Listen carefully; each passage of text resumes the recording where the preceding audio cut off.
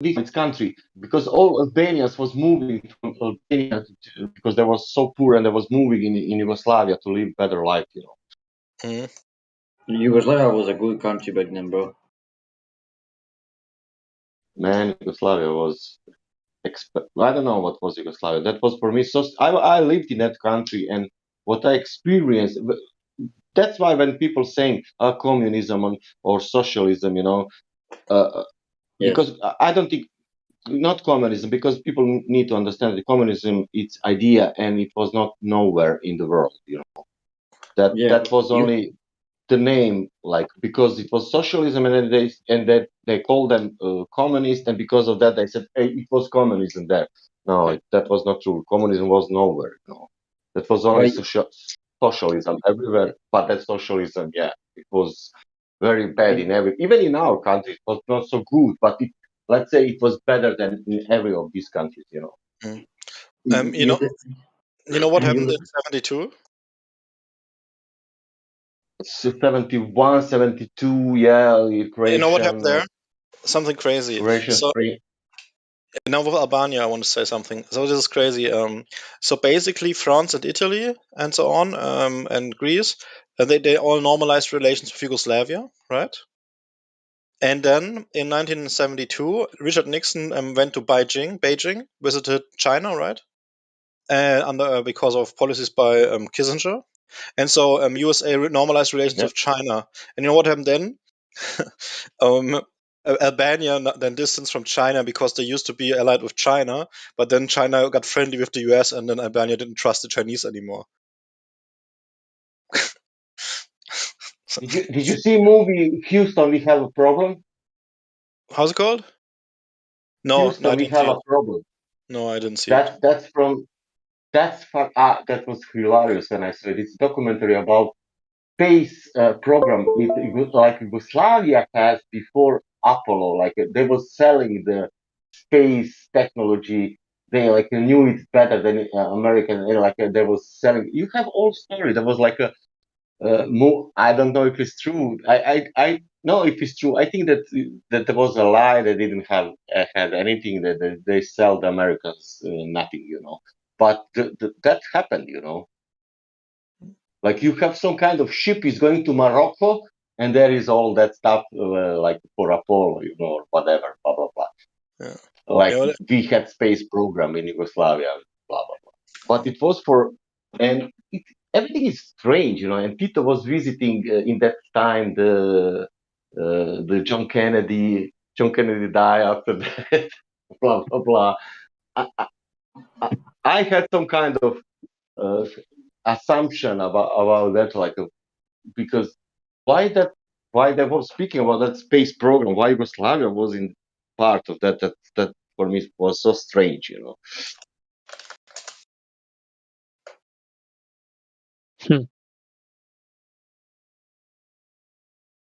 Yeah, so I heard it was basically a fake story in 2012.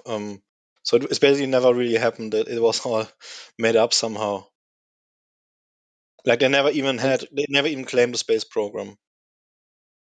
Yeah, and Americans can know if they know you go 45 or you go something, you go America. It's called they sell the car, and they never like that car in 80s or 70s something like that. You can find also that.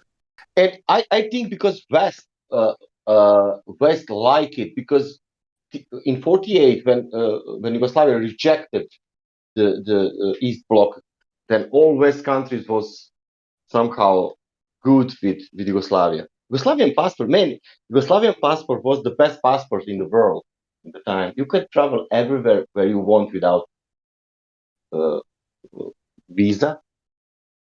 Yeah. Even, for example, do you remember the Berlin was the East Bloc? It was split it. Mm-hmm. East Berlin and West Berlin. Yeah. Only Yugoslavian could travel normally from the East Berlin to the West Berlin. Nobody else. Yeah, I heard about that. That's kind of funny. Yeah. So, what do you think? How And you're also, Serbian? don't forget, No. 1954 in Hungary, Russian troops was there to attack Yugoslavia. Only to tell you. Hmm. They wanted to. You're Serbian, right?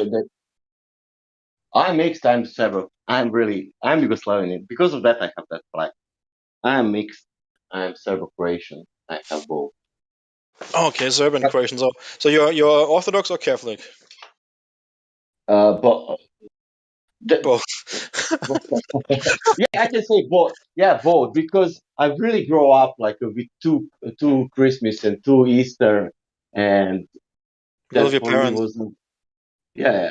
And I was like, let's say, I was crucified in Catholic Church, but I didn't finish all, how to say, ceremony. What you need to do, I don't know how you call that. You need to have some kind first.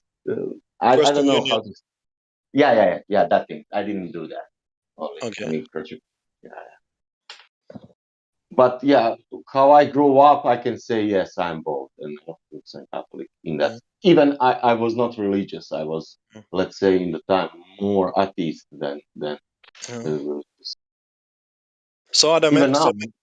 Are there still many I'm not. things in Serbia that are come from the Ottomans? Because it was from the 1459 to 1804, Serbia was Ottoman. It was under the Ottoman, Yeah, exactly. but they always had their country. For example, why is Kosovo a problem, man? Do you know this is like how I can say that? This is the saint land for the Serbs. All their how to say monuments are there. Albanians or Kosovarian, they don't have any. Because of that, they are not in part of UNESCO, for example. Albania, Kosovo. They are still not part of UNESCO because they cannot be that it's organization because of you have some kind of cultural monuments or stuff that you can protect, like whatever, like Rome, like that.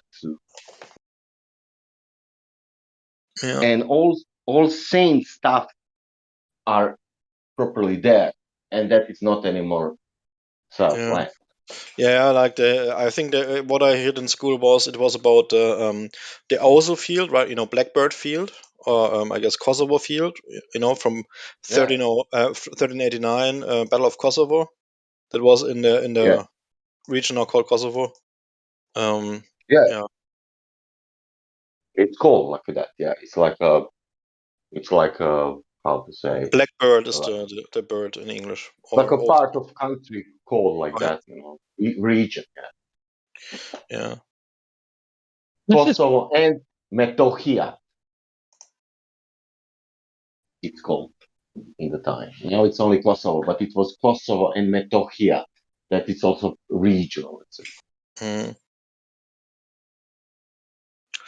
Yeah, it's Blackbird.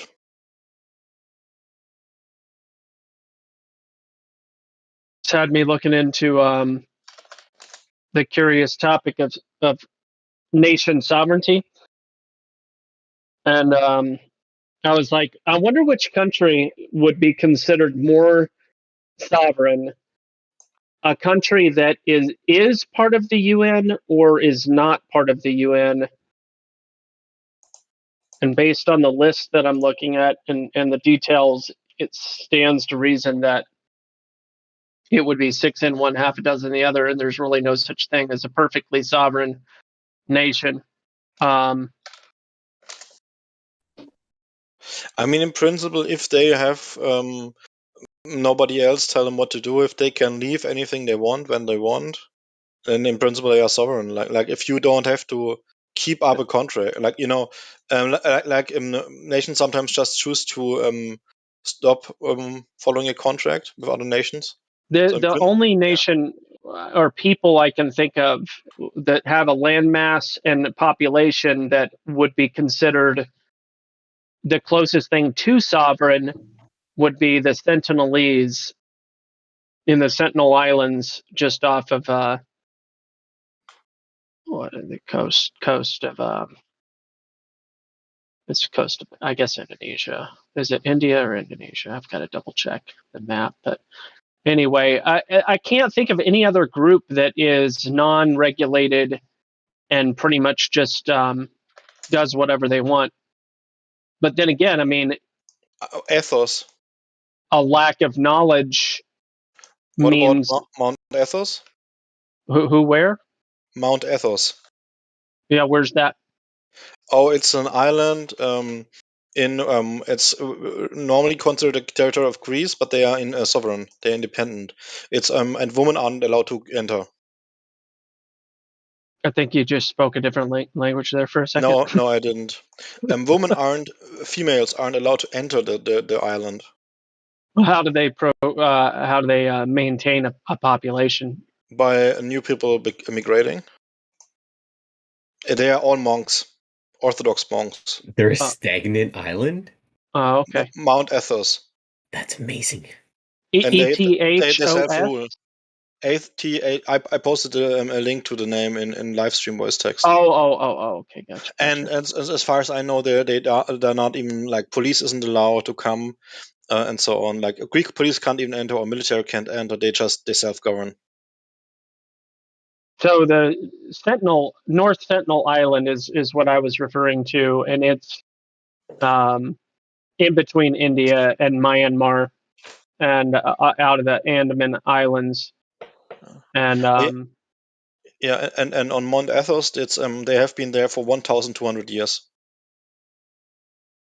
They've been immigrating monks for 1,200 years. Yeah. Yeah, kind of awkward. I mean, hopefully they're not just having an awkward, hopefully it's not like Gomorrah 2.0, but that's interesting. Yeah, it's crazy that, like, one monastery there, they decided to, I don't know, do crazy shit because they disagreed with the Orthodox Church of Greece, or cooperating with the Catholic Church, and so I think they started setting stuff on fire and so on. And is this a peninsula or is it an island? I mean, I think it's sort of a peninsula, but That's what it basically looks like. mountainous, and it's really not. I mean, basically, you can't enter without their permission. Okay, gotcha. And so there was this group, and I think they set stuff aflame, but nobody did anything about it because, I mean, the only ones who could enforce it are the other monks, but they basically they are now banned from voting with the other monks on the island, but they still have their monastery and just sit there and are super reactionary, and the others just let them do what they do, and there's no state to enforce anything on them other than the other monks, and the monks don't want to do anything about it, so they just do their thing. So that's even more hilarious. Well, if they let Tom Hanks visit there, that'll answer my question about Gomorrah 2.0. What is that? Gomorrah 2.0? Gomorrah. I always refer to Gomorrah instead of Sodom. Oh, you can actually visit as tourist if you're a man. There's real people talking now. What? And I'll tell you they allow male tourists, so you can check for yourself. See, you can see how many people are in there.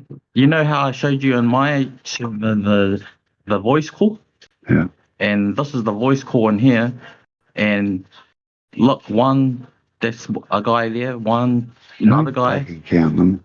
And that's another guy. Don't fucking. We can hear you, Yeah. Angel. Oh, I'm sorry. Yeah, you're talking to somebody about this server right now? Yeah, just my friend. I'm talking to my friend about the server, but I'll mute myself. Okay. Well, if you have any questions or want to talk, I'll see if my friend has any questions. Just Sounds good. Do you have any questions about Flat Earth? How are you, mate? Ask a question about Flat Earth. Yeah, hello. I'm Peter. Peter in New Zealand. Howdy. Are you a global? What part of the States are you in? The top of them. I'm at the 49th parallel north in North Dakota. North Dakota. Yeah. Massachusetts. No, it's another state. The music when you're in the group call, because they might not like it. Yeah. Yeah, talk to them, Pete. Mount Rushmore, South Dakota, is it? Yep. That's the one. I know a little bit about America, but not a whole heap. No, that's pretty good. What do you think of Joe Biden? He's a man, and he is in the office of presidency of the United States, and I think he's pale and pasty, and I think he's old, and I think he looks. I think really he has. frail. I think he looks has really nice frail, eyes. I think he has a what's the word for this? I think he has a sneaky and surreptitious smile. So you asked me what I think of him, so I'm just giving my general opinion of what I think of him. That's And about what it. did you think? What did you think of Donald Trump? Hey, I want to say about Joe. He's probably one of the best, worst actors ever. Just my opinion. What did I think of Donald Trump? I think Donald Trump probably should have a better diet routine. I think he's slightly overweight. I wish he were more upfront and frank with his agendas. I think that he's an interesting character, and it'd be nice if he were more honest about what really was going on during his time. And that's what I think about that guy. I want to enjoy. What was that unusual utterance? No, it wasn't me, mate. It wasn't me. Are you a player? Oh, Globe, I guess. Yeah. Oh, he's a Globe Earther, guys. I need to make. Guys, he's a Globe Earther. You know the mayonnaise is our expired. Oh, Giga Chad, you're attempting to troll, but it's really low energy. What the hell are you talking about, man? I am from the South Asia. Are you even Indian, or are you faking the Indian accent? I'm not, man. I am from. Yep. All right. So, Angel, you want to know the fastest way to convince a flat earther that the Earth is a sphere? Are you a Globe Earther? No, I asked the question first. Would you like to know the fastest way to convince a flat earther that Earth is a sphere? Yeah. Oh, you can't convince me though, because you know what they say: once you go flat, you never go back. Bullshit. They don't ever say So is that a no? No, he's talking crap. I'm a flat earther. You can't convince me the world is a globe because I unlearned everything I learned at school, and I learned new stuff on the internet, and I had to make a choice. I had to pick globe Earth or flat Earth. All right. Well, I'm just going to go ahead and tell you anyway. The fastest way to convince a flat earther that Earth is a sphere is to provide physical measurement of Earth curvature. Yeah, but I've been on a plane, you see, and when I was on a plane, that's irrelevant. When I was on a plane, I saw a flat plane. Well, yes, that's what we experience on this Earth. People said I'm not high enough while I was in the sky, cloud high. I'm saying, and how high do you have to fucking go to see a curve? Oh, high. Well, according to the heliocentric model, you need to be approximately 500 to 700 miles vertically in elevation in order to start to see the curvature. So how high is the clouds then? Less than that, significantly. But I should have seen a little 2,000 feet or something? I should have seen a little bit of a curve, don't you think? No. Fuck no. No, not in the slightest. That's not why people know that Earth isn't a sphere.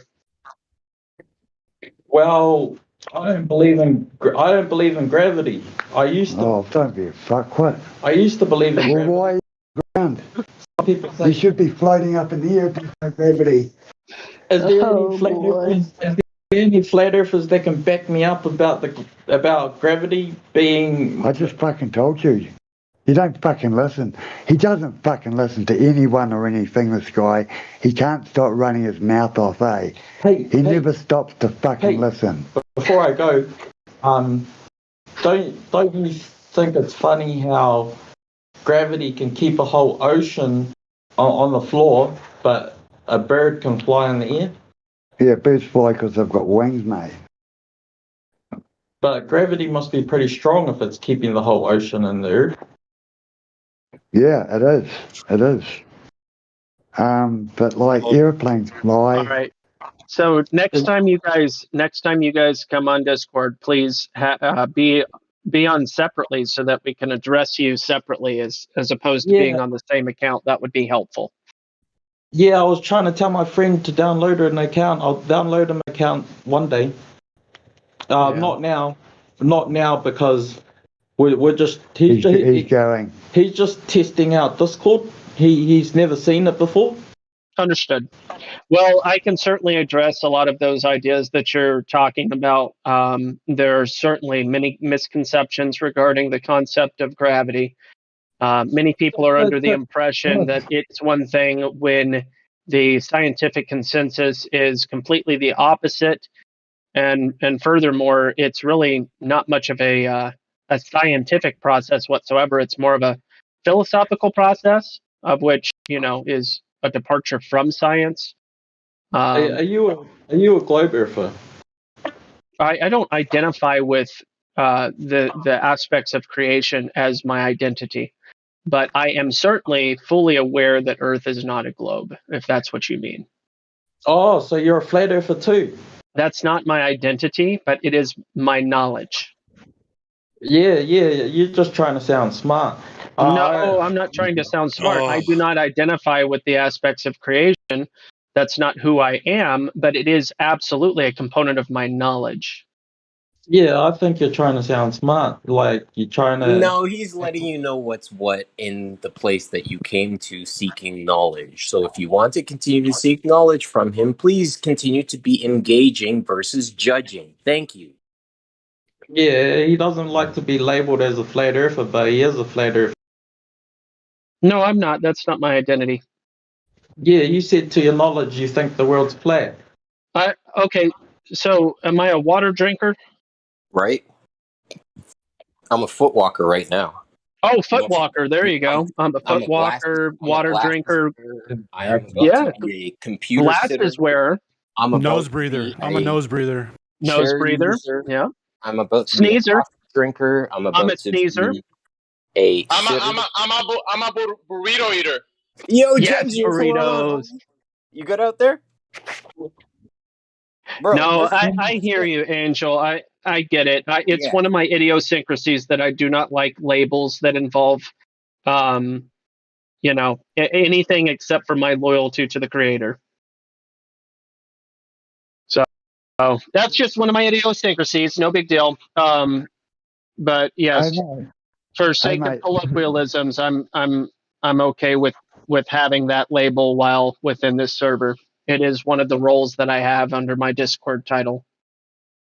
Hey mate, you started to say like you can tell me why gravity isn't scientific. Yeah. It's I don't know how you actually put it. What were you going to say on that subject? Yeah, that's a great question. Okay, So there's this concept that many people are under the impression of, like Isaac Newton, apple falling from a tree, hitting him in the head and stuff like that. And that's due to one mass attracting another mass. Now, simply put, this is not something that's ever been scientifically demonstrated as far as determining the cause. Okay, and the cause and effect relationship is very important in regards to science. That's the purpose of science, is to establish cause and effect. All right, so the point here is mass attracting mass isn't demonstrated as a cause of things going from one place to another. Why do I say that? It's because when we place a mass of an object next to another mass of another object, or two objects together which have mass rather, they do not attract to each other. Okay? No. But then they of course say that this is a force that's very, very, very, very tiny, and you can't possibly observe it unless it's at a certain degree or scale.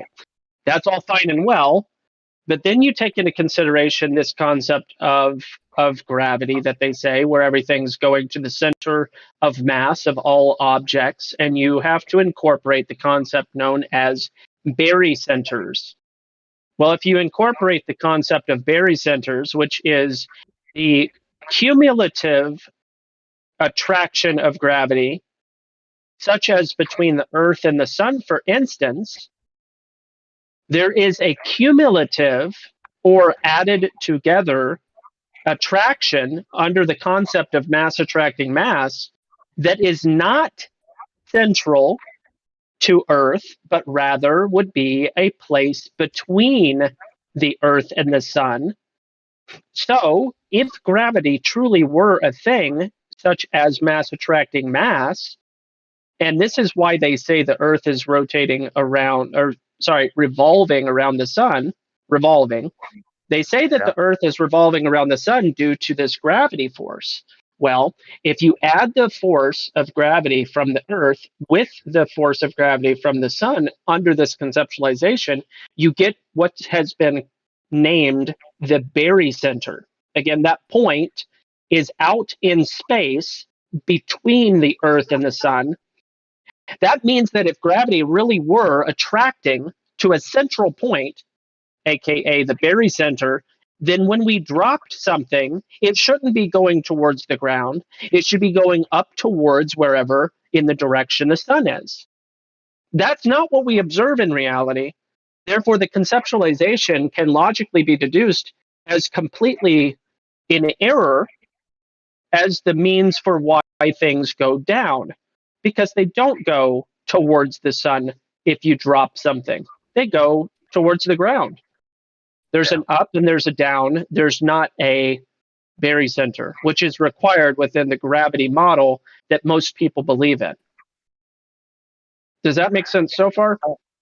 Yeah, but like gravity I've been taught that gravity keeps us on the ground. Like, correct. We know with astronauts, they float around once they get so far up in the atmosphere, eh? That's what they say. Well, there's like, okay, we could also go into conspiracy theories whether anyone has actually been on the moon or not. Correct. You know. Those theories become less. Those theories become less silly when you take into consideration that the place of space that they talked about is a violation of the second law of thermodynamics, and that going to this place where there's a vacuumous area, a place where air is not, and that our atmosphere or the air that we breathe is next to this place where there is not air. Mm-hmm.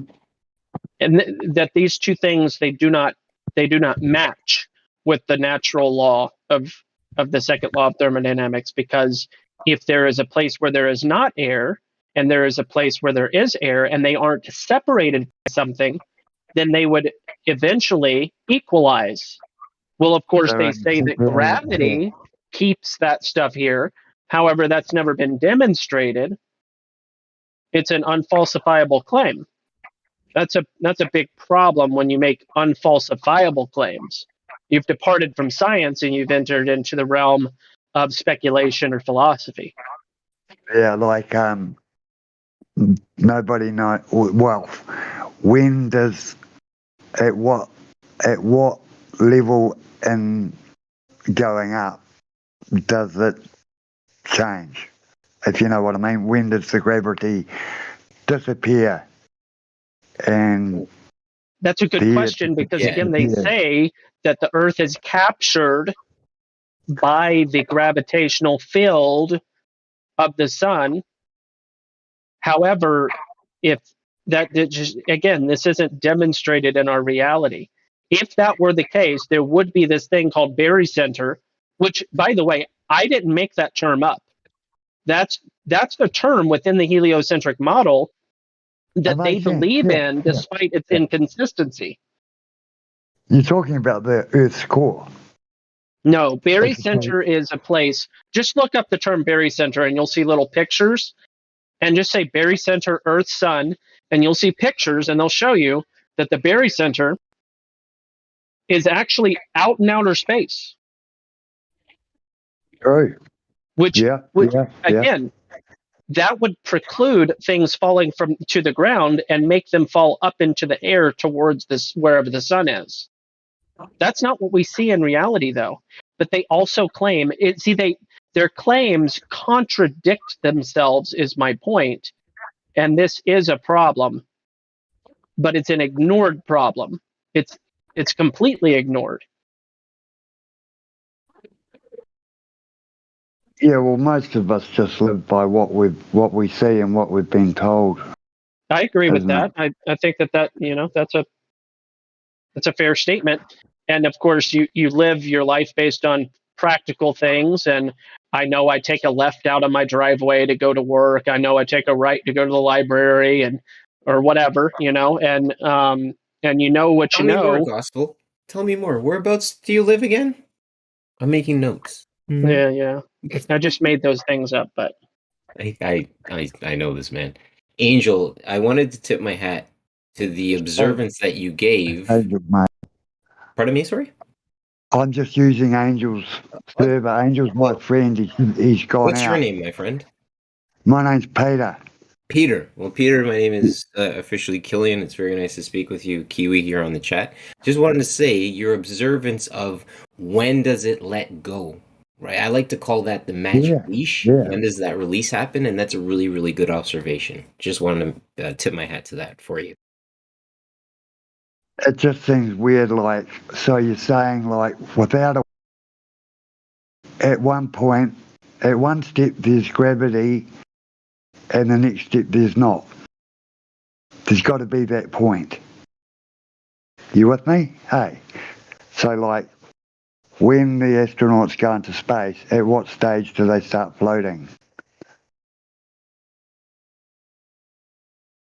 How far up? I don't know. Obviously, it's miles. Well, my friend that I was talking to from North Dakota said, was it 7,000 miles or something? No. If you're talking about when would you see the curve? No. When would gravity cease to exist? Low Earth, I think it's 120 miles with the LEO, the low Earth orbit numbers and stuff that they proclaim. Low Earth, I'm pretty sure. That's just off the top of my head. Yeah. So they've done tests on this, have they? It's all the astronauts, and there's a lot of intelligent people constantly studying all of this, much more intelligent than me, and so they're the people I listen to. Yeah, for sure. That makes sense if they're trustworthy, right? I mean, you would appreciate the fact that there are people that are highly intelligent that are also dishonest, right? Were we talking about Donald Trump earlier? Well, sure. That may or may not be a good example, but if whatever example you'd like to use, there is such a thing as understanding that intelligence and honesty are not mutually inclusive. God, you think they would be? You really think they would be, though, wouldn't you? Because, people... Why? Why devote your life to a lie? Okay, so it's a fantastic question. What if... So, okay, let me put it this way. Belief does not also mean truth. Does that make sense? Yeah, well, there's a lot that can't actually be proven, isn't it? No, what I mean by that is just because you believe that you're telling the truth doesn't mean that you are. You could be telling what you believe to be true, but it could be a false thing. That's right. Okay, we could say, do you believe in God? Sure. Now That could be an that's a big one. example. That's a big one. Yeah, isn't it? that could be an example. But more appropriate to the subject, I believe that I'm making parts for a satellite that goes to outer space. And you could even say it. Forget the I believe. They would say I make outer parts. I make pieces for satellites that go to outer space. Well, that could be that person's belief about what they're doing, but whether or not the parts that they're making for the satellites actually go to the place known as outer space is mutually exclusive as to what they're doing. So just because somebody says that they're doing a thing doesn't mean that they're necessarily lying. It also doesn't mean that they're telling a truth. It's just what they perceive. Yes. To think what is happening. Yes. It's their perception of it, isn't it? Yes. Yeah. I go back to religion. Like, religion is huge for me. Whether it exists, whether, there's so many followers of religion throughout the world, yet how much fact is there behind that Jesus existed?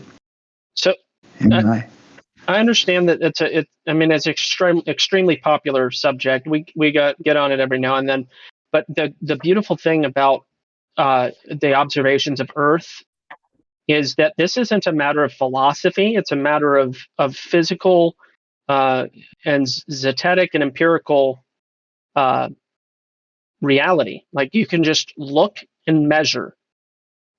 You don't measure with your eyes, obviously, but what I'm saying is we can do measurements and determine that the claim that Earth is a ball of a certain size that they say it is cannot be true based on the different observations that we can make. So it's not a matter of philosophy or argument, it's more of a matter of measurement. And therefore, the argument is really a group of people that seek to ridicule and bully, such as making up terms like conspiracy theorist or other sorts of anti-campaigns, such as the Flat Earth Society, who make up silly stories to make anybody that questions the shape of the Earth look crazy, so on and so on. But in reality, it's really not a matter of anything except for measurement and observing reality.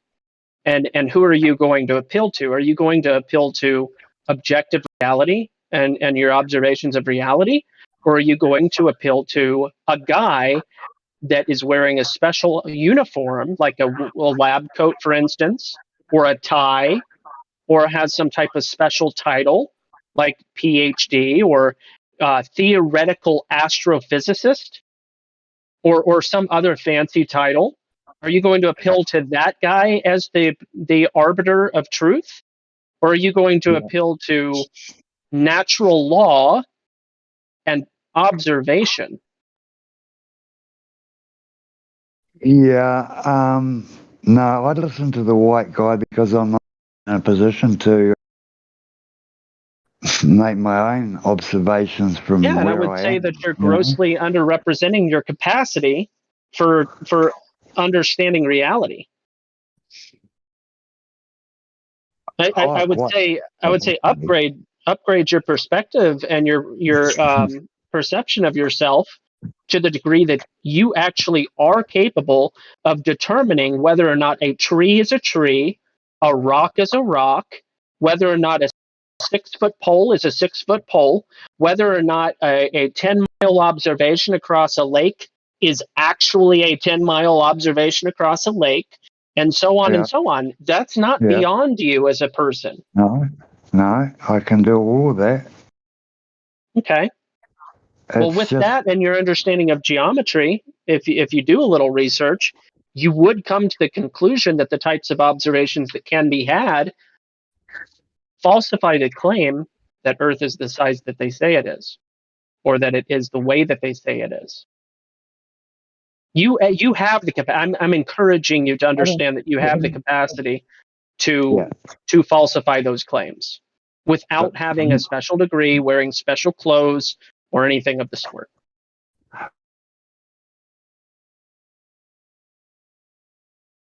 the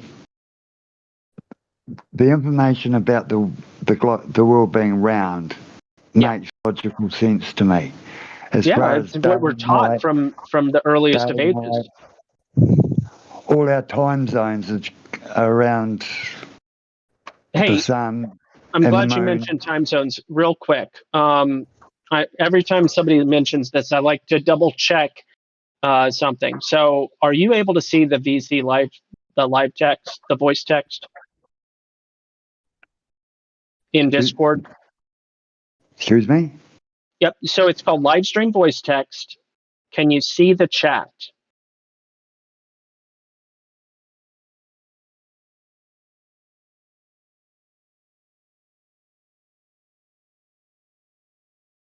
Yes, no, maybe. Yep.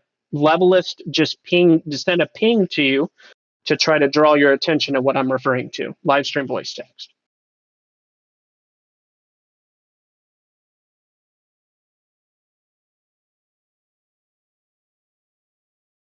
Peter, is Angel still there?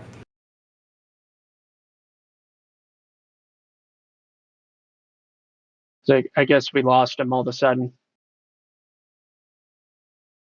Well, for the audience, while he coordinates himself with Discord usage and understanding, thank you, Levelist. I've been looking for an AE representation. It's still grossly incoherent. Well, you know what? I take that back. I mean, no, there's definitely still some unusual. I think it's a gerrymandered political derived thing, and that's what I like to point out about the time zone map. It's yeah, I think that's the best way to put it. I think we've established that that's a good phrase. Politically gerrymandered and mutually exclusive of the pathway of the sun and its position. In shorter terms, arbitrary. In another word, contrived. I think that's the best way to describe the time zone map, which is no defense of any Earth's sphericity. It just it's completely ridiculous. Yeah, and I mean that's a good image representation of the drastic ridiculousness of it too. Can you address what he said about round Earth making sense in reference to what Earth? Yeah. So he made that claim. You know, it's what makes sense. It's what's logical. You know, one could say the same thing, that it's logical. It's logical that we have social security numbers and driver's licenses. Okay, it's just logical that we would have that because this and that and this and that. And then you look into history, like let's take the social security number just for instance. I don't want to go down too many rabbit trails because I understand some people are super passionate about the Justinian deception and all those sorts of things. But the fact of the matter is, this is a modern convention, and for thousands of years, such a thing was not in existence. I mean, you could take into consideration that last names make logical sense. But once again, this is a modern convention, of which thousands of years, the convention of last names did not exist in the way they do now. So, I mean, there's plenty of things that seem to make sense, but they're only that way because you understand them within the context of your upbringing. So, cultural, you could say. To facilitate, yeah, exactly. So, yeah, you would say that a spinning globe is logical only because that's what you were taught. It's actually completely mutually exclusive of your experience. Yeah. You're back? Yes, I am. So I just wanted to real quick go over the time zone thing, and then we can address some of the other stuff. Did you see the live stream voice text? Excuse me? Yep, it's called live stream voice text. Are you able to find that and view it? On this app? Yeah, on the app in Discord, just above this voice chat room, there's this thing called Livestream voice text. Are you on a mobile device or are you on a PC? Yeah, it's a mobile. Okay, well, that's completely atrocious and nearly impossible to navigate within the mobile app. So, especially if you haven't done it before, it's not easy. So, yeah. There's people sending you messages trying to draw your attention to it, but you have to like swipe up or tap at the top, and then if you do that, you'll be able to see the rooms besides the voice chat that you're in. But I'll just describe it, okay? The time zone maps, if you look them up someday, you'll notice that their lines are not related to latitude lines. I'm sorry, longitude lines. They're not in line with longitudinal lines, okay? They aren't even in line with the pathway of the sun, okay? And if you follow longitudinal lines or even draw a diagonal or anything like that, what you'll notice is that the time zones are very arbitrary. They're just contrived for political purposes. And the next time you get a chance to look at a time zone map, you'll see exactly right away what I'm talking about. And it'll be like, oh yeah, those are really crazy looking, and they're not actually directly related to the pathway of the sun. Therefore, it's not really it's not a defense of an argument for any type of Earth shape whatsoever. The best way to talk about Earth shape is to look at the Earth itself, specifically water, because one of the things we know for sure is that water seeks its level. So the big question is whether or not level is straight and flat or whether or not it's curved. If it's curved, it's going to block your view over a certain distance of a specific number based on a known radius. Now, not taking into question how they got that radius, they say they have it. They say that the Earth has an equatorial radius of 3,959 miles. With that, we can do geometry and realize exactly how far the horizon should be with that claimed Earth curvature.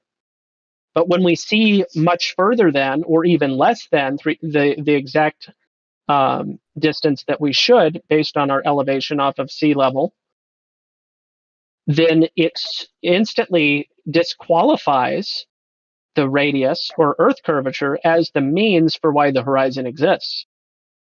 So it means that the horizon and our observation of that apparent horizon is not due to Earth curvature, it's due to other factors. So you would need to provide measurements that prove Earth curvature. The horizon is not an example of Earth curvature because we know that the horizon can happen for a number of different reasons, and it should happen at a specific spot if geometry were the factor. If there was a curve, there would be a specific tangent, physical tangent point from our observation height. There's not that. Every observation defies that. And this is why, flat earthers exist in the first place, is because the claim of the cause of horizon existing has been falsified. It can't be due to Earth curvature.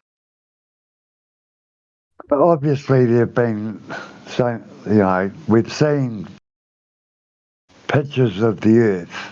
Okay, pictures, but do you understand the difference between pictures and photos?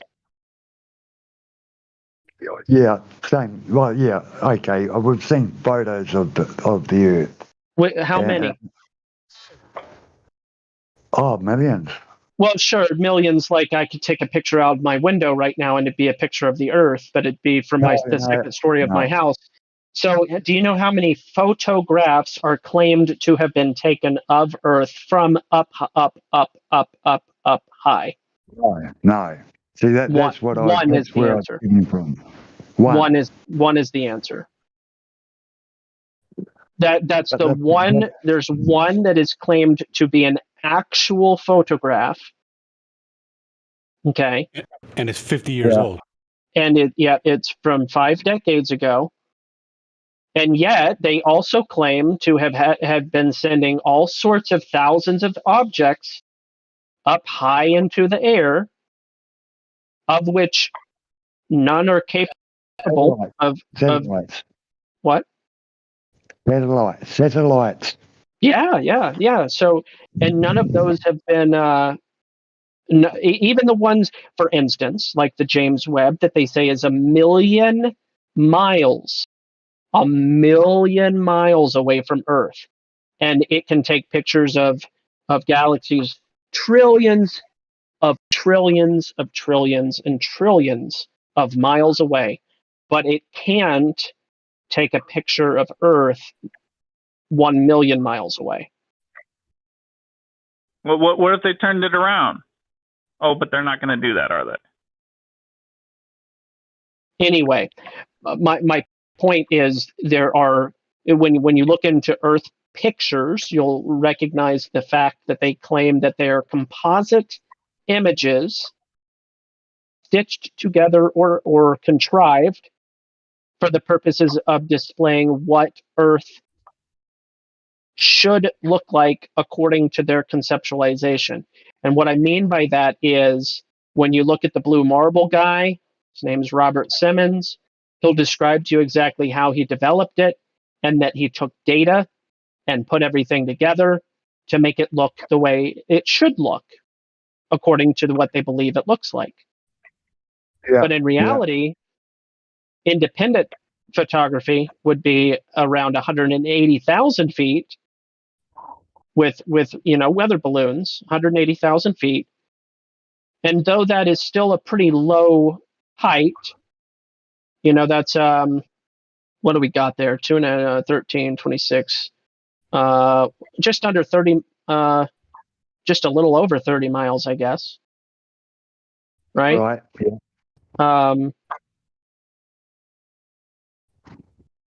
Yeah. That's what we have, and we looked at the horizon and it's flat and so on. Of course, that's still a pretty low elevation according to the claims that they make about the size of Earth and everything. But at the same time, when you have people making the claim that they see Earth curvature from 30,000 or 70,000 feet, obviously you can mathematically falsify those claims. It's absurd. But anyway, the one photo, it's weird. It's weird to me. It's weird to me that there's only one. So, like, that one photo is obviously when we got to the moon. Is that right?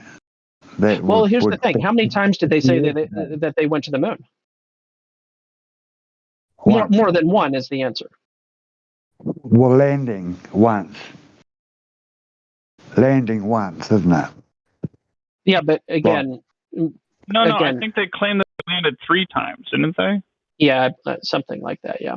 But my point here is they went more than once, according to what they say. They say they went more than once, yet there's this one thing. Now, of course, some people would argue that there's things like Earthrise and stuff like that. But if you look at Earthrise, some peculiar things happen graphically. If you scrutinize the images that they show on NASA's official website, but people believe what they want to believe in a lot of ways. Hey, Angel, remember, logic is important to keep in mind with this. So, have you ever seen a horse before in person? No. What, the bird? A hawk. HORSE. A horse, like, neigh, eat hay and grass and stuff. Oh, yeah. Plenty. Plenty of horses. Yeah, mate. So if I showed you a picture of a horse, would you have a reference point to use to tell me whether or not it's a realistic picture of a horse or not? Yep. Definitely. All right. And if anybody shows you a picture and they say it's a picture from the vacuum of space, would you have any reference point to use to tell whether that's a realistic picture or not? Not at all. Not a clue. Just what the media has shown us in my life, you know. It's all media, isn't it? It's controlled by media. As everything that I know has been controlled by media. As far as, like, you know, what we see on TV and what we're told, that makes sense. That makes sense. So yeah, well, like, there's so many different, like, I've heard the theory that there's only one country in the world. You know, that the other countries they're not really even there. You know, but that doesn't make sense because you guys are in the States and I'm in New Zealand, so obviously you're fucking living where you are and I'm just logically doesn't make sense. But there have been that theory has been around. Like, there's many theories. I'm not sure exactly what you mean by that, but I think something along those lines that I'd want to point out is that a lot of the major countries have space agencies, and we know that there is no vacuum of space, and the Earth is flat and stationary, which kind of brings into question, you know, the practicality, the ultimate practicality of a lot of these governments, or at least certain large sections of them, you know, because it would almost seem like they are one government in a certain manner of speaking. Yeah. But the old theory is that the world was flat, people would be falling off it, eh? That was always the No, I thought the theory was if you show somebody their fence, as in you can't go any further than this point, that they will attack it. Can you fall off of a lake? No. What happens when you get to the edge of a lake? There's land. Yep. And water, lake, right, has to be contained. Yeah. Yep. So if we have oceans, which I've been in the ocean, only the Atlantic. I've never been in the Pacific, but whatever. I based on like just simple deduction, I can assume that there's land that holds that water in. Yeah. Yeah. So why would you fall off of a ocean?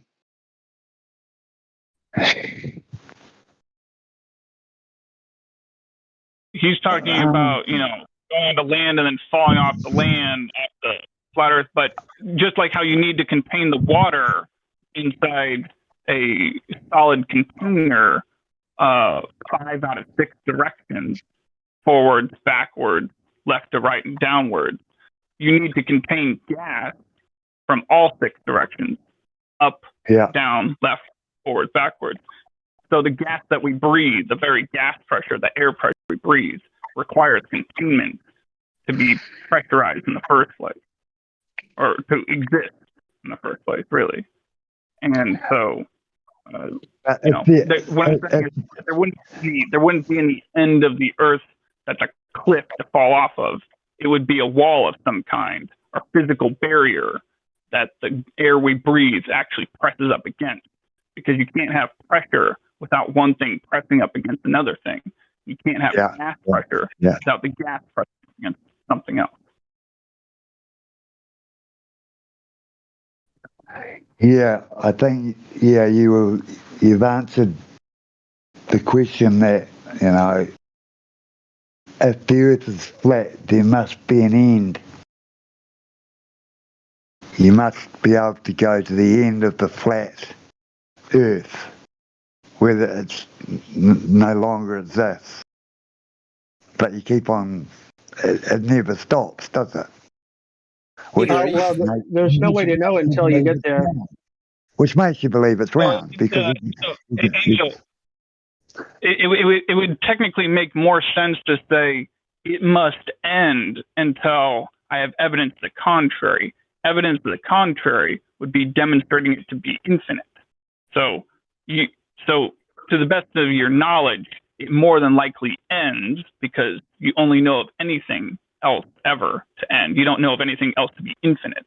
You never, none of us have ever seen, none of us have ever demonstrated infinity in physical reality. You've never been able to observe an infinite number of apples or trees or buckets full of dirt.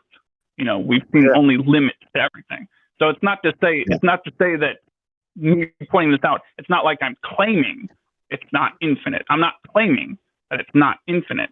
I'm just saying, to the best of my knowledge, it's not infinite until I have evidence to the contrary. There's no logical reason to assume it's infinite. Nicely said. Yeah. Peter, are you familiar with gas? To a point. I'm no scientist. No. I'm not asking. No, my friend. I'm not asking for all that. I'm just familiar with the aspect of how gas functions and things of that nature. Yeah. Because that's the one resource we always seem to have.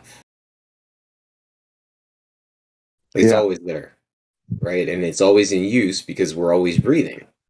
No matter where we go, it's always there. And then when I walk outside on a sunny day, I see daylight. Right? And we think about how these things could potentially interact with something that is literally all around us. It's always encompassing us. Because I can even feel it when I move my arms around, right? I move my arms around, I can feel it. And I breathe in and out, and I can feel it. So it's a resource that we have tons of, but I don't see us having just an infinite supply. But I do see it I'm going to say potentially, just to be easy on the conversation, and say that it could just be a renewing type system with a roof on top of it. With a hole in it. No hole. Just saying that with the observation of gas. Sorry? Ozone, mate. The ozone layer. I don't tip my hat to the man-made creation stuff. I'm just talking about just the observation that how gas works within a system and closed systems and things of that nature. But you mentioned a roof. Yep. Surely the roof is the ozone. No, I would definitely rely on. I mean, you mentioned you mentioned religion earlier, and I always like to preface conversations with religion by stating scripture, just so we stay away from the war causing topic being religion. In terms of scripture, the tipping our hats to the first column of Genesis, what he created on the second day being the firmament, which I believe to be the roof to the system that we're in. Again, that's personal belief, nothing to do with anyone here. Nothing factual. Nothing factual about religion, is there? Is there anything at all factual about religion? That would be very opinionated, right? Which doesn't make it a fact, does it? Well, an opinion's not a fact. That's not, well, it could be. An opinion could wind up being a fact. Before we get into this, they're not mutually exclusive. Hold on, please, just for humor me here. I just wanted this is the observables where you guys can debate the theory stuff in a second. No, I'm not interested. I'm just pointing out the logical at 20 after the hour. Levelist posted an amazing GIF. Peter, if you can take an opportunity to observe the GIF. I don't know if you've made your way into the voice chat as of yet, the live stream voice text. But that is definitely a visual representation of what I believe to be the firmament in action. Not 100% bang on, but definitely the concept illustrated in a very particular format. Result, thank you for that, Space Boys. The thing about the container is not it's established because of the cause and effect relationships that we can demonstrate here, and for us to demonstrate gas pressure, a container is required, because the gas pressure is the force that the gases exerts on the walls of the container. Without the container, the gases will expand to the available volume, right? So since we can breathe fresh air, and there is 14 psi at sea level everywhere, pressure, right? So we can establish that the antecedent for that is a container. There wouldn't be gas pressure without the container. So that's why you don't actually need like the book to establish that there is gas pressure. It's there, and the way to demonstrate that you require the container. So that's why you can have the antecedent relationship to the cause and effect, which will be the container, to have the gas pressure in the first place.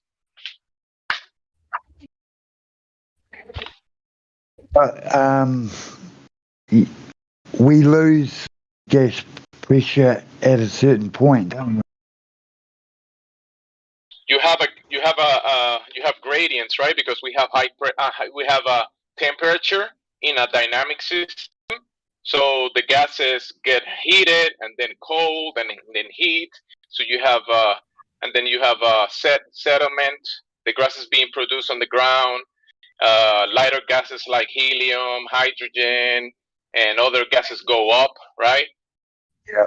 So you do have a dynamic system, because when we say gas, air, you're talking about multiple different gases, right? That are engaging within each other. So yeah, you do have high pressure, low pressure, high temperature, low temperature, and that causes different differences in the pressures. Yeah. So yeah, nitrogen is our most abundant gas, isn't it? In our atmosphere, nitrogen is the most abundant gas. That's correct. Yes. I don't even know what nitrogen does. I wouldn't have a clue.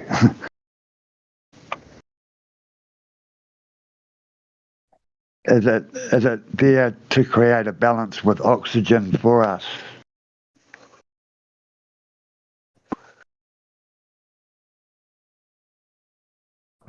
Is that a question? What do you ask? That's definitely a question. I'm ignorant. I'm ignorant to a lot of this, you know. I mean, but based on the demonstrations that can be demonstrated and repeated, and the tests and experiments that have been done by many people, and things that we can demonstrate when we go, let's say, to the propane gas store to get propane. You need a tank to get the propane and take it home to use the propane, right, to cook and stuff. Yep. And you need a valve to kind of work with that pressure out of the gas to be able to use the necessary gas to just cook. Exactly. Yeah. Yeah, when you go to, we have definitions. When you look at the definitions of gas pressure by many institutions, including, education and universities, even NASA, the antecedent for the gas pressure in the first place is a container. So without the container, there wouldn't be any gas pressure. Correct. So we're in a huge container. We can say, yeah, I can tell you, I don't know the size, the color, the composition, the taste, the shape. I cannot tell you any of that, but the fact that I can expand my lungs and high pressure rush into my lungs for me to be able to breathe. So the fact that I can breathe and that we can measure the gas pressure, the antecedent to that is a container. Yeah. So just like if I put in a plate, if I serve you a plate with an omelette, that came from eggs, and those eggs came from maybe a chicken, or I don't know, a serpent, or It came from an animal, or the steak came from a cow. But you don't need to know the color of the cow or how big was the cow. You know there was a cow because you have a steak. That's right. Yeah. Hello guys, I'm back. I'm him from yesterday. Are we talking about cows today? So What was the question? What are you guys talking about? Many. Like one of my biggest concerns is, well, not everyone agrees with global warming. Not everyone agrees with the ozone theory. But to me, it seems to be making a lot of sense. And to me, the world's in a shitload of trouble right now. And to me, I wouldn't be surprised if the Earth is gone. But remember to have global warming, because that's just like a label for something that happens. Climate, those changes in the climate that we experience, we can label it many things like, oh, this thing is happening on a globe. So I could make a story about things happening in this spinning globe, and I can give you many stories and many excuses about that thing happening on the globe. But where is the globe in reality? So we are living on a globe, not a flat ass Earth, right? You're living in your body, and your body is standing on a ground where when you step on the soil gets between your toes, and or maybe the grass gets between your toes, or you go to the sand and the water, and you step on the sand, and then the water gets on your feet, right? And then when you experience that, and you devise, let's say we can devise lasers, or we can measure the waters of the earth. What percentage is the surface of the earth? What is the percentage of water on the surface? Do you know? 71%. 70+%, right? Will you agree? That's yes, according to my coordinations, I will agree. So big, long expanses of the surface of the place we are, it's water, right? Yeah. So when you go to any body of water, let's say a cup of water, the bathtub, the pool, that water has a level, does it? Yeah. Yeah, it has a level, right? And then you go to the lake, and the lake has a level, right? Yeah. And you could go you can go to a higher lake that has a level, and then you can look to a lower lake that they both have levels. And then you go to sea level, and you go to the coast of let's say you go to the coast to the east of the east of the United States or whatever, and you follow that level to the next coast, and those levels are horizontal to each other. So if you can test, you can measure all of these levels, and if all of these bodies of water on the earth, none of them are curving, they're all level. How many flat level surfaces, horizontal surfaces, do you need to make a spinning globe? You don't make a globe with horizontal lines and the way we experience water, because you know that if you attach water to the outside of a spinning object, what's going to happen to the water? It's going to fuck up, right? Yes. I think that's the first time I've ever heard Gemsy cuss on stream. Come on, man. Appropriate language, man. Come on. That's not cussing. I'm translating. I'm translating from Spanish, so that is appropriate. That's appropriate language, actually, for the intended purposes. You Spanish? I'm Spanish too, bro. So can you contain water on the outside of a spinning ball? Can you? I mean, there is gravity. No. Yeah. Oh, there is a word when you say gravity. When you say this word, how many letters you put on a piece of paper, right? You write it. What do you actually? What does this word mean for you when you say gravity? Pulls down. Pull down. Mm-hmm. So why does clouds and helium and hydrogen go up? Because why? You're saying that gravity pulls things down, but things are going up? Isn't clouds gas? Clouds are a visualization of gas. You are correct about that, my friend. But my friend Gemsy Clouds are actually crystals.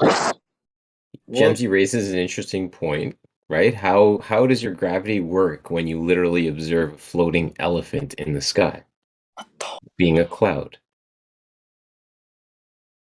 How does that work in your gravity system? If there was, because remember, when you say gravity, I don't know if you can look the definition for you, what you actually mean, but there must be a cause and effect relationship of the word that you're trying to utilize, and that word must have some type of meaning that has some definition, that has an experimentation or demonstration that have been shown to give the word a meaning for the cause and effect relationship. But when you say gravity, it's like a blank statement. Do you actually know what it means? I don't think so. So gravity doesn't exist. No, well, here's the thing. Gravity is an observation that they gave an average speed to. So I'd like to know how you potentially class all items that are falling to the floor, all weighing all different weights, and you're gonna class them, just put them all in the same bracket and say they are all falling to the ground at a rate of approximately 9.8, whatever the units of measurement is that they sell us. Right? It's just the actual observation. When you look at something, it appears that it is seeking the ground so it can find rest, just like we do at night. We rest on our beds. Objects falling to the ground appear to be seeking rest, i.e., their equilibrium.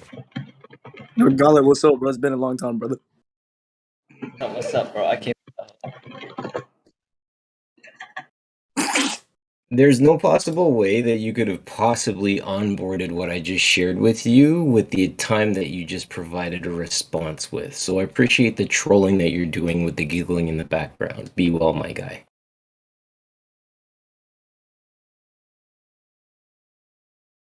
Yeah, remember when you say gravity, you might be thinking about this explanation that is being given to you in movies and cartoons where balls attract balls. Remember that gravity that you saw in the movies and the cartoons? That's probably the one that you're thinking of. Yes, I understand, but people, I don't know. I'm new to this. No, that's good because remember, I was told this as well, and I thought that's what it was. But when you actually start looking into it, there is the Newtonian gravity, which they say mass attracting mass, which was superseded, debunked, replaced by Einstein's gravity. Have you heard of the warping and bending of space time? Yeah. So in the spinning globe religion, they had the Newtonian, and then they replaced it by Einstein, right? In the story of the spinning globe. But then this, can you look up any scientific paper that there is a demonstration, an experiment that demonstrates this? I would say you can't. So remember, it's just a story. But then you also have a specific gravity, right? That let me see if I have something. A short definition right here. I'm posting in the live stream voice text. So specific gravity, the ratio of density of a substance to the density of a standard. Usually water for a liquid or solid, and air for a gas.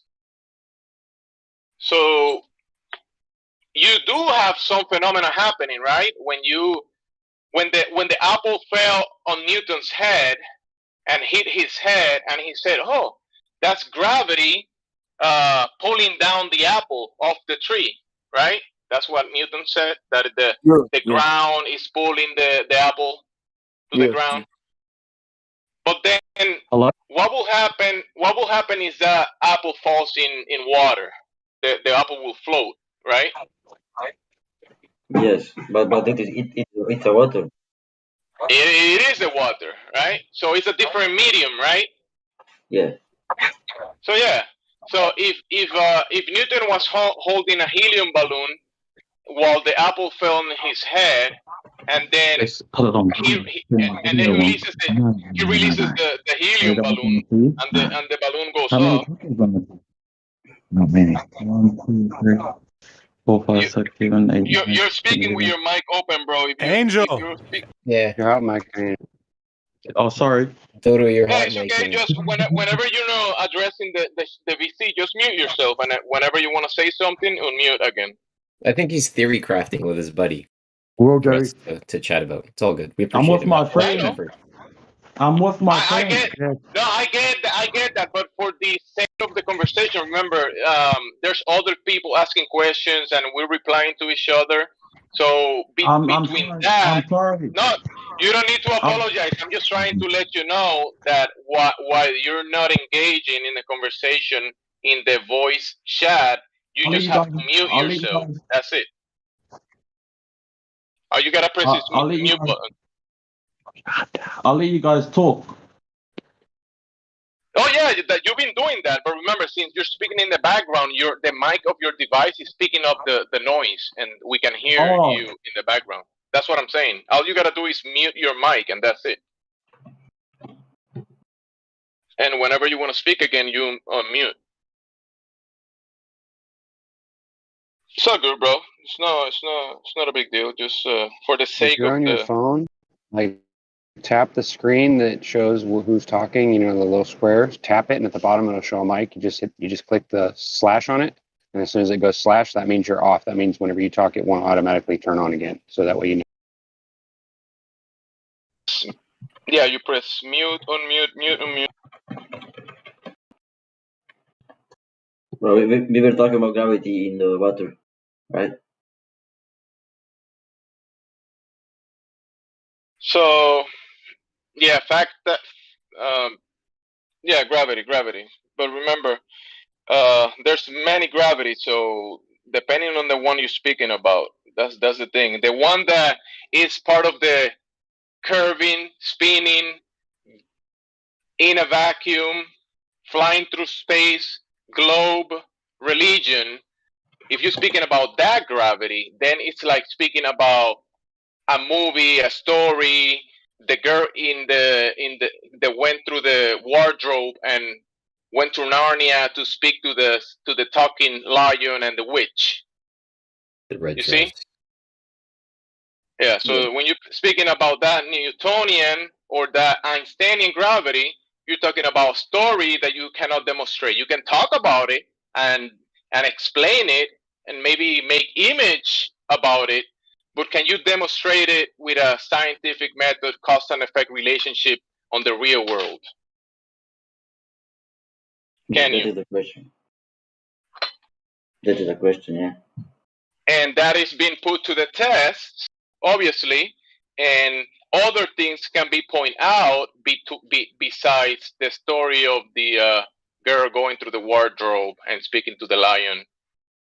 You can actually demonstrate density, buoyancy as effects, right? The cost of that is what is still in question, because I would say we live in a level, motionless, contained environment, ecosystem, a dynamic system, and there is an input into the system, and that input is causing effect that we all experience, including the downward phenomena that we observe and the upwards phenomena, because not everything goes down. Remember that. A lot of people just say, oh, things go down, gravity, but things go up too. Will you agree? Yeah, but that's a different chemicals and different gravity, like a water or something. So there is something besides gravity that causes things to go up. Gravity only causes things to go down, and that's gravity. You're saying? Yes, yes, but there is chemicals that doesn't go down, right? Yes, I just want to be on the same page with you. When you say gravity, what is the actual definition of the gravity that you're using? Which one is it? The gravity is forced by which planet is draws object toward the center, and the force of gravity keeps all the planets orbit around the sun. Do you have like these words that you just utilize? Do you got it from somewhere? Let's say a name of someone that conducted an experiment, or some institution that conducted the experiment. Do you have a scientific paper from where you got this sentence that you said what gravity is? Do you got it from somewhere? Yes, look. Can you look it up for a second and post it here in the VC text? Where can I post it? So you see this VC channel that we are in talking. Above that, there is a voice, live stream voice text, and over there, yes, you can actually look what we've been posting, and you yourself can post things, questions, or links. I don't get permissions for that. I can send a picture. You can send a link, or you can send it. You can DM it to me, and I'll look at it. Link. There's a link. There it is. There it is. This is NASA.gov. What is gravity? So since you looked into this link, can you explain to me what this means?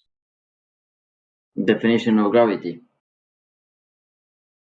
What is gravity? Gravity is the force by which a planet or other body draws objects towards its center. The force of gravity keeps all of the planets in orbit around the sun. Yes. That's what I said. Okay, where is the experiment? You know, where they establish, there is an observable phenomena. They make a hypothesis, establish the controlled variable. Yeah, I didn't search up the dependent variable. I didn't see that things yet. Okay. I don't know about that. No, I'm just saying because that is the specifics of when you actually can demonstrate something. Because remember, they start this let's say this page by is the force which a planet or other body draws objects towards each other, but is the ground that you're standing on a planet? You know, a planet is a wandering star that is up in the sky. When you look up during the night, right? Yeah. And you see the stars. You see the wandering stars that we label as planets. Yeah, I can see them right now. Yeah, and are you saying that the ground that you're standing on is a light in the sky?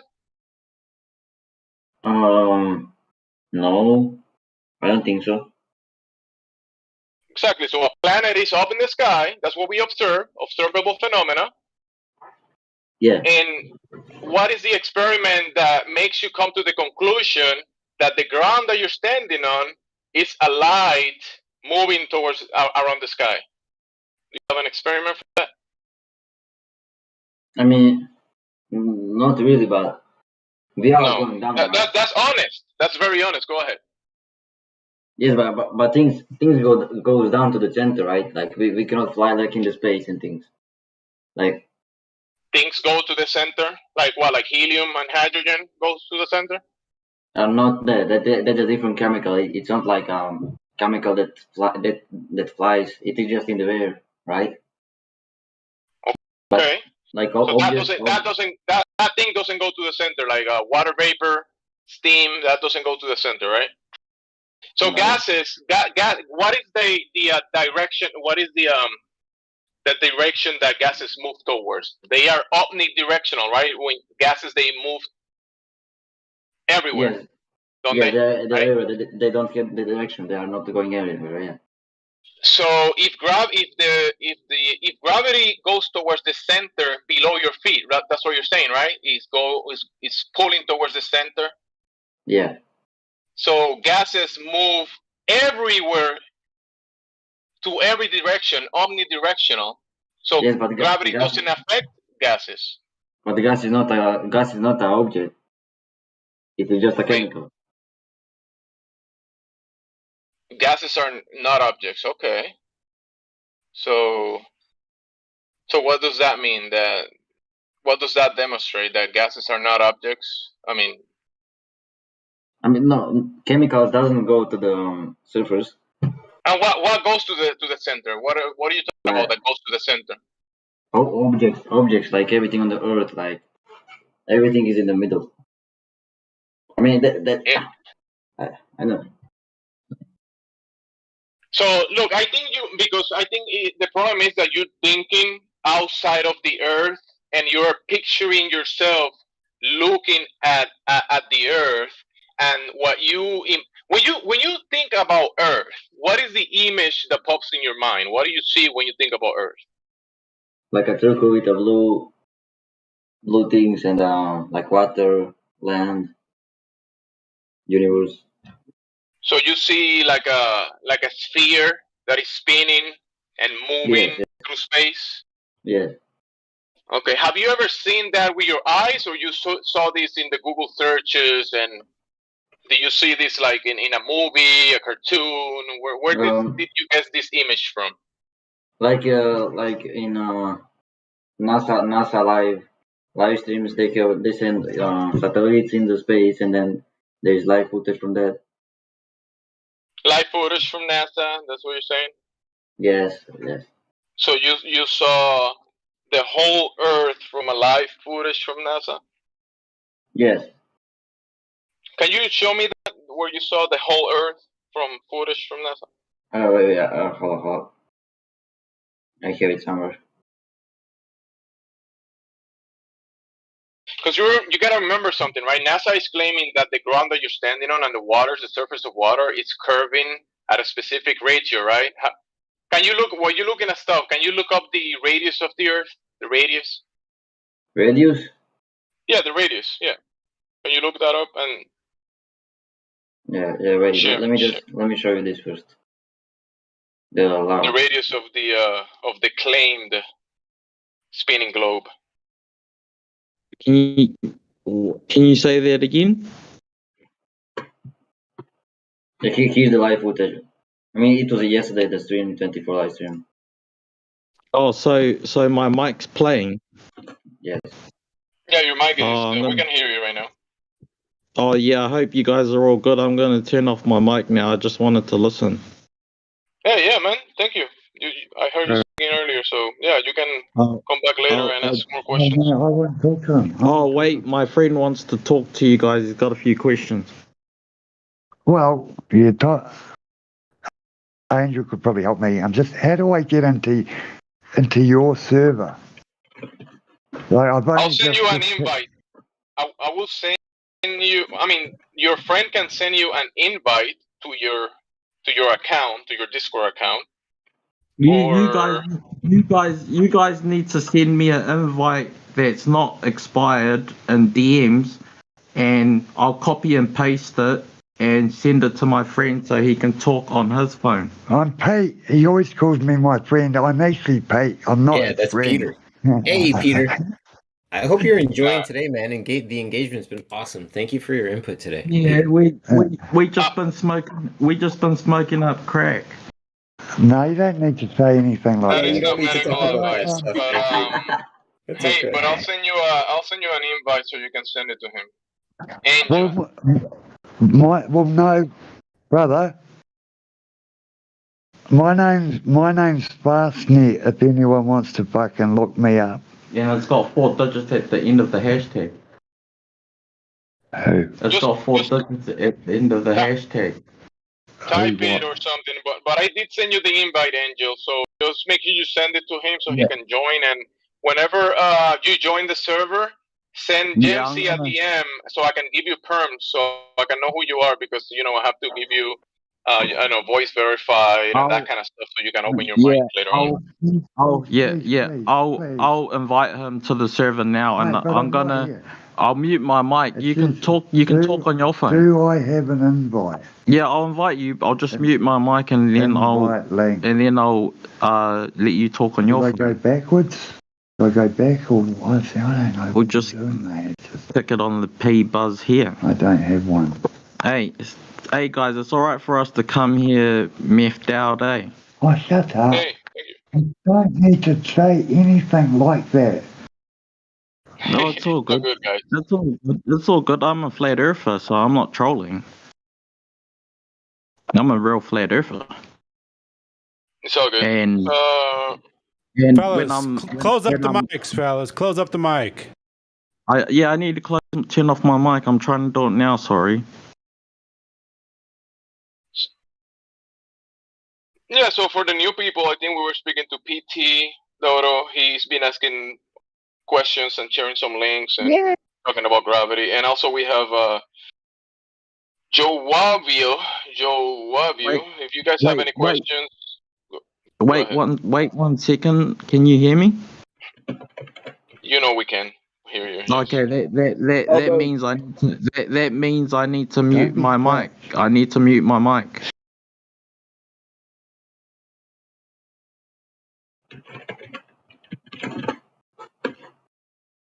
Anybody with any questions by any chance or want to say something? I'm fine. Hi. Another amazing day on the server. What was it? Evidence of curvature? I can't see nothing. PT presented a YouTube link from what was it? Let me see. Space videos. NASA Livestream, Earth from Space. So he's saying that's the proof of the, what is this presenting, PT? This YouTube link? What is the claim? It's showing the live footage from satellite to the Earth. Yeah. Speed. You see, this thing is what is it? Altitude 417 kilometers. Speed 27,588 kilometers per hour. And this imagery, you're saying this is Earth down there? Yes.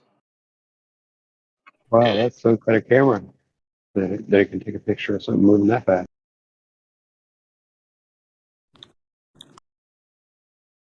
The ISS is over the Arabian Sea. Oh, it went off. It changed into something else, bro. What's happening? Live stream. It's live, but it's changing it to, what is this? What are we looking at right now? Are you looking at it? Oh, it changed back into Earth, bro.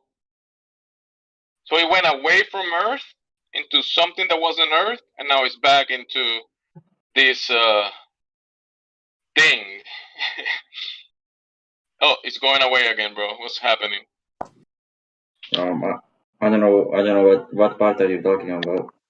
What the hell I mean, is that? the up to date, the up time, the live stream, live is at this moment live. Yes.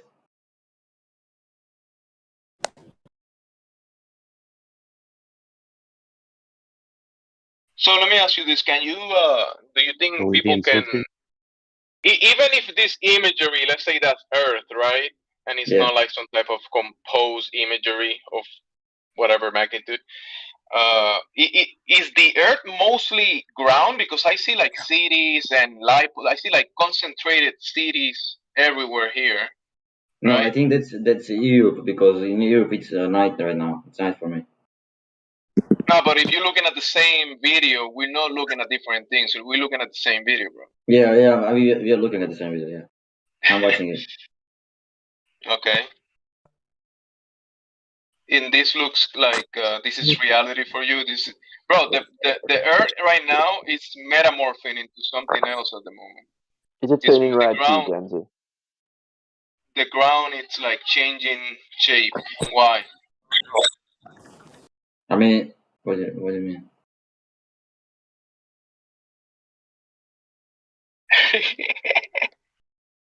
Just say you don't know. It's easy. Yeah, I don't know. I don't know what is that. It changes the picture now. Look at the images that you share. Look at the imagery that is being shown here. So, so it turned into from this. Okay. What are you guys looking at, Jamesy? He posted a link, YouTube, ISS, or whatever, NASA Livestream.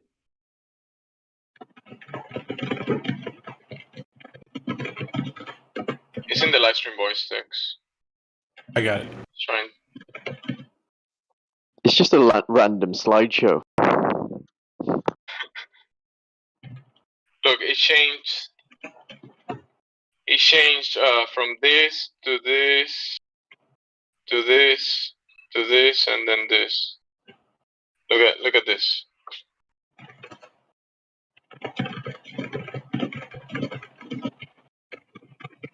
Look at the last ones. The imagery of Earth from space. Gray and black there. You think the Earth is black and white or something? No, I don't know. I think the sun hit the camera or something. I don't know what happened. Sun. Do you think people can send like optical devices very high up with balloons? You know, like the helium that we were talking about that goes up. Yes. It goes very high up, and you can attach a device. Can you record the Earth from very high up? Can you?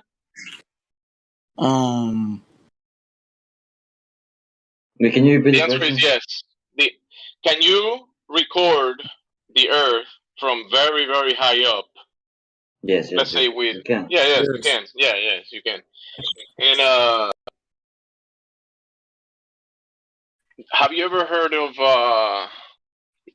Have you ever seen like when you are using people describe it a fisheye lens, and then you can be like 20 feet above the ground, and you see curvature of the ground 20 feet up or 10 feet up. Have you seen that before?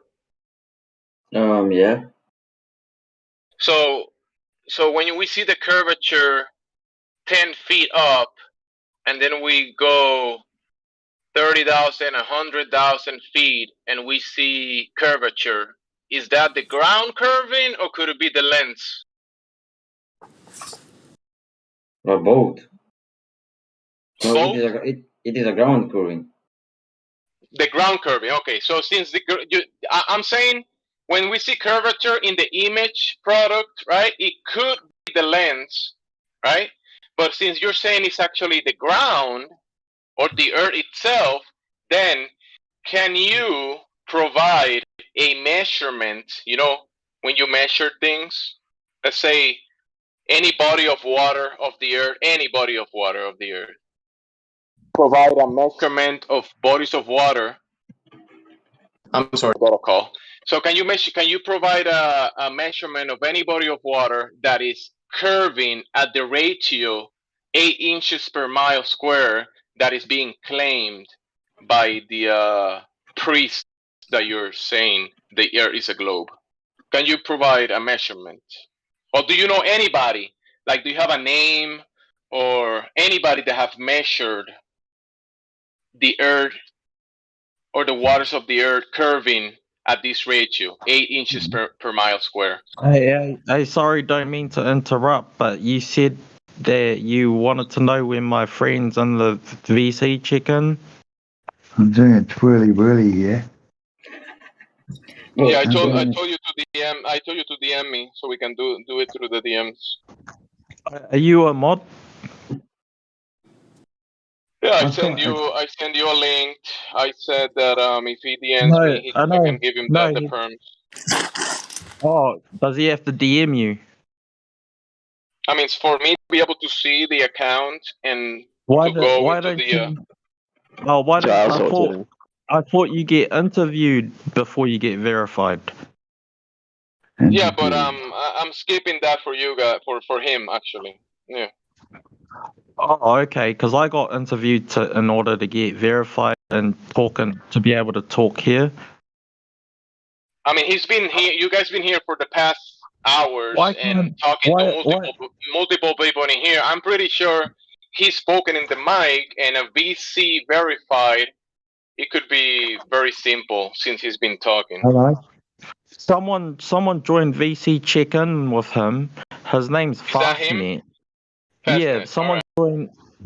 Someone joined in the VC chat with right. him. I I gave can him the hear. VC verify already. I'll. You know something? There you go. So you Yeah, can. I'll So just you try. can spoke for him with Flatty that is there. Go there. Yeah, I just moved him there so he can take care of that. I moved Angel with his friend and Flatty to VC checking. Angel, Why did you move me? because you're talking about something that is being done on the VC checking, not here. Oh, I was getting you to verify him if there's any mods here to get him. I already did. I told you multiple times that I did. Oh, I don't know why you're upset for. I'm not upset. Why are you upset? No, you just sound upset. Let's go and have a You conversation, sound bud. upset. I'm not. I don't want to argue. I didn't come here to argue. I'm not arguing. Oh well, I mission complete. I think he can talk now on his own phone, on his own profile. I think you gave him the voice chat, to be able to talk role. So Sure thing. I'll let him talk to you guys because he's the one that's new to the server. I hear people talking on this channel all the time. So Done deal. I'll go. Yeah. Yeah. I'm done. Welcome back.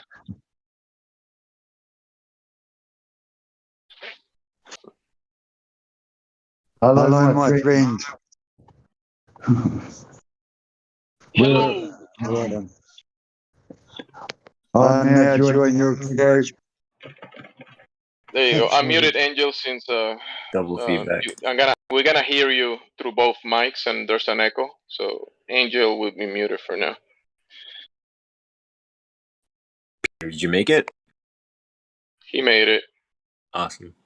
Gemsy, thanks for your patience on that, dude. Appreciate you, man. Yeah. It's all good. We got it. Yeah, man. There's new people in here. If you have any questions, people can engage in the conversation because the VC check-in is for talk about what we're talking right now. This room is not for that. That's why we have the VC check-in. But it's been accomplished already. You have the VC verify. Welcome to the server. You can open and close your mic whenever you wanna, ask questions or engage in the conversation. So yeah. Ask them if they can hear you. You guys can hear me all right, eh? Oh yeah, man. Yeah, we can hear you. No stress. Yeah, well, I feel a little bit stupid around you guys, a little bit thick, a little bit uneducated, you could say, eh? Because I'm not huge on studying. Listen. Hold on, slow down.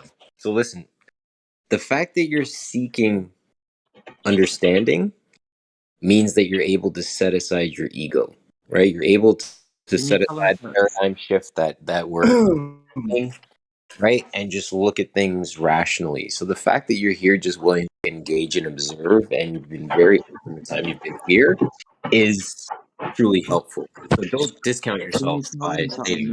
Nothing to unmute. No, you can't be unmuted. Sorry. Angel said, can you unmute him? But it doesn't work when we're sitting next to each other. It doesn't work like that because since you guys are in the same room, we're gonna have a feed from both mics, and it's gonna echo between each mic, and we're gonna have a mess in the VC. And I'll mute myself. All right, mute yourself. That's good. That's it. I find you guys have an interesting conversation. I'm not into dating sites or anything like that.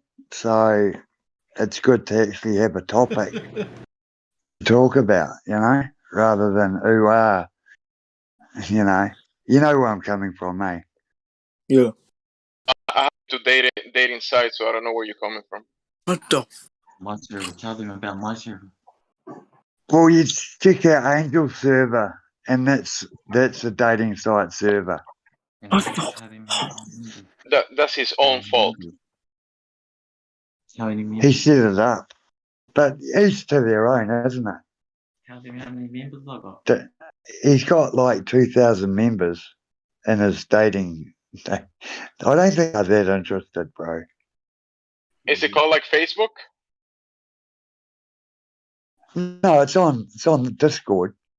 His Discord server is related cool. to dating, and he wants you to join him. That's a lie. That's a lie. Hello. All right, so PT or do you get what was it? Fastnet. Do you have any questions about flat Earth or globe Earth or whatever?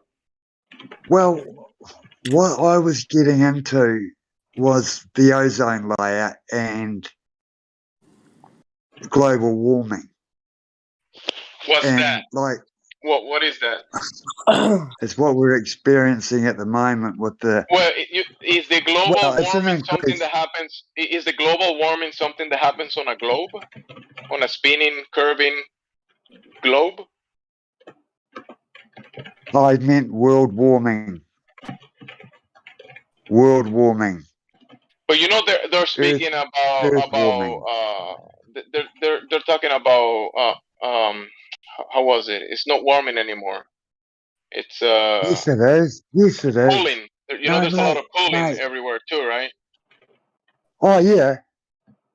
So you need for hot you need cool, and for no. cooling you need hot. No, right? no. There's not much cooling going on, brother. There really is not much cooling going on. So everything is warming up. Yeah, and like icebergs, like Antarctica is melting. That might be a good thing. If all the ice melts from those regions of the earth, we might have more land to to build things up or something. We might have more land. No. Unfortunately, it's gonna disturb the balance. Like, you've got to think of the wildlife that we lose through But imagine all the CO2 that is caught. Imagine all the gases that are caught in those icebergs and all that ice that might be released into the air, and that will be good for the plants because plants need CO2. Well, they get plenty of that with the rain in Christchurch, mate. We get plenty of rain. Are you saying that if the ice melts, something's gonna happen? What's gonna happen? Either the likes of polar bear, penguin, they're going to have to readapt as we do over time to suit the change. What's going to happen to humans? So what's we're wrong losing, with that? What I'm saying is we're losing wildlife. Wildlife have got nowhere to live. Isn't like 99% of all wildlife extinct already? Like it doesn't. It's supposedly in the record. Like most of the wildlife that we had in the past is extinct, anyways. 2 million died last year. Dinosaurs in Australia. 2 million animals in the fire at the forest. Yeah. A lot of fire everywhere, yeah, and a lot of droughts. Angels for talk, sure. Yeah. Peter, my every friend. year in Australia. Sorry, I'll just say this. I'm sure you all know this, but like every year in Australia, throughout New South Wales, Northern Territory, they're just massive fires. We have right now in the U.S. in the West Coast, in the West, we have a bunch of fires right now. Yeah, so fires do happen a lot. Exactly. Yeah, and you guys get the massive floods. You guys get it both ends, eh? But you know that the fires won't happen on the vacuum of space, right? The contain system is required. It's an antecedent for the fire to happen in the first place. It's just the sun burning the bush. So hold on a sec, Peter. Generally, Peter, hold on. Peter, wait, hold on a second. Without getting this conversation, quite honestly, too far off into the weeds, okay, and I'm using that term loosely. Yeah. Can you bring it back to where because you've been here for the day or for a little bit of time, we've been engaging pretty well, and we talked about the essence of the observance of gas in the closed environment and that there being a creator behind this entire thing, right? We're not going to talk about God or religion. We're just going to say that there is a creator, right? Yeah. Okay. Why are you worried about something that is not of your concern? Can you do anything about fires in Australia? Can you do anything about animals that are up hanging out, the penguins that are the ice? You can't do anything about wildlife so what I'm saying to you is wildlife hold on a second, my friend. 1 second, my friend, please. Hold on, please. I'm asking you, right? We observed that there is something here that we are living upon. We know that the building of it literally, it's beyond our comprehension because man has attempted to comprehend what has been built and he spent 62 years screwing it up, right? So what we witness is the system, and I'm going to tell you, Yeah, I know that. absolutely pointless because you can't build a court case on evidence you don't have. No, yeah, I agree with you. But my point of view, I just can see doomsday happening in the not so far future, as in within the next 50 years. I think the light could be gone. You know, what is global warming?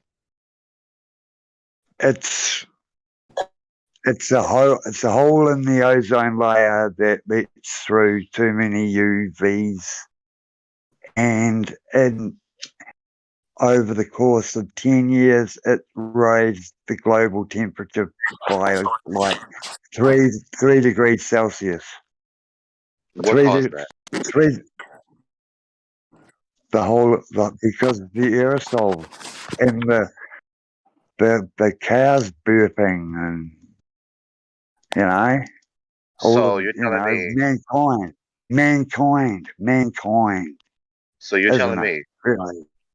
So you're telling me gas poked a hole in other gas in a vacuum? I don't know about the vacuum part of it. It's just yes risen. or no? Is that what you're telling me? It's just Are you telling me gas poked a hole in other gas? Okay, what I'm saying is like methane is the light gases are also the crap gases, and they've risen to the top and over time and hit the protection of the sun by the ozone. So yes, you're telling me that gas poked a hole in other gas in a vacuum. Does that make sense? Sorry, I probably it's not methane, that's alcohol. It's not ethanol. It's not ethane. What, like when a cow burps, it releases a toxic gas. Fastnet, please keep up. You're telling me gas from down here on the earth is rising up and poking holes in the gas that's high above the face of the vacuum. Does that really make sense to you? That it rises because it's the light gas. Okay, you put helium in a balloon, what happens? My friend's a globe earther. Shut up, I'm neither. No, don't listen to what he shouldn't speak for me. I am what I am. I'm not.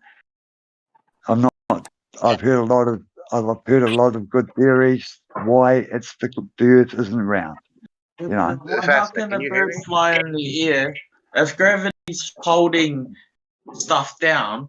It must be pretty strong to hold a whole ocean onto the floor of the earth and keep it down. It must be pretty strong, because if you say gravity doesn't hold the sea and the ocean, then you don't, then nothing does.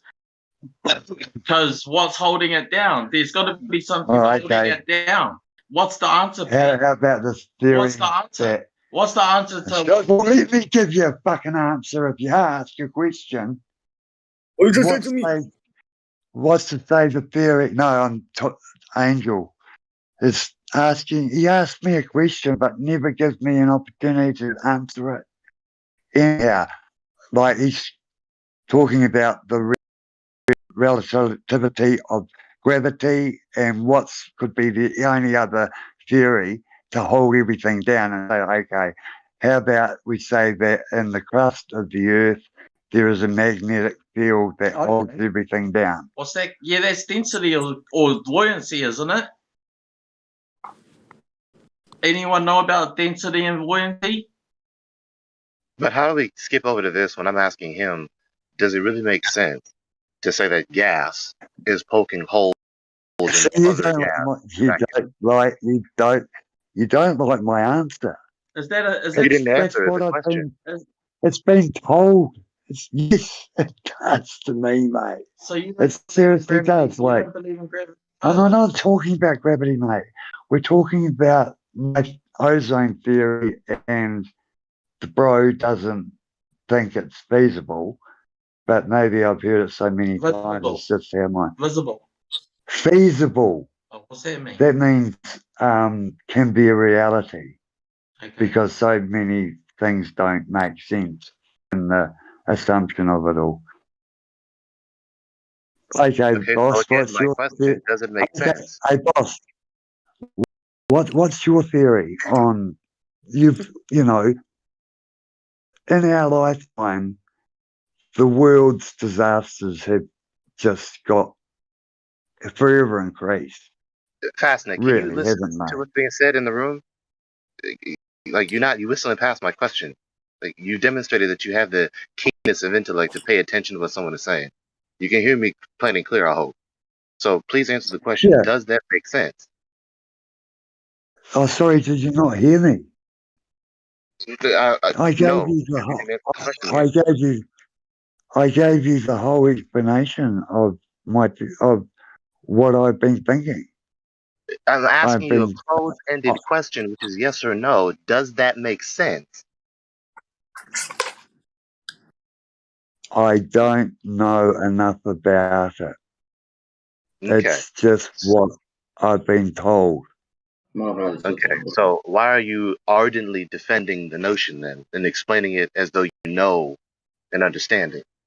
No, I said to you, what is your theory on why the world is getting to be a worse place to live in as far as Mother Nature goes? Well, don't zip past my question. I'll answer that later. Why are you explaining the notion as though you understand it and ardently defending it? That's why I brought up Australia too. It's just my theory. It's your theory? It's my opinion. You made this theory? No, it's my assumption of information that I've put together through the media. So really, you're believing what the academics through said the on news. The news, when you see one country burning and another country drowning constantly, you know. Okay, so fascinating. It seems to be getting worse. It's not your theory. It's not your theory. You didn't make this. You see. No. What you really mean is that you believe the academics that you're listening to on TV. But you would have heard that theory, wouldn't you? Surely Can you hear me? Hello? Can you hear me? You're really believing the academics that you heard on TV. That's what you're really doing. You're really having a go at me about this. I'm undecided. I'm undecided, my friends. I'm undecided. Okay. You have not given me another theory. Can you give me another theory? Well, you Why don't is the need world to immediately substitute. You don't need to immediately substitute one theory with another. You can't just accept the fact that this theory is false, but but I'm you more can't than say the same thing isn't false until I get a I'm more substitute. than willing to I'm more than willing to listen Why are you to talking another the entire theory. time I'm saying the sentence though? Can they be nice to her? Oh, Angel said he's got an angel joining us, so you have to be nice to her. Sorry, mate. She's I mean, really good got news. verified. She's really got verified VC, so you don't have to verify her too. Okay, as I was saying, Kofax, can you please not talk through the sentence? You don't need to give another theory immediately in substitution of the first theory. No, I understand it, but have you got one?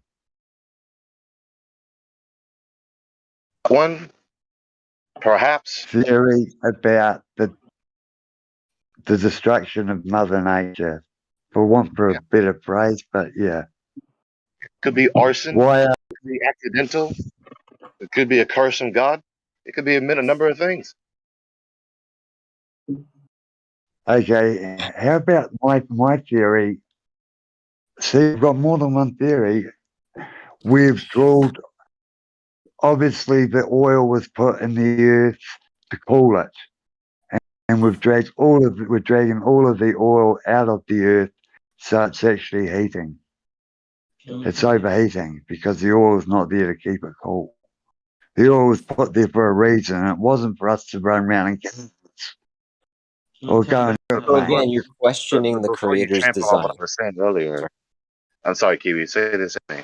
Before you No, hey, trample on. Gregory, I'm having a really tough time, Gregory, and if you can please even like utilize this for what it's worth, I'm having a lot of trouble understanding that we can tip our hat to the creator and then worry about the creator doesn't have this under control, right? Like I'm You're right. I'm wrestling. No.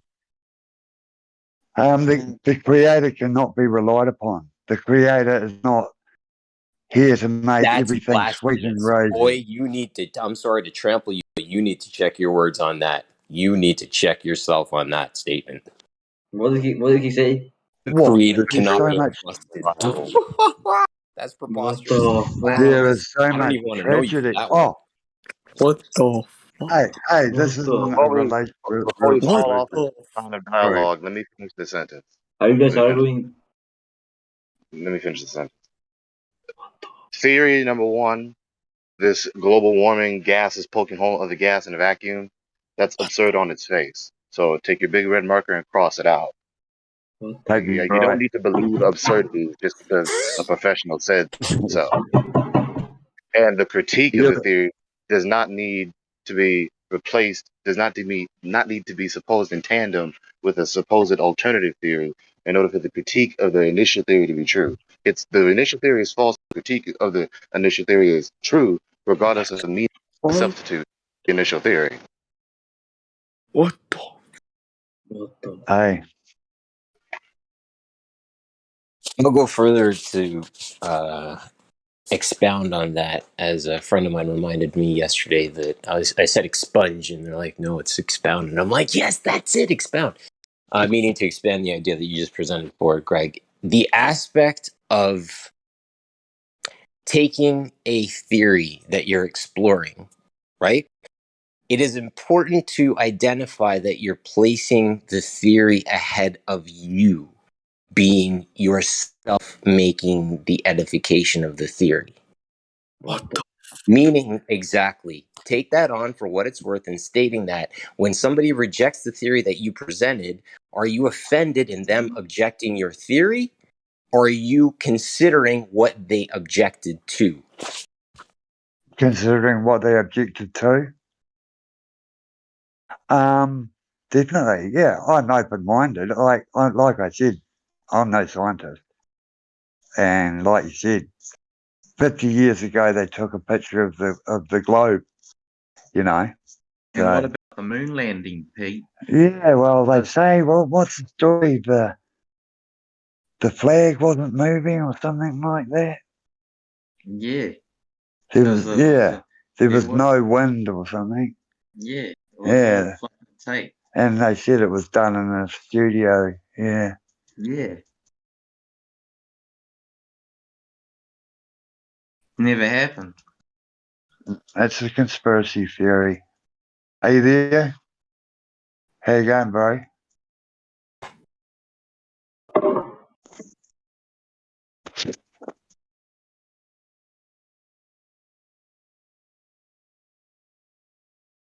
So, with that being said, rather than believing this atheistic pseudo doomsday eschatology, we can just and take a big red marker and cross out nonsense absurdity that's absurd prima facie on its face, and stop worrying and stop committing blasphemy I'm against not the worried, mate. Almighty, everything, Look, who's mate. in control. You can hear me in the middle of the sentence. Mate. Though. You can hear me in the middle of the sentence, though. I'm not gonna be around in 50 years to worry about it. But fascinating, you can hear me in the middle of the sentence, though. Yo, Fascinated, you still doing crack, bro? Okay. Lastly, what I was trying to say was instead of committing blasphemy against the Creator, who is sovereign above all history. He needed me. Eddie's over He there. needed me. Gregory's talking. Right. Eddie. I don't think he's muted you. Can you still hear us? Yeah, sure.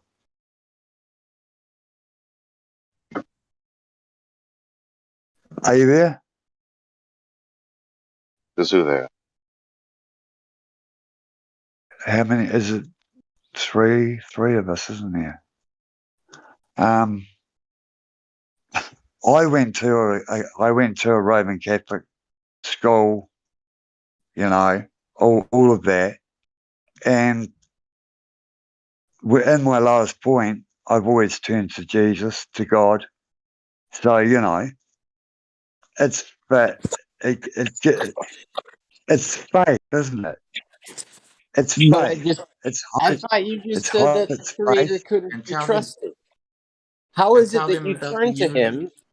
Hold on a second here. And again, I'm wrestling with the ideas that you're presenting because again, in the same idea, you said that you've turned to Jesus and God in the past, right? And literally just before that, you said that the creator can't be trusted.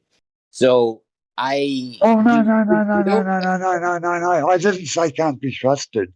I said, why is there so much hurt in the world? Why does the Creator do that to us? Yeah, Pete's been through a lot. Yeah, fascinated. You're not sober. People have been through a lot more than me, mate. Certain terms, the Creator can't be trusted, and now you're saying that No, you didn't. I never said said an entirely that. different sentence. You're not sober. No. Well, a different context. I can't recall actually saying those words, but if I did, I retract that. I think you're getting recorded on YouTube, Pete. I doubt it. Yeah, because there's a Flat Earth live channel on YouTube, I think. Yeah, and it gets connected to Discord. Yeah. Now, I listened to what he said. Hey, I'm right. I'm right. Hey, guys. No, what he said was the God is infallible in a sense. About the recording. I'm right about the recording. No, it's not about that. It's about, okay, you've got the theory that Eve ate the apple, and that's why there's so much hurt and hate in the world. It's because of a lady. Am I coming through on this? Yes. Absolutely. Yeah. You've got the theory about Noah, who lived to the ripe old age of about 840. I think his bro Methuselah was about 920. So they were old fellas. Yeah. Yeah. And made an ark and saved two of each. Save mankind, save... No. Animals too. Gotta save the animals. Wildlife's not looking good. Rain for 40 days and 40 nights. Drown the giants. Invited everyone, but no one believed him. Drown the giants because they're an abomination. All right, listen. We're gonna talk about Noah's Ark. We can talk about Noah's Ark at a time where we can, but you guys can find it, right? It's fine.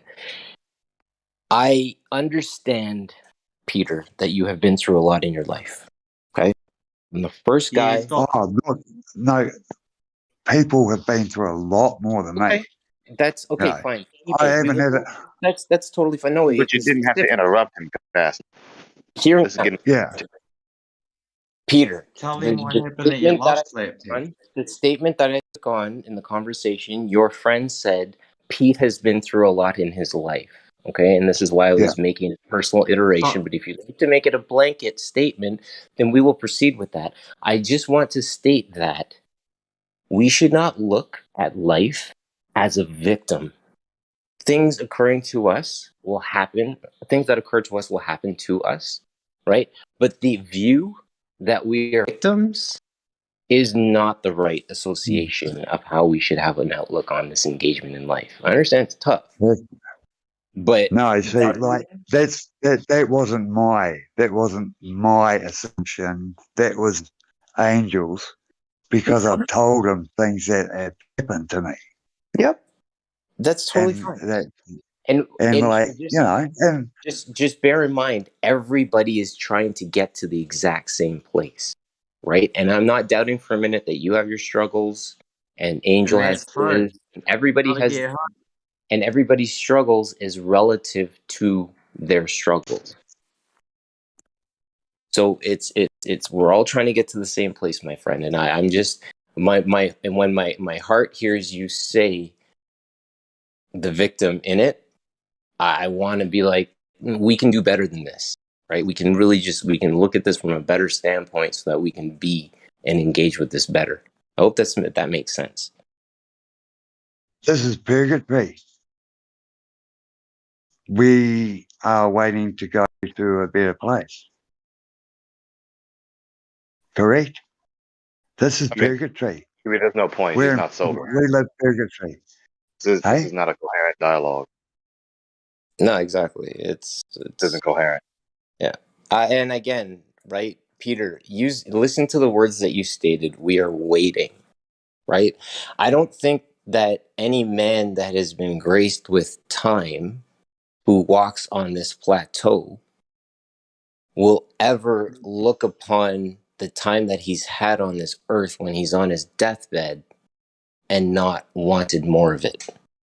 And I realize that there's certain people, I at 42 years old, quality of life comes into it. Quality of life. If you can't think, you can't go to the toilet. Time to pull the plug, innit? You know. Yeah, I know what you're saying. Oh, I want to live. I've got myeloma, so I've been given anywhere from, I don't know, 18 months to 10 years, you know. But I've stopped doing treatment because the treatment makes me feel worse. And it's harder it was so hard on the body that it just wasn't feasible to carry it on. It was like chemo. It just fried my fingers and, you know, fried my feet. Firstly, allow me to say that I'm so very sorry that you have to go through this. I understand that it's not easy, and I'm so very sorry that you have to go through this. And I will tip my hat to the idea that you took the advantage of, I'm going to make the best out of the time that I have and live it to my fullest, versus trudging through the mud for the remaining time that I may have. Right? And a lot of people would say that that's, you're throwing your middle finger to Western medicine, so to speak, and choosing a heightened outlook on the last time. So, my friend, you're doing a great job. Keep it up, my friend. I just know that if I live well, eat well, don't misbehave too much, Tell I'll them, be all right. tell them I said thanks for unmuting. And I can't believe all their blood analysis. You know, I think, haven't you guys got enough to do or what? My hemoglobin's not good. White cells are fucked. Shitloads of red cells, but they're all deformed because they couldn't complete a correct one, and they kept on cloning themselves, trying to make a good one, which they could never achieve. And suddenly I had a thousand proteins and 15 immunity, white immunity and red proteins. But so they zapped me with a chemo, just injections, and it improved my blood by 50%, but it's my fingers. I couldn't do anything. I was walking around with T-cells, I couldn't touch anything. It was just so friggin' sore. So I started doing it again, and I had to give it a break. And I said, nah, I'm all good. Don't believe you. But we're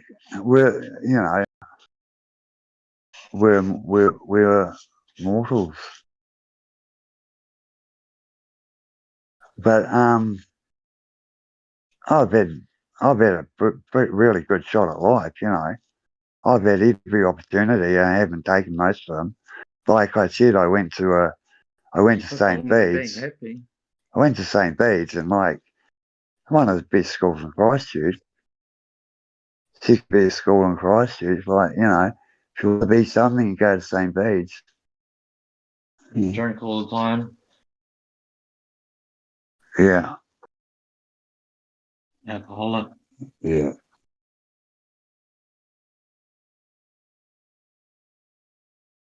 I don't know what you want to hear, mate. I know this is flat Earth. You should have a debate with them about Earth. Oh, we talked about it. I talked about it earlier. Yeah. Yeah. But there's a lot more you guys talk about a lot more than the Earth is flat, don't you?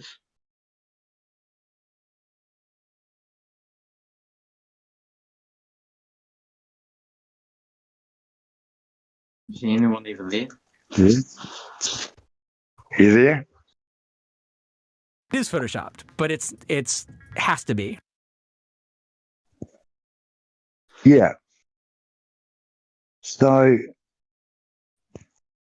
I was talking about time zones. You guys, I think, are 16 hours behind us. Yeah, we're faster. What's your time, my friend? Hey, the clocks and time zones are based, on the movement of the sun and the luminaries, and the clock in the sky, the clock calendar slash clock calendar, it's more precise than any clock made by man. So yeah, Right. I'm just saying. Yeah. So what? It's 8:46 a.m. here. What's your time? Here is 4:47 in the afternoon. 4:47 in the afternoon. You're still a day behind her. Yeah. You're a day. Yeah. You're still on Wednesday. We're on Thursday. Yeah, and obviously we're on Thursday. So are you in the future? We're in New Compared to you, yeah. New Zealand. Theoretically, we're first to see the sun. But that has been said to be untrue, saying that Fiji is actually first to see the sun. And therefore, yeah, I'm 16 hours in your future, bro. And you just don't know what's going to happen in the next 16 hours. You wouldn't believe it. Remember that the concept of time that we put in, let's say, our clocks and schedules and calendars about, hey, I have to go to the doctor's appointment at 2 o'clock or whatever. It's for convenience of timing of things, right? But the sun, the sun rising from the east every morning, at noon being kind of like above your head, and the afternoon setting on the west, on most places of the earth, because it's a bit different on other places. That's just a phenomenon that's something that happens no matter what clock or calendar we set up here on the man system. So isn't it so supposed the to sun relate? the sun moving across the sky, right? Because if I'm standing on this side of the in the east of the United States, I'm standing on the east, and I see the sun rise. Then when it's above my head, it's noontime, and then when it starts setting, it's the evening. But when it's setting for me on the East Coast, it's around noon on the West Coast, at the other side of the land.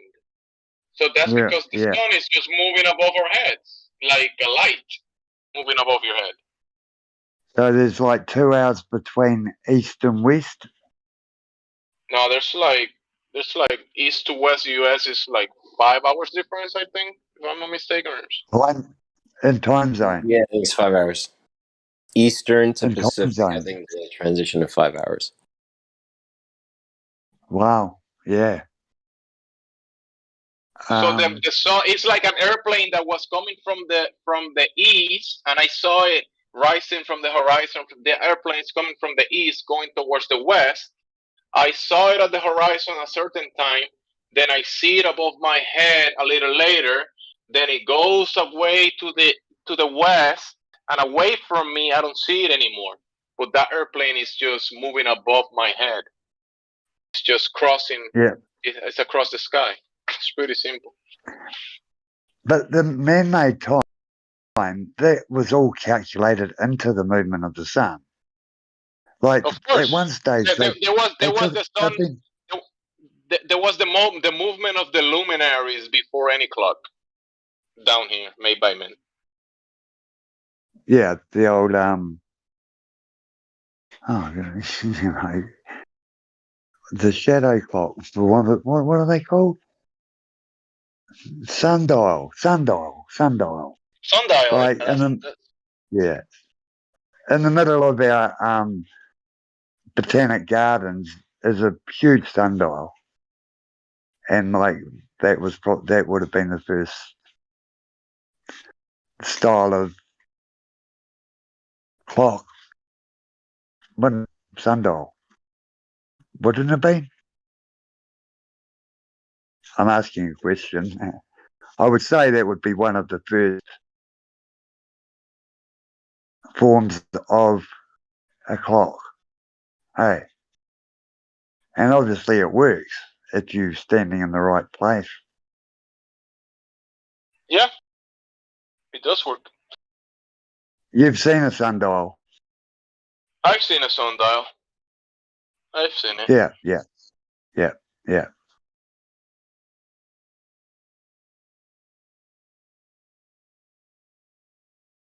So whereabouts are you from? You're not the North Dakota, are you? I'm on the east coast of the U.S. You're in Florida. Northeast. You're in Tennessee? Massachusetts. Massachusetts. There's a song to that, eh?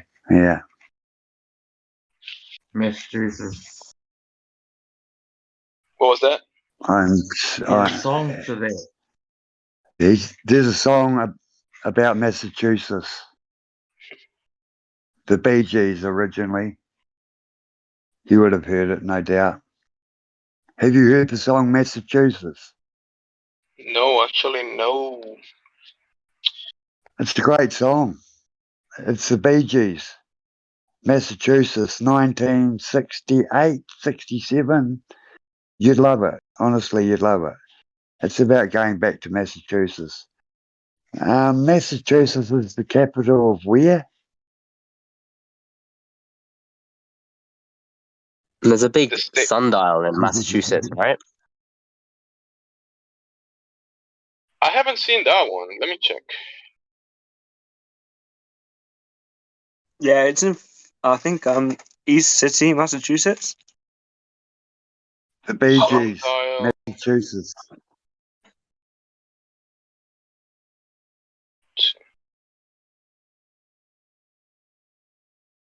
Load it up, Kaz.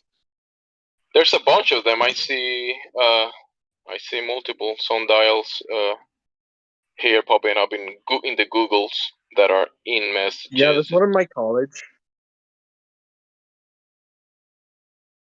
What was that? You said college, whatever, your college?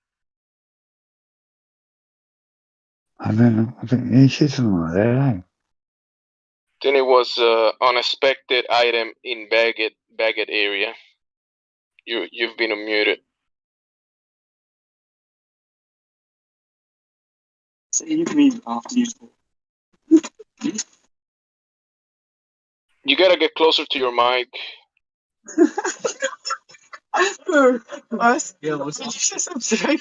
Yeah, it's in my college. Me, I'll be so. He has the giggles. Hey, giggles. Big unexpected item in baggage area. We can hear you giggling.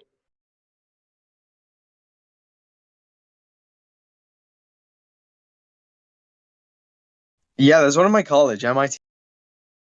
Oh, that's one of your colleges, MIT. Cool. Yeah, we're here.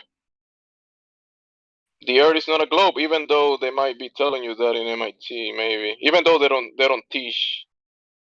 What did you take at MIT? I take veterinary science. Oh, okay. So they don't have to worry about teaching you what kind of plateau the animals walk upon then. Right, because there's some stuff you can take in school. They don't have to worry about teaching Animals you. mainly eat hay. Animals depend on a flat Earth. Could you imagine trying to They won't teach you that inject shit an in animal school. on a flying space ball? But keep that hand steady. I mean, maybe cats might be able to hold themselves on the ball. They got claws. Yeah.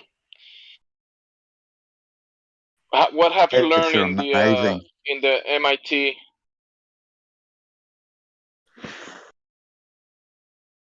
Well, there's a lot about like animals and climate change and how they affect each other. Oof. Wait, you go to MIT and they teach you about climate change? Yeah, man, it's crazy. The deep state, they're teaching us about climate change. I really don't get it. Hold on. We're not going to bring the DS on top of what you're learning in school. Veterinary. Didn't you say you were going to school for animals, right? No, it's not school for animals. I'm not an animal, am I? No, it says we're learning about the animals. That's very rude. Veterinary school. Veterinary. Veterinary school. Why are you learning about how fiction affects animals, though? I don't get it. That seems like a waste of information. Bro, he said veterinary school in MIT. That's what I heard. Climate change is fiction. Well, the climate changes all the time, but as far as the ice caps melting down in 2008, yeah, that's fiction. Do you think Manhattan's underwater right now or something? Why are you learning fiction? Yeah, fiction is fictional, bro. That's correct. Fiction. It's all going to be underwater. And it's all going to be underwater. So science. We're thinking. Why would it be underwater? We're thinking. We're losing like millimeters per decade of our coastline. The coastline's disappearing. The coastlines are disappearing. Where? We're in New Zealand. If you just look at any tide gauge, you'll see that sea level has been rising by the same negligible 1 to 2 millimeters or so since they started measuring it, which was hundreds of years ago. So there's been absolutely no change. Yeah, and you can't say the coastline's disappearing because there's always going to be more coast. And NASA said that Manhattan would be underwater by now, so it's just a bunch of BS. No. Honestly, we've got a coastline on our west coast, North Island, and where there was once a beach is now like Isn't 5 that foot of sand. corrosion? That has a term. Corrosion. Yeah, it looks like corrosion. It But seems it's not like the corrosion. same as that of sea levels rising and because of the polar caps or whatever, right? That's not the same thing. Peter, you realize that when water freezes, it takes up more volume. So if you're claiming that the ice caps are melting, that means the oceans would be shrinking.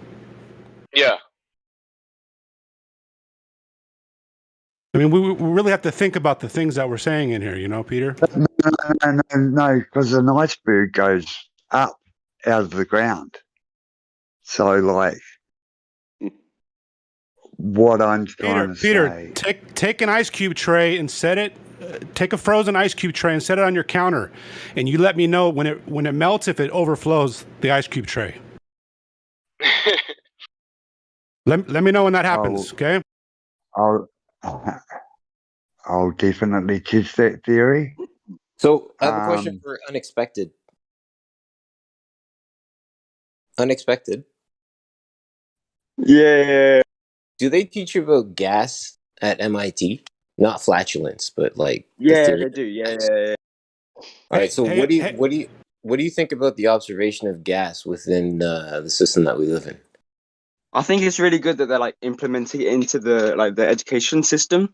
No, I'm not asking for what you think of either. You don't know what they're going to do next. No. Stop. Climate I'm not change being asking a you for massive the theory, my friend. I'm asking you for what you believe you observe with gas and the system that we're in. Are you talking about like within the hemisphere?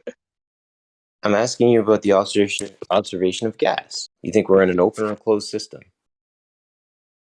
You're in university. You identified. I think we're in. Well, I think we're in an open system, effectively, but we're in an open system, but it's closed for our, purposes. So it's magic then. The gas that we breathe, as an example, is just magically held in place by what? Well, because we suck it in when we breathe, so it doesn't go too far away from us, innit? Okay, so we definitely appear that it's always present no matter where we are. Is that correct? Yeah, Wait. right. You saying that you're sucking the air in, or is the pressure of air rushing into your lungs? Which one is it? Are you actually sucking the air? Right. I think we're sucking because a difference in pressure, man. A difference in pressure. So the high pressure is moving toward low pressure? Yeah. Just think about that, right? Gas, the operation, we're not even asking for the specific gas, we're just the observation of gas. Gas always fills the void space. And my body does not create the void space until I actually ask for it. My brain sends the muscle to my lungs say, hey, let's make space for the incoming air, and then all the rest just happens. The dominoes fall accordingly, us without really thinking about it. So from an aspect of the observation of gas, it's always there for us no matter where we go until it runs out when we hit that magic ceiling for us, which is the air is getting too thin for us to breathe. My reference to that being mile-high training, as an example. Go to Denver, try to run a marathon, or run for that matter. It'll be rough. So my question to you is, at MIT, do they teach you the theory of gas filling up a space. If you mean in terms of like the pressure explanation, then yeah, they do. But I don't know if we're talking about the same equation at the moment.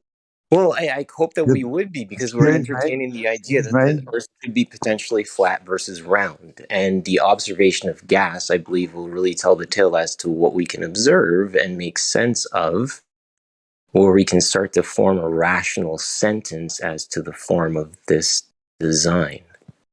So until you can understand the concept of gas and the fact that gas fills a room, I don't see how we can proceed further to understand the concept of the container that it can be within. To me, it would be, again, I say this respectfully, of course, but sheer idiocy, would it not be? Well, I guess the gas is closed until you reach a point where the field can no longer hold it, and then the escape velocities, they reach escape velocity and can escape the atmosphere. Okay, so your proposal is that there's a magic leash that's involved, perhaps. I think you ate your satellite. No, that was the other fellow. Oh my god, okay, thank you. But this guy's been taught everything that I Peter, told hey, you you're back. earlier. Sorry, dude. Good to see you, man. Thanks. Hey, bro, this guy, he's been taught exactly what my theory was about the gases rising and burning a hole in the ozone layer. Yeah. That's what that's the syllabus.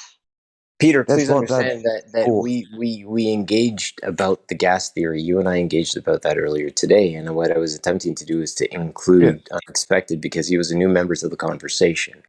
And I just wanted to include him in the chat because he identified the fact that he went to university. And the fact that he went to university kind of precedes the idea that at that level of education, especially entertaining a veterinary field, the animals do breathe gases. Last time I checked, i.e. oxygen and expel all the stuff. Just telling.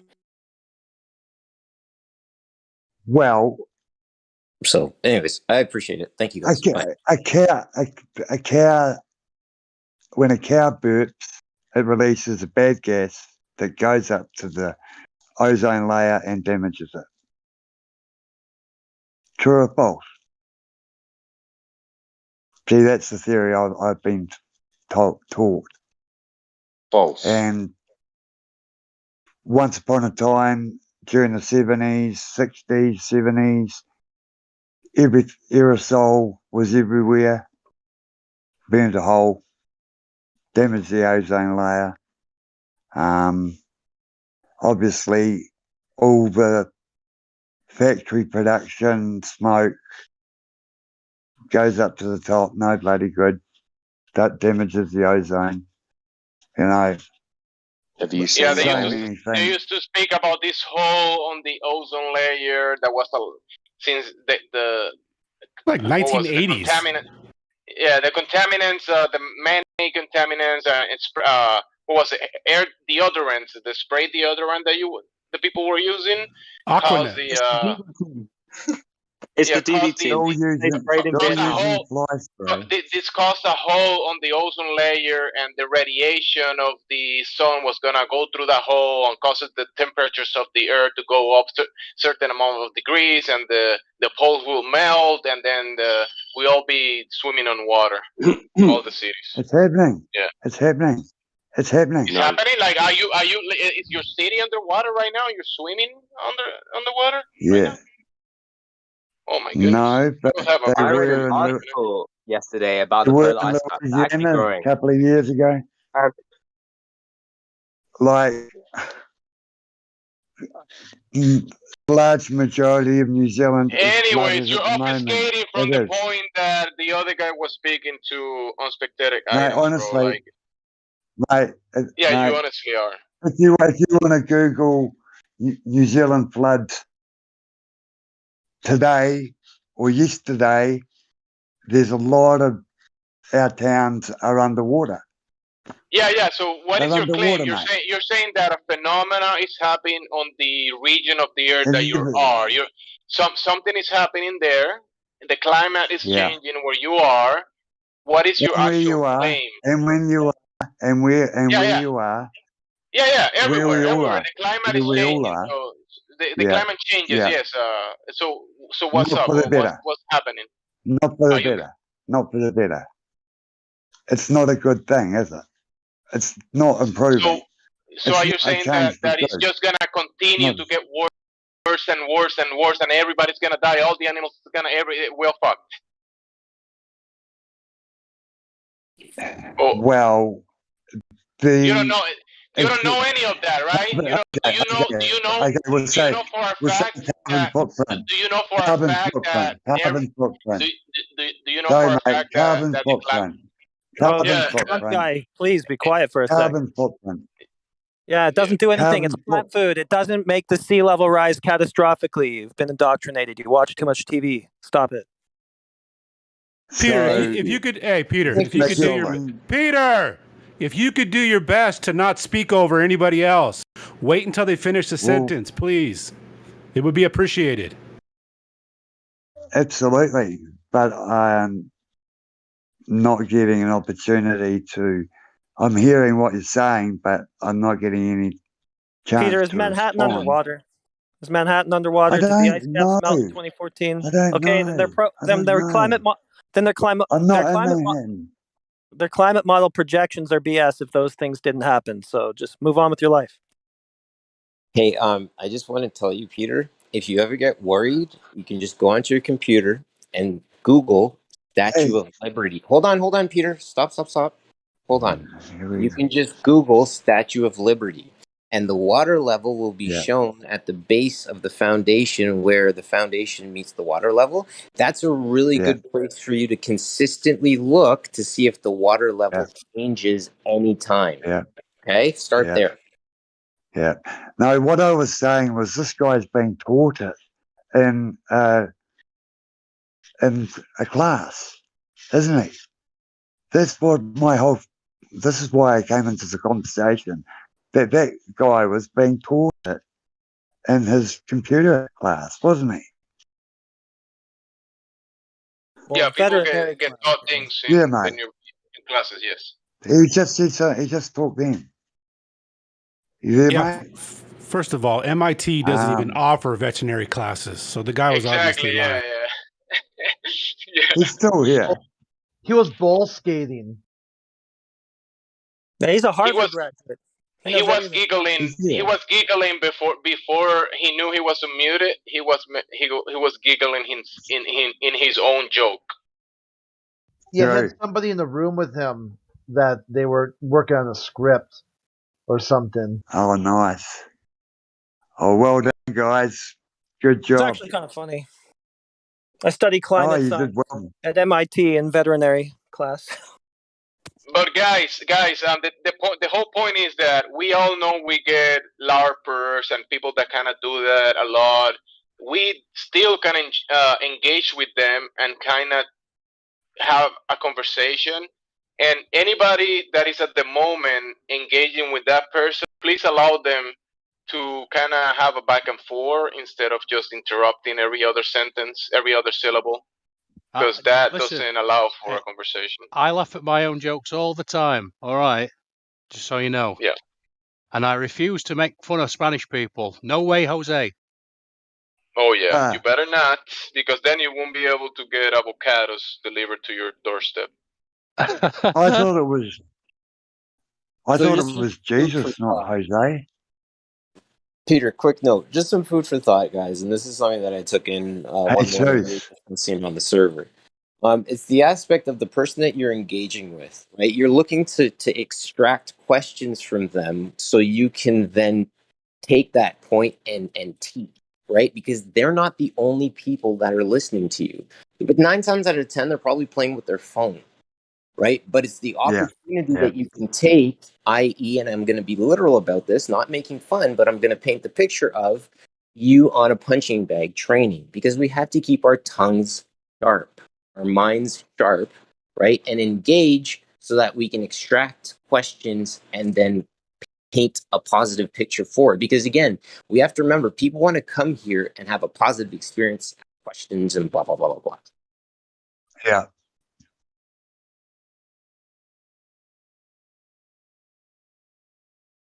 And the Yeah, ozone layer, not a good subject. yeah, just allow for the conversation to flow. Like I was saying, we did spoke about the ozone layer, and I since the other guy left and you said again ozone layer, No, he hasn't left. He hasn't I'm just left.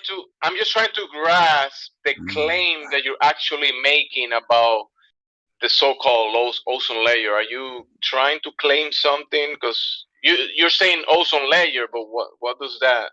What are you trying to say about it? I'm over it.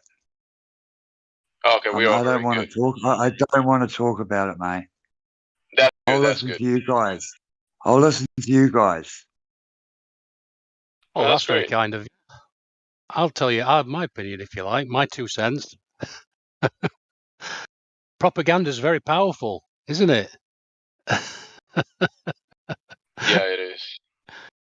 They've managed to demonize the gas of life, and you've just gone, yeah, okay. That don't make any sense, does it?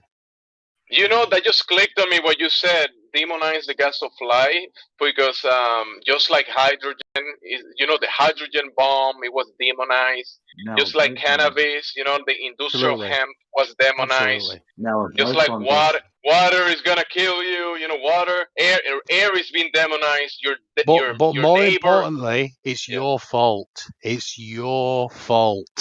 Yeah, Fuck 'em. CO2 has been demonized. CO2 is so bad, we gotta get rid of it. You're making too much CO2. It's bad. Whose fault is it? How the hell are the plants supposed to grow if there's no CO2? Well, I mean, you gotta pay taxes if you produce way too much CO2. So yeah, any CO2 you produce, we're gonna tax you. Gemsy called it as I was doing it, so I may as well take the opportunity to speak on the opportunity or speak on the subject. Quick note: everything is awareness, is it not, Gemsy? Situational awareness, I guess. Right. So we engage with things with awareness, i.e., I'm engaging with the world. I Well, don't observe.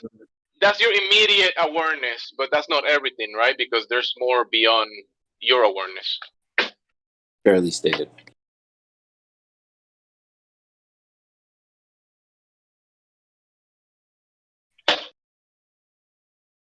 Goodness.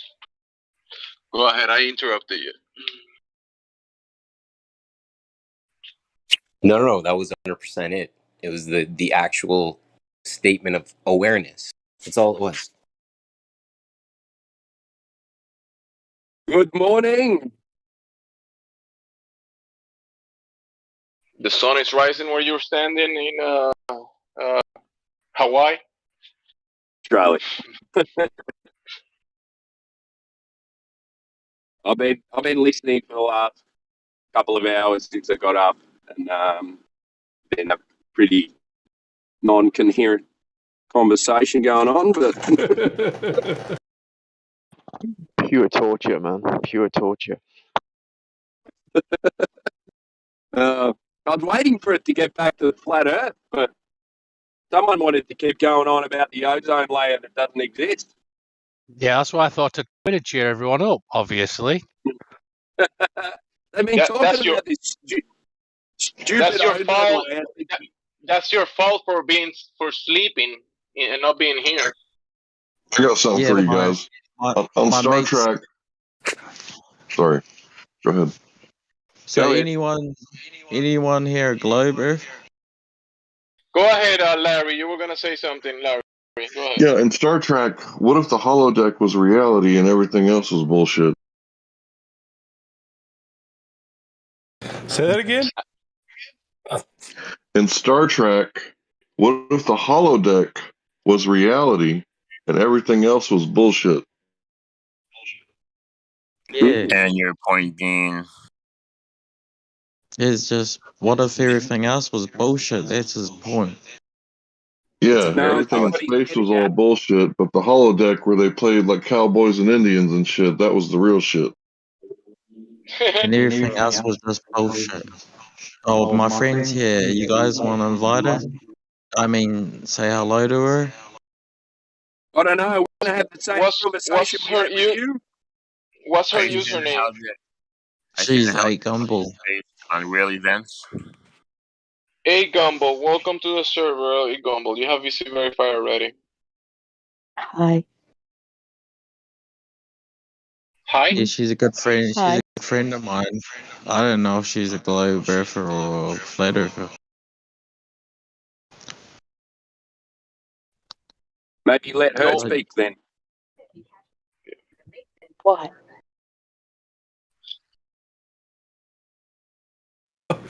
Are you a globe earther or a flat earther? Yeah. Which one are you?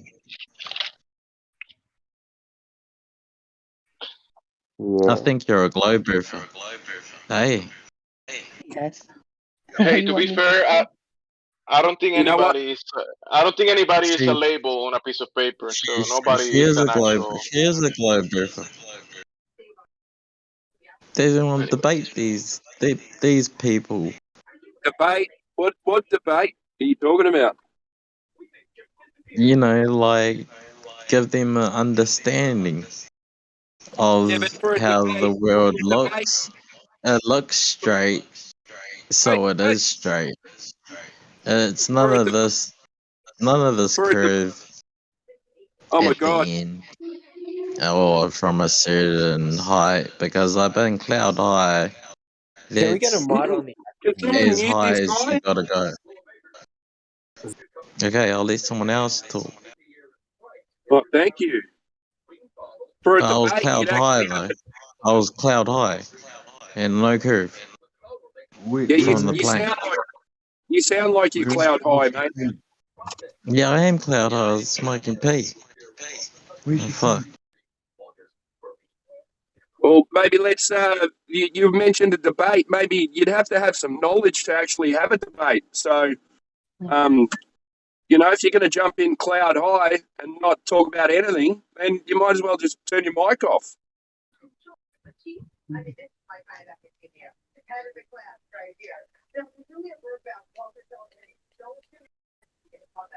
So, back to what Larry was saying about the holodeck. I think that it's pretty relatable because, does everyone know what the holodeck is? Obviously. I had to look it up. Yeah, so it's their form of TV, I suppose, yeah? That goes back to everyone living in their own kind of, their own holodeck, You get what different people's reality is at different people's realities. And, when you come across people who are obsessed with the doomsday of the earth, that's their reality. Other people don't even think that it's real. So, the holodeck is real, if you know what I mean. Okay, They're so they're actually all actors. If Star Trek is all fake. So then the question becomes, again, as I said earlier and keep saying, faith. Fine. The understanding of the creation, your arms are too short to box with God. Does that make sense?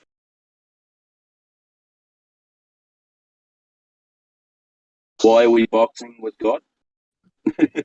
That's what I'm saying, right? Surely, no, just by asking the question about, all the things that really don't concern us, it's actually none of our business, quite honestly and bluntly, right? Why are we concerning ourselves about matters of fact that don't concern us, or not matters of fact, sorry. Why are we concerning ourselves with things that don't matter to us or don't impact us directly? Yeah, well, they're just going to take their course, aren't they?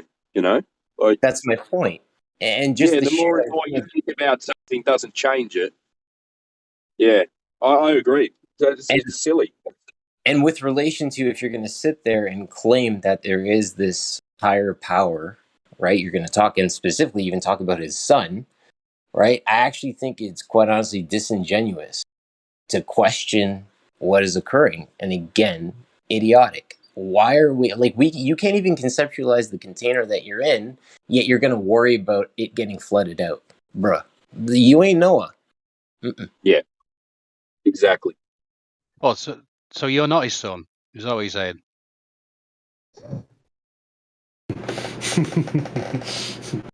No, I just really like the floating house he built.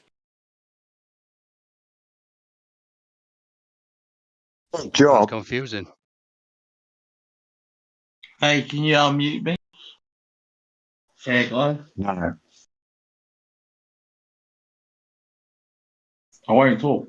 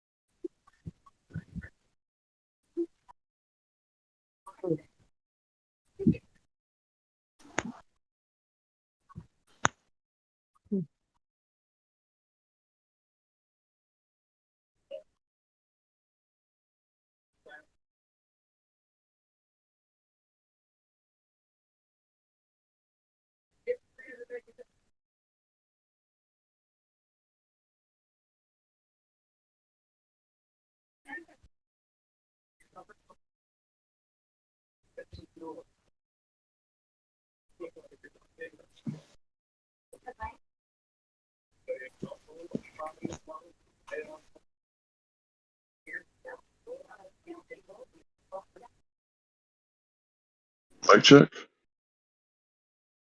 Yeah. Okay. Check.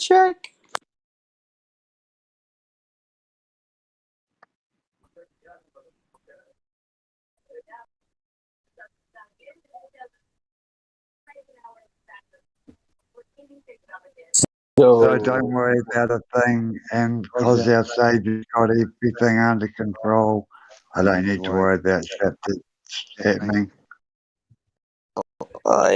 You know, the I think this is something where you would almost say like old school would be pub talk.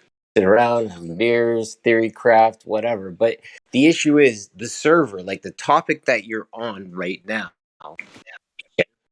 It dictates that we are here to discuss these facts that we observe. And yeah, these are facts that we observe. So when you come to this server, we expect, like, you come through the doors and we're like, there's a dress code. What's the dress code? You expect to entertain, you're talking about flat earth, right? Or your potentiality. Maybe what you guys have just been talking about, mate. I don't know why you're going on about keep with the subject when this is all you've been talking about. It's God. Gumball, can you mute yourself, please? Because you're causing an echo. If you're not talking. Thank you. All I'm illustrating for you, my friend, and Peter, we've been talking all day. It's been about 5 hours at this count for me on my watch anyways. I've been welcoming with you and we've engaged throughout the day, right? I am only attempting to tell you again that theory crafting with a bad foundation, it's a waste of time. And to me, theory crafting from a standpoint that the creator doesn't have this under control, I don't think that that's something that we need to even talk about.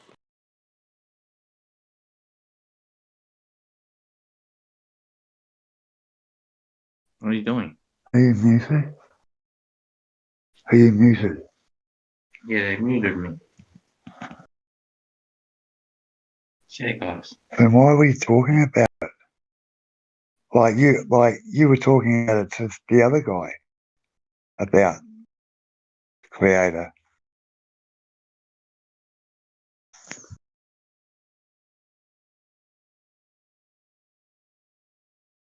Carry on.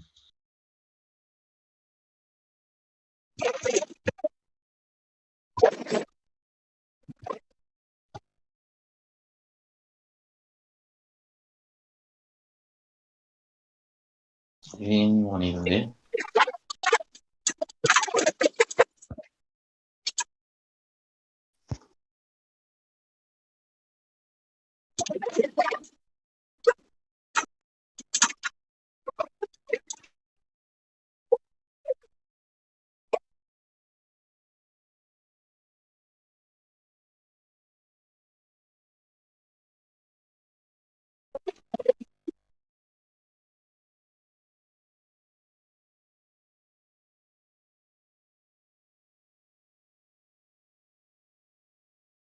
Well, that conversation died.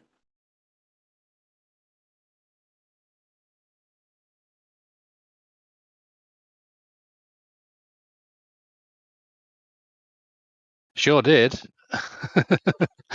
Wow. Came here. You talkative lot.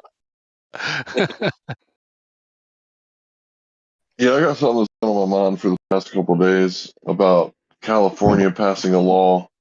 If you got a well in your private property, you have to meter the well and send in how much water you're using and pay the government, the state of California, for that well.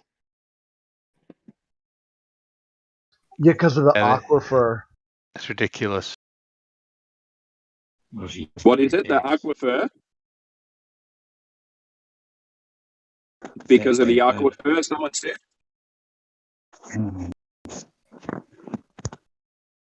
Look up like Thanos.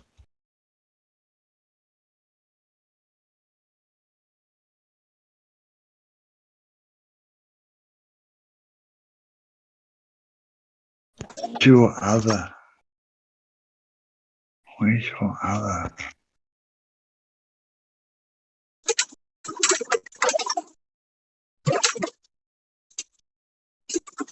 Select.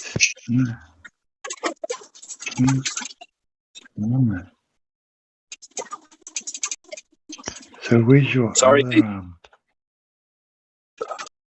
Can you mute your mic, mate?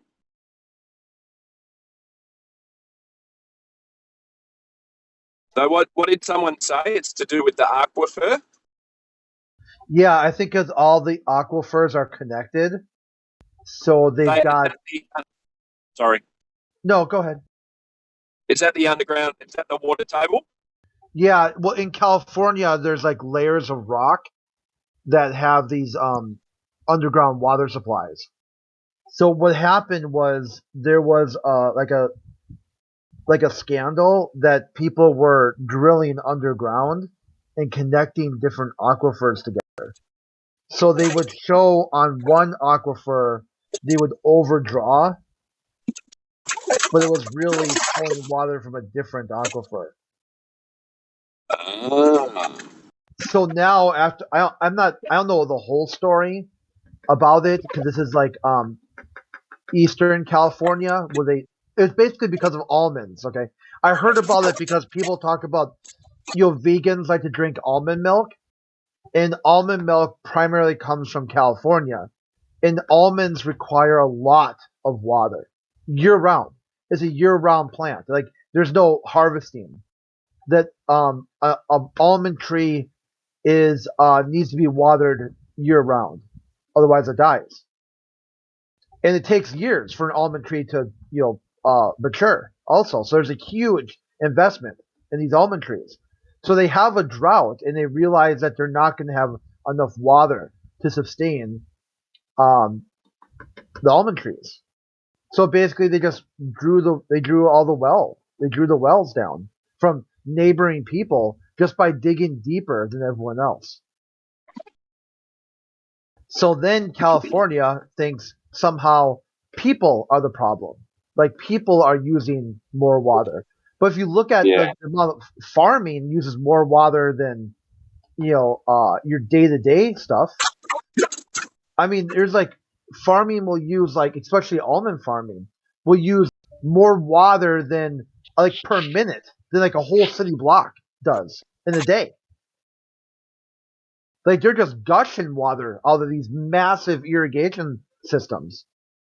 I mean, they limit your shower to like 5 minutes, or California got these really dumb rules. It's like, how about figure something out? I don't know. I'm not really sure the whole story, but I knew what Hank was getting at there. Is that they think they're going to regulate the drop instead of the flood. The problem isn't Yeah. people's own water. For So the past again, few days, for the past few days in the East Coast, which is the other side of the nation, from California, the Massachusetts government has been declaring that there is a drought. There's the water, the bodies of water, they have like very low levels of water. So even on the East Coast, they're kind of using that language now that you gotta be careful for how much water you use, and a lot of people are reporting that their plants are drying out because of the lack of rain and that kind of stuff. So it's something similar to what's happening in California, I'll say.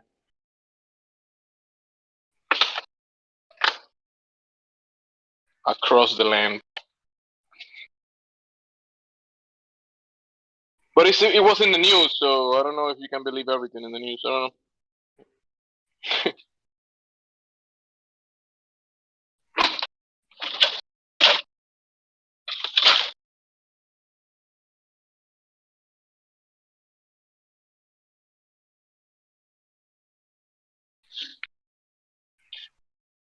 They say it hasn't been raining enough by what it normally rains by this time of the year. Supposedly, it hasn't been enough to keep the regular levels.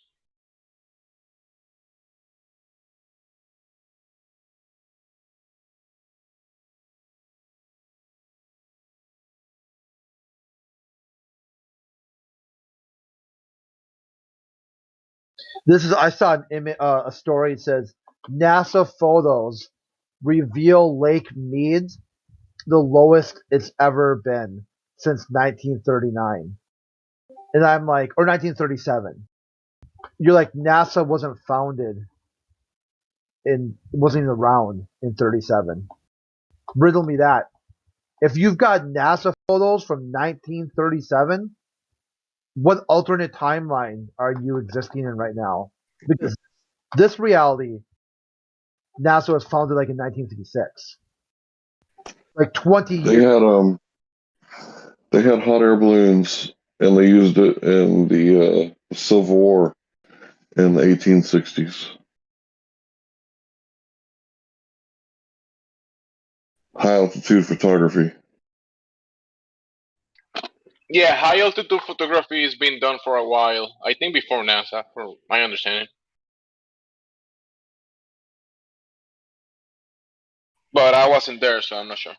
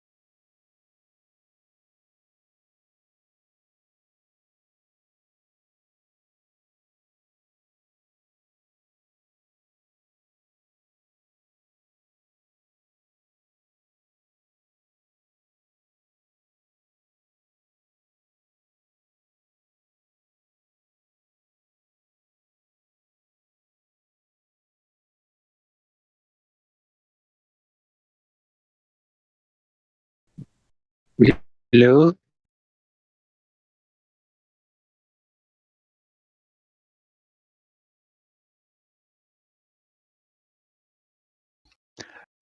Hello. Sorry, I was looking at memes.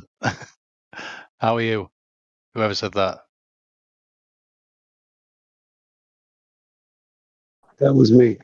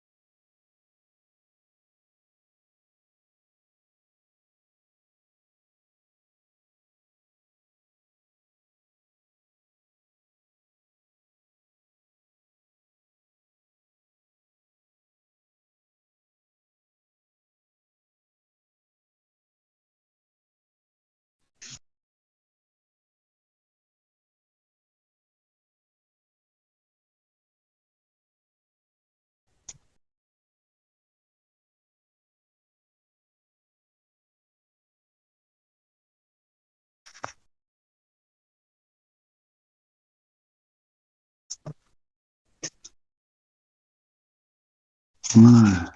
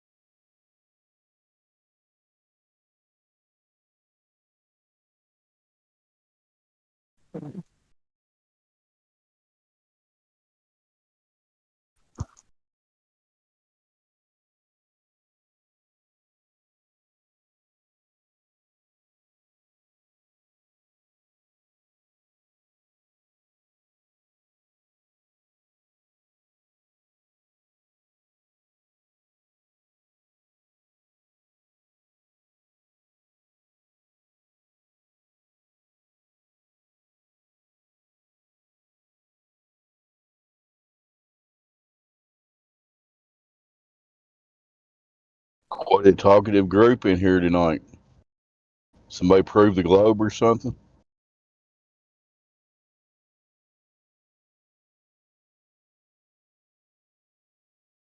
Is my mic working? Yep. Still Yeah. waiting. Still waiting on one proof. Oh. Thought you were going to tell me somebody proved the bendy water.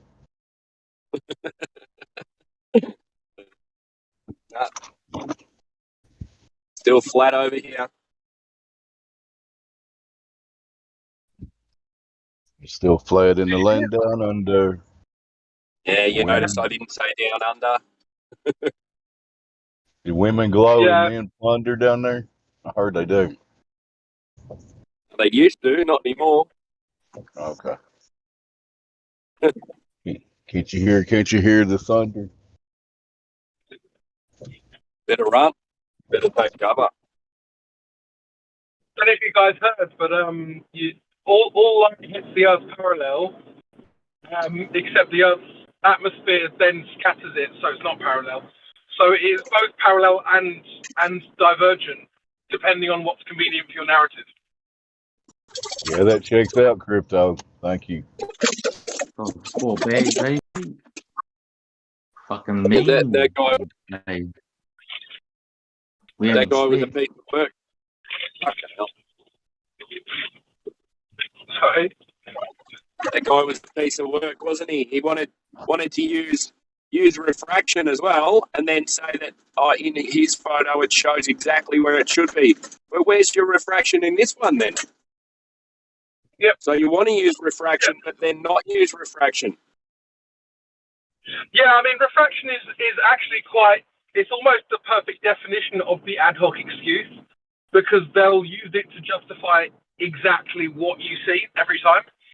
So they haven't even, it's like they haven't even proven that the refraction is happening in that instance. They just know that it must be happening because they know that they're on a globe, right? So it's all very ad hoc and very convenient. Yeah, because it has to be. Yeah. It has to be.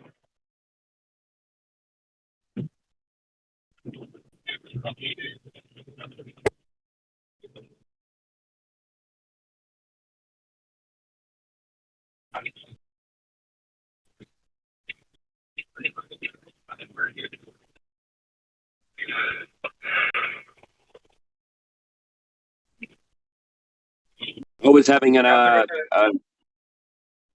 argument with a guy on the James Webb Telescope Facebook page, and he was saying, since we know that universe is expanding at 70 kilometers an hour, 70 kilometers per second, we know that these stars are this distance away. And I said, how do you know that the universe is expanding at 70 kilometers per minute always?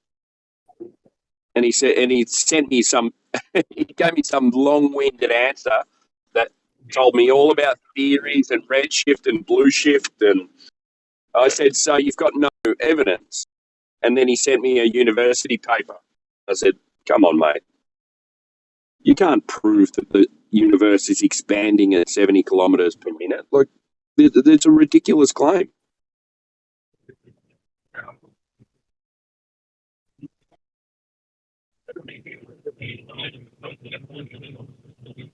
Yeah, and of course the answer has to be into what? Yeah. Expanding from nothing into something. Yeah.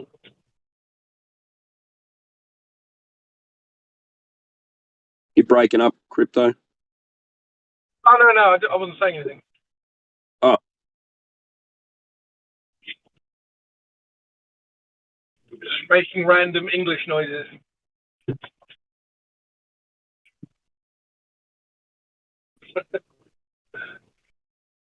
That James Webb Facebook page is really entertaining.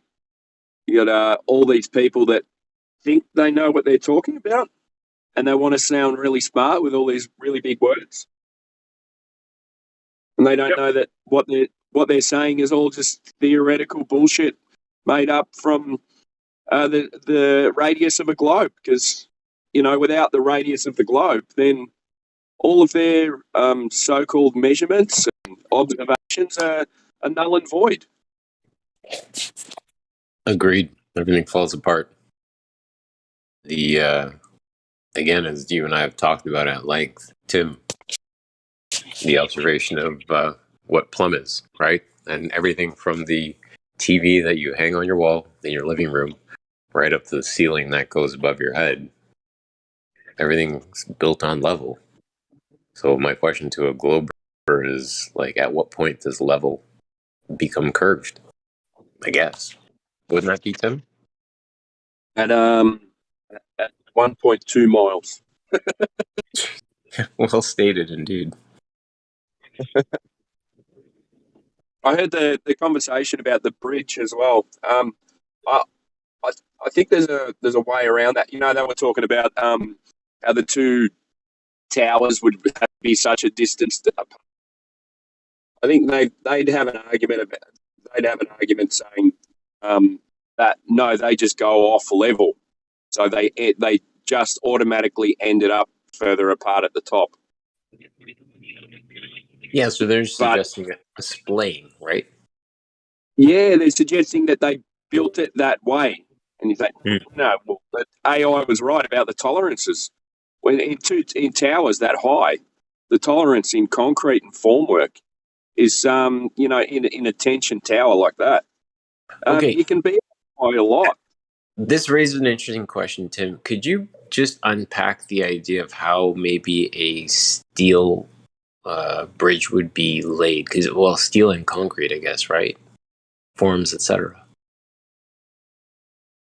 Well, they never built them flat. They actually build them. Are we talking about a suspension bridge or? No. I don't even want to get into a suspension bridge because then you have to start talking about torque and all kinds of stuff. I was just looking at this the observation of a pier bridge, right? So you have like a concrete base because they pour the forms, obviously, right? And then they obviously have the integration of the steel, whether it be either like a girder truss design, but I would imagine there's also like a pan involved because there's going to be some pouring of concrete and that has to hold the concrete in place.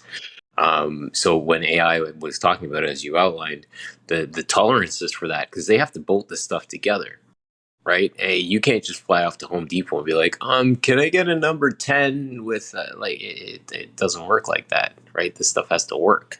Kiss angles all have to work.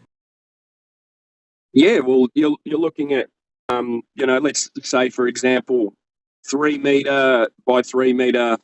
Let's just say that 3 meter by 3 meter. Sorry, I'll change that to feet. Let's go. Let's go 12 foot by 12 feet.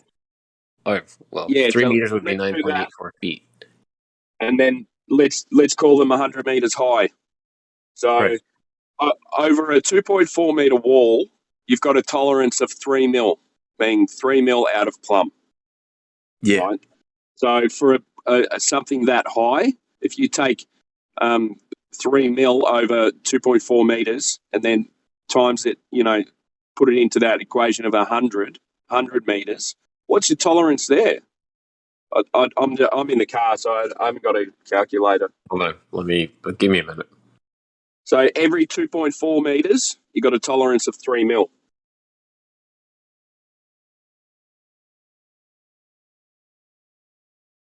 And then work that out into 100 meters.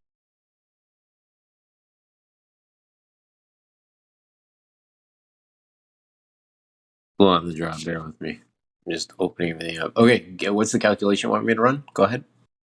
So that would be 3. So how many? So 100 divided by 2.4. 100. Oh wait. Divided by. And you have to do this by my computer. So it's 41.5, 41.67 actually. Yeah, and then times that by 3. Multiply that by 3. 125. So you got 125 mil tolerance out of plumb. So Yeah. what they were saying was they were 3/4 of an inch apart from each other at the top due to Earth curvature. Right. Yeah, what a crock of shit. Yeah. That totally would work. Could you imagine scrapping the entire project because of that? Somebody It would just be doesn't make any fired. sense. Yeah, I'm just going back to making food here. Thanks for the chat, Tim. I appreciate that, man. No worries.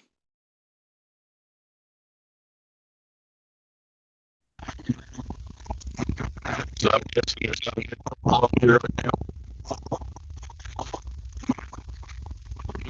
Sorry? That's what you're saying, Dave. I'll shut up. No, it's all right. You're breaking up a bit, dude. That's all. Andy, hold my beer. Yeah, dude. I mean, really, hold my beer. I like your Bob Ross saying that. Have you ever seen that little clip of him talking about flat water? Is that what that's from? Right. No, this is like a chemtrails meme. I love Bob Ross too. Yeah. There's a clip. I forgot what video I saw it on, but he's talking about that when you need to paint water, make sure you paint it flat and level. Yeah. Because water always lays flat and level. Yeah. I've actually got a copy, Bob Ross copy in my front room, and it's one of my prized possessions. It really is. I imagine his actual artwork is worth a fortune now. But sorry, I can't really tell what you're saying, Dave. Unfortunately. What's the one you have a picture of? I think you said what's the one? It's like a mountain, and just a typical, with a bit of water and some trees and da da da. But some lady. Sorry, it's got flat water in it, though, right? It's got flat water in it. Yeah. I used to love how I did the mountains with a knife. Yeah. I love that. And Is he still alive? I don't think so. Dead? No, He's dead. I think he's dead. Yeah. But yeah, I bought it off eBay. It was 20 quid, which is like $1,000 American dollars, obviously. But no, I'm joking. I bought it off some lady. She seemed really nice, and I just typed in Bob Ross out of curiosity, and there it was. And I bought it, and I love looking at it every day. It's great. It's pretty good. It's not as good as a Bob Ross, I imagine, but she made a really good job of it. And you can see where she used the knife and that kind of stuff. It's really cool. Yeah. How many quid at $1? I'm just curious. To be honest, they're about the same now. Okay. But that was just a joke, everybody. Calm down. Okay, so a quid is sort of like a pound, right? Yeah. Okay. And you got sixpence and other weird stuff in English money, right?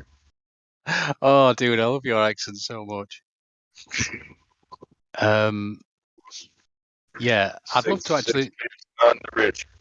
I want to move to the American South just to listen to everyone speaking. But the problem is I don't like heat, so I'm definitely in the right place because it's always cold there. So you don't want to be in American South if you don't like the heat. No, I don't like the heat. Guys. Hello? Hi. Hello. Hi. I'm wondering, bro. I sent a link in the live stream voice chat. Thank you. Yeah, can you watch it? Yeah, follow. Can you watch it at this part? It's what? At this part, 20 minutes and 40 seconds at the video. What's the link about? I'm driving. I can't look at it. It's about airplane or a rocket, I don't know, going into the sky and have a camera on it. Rocket with a camera. What is it proof? It's showing proof that Earth is not flat. It is. How so? Oh dear. How so? What altitude did they go to? Learn about fish eye lens. Yeah, it's showing proof that camera lenses curve horizontal lines. But yeah, what altitude do they go to?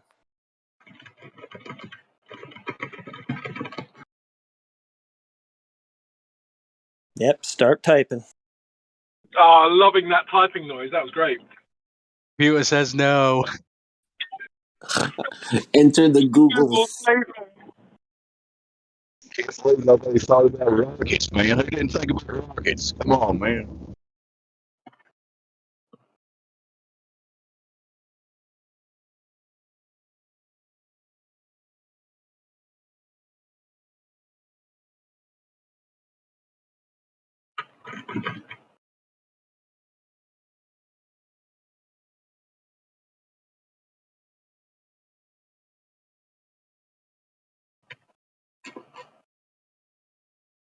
It's concave on the takeoff. Comment in the chat. What? I'm disappointed. Could we explain that a little further? No, I'm just confused, bro. Well, don't be confused. It's just a wide-angle lens distorting the image. Right. That's where the curvature is coming from. That's all. It's not the Earth. The Earth isn't concave. It doesn't go from concave to convex depending like what altitude you're at. That's just lens distortion. Your horizon will always be straight from left to right, no matter your elevation. Can you repeat that? The what? Sorry? I didn't understand the angles you said. So somebody was talking about before. I didn't hear. I didn't hear that. Bro, I just wanted to mention that your Google game is really weak. You need to up your Google game, bro. No, bro. No, I'm new to this. I'm new to this stuff, and I want to get into it, but it's hard for me. Yeah, but okay, do you know how hard it is for a bunch of guys to go against Google? Because that's kind of what's happening right now. Because we're all sitting around having a discussion, theorizing things like that, and then it's a Google consultation, right? We're here trying to teach you to fish, but you're already getting your fish from Google, from the Googles.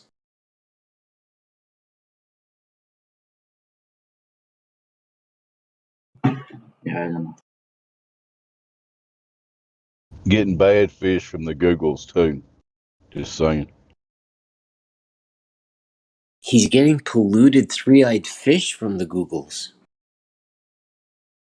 And I don't think those three-eyed fish, they don't even see good. Curvature? Where?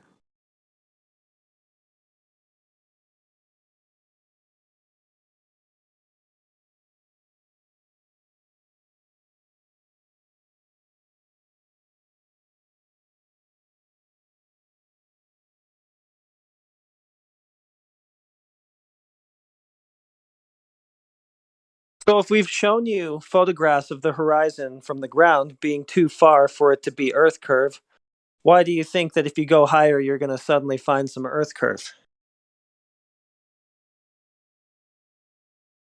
Where did you show me that? Didn't you see the black swan already? The picture at the oil rigs? No, I didn't. Weird. Well, I can post again if you'd like. Yeah, can you post it again? Okay. So that horizon is way too far to be Earth curve. At the rate that the Earth is supposed to curve at, it would have to be no further than 1.2 miles. Obviously, it's further than 10. You can see the horizon behind the furthest oil rig, right? So if we're not finding curvature anywhere on the ground, why would going up higher make us find some? I mean, because the Earth is very big, like, bro, that's only miles.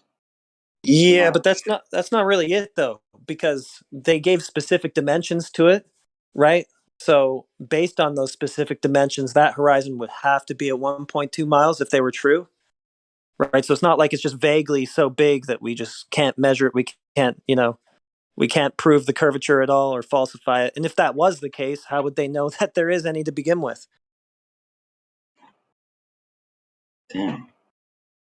Is this young man aware that his high priest Neil deGrasse Tyson says you can't see curvature from like 130,000 feet? So that's a problem.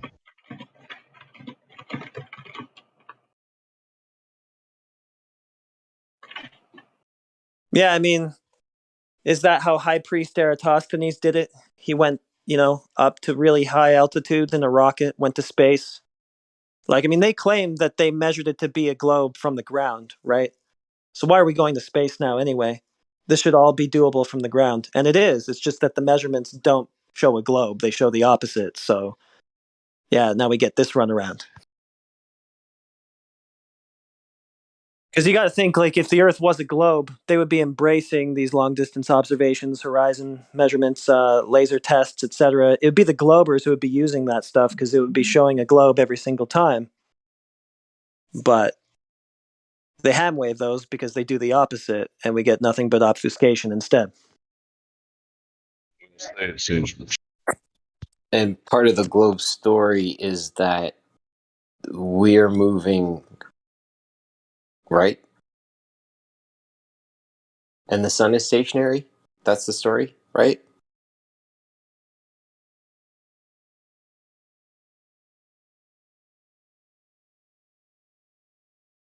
Anybody? That's the And story. that guy's still here. Okay.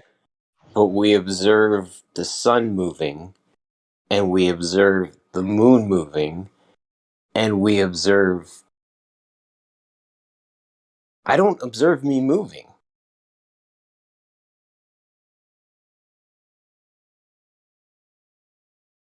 Right? Are you from Canada, dude? Of course. Canada. No, I'm kidding. Yeah, no, Andy, I am. All right, cool. They write which at the bit? end of all my sentences, but I'm actually looking for some, just because it doesn't make any sense that we're standing here watching everything move around, and we've got people telling us that, oh no, yeah, that stuff's happening too, but you're moving too. No, doesn't I feel just that way. I want to say Toronto. Toronto? Because I like to say Toronto. No, it's actually Toronto, and it's Roti. Oh, come on. No, I'm questioning whether you're I know from the Canada joke, my now. friends. CHURONNO, I think, is the closest I've heard. That was the best. Toronto. But yeah, no, it's Toronto, and it's Roti. Shout out to Toronto. Trinidad. Sorry, I'm in a silly mood tonight, dude. No stress.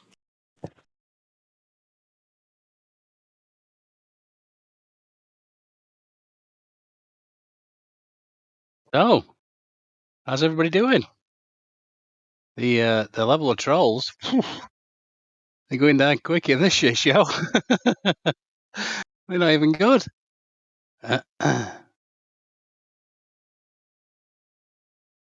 Even the good ones aren't good. Yeah, I sort of base them on a level of acting, and some of them are better than others. Yeah,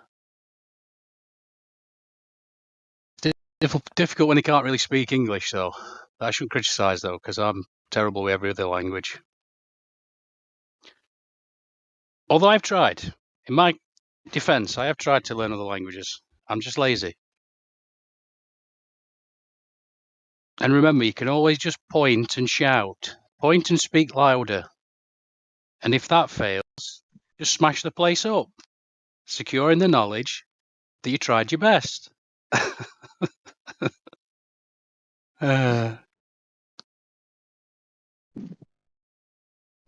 Listen, if we don't have a conversation, I'm going to do 20 minutes of dad jokes. And I'll do it.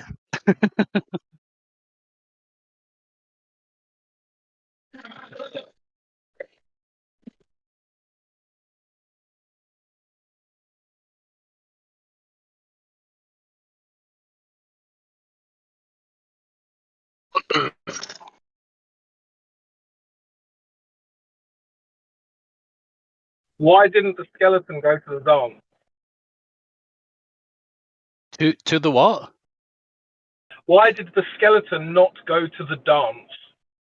What? Oh, right. I say dance. You see, that's dance. Yes. Okay. Why? So Why is that then? Because he had nobody to go with.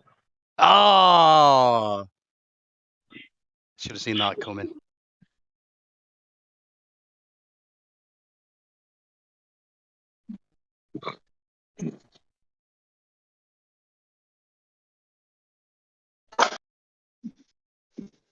Hey, don't threaten me with a dad joke and then not deliver it. Your turn. I've got a Christian Mobile. Pray as you go.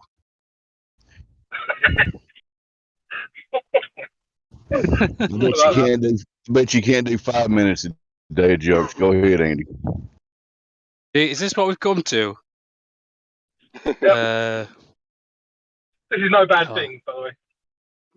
I know. I went from being the most, just the weirdest, oldest ancient scriptures, ancient Chinese, Tao Te Ching. Loved it all. But then I got full with it and I was like, can't do that anymore. So now I just look at stupid shit and it makes me happy. I don't know. You get to a point where you're like, my cup spilleth over with wisdom. Gravy overload. Well, you realise that the whole system that we're in, like financially, politically, and all the rest, is so. There's very little you can do on your own, anyways. You might as well just have a good time. Absolutely. Couldn't agree more. And it's okay to laugh at your own jokes, people.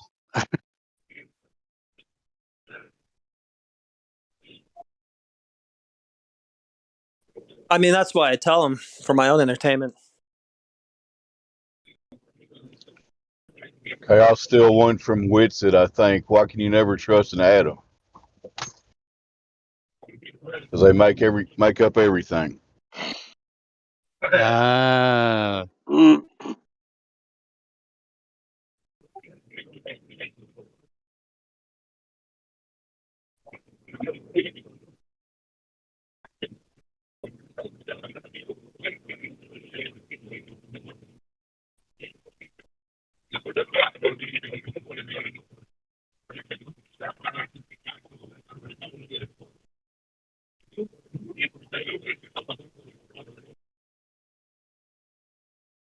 Yeah, I've got a dentist appointment tomorrow. It's at 2:30.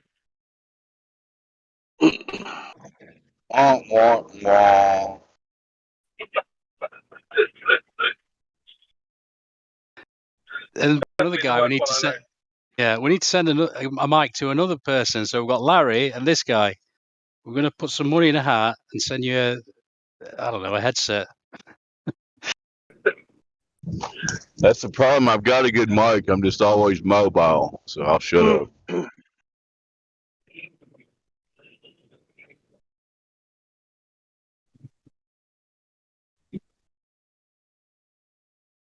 Timbo, are you there, Timbo?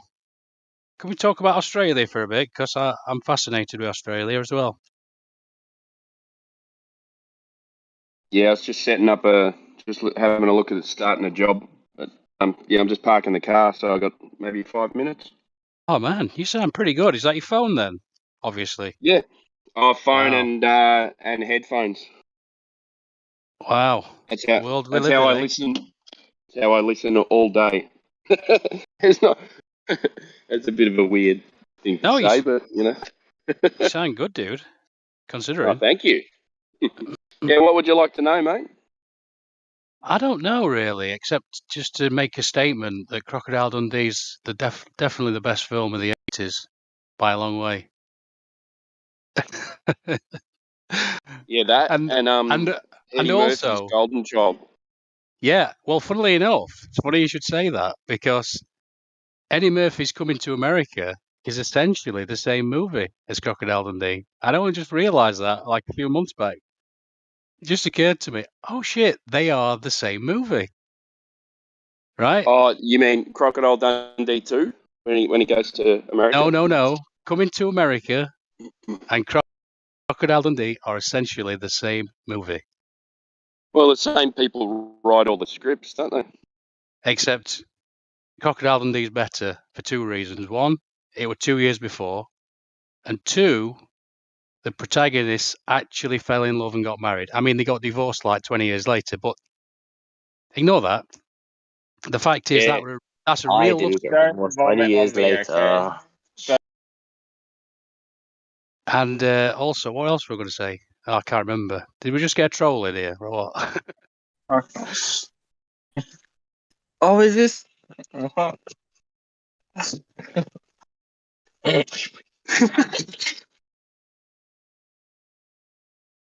weird noises going on there.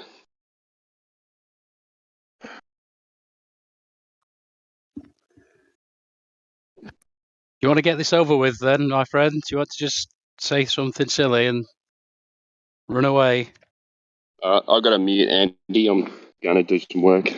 I'll be listening. Bye, fella. Have a good one. Just remember, anybody, if you want to do a good Australian accent, no, not good, just any Australian accent, you just got to go, oh yeah. That's about as good as my impressions get, so I hope you enjoyed it. Yeah, that wasn't very good. Sorry Oh, to tell yeah. What's this troll got to say? Let's talk about his fairy tale globe. He the gone. radius. You know the radius is falsified. Oh well. He was the one earlier claiming that he was going to MIT. Hmm. Yeah, he was going to veterinary school at MIT that doesn't exist. That's hilarious. The gas guy. I was talking about gas and flatulence. Good night. C'est la vie.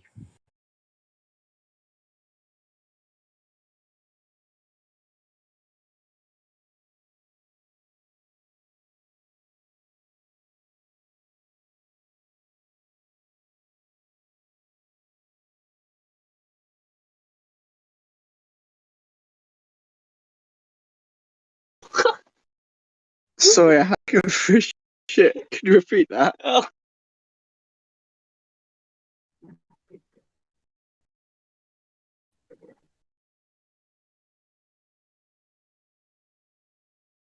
I really hear about trolling is you got to be funny, so start being funny, please. Okay, I've got a pretty good joke. Okay, basically, okay, so there was three brothers, right? And they were on this trip, the excursion over the fucking waters, and then they get to an island, right? And they explore this island a bit, and they see a lamp made by a genie, and they're like, "Fuck, man, I'm gonna rob this ship." And they're rubbing it, and then out a genie comes. Holy shit! And then he asks, fuck. Oh yeah, so I'm gonna grant you all three wishes because you found me. Thank you very much. So the first brother is like, you know what? I want £1 billion. Sorry, or dollars. Depends where you come from, right? And the genie's like, shit, man, I'll give you $1 billion. Poof. And now he's really rich. But then on his second wish, he wanted more. He said, I want $2 billion, bro. And then he got $2 more billion, and now his net worth was $3 billion and 12 cents. Anyway, he's like, holy shit, man. Third wish, I want to be the richest man in the world. Boom. Bam. He did that. Right. So that was the first brother done. He was quite happy at this point, but the second brother thought, you know what, morality is really important. So what he did, his first wish is that we'd all just get along as brothers. You know, they were kind of fractured. That's why I went on this trip to regroup. And his first wish was that they'd be more unified in their wishes, and it happened. Great. Second wish, I'm going to end the war currently happening right now where's the war happening? Ukraine. So the Ukraine war, bang, gone. Putin just like died, and the other guy who lived. So basically, they won. Holy shit, man! And then the third wish, boom, was world peace. Was world peace. Damn, and then fucking thereon, like literally everyone lived happily. That was amazing. But yet the third brother had something to say. Okay, I want my first wish to be my right arm rotates clockwise, my left arm rotates anti-clockwise, and my head fucking nods up and down and shit. And the genie's like, okay, bro, I'll just give it to you. Boom.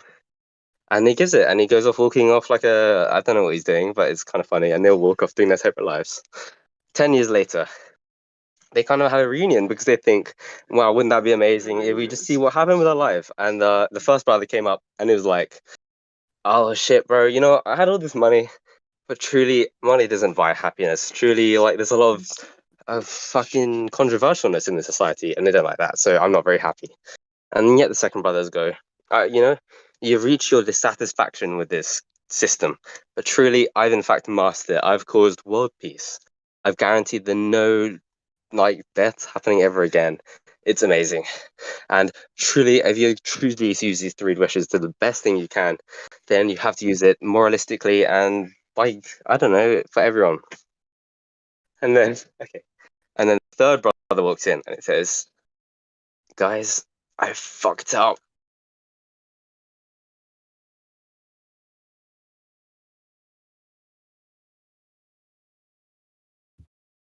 I'm back on my crypto if you want to try again.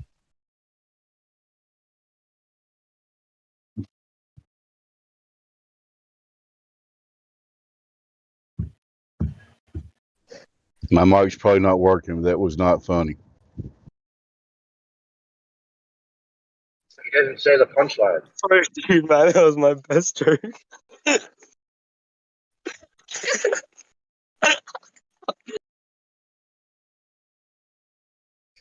You want to hear a really good joke, buddy?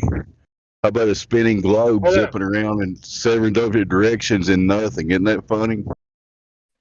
Oh my god, Yeah, this that is a is flat pretty earth funny. thing, I forgot. Yeah, I agree, dude. I agree. Shit. Well, it's like the one brother had his arms rotating in opposite directions, right?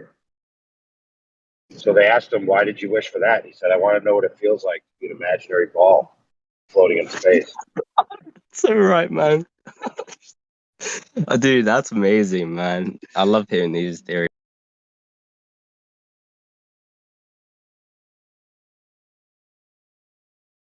Yeah, see, but the problem is with the arms being attached to the body, and likewise with a screw or a bolt that you do righty tighty, lefty loosey.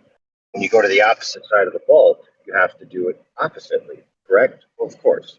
The problem is that in these examples, the objects are physically connected, and therefore they cannot be moving in a different way.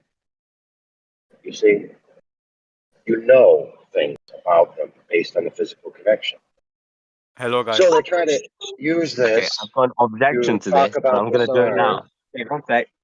Oh, Yeah, cool okay, story, I man. just did it. I rotated my arm one clockwise and one anti-clockwise by disproving your claim. I just did some science, man. Right, so what was the claim? Could we just It would, talk it about would the make, economical it would and just, it political would not state like of this this, world man. right now? Claim was that we know the bolt is connected to itself, and we know your arms are connected. So when you look at your arm rotating, you can see the center point of your body and the 2 arms, and you know what they're doing, correct? So how did you disprove my claim? Okay, Well, what regardless. I'd argue is that Point our stands. body is not modeled by a bolt system, which is hence I can just do this. Oh, Yeah, that's fine. yeah, I just did it. I just Point is, in rotated my both arms and instances, rotating. yes, but the point is, in both instances, we know because we have all the points accessible to us, right? I must have someone blocked. We know Who's what's the girl happening. that's talking? So I can unblock them.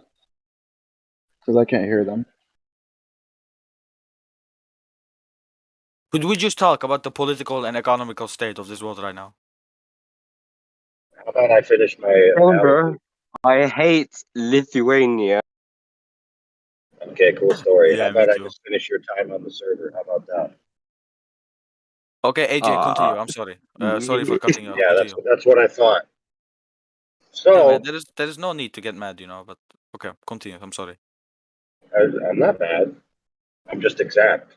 Big difference. It's just a game, bro. It's just a game. Okay. We can talk about So glove now that we've stuff. established that we know what's going on with the bolt in our arms, right? The whole idea that I'm trying to get towards is people look into the sky and they say, "Ooh, I see stars doing something," Therefore, just like the bolt, that means it's one continuous body spinning in a certain direction. And I see the counter rotation apparently because it's thus and so. But the problem is that the stars aren't attached to the Earth. And so the conclusion fails because it requires assumptions. Now, if the assumptions carry, then the conclusion carries. But the assumptions aren't proved in the first instance. For example, where is the location of these stars in free space? Nobody knows that. They could try to tell you, but they're talking out their ass. So now that we've established that looking at the stars and seeing what appears to you to be a counter rotation, somehow proving that the Earth is a globe, is a non sequitur. Now you may continue with your Lithuanian obsession. I think my problem with the economy is it's far, far too left wing. And I really think every economy in the world is far, far too left wing. I really think that. I'm sorry, hold on. Can we stay on the topic of flat Earth? AI? Because Yeah, you we raised can. really If you so desire. Thank you, I appreciate Yeah. that. So You're from right, a I'm standpoint of us Just want being to. in two different hemispheres, the northern hemisphere, and we observe the equator as a line that you literally just cross over, are we correct in assuming that we're all staring at the same sky, AI, based on what you just said? Yeah. Well, you have to define what you mean by same, and you have to define what you mean by sky. The stars, let's put the point of observation at at Polaris. This is going to be an ignorant question, and I humbly apologize for it. But can people in the southern hemisphere see Polaris? I can. Okay, so it is fair to say that people in the southern hemisphere do observe a centrally rotating point, then, correct? Sure. Thank you very much. Appreciate that. You can go to your political. We can see the Southern Cross. That's above us. I can talk about The the globe Southern as well if you Cross. guys want to.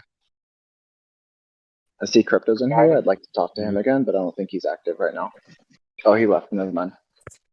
Well, I just wanted to mention that it's the interesting observation that I think it was Australian Brenda that came in, and she was upset about the fact that people in the southern hemisphere can see a central rotating point. And I was thinking to myself, well, we're on the same plane. Why wouldn't you see the same central point as the people in the northern hemisphere if we're all looking at the same That's the point? problem. She is not saying that she sees the same point as you. She's saying that she sees a different point. So an entirely differently point. So not Polaris then, specifically. Yeah, so the center of rotation for people allegedly in the southern hemisphere is a different star cluster. Thank you for the clarification, AI. Okay, but let's say that's true. Okay, so can you travel from one end of a building to another and see a different ceiling? Well, the answer is yes. Can you travel from one end to the other and it be a completely different construct? The answer is yes.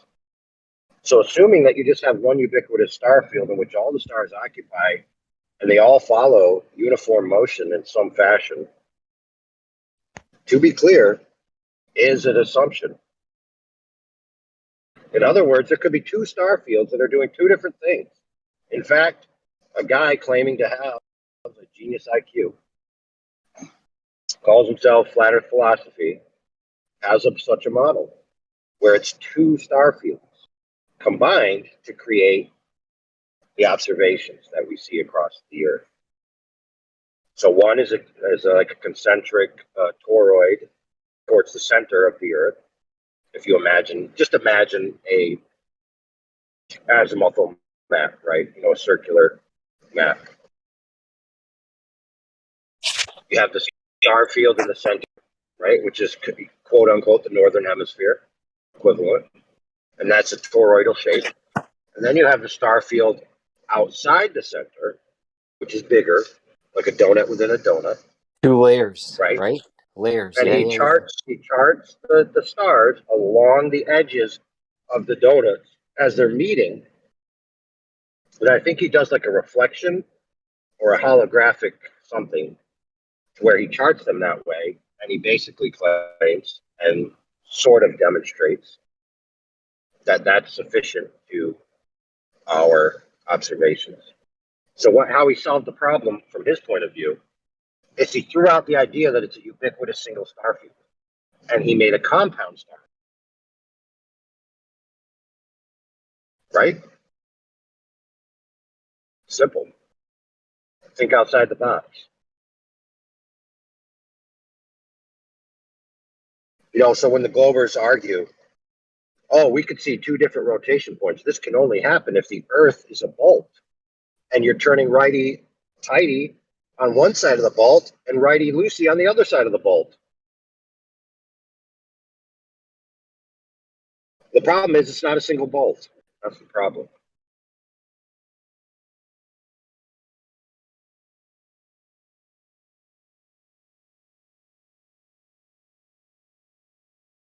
So when someone goes to these stars and verifies their location in free space relative to the Earth, let me know.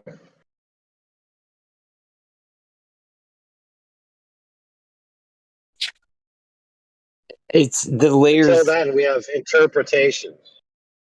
Go ahead. I'm going to go in a bad area. No worries. Thank you for that. The thing that I just wanted to tag on to AI's potential, my AI's model presentation or the idea, is when you attach a clock to the ceiling,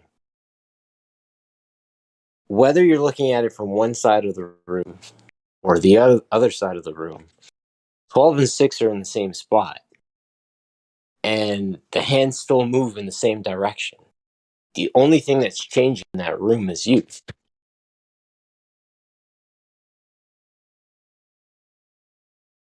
I can explain the premise of the different star fields on the globe model because it's not represented well by talking about counter rotation, like the screw going in 2 different directions on the northern and southern hemisphere. That's a misinterpretation of what the model is. So you imagine if the Earth is a sphere and if space is a 3-dimensional environment around the Earth, you wouldn't be able to see certain stars that are below the equator. And people that are south of the equator wouldn't be able to see stars that are visible to north of the equator, right? And obviously you can see both if you're anywhere in between. But when we're talking about the polar extremes, the single points that you observe to not move, those can only be visible from the southern or northern hemisphere because the Earth is in the way. Yeah, that's the story. So how does that change the screw analogy? Because the screw analogy implies that the 2 hemispheres are rotating in different directions. Holy crap! Are you in pain right now? You're not thinking straight? You took some Vicodins? A bolt that's fixed to itself. When you rotate one end, the other end rotates necessarily. Depending on which angle you're looking at it from, whether the front or the back, it appears to be rotating to you in the opposite direction. Oh, yeah. Yes or no? No, you're right. No, I There understand. you go. I'm missing, yeah. They say that northern hemisphere water. Hold on. 911 to get you hydrated. AI, and I was about to say, can you just unpack what happened for a minute there? A Glober presented an argument, and AI representing the flat model or flat reality answered, and he said, "You're right." You conceded right off the hop. Welcome to flat. I'm intellectually honest. Yeah, I'm intellectually honest first and foremost. Like, I just misunderstood what he said. Dude, well, we appreciate the fact that you're intellectually honest. So it's just a matter of getting you to the point where you fully see it. It's all good. Yeah. I mean, Yeah, my but reasons for fair enough. believing in the Just globe. keep in mind, Yeah. new Glover guy, that Kiwi is also new, right? So he doesn't speak with authority for the server, just so you know. Okay. All right. Like I said, I keep it exact.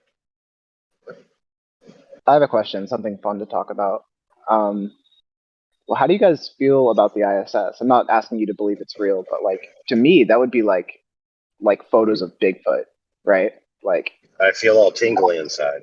That's how I feel. yeah, I mean, I would I love don't to feel know. anything because I never been in it, so I don't feel it. I would love to know like what it is, you know. I would say there's Well, a lot of outdoor performances at the minute. Have you noticed that? Lots of theatricals. Yeah. That's what I've noticed. Listen, I've got somewhere to go, so I'll give you my feelings on the ISS real quick, okay? Regardless of what it is, the presentation that they give from it, okay, is misrepresentation. If you look at the field of view that would be available to the machine from the height they claim it is, analyze it against the Earth and the angle to the horizon, right? And then you look at the curve that they present. They're clearly presenting a hyper exaggerated curve. Yeah, you're talking about their fisheye lenses. Yep. Yeah.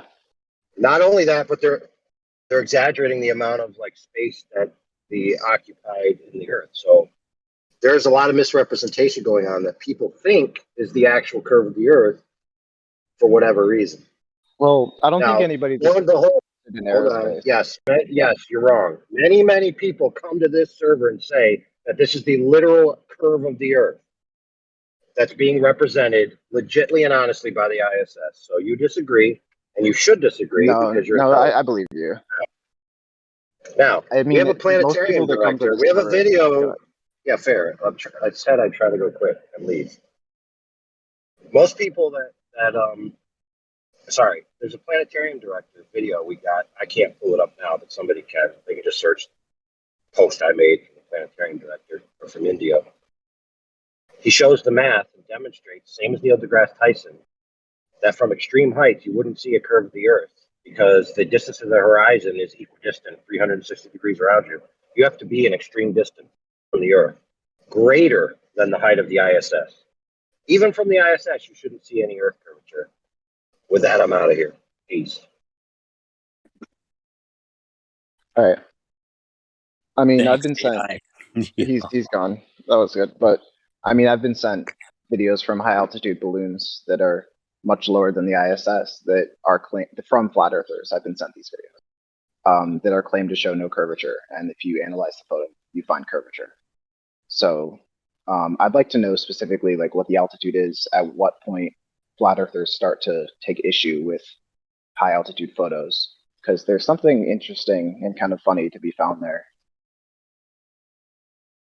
Well, the main thing we need is consistency, because the lack of consistent curvature alone makes it suspect when you're showing something from, say, 40,000 feet, and it's obviously, curvy, but looks kind of like a fisheye barrel distorted photo of some sort.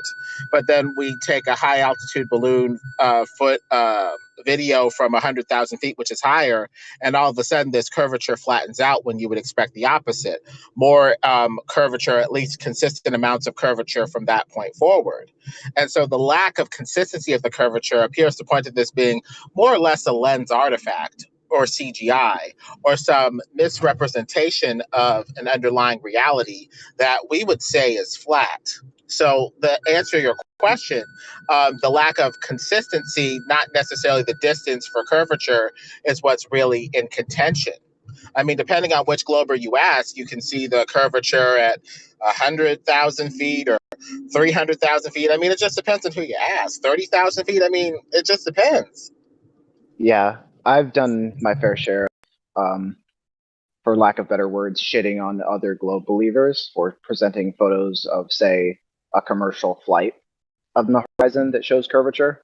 And because, I know all the tricks, and people are ignorant when they try to have conversations with flat earthers. A lot of people that do so think that they know what they're talking about. Instead, I completely agree. Some people think they can bottle concepts. Well, a concept is only Don't they? good if it was that Some you. people think they can bottle concepts, don't they? Well, a That's concept's how only. delusional they are. I like your joke. I don't think Well, you do. a concept should help you interface with reality. A concept is just a way to imperfectly map reality, but hopefully in a way that helps you interact with reality properly. If we're asked to accept this globe concept, but there's no curvature, why are we holding on to the concept? Are we trying to conceptualize why we can't see past the horizon to a certain point or whatever? I mean, if we're trying to conceptualize that, we can conceptualize that with something flat by saying that, vision and perspective take over, and eventually you can't see past the horizon that forms in the foreground. There are several concepts that can be used to map the same phenomenon. So we need to compare these concepts and see which ones we prefer and which one's more consistent than the other, if any.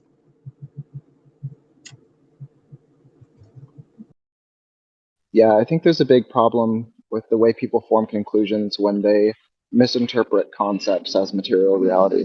It seems that that's a very common trend.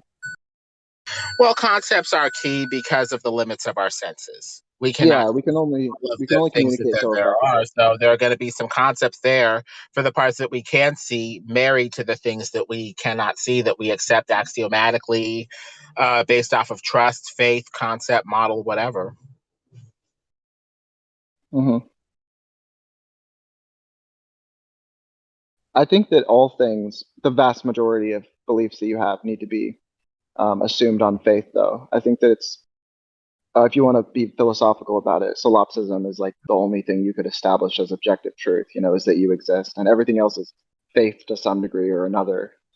Well, before the conversation gets curtailed for going into too much philosophical boo territory, we need to see what the concept allows us to analyze, what the concept allows us to do, what the concept allows us to observe and accept, or what the concept is asking us to ignore and reject. Mm-hmm. And that's where the testing of the concept of the globe, or even if you want to talk about, the flat earth as a concept for what is the whole thing that we're seeing, we need to ask ourselves what this concept is doing and what it's, helping us accomplish. Mm-hmm. It's in the way that you use it. As far as I can tell, the flat concept appears to be much more consistent with our senses, the laser test, infrared, long distance imaging, and appears to go with the lens distorted pin cushion barrel distortion curvature that we're seeing that appears to be deforming the otherwise flat land. Can someone link the laser test that he's talking about? Because I'm familiar with the other ones, but not the laser test.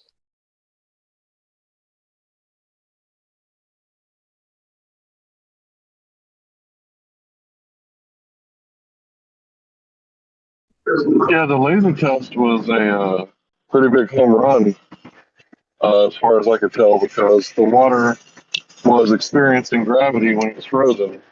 Therefore, it has to be curved.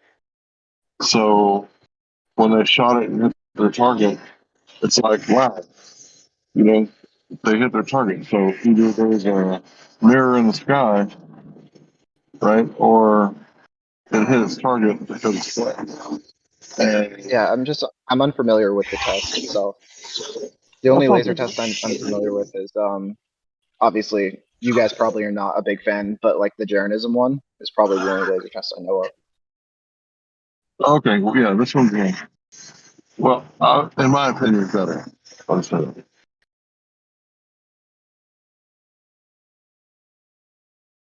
So Jaren missed the target. Go ahead, I'm sorry. So are you I'm not avoiding? taking that as any kind of proof. Well, he Are missed you the target through two holes. Therefore, globe with 3959 mile radius. Yeah, that's my point. I don't take that. We got a lot of confirmed kills, so to speak, and then you got a couple fuckers that messed up, and that's it. So the good wildly outweighs the bad when we're talking about measurements. Nobody's going to get it right 100% of the time, and if Globers or normies expect us or themselves or anybody to get it right 100% of the time, they need to start life over. Yeah, So I'm I was not going to dumb. ask, I don't. are you avoiding expect... laser tests? Because there's a No, whole I channel. There's like 40 of I them just down there in the asked channel. again. Sorry, thank you. I'll go down there and check. I just asked because I hadn't seen it. You got I to was being avoid them to genuine. globe, though. Because if the Earth Absolutely was a not. globe, you'd be I'll all take a over look. those laser tests because they would show the 8 inches per mile squared drop every single time. But no, you got to just avoid those because they don't show that. I'm scrolling right now. Here we go. All right, I'm gonna mute for a little bit and catch up on these because I'm unfamiliar with these. Okay. Right. A Hence breath the of name. honesty? Hello. What's happening? Maybe I've misjudged this young man. I was just going to say, hence the name, the Black Swan. That's if there's one is too many. You see, folks. Black Swan.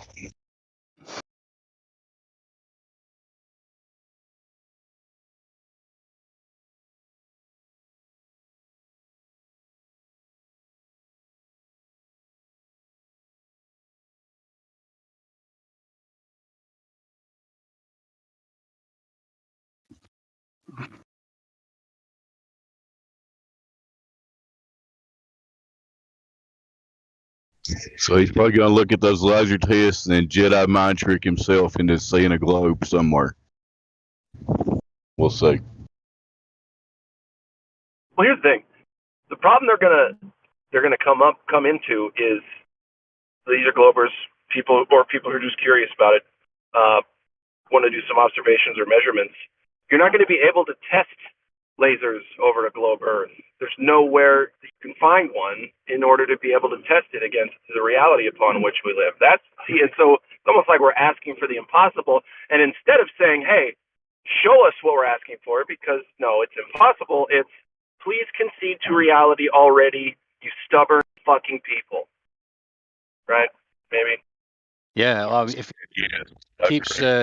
if this guy keeps studying as hard as he is, he's going to be a flat earther by end of week, for sure. No. He's not giving up on his education that quickly. Oh, is that what you call it? I call it indoctrination. Well, I like to compare it to they're not defending the globe. They're defending the institutions themselves. They're defending the universities. They're defending their education. All right. And the death. Wanted to Of say, himself in of sorts. Is the yeah, I wanted to premise say for that most of it's these not experiments? education. Excuse me. Can I be heard? Yeah. Go, Larry. I just wanted to, just real fast. It's not education unless there's demonstration. If you don't have any demonstration, it's indoctrination through repetition. So that would be like the simplest form of like brainwashing. But if I take you to Texas and I show you how to fish, because we got man-made lakes down here, we got trees on our lakes, right? Well, I would have to show you how to catch a fish and not the tree, right? Through demonstration, right? I wouldn't just send you out there on the boat and say, good luck, don't catch any trees. What about history? Wouldn't you say that you can get an education in history? Well, it's not really like, okay, do your genealogy. Did one of your grams have a little special relationship with the milkman? Are you sure? Right, so it's his story, right? It's literally his story, right? No, or in this that's case, just a coincidence it's of her English story. language. Excuse me, sir, I wasn't done. It's her story that she didn't cheat on your great grands or whatever, right? But these sort of things happen in reality, and they don't get written down, do they? I have a interesting aside to add to that. So genetically, I'm supposed to be 50% black, but as per my DNA test, I'm like 23% black. So pretty sure my grandma had something going on. But is the foundation for all the laser tests observations of the laser light over the geometric horizon? Because I watched like one of them, and if that's the premise, then I get it. The idea is that you try to hit a target that you shouldn't be able to hit if there's an Earth curve drop between you and it. Yeah, okay. All right, I understand. From the numbers provided by your heliocentric experts. Yeah, the geometric horizon. I understand it. Well, if you're trying to send a laser over 30 miles and there's over 600 feet of curvature, right, then you should not be able to hit a target that's just level with the laser on the other side, right? Let me look at you said there was a 30-mile example? Well, I think so. Yeah, there's FE Core, John D. There's a bunch of them. Just look at an FA core, their longest one is something around 26 miles. I could be wrong.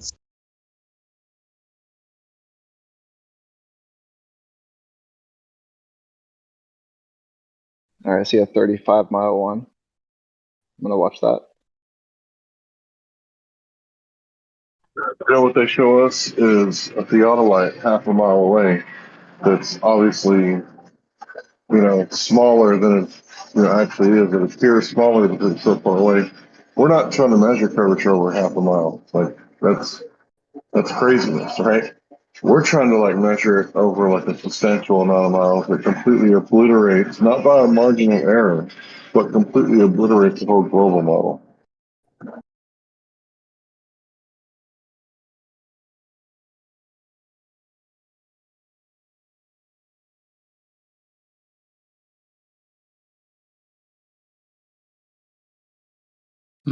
That's an interesting quote from Carl Sagan there. Oh, that's super cool.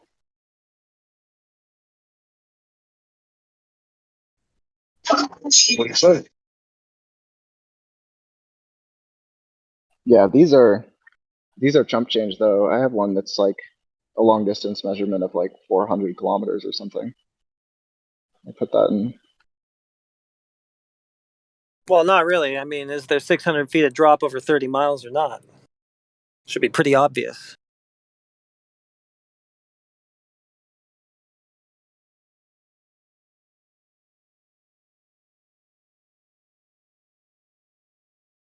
I mean, a laser to 6 feet elevation and a target at the same elevation on the other side should be about 600 feet of gap or deviation between them at that distance, right? I clicked off that and see the altitude of the other point. Are they both on level ground, supposedly? Are they both well, that's the at idea. the same altitude? Okay. That's the idea.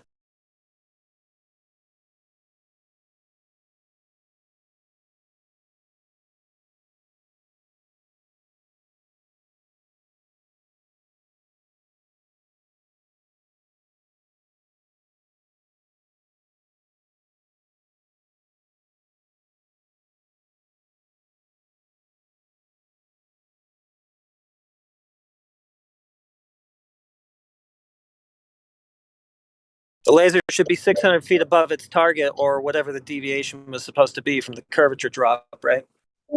How many miles was that? Bounced off the surface of the water and never reaching your eye. Yeah. Here, this one's The Brazilians did a 3-point laser test, I think it was. I gotta look it up again, but they did point A to point B to point C, back to point A, like a triangulation laser observation. Trying to I have find an example of an observation over 330 miles. So I'm gonna send. I didn't know about that triangular one. Excuse me, everybody. Can we just pause for a second? I'd like to point something out on that. If that's true and that's actually been done, it's kind of like the story that the old timers used to tell us. They used to have to walk uphill both ways in the snow, and you're like, wait a minute, perhaps you walk uphill both ways? Like, how's that possible? So is the light bending down both ways as it goes from point A to point B to point, or all three ways? So it's a spiral down back to the original point. See, it's something that can't be done. That's it. It's game over. Again, the game would be over again. Try again.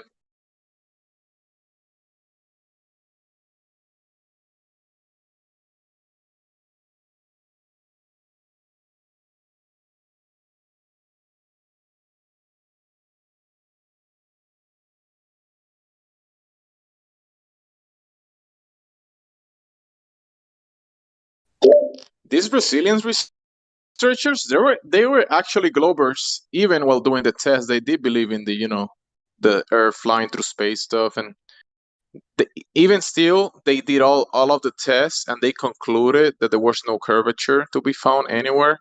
And they did lasers, triangulation lasers. They did radar. What was the? They did, is this in distance? what was it? Infrared, I think it was. I'm looking. Where, you have the link for that, Gemsy? I'm looking for it inside the laser test channel, but I don't see it in there. I don't think it's there. I'm looking for it as well.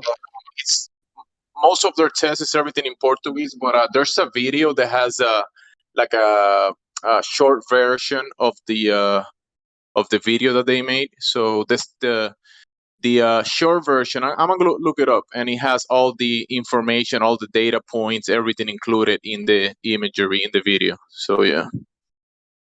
I have it, Gemsy. I can post it. Oh yeah, the Brazilians one, bro. That one is pretty underrated because they didn't do one test. They did a bunch of tests. They even contract engineers and surveyors, and these guys were Globers, you know. And when they finished the measurements and observations, they concluded that there is no globe. So yeah.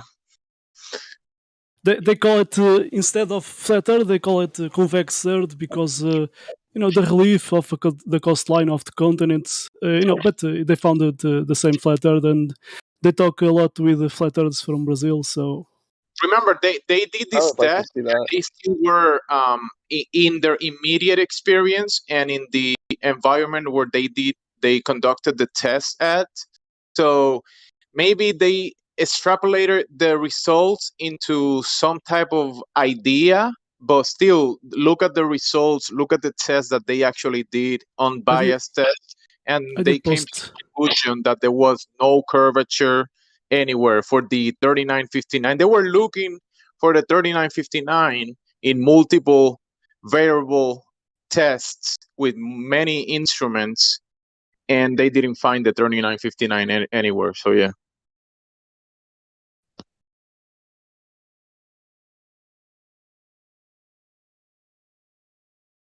they did this 2011, 2012, and you know every day people are waking up at Brazil about flat Earth.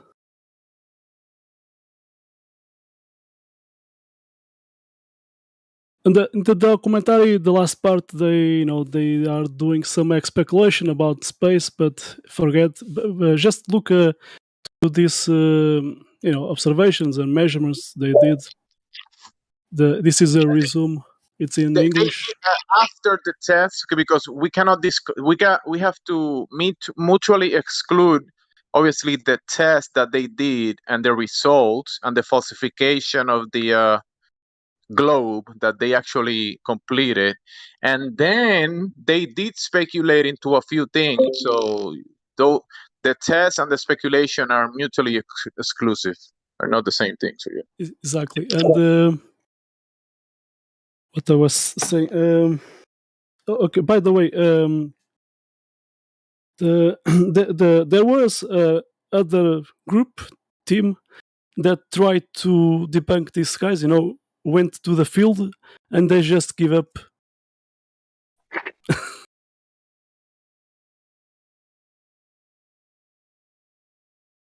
Because maybe they found no curvature, so they just give up.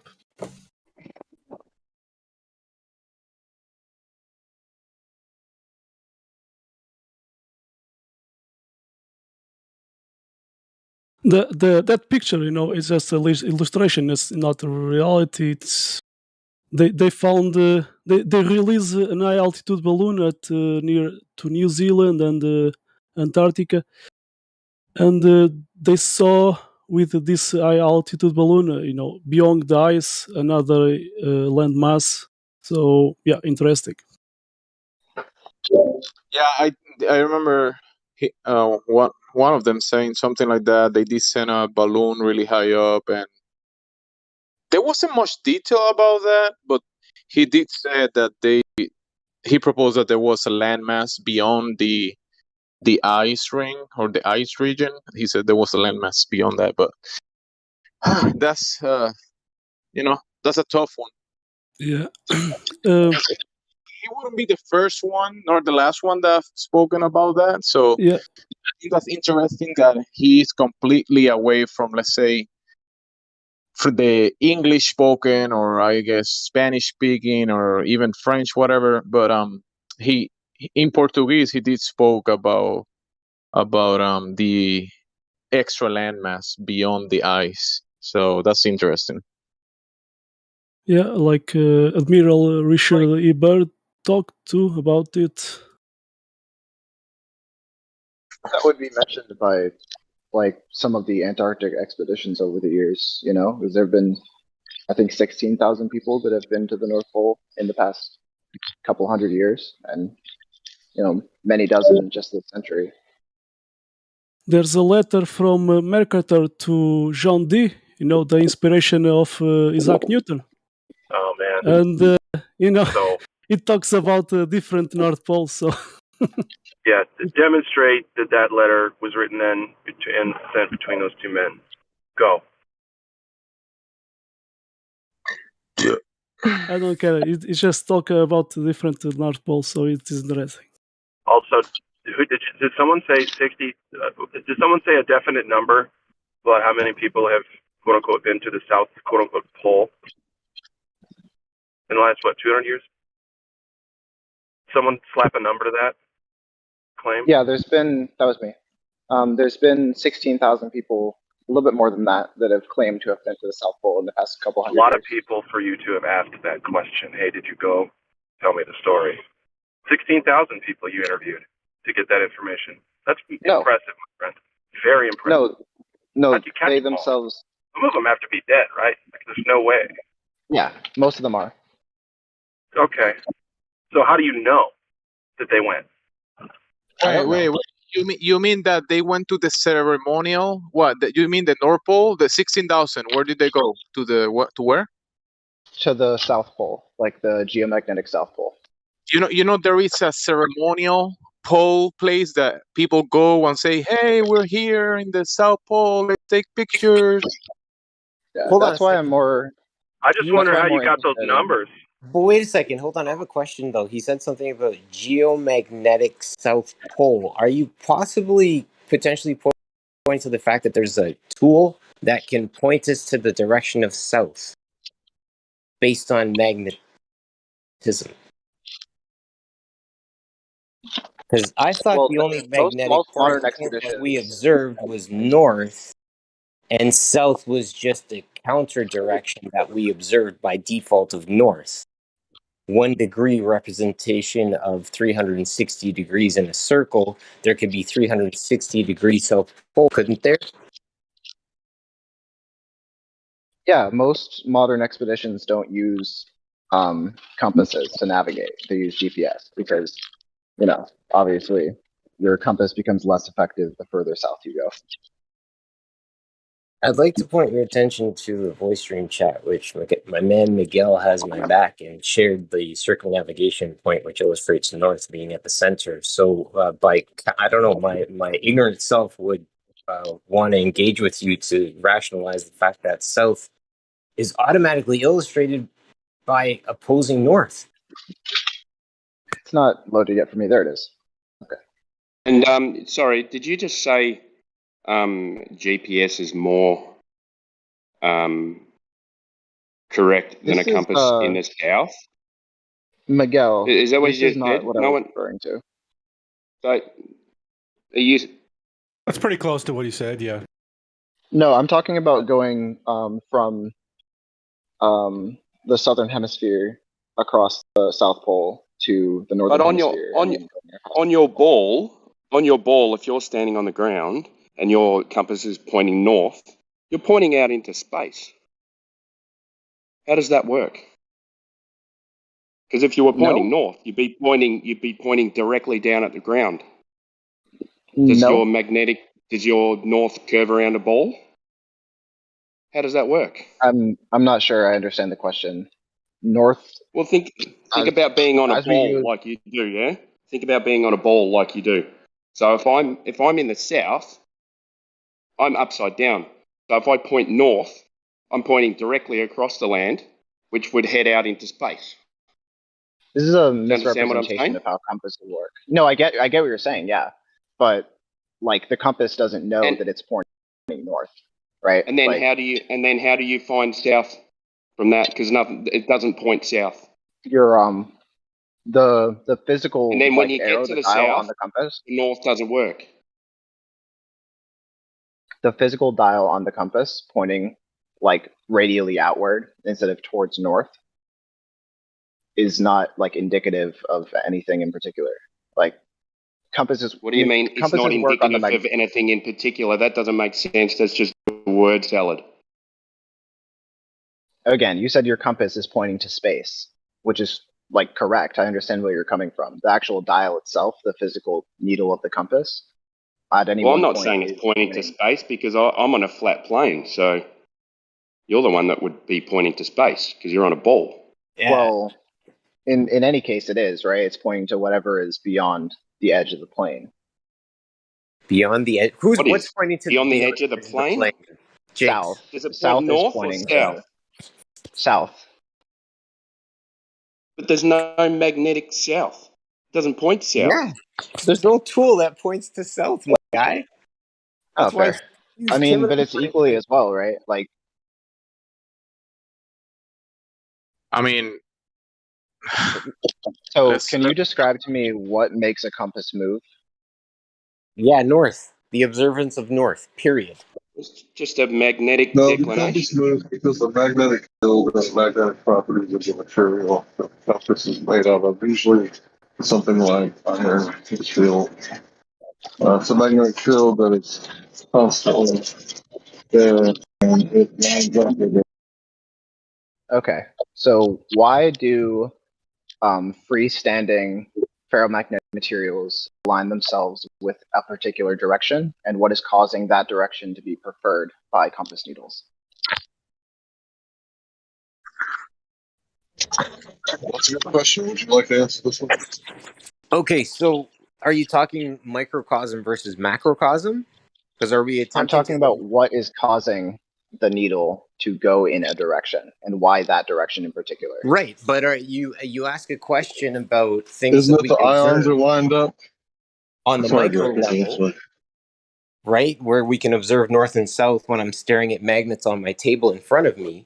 But are you using the aspect of north to establish a direction that you're traveling to? Because that's the microcosm, macrocosm. I'm So what are talking we about, talking about? macrocosm, what's causing compass needles and all like small magnetic materials to align themselves in a particular direction, and why that direction. Right. So from our understanding, based on the flat geometry, right, there are fields that interact, but on a big level in terms of global, where we're actually trying to establish north and south. There's a magnetic north, and yes, it varies, but it's for the contents of this conversation, it is north, right? And if we all go from different places and we all observe north and we travel with compasses in our hands to north, we know that at some point we're going to get to north, and if we keep going past that, we're going to go past north, right? South is always behind north. There's no magic tool that pulls you to south. Period. Why is north in that direction? Why does it? Well, more specifically, let me clarify. Why does the compass needle align itself in that direction? I'm not talking about north. That's a concept, right? Why do compass needles align themselves in that direction? It's the magnetic field is in that direction, so the ions are going to want to line up with it. Right? Because magnetism is thousands of times stronger than gravity, right? Yeah, you're absolutely right. So, following his logic, this is true. The compass aligns itself with the ambient magnetic field. That's how compass needles move. The question that I need an answer to in Go order fast. to It only has to do with north. You can't go into the southern hemisphere and not consider north, because then you'll be very confused. North is a concept. We're talking Really? about Well, I mean, not if you're using a compass. Yeah. Yeah, it's not Well, the pointing to compass- a concept. Do you think compasses point to concepts? Go fast. You think I'm driving in my car going north and I'm going to a concept? No, I'm going here in Canada. I'm going north. I'm going to my cottage. Not that I have a cottage, but the concept of going north to my cottage. Are you really serious right now? Are you getting north? Are you getting north confused with space time? Space-time compass needles align themselves with the ambient magnetic field, right? They do not align themselves with north. They do not know what north is. What do you mean by ambient magnetic field? Explain Well, that. somebody in the voice chat understood how compasses work. So no, I there's want you to tell me what you mean by ambient magnetic field. Yeah. So magnetic fields are produced by any dipolar magnet. So things that have more charge on one side than the other. All right, so Earth is one of those, right? And yes, and we're right inside it, right? Tell us I how don't say that works. inside.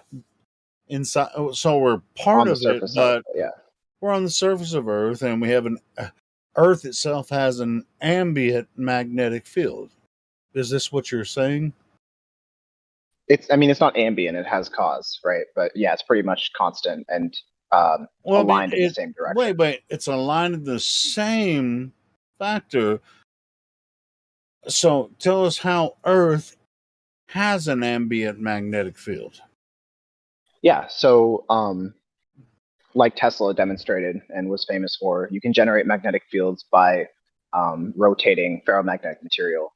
And the way the Earth's magnetic field is generated is convection of iron in the mantle. Yeah, I don't think that's what Tesla's conclusions were, though. If you his conclusion was about how magnetism is generated. And it wasn't, but no, magnetism in general. And he was correct. Tesla basically said magnetism, electromagnetism came from an underlying medium called the ether. Yeah. Because if you have a wave in the ocean, that's from an underlying, medium of the water, allowing ripples and waves. If we see light rippling and waving in a similar way, that would imply that space is an ocean that the light ripples out of. Sure. If you want if you're on Earth, then the only place that you can perceive is north. If you pretend that the Earth is a globe and you go south of the equator, you still have to pretend, the northern magnetic field. You always have it always has to be based on that, unless you consider the magnetic field as a toroid, which still always points to north. My friend, can you see how we can get slightly offended when you walk in here and say that north is a concept? Because ultimately, any argument that you bring, we're going to associate with the fact that you said north is a concept. Okay, right? let's. Well, he does think that concepts have physical properties, so I understand. No, I don't. Absolutely not. I made that incredibly clear. I want to hear against the Aussies. And Helio kind of cut him off. Can we just let him make his argument? Sorry, go ahead. I apologize. Thanks, guys. I want to form a conclusion on that because I think that it's very, very strange to say that north is not a concept. North is definitely a concept. It's a word, right? We use it to describe something. And what it's describing is... compass points to a concept? What it's describing, what north describes, is the geomagnetic alignment of the Earth's magnetic field. That's what north describes. But north itself is not a real thing in material reality. Well, there is geographical north. There is celestial north. So the thing is that when you think about it in the spinning globe thing, you want to make those things the same. But if you're standing on the plane, there is a geographical area where the compass is pointing towards, like people call it geographical north or magnetic north. And I think those are two things: magnetic north, which is an area where the compass might be pointing around the area. Then on a map, on a drawn map, people say this geographic area is north.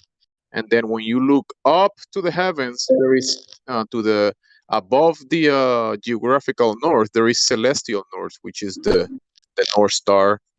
So when we talk about it does north, sound like you're talking about the north of a magnet, though. I think you're talking about in the context of a north-south magnet, where you cut the north side of the magnet, and all of a sudden a new north-south pole emerges.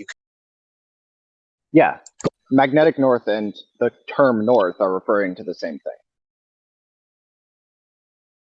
But you said that's a concept. So magnetic north is a concept that compasses point to? No, so when I use the word concept, I mean words that are referring to deeper physical realities that are generalized by the concept. For instance, the word puberty is a concept that describes a chemical process that, it's an overarching generalization of a deeper material reality that can be described, but the word just describes that set of realities. It's not itself a real thing. Well, the maps appear to point to what would otherwise be assumed to be a geographic location in the center of most of the flat Earth conceptions that I've thought of. So on that level, it's more than a concept. But if you're saying that you take a magnet and you cut it and you cut it and you cut it and new north-south quote-unquote poles emerge, well, I understand it from that perspective as well. Let me describe it like this. In the absence of magnetism, the word north would be completely meaningless, right? No, you can observe north. North would be the center of rotation because the sun appears to be returning to the same more or less position in the sky over and over again. And the only way that we can conceptualize that is with a circle, assuming that the sun is the same object. Yeah, and we would assume it's the same object since we see the midnight sun in the north, where the sun never goes below the horizon and appears to be the same sun day in, day out, circling over the surface. So if it's circling around some sort of location, that location would generally be referred to or conceptualized as north. Again, we all understand that without electromagnetism, nothing would exist at all. But without the Earth's magnetic field, the term north and compasses, growing off of that, the term north. Would there even be a term north without that? There would be nothing that compasses point to. So what's your point? Yes, there would. You can define north without a compass. Okay, there could be a celestial north. Okay, but the way to define north as a concept is weird. I just want to get past that because saying that north is a concept is not controversial. It's also fine. I want to get past it too because it just stops the conversation dead and takes it nowhere. What were you saying about how to define north without a magnet, sir? Yes, Matthew. Go ahead. The way to define north without a magnet is the direction that shadows point at solar noon in the northern hemisphere, anyway. Thank you, good sir. Don't shadows point? I like that observation because cavemen could have probably done that. Right. And sometimes it differs from magnetic north. If caveman existed. This is my point in the presentation as such. Thank you, my guy. Yeah, I like that. That's cool. Okay, so if there's a magnetic north, does that mean there's a magnetic west? I'm only joking. Moving on. Yeah. All right. We can pursue a different topic. How did we even get here? I'm sure there was something we were talking about before this. I'm not sure. Yeah, you were talking about the Aussies guy's argument about the compass pointing out into space. And I wanted to hear a response because I didn't agree with the Aussie guy. I think I was going to agree with you, so I wanted to hear your argument. Yeah. And he interrupted you. Go ahead. The direction the compass needle, again, I'm obviously a globe believer. The direction the needle of the compass is pointing, if you were to follow that tangential line that the needle is drawing, it would lead to space. But I mean, that's not important. The needle is aligning with the magnetic field. It doesn't know what north is. It doesn't care where it's pointing, So the fact that it points to space is like just a coincidence because it's aligning itself with the magnetic field. Well, perhaps the magnetic field is what's organizing, the sun, moon, and stars in their orbit. It's, spinning around this electromagnetic toroidal field that is making the, sun, moon, and stars spin in a certain fashion. And it happens to be centered over the North Pole center of the flat, motionless Earth.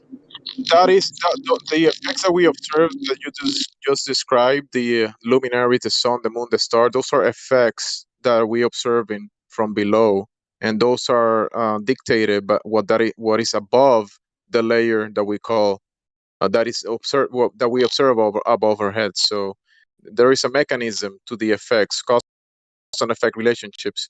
So the cycles of the luminaries are being caused by the construct, which is an actual machine, and it's an actual construct. It's not any magic or anything. As far as I can tell, yeah. Yeah, I have a very good conversation that I wish I started in this voice chat a long time ago. So we believe most of the things that we believe because we are told them by people that we trust rather than verifying them independently. And I think we can agree on that, right? Sure. Yeah. So the foundation, it seems, of the flat Earth worldview is that you should only believe things that you can independently verify. With the exception of a lot of things that rely heavily on other people's observations, but people that you trust. Yeah, So but you're making a case for Hold on. a priest class. Yeah, go ahead, bro. Well, go ahead. Well, No, you're good. Yeah, you're making a case for a priest class, though. I got to do something anyway. Go ahead, Larry. What a good way to put it, by the way. Thank you very much. And what's his name? Heretic. Well, bloody hell, heretic. What more do you need? Priest class. Well, he's saying that we're gonna be basing what we believe off of things that we can verify by experimentation, but we can't verify everything. And so Well, eventually, no, I'm saying you're going to can't. need to trust and have faith in something else from an authority. Is that what you're trying to say? Yeah. Well, not an authority. It may be other people conducting flat Earth tests, but at some point, you're going to trust somebody else on faith that they conducted an experiment properly or that they're not lying to you. And I think that the barrier comes more from who. But with flat Earth, you don't have to. You can go out and do it yourself. You can go out and make your own observations. Yeah, that's the whole thing about flat Earth. We're not asking you to believe us, for God's sake. If you believe us, then you're a simp, bro. Quit simping. Go out and do the observation for yourself, right? That was and a make very your own important decision point. on what you see. That was a very But you have important to point. believe in And a I wanna- dome without any observation. That's something. I want to draw attention to that. So he said, "These are What all a things radio that you can signal do on your own." bounce off of, Matthew. The ionosphere? Who Yes. believes the dome? Yeah, the ionosphere could be argued as some sort of dome right there, so it's not that much of a jump. We're acting like it's some sort of huge jump to say that there's some sort of dome or whatever when we bounce signals off of the ionosphere. That's not that much of a jump. It is a jump to say it's solid. Can I make It's a not point? even that I've much of never a seen jump. any dome. I've never seen Can I any evidence respond? for any dome. Yeah, me neither. There's clearly containment. Can I respond? Well, Because he All said, right, back to what the guy was saying. Thank you. He said that flat Earth doesn't ask you to trust anyone, and these are all experiments that you can do on your own. And I agree.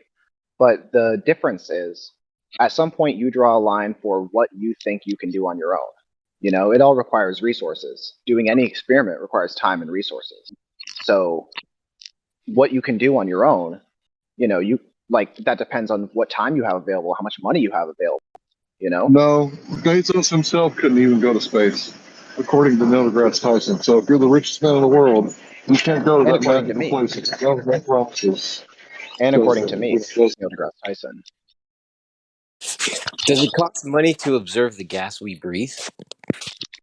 Well, there is a certain element hold that on, you are fat going to man. take off Hold of faith and axioms, that you can't necessarily test and verify yourself. But people that have faith, if you want to call it that, or trust or knowledge of the flat Earth, because you can look at the horizon and see how flat it is. It just matches your senses. So you don't need to make too much of a jump of faith, axiom, experiment, whatever, to some sort of other authority. You can just look at it yourself.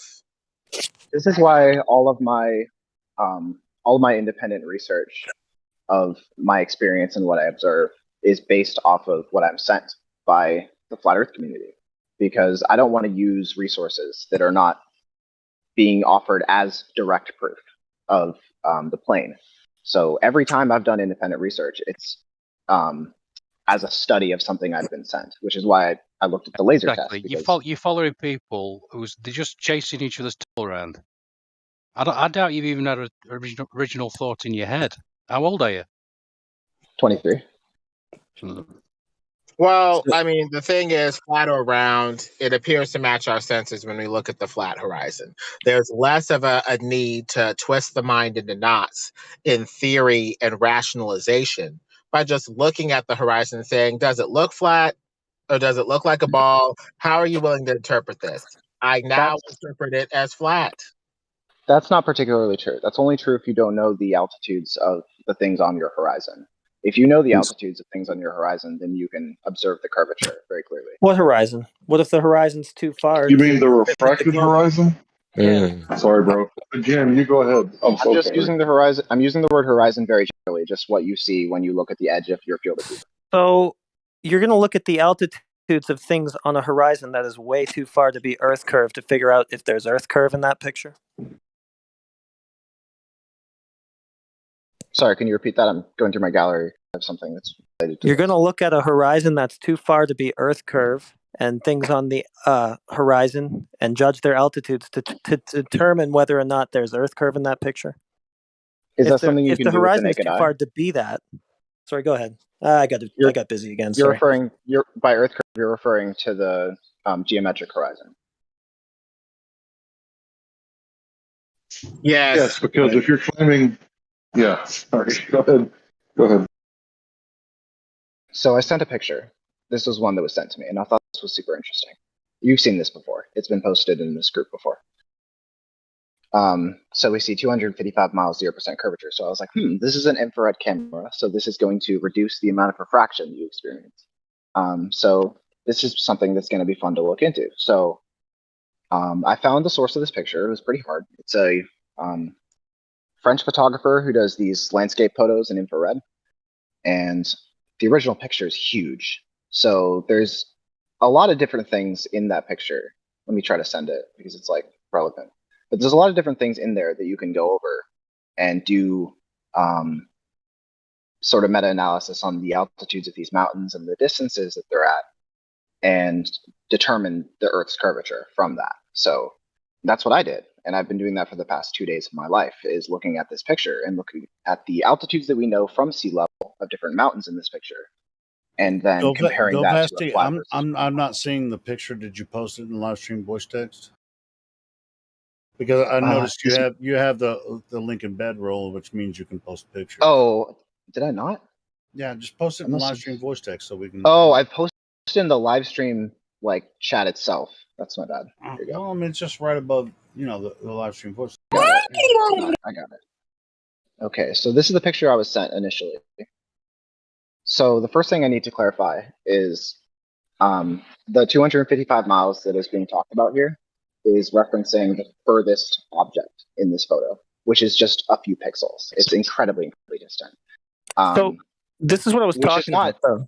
Yeah. When I was asking you about the altitudes of the things on the horizon, right? I was asking what horizon? The geometric horizon that's not there? The one that would have been at 116 miles if it was there? The geometric horizon here in this photo is at, I think, 116 or 117 miles. Yeah, so that's the thing that you're trying to tell whether or not it's obstructing anything in that picture, but it's not in that picture. That's the problem. No, it is. No, it's there's obstructing a horizon at 106. There's a horizon at 116 miles in that picture. Oh, yes, it's obstructing a lot of things. Where that image came from. Let's talk about where that picture or image came from. I'll get hold on. Hold on. No, I mean, he's saying there's a horizon at. He's saying there's a horizon at 116 miles, obstructing everything else in that picture. Well, I'm not just everything wondering else. if he knows what the origin of that picture came from. Does he know? Yes, I do. All right. Well, I read his entire biography. It's a French photographer. I think Clape is his name. He does he does a lot of terrain photography. He does he goes annually to the same spot to capture the same image every year. I'm not sure. No, he only took this one once. He did it. Okay, maybe, but 3 days there's other people that go to the same spot to try to capture the longest distance they can actually see across Earth. Oh, it doesn't send the whole image. The image is huge. It's like a gigabyte. I'm just wondering if before we start talking about whether or not the 116-mile horizon is obstructing anything in that picture, can you just point out the 116-mile horizon? Yeah, I have the follow-up meme actually of this one. Yeah, just point to the 116-mile point and just show us where you see the horizon there that should be blocking everything beyond it. Here we go. Is this it? This one. Is that it? Yeah, it's a little bit before that if you can do the math yourself. Okay, so no, that wasn't really what I was asking for. I wanted you to point to the 116-mile horizon in that picture that has no 116-mile horizon. Because that's Yeah, what you're it's just saying is beyond there. the. I mean, we're looking at it, right? There's no Yeah, horizon at 116 miles, but yeah. that's what you're telling us. It's Now you're trying to figure out whether or not that horizon that isn't there is blocking everything behind it. I just not don't get it. everything. Excuse me. I need to clarify.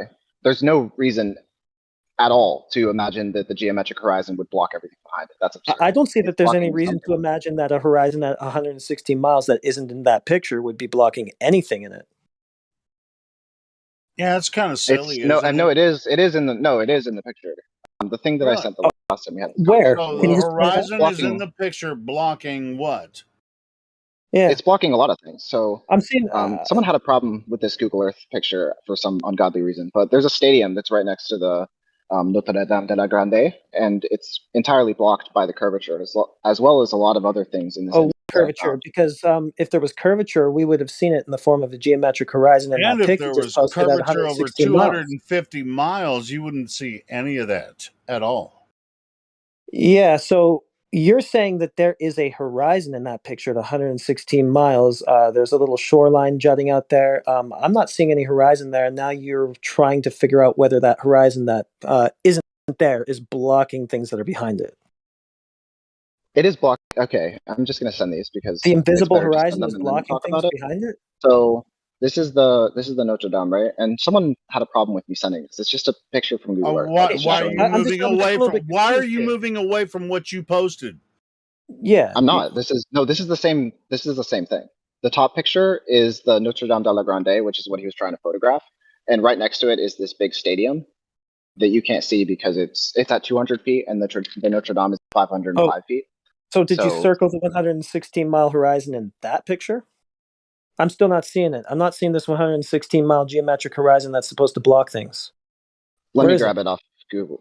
Here, I'll go to Google Earth and get where it is exactly for you.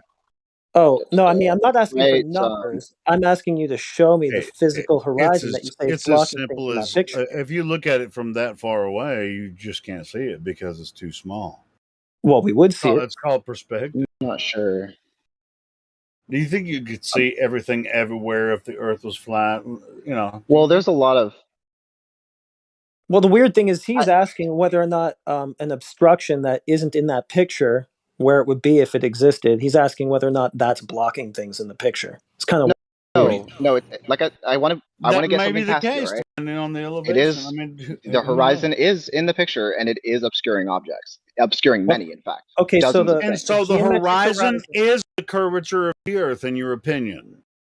I didn't say that. I just said that there is a Okay, horizon. then what are in you this saying? picture. What are you saying? I'm saying that there are things in this picture. This picture was sent. This is how I researched flat Earth, right?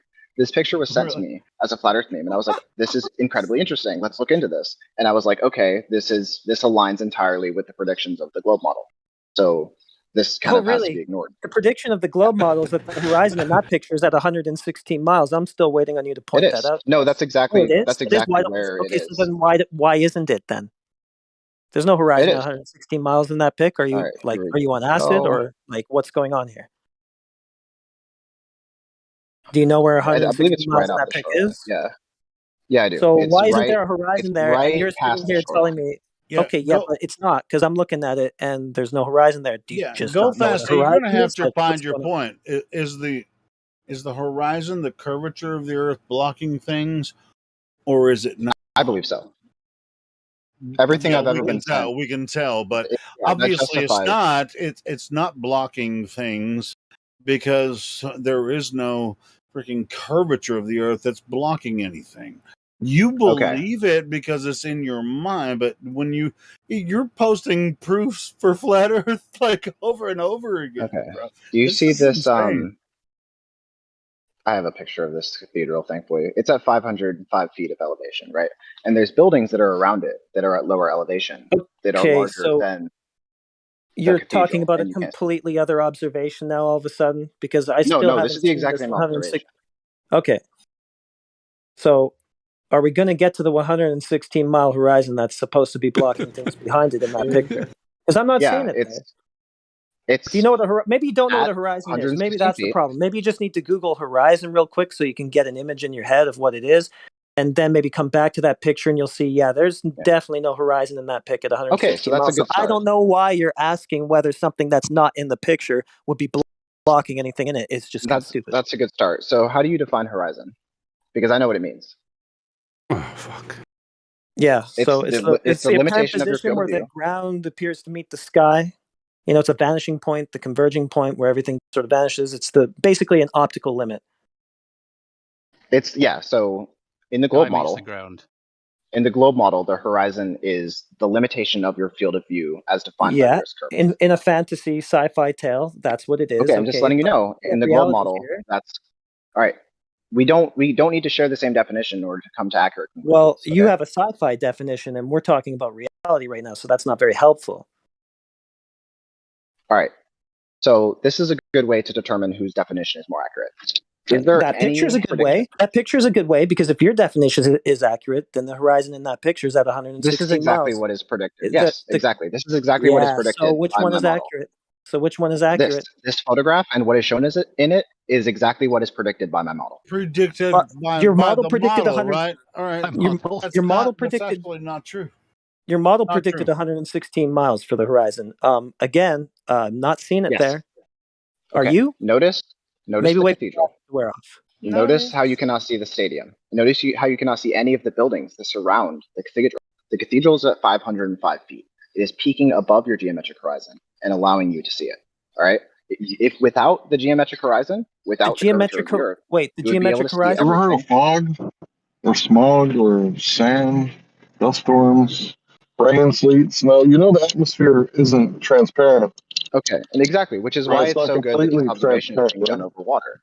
Yes, this is why it's good that this observation is being done over water because you Wait. can very clearly see the edge there and then where you can see terrain. I got to take you back to something you just said. The edge. Okay, you just said that you saw something peeking over the geometric horizon, aka the 116-mile horizon that isn't in that picture. That's what you're saying? I want to identify why you think that there is not a horizon visible in this picture because it very clearly is. Like you're looking at the Because same photo. there's not a horizon visible in that picture where it would be if it was globe curvature. Okay. Do you see all the buildings that are surrounding the cathedral with the arrow on the left is Do pointing? you see that little shoreline jutting around the 116-mile point where there's absolutely no horizon? Oh, you're talking about on the right? No, this is like... No, I'm talking about where your geometric horizon isn't. Yeah, that's at a Just where higher, it would that's at be. higher elevation. I'm not sure what you're talking about. Well, we're talking about Canagoo, right? All right. Can you explain to me why you cannot see the buildings surrounding this cathedral? Well, not because there's a horizon at 116 miles. Do you see a horizon at 116 miles? Well, I just gave you the answer. Yes. Oh, you Yes, do? I do. Okay, let's go back to that. Okay, so post the picture where you see the horizon at Canagoo at 116 miles. Yeah, scroll up a little bit. It's the one that has the red arrows. Oh, so it's the one that doesn't have the horizon at 116 miles. There are buildings that are next to that cathedral. But there's no 116-mile horizon, so who cares about the buildings? Notice That's the thing in question. The thing that you're trying to say is blocking the buildings is a 116-mile horizon, but the problem is that there's no 116-mile horizon. Okay, so why can't we see the buildings? Not because there's a 116-mile horizon. Okay, well, this is why I said that I've never been presented with an observation that's not justified by my model. Because it's not. My model justifies the fact that we can't see these buildings, and your model does not justify the fact that we can't see these buildings. Your model says that the horizon is at 116 miles. Is it at 116 miles? Oh, we do? Which is what we observe in this photo. So yeah. we observe it, but it's invisible? Is anybody else looking at the same picture as me? Like, the reason that the buildings surrounding the cathedral are blocked is because the horizon is in their way. The horizon that's not at 116. Yeah, I mean, I've said it enough times now. Like, yeah. So the arrow on the right side is pointing to this big stadium that's 200 feet tall, and you can't see it. Oh, did it get blocked by a 116-mile horizon? I'm just going to keep asking. Oh, it did. So now you're going to have to point to the 116-mile horizon. It's at 116 miles. Oh, it is, but it's invisible? What happened? It's not in the picture. So are we looking through the Earth to see the rest of the dirt behind your imaginary 116-mile horizon? No, they just have higher elevation than sea level. So there's something invisible in that picture that's blocking things that are behind it. Is that what happened? That's really interesting. Sorry, I was reading I was reading Miguel. Well, what we was your don't last point? see we don't see a 116-mile horizon there, but you're saying it's there. So I guess it's invisible. So something that's invisible is Let's blocking things that are behind it. let's stay on this point. Let's stay exactly on this point because we really need to find resolution here. So Well, you just really need to find your geometric horizon here. okay, so I want you to I want you to explain. I want you to explain in more than one sentence why you don't see this horizon that is very clearly obscuring the building surrounding. I don't need more than one sentence. It's just because it's not there. Okay, you saying it's not there does not explain the fact we can't see the building surrounding the cathedral. Point to it and show us that it's there. You're It's at literally 116 saying that miles. something Do you that's want me to not draw in a the little picture. arrow across the water level? Yeah, no, but you're literally saying that something that's not in the picture is blocking other things in the picture. I don't know how much water. you can get. Your horizon is on the top of the mountain. Look at the picture again. Your horizon's on the top of the mountain. Okay, go. Yeah, that's the wrong horizon. That's not the globe horizon. So, no globe in that pic, I guess. No, the geometric horizon in this distance is at 116 miles. If you wanted to find the horizon, the place where the ground meets the sky, then it's on the mountains. But that's a different definition of horizon. Okay, I got it. So the horizon is at 116 miles, but the problem is it's invisible. So then why would it be obstructing anything? I'm referring to the geometric horizon, which in this the photo one is that's at invisible, that isn't in that picture, that we can't see? That's what you're referring to? That's what's blocking things? You notice the water is blocking objects behind it? Did you notice that there's no horizon at 116 miles? So is it just there but invisible, but also blocking things? Invisible things block things? You see how the water is obscuring the objects behind it? That's what I'm talking about when I say the horizon. That is what I am talking about. I'm talking about the water. I guess you don't know what a horizon is. You asked me to define it earlier. I guess the problem is that you needed me to help you understand what it is. No, and we determined that our definitions are different. Yeah, because so if water you don't see isn't the horizon that I do, we're talking about different things. Yeah, but you're talking about a sci-fi horizon. You're talking about a fairy tale. No, I'm talking about the water that's blocking the things behind it. That's what I'm talking You're talking about a physical thing that exists in physical reality. Well, then just point to it. I'm talking about a physical thing. See the water? I'm pointing to it. See the water, the gray area of the photo? It's along the bottom. That's what I'm talking about. Okay, but that's not 116 miles, though. Yes, it is. Yes, it is. The edge of that is no, at it's 116 not. miles. That's the very top of that miles. water. Yes, you can go on Google Earth. You can measure the distance. It's at 116 miles. It's not. It's just not. Go ahead and check. I did. I did this already for done 3 that. hours last Already night. done that, where the shoreline is jutting out well before that. That's Cool. about the I'll do it right now 116 mile and go mark. ahead and send it because I guess you don't want to. So I'll go ahead and do it and then send it so we can have context for the people that are participating. We've already done that. It's in this server. It's marked out in some other pic. I'll grab it. But I'm doing it myself instead of relying on someone else. Yeah, you don't get to claim geometric horizon of a sphere and just have the land keep going and going and going and going and going. All right, that's a good point, and I like that. So the reason you can see the land behind this is because it's at higher elevation than sea level, and you can see. Yeah, I've heard your chant. I've heard your chant. We've heard it. For this shit for years. Okay, is this what the post-refraction chant sounds like? It's absurd. No, I'm actually not assuming. I'm not including refraction in this. What I'm talking about. That's what I said. Is this what the post-refraction chant sounds like? We were here too. I got 156. And I was like, let me see if I can. I rejected this stupid flat Earth idea for almost a year. I was like, I won't even take a look at it. I think it's the dumbest shit I ever heard of. He's muted. Yeah, I'm still rejecting. All right, go fast. Question for you: how do you feel about gas? Your horizon is on top of the mountain. It's observable.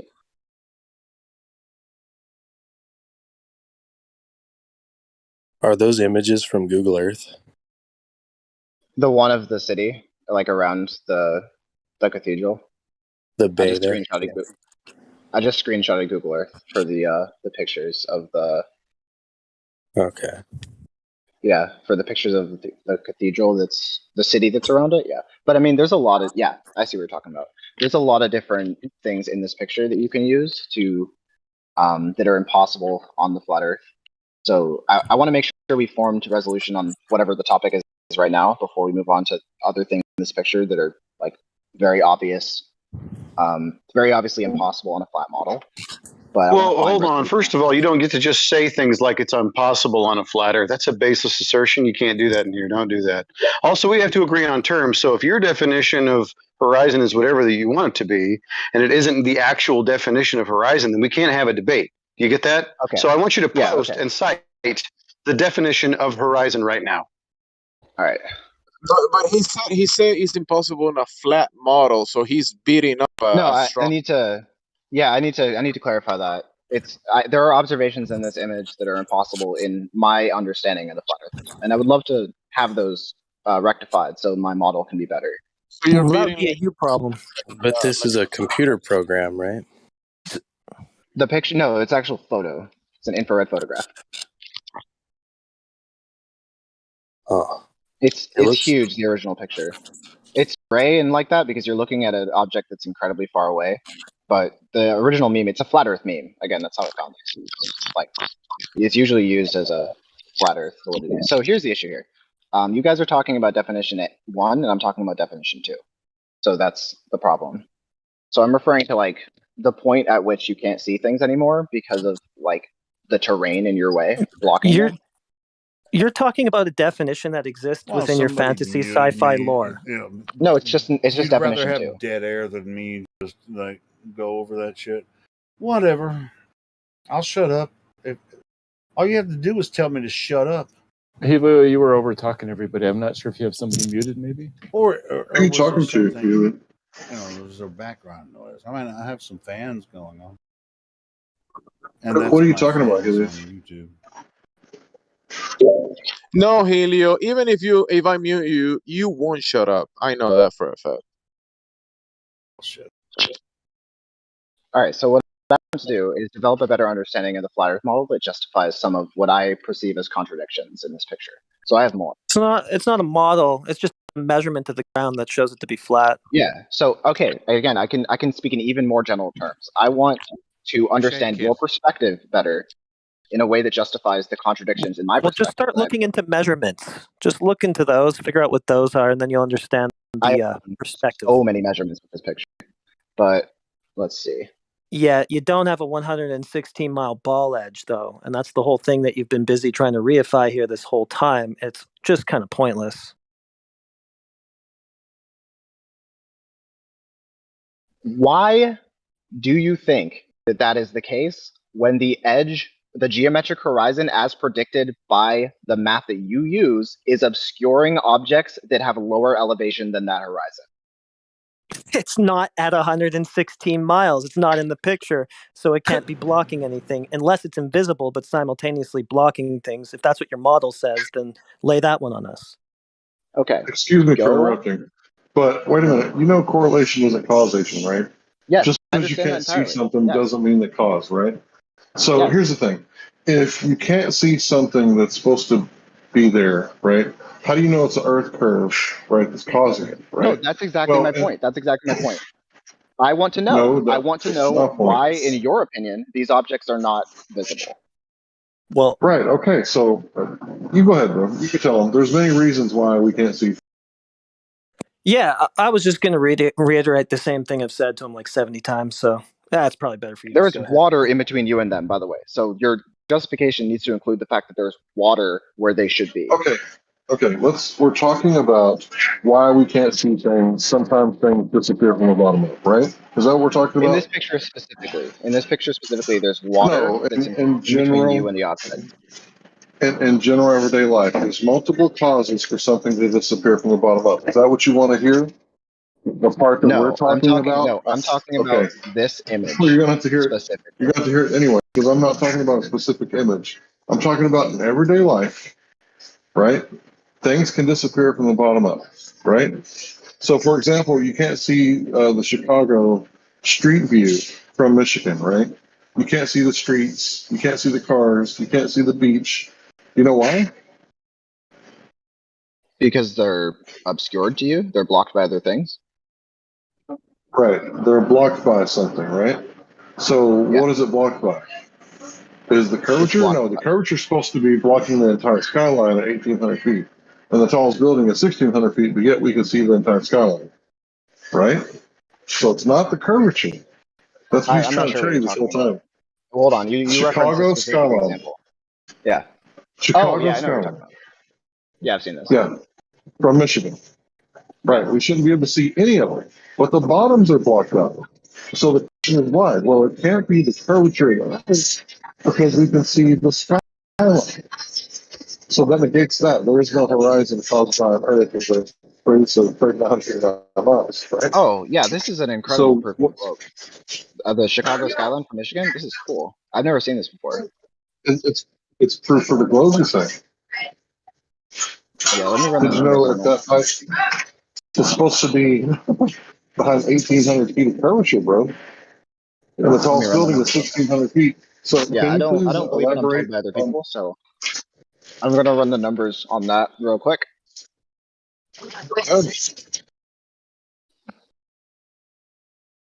I have a number situation you can run as well, if you wouldn't mind, and experiment numbers when you're ready. Please let me know. Yeah, hold on. Does anybody know? I'm sure you guys are flat earthers. Do you know off the top of your head how far away the Chicago skyline picture is, like where it's being taken from?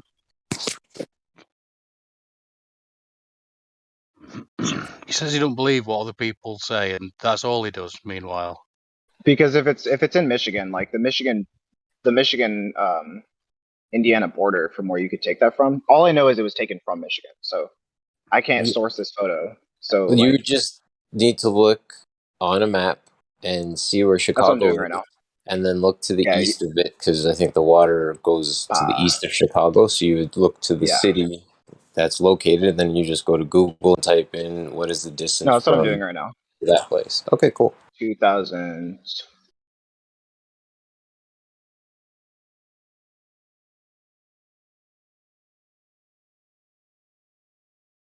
I love pictures like this.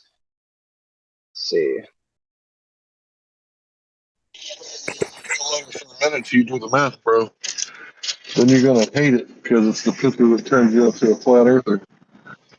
Because you shouldn't be able to see any of it from that distance. Every It time should I've be ever done behind this, it hasn't turned 1,800 out that way. feet of curvature. You can reserve all you I've like. done this so many times, but I'm doing it right now again. Every single time I've ever done this, it's never turned out that way. But maybe this will be different. Oh, really? Okay, so again, I need to know where this picture is taken from because if I give you the lowest estimate, because I just heard from Michigan, it's 43 Well, miles. I was gonna tell you, but you interrupted me about not believing people, so I'm gonna hold you to your standard. Sorry, go ahead. I want to know where the picture is taken from. It's been taken a lot of times. All right, so we're assuming that it's the border of Michigan with Indiana, which is the closest point you could take this picture. Can we just say 50 miles? It's 43 miles from what I just measured. So it's.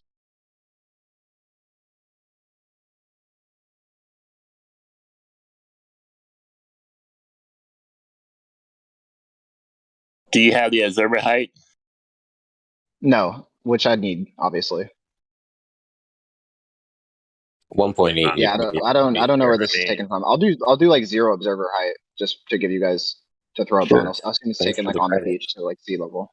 We appreciate that. Probably like 6 foot observer height or something. I'm gonna say this, and I'll jump right back out. The only reason you would need observer height on Earth is if you presume the Earth is a globe, because everyone observes the Earth the same way.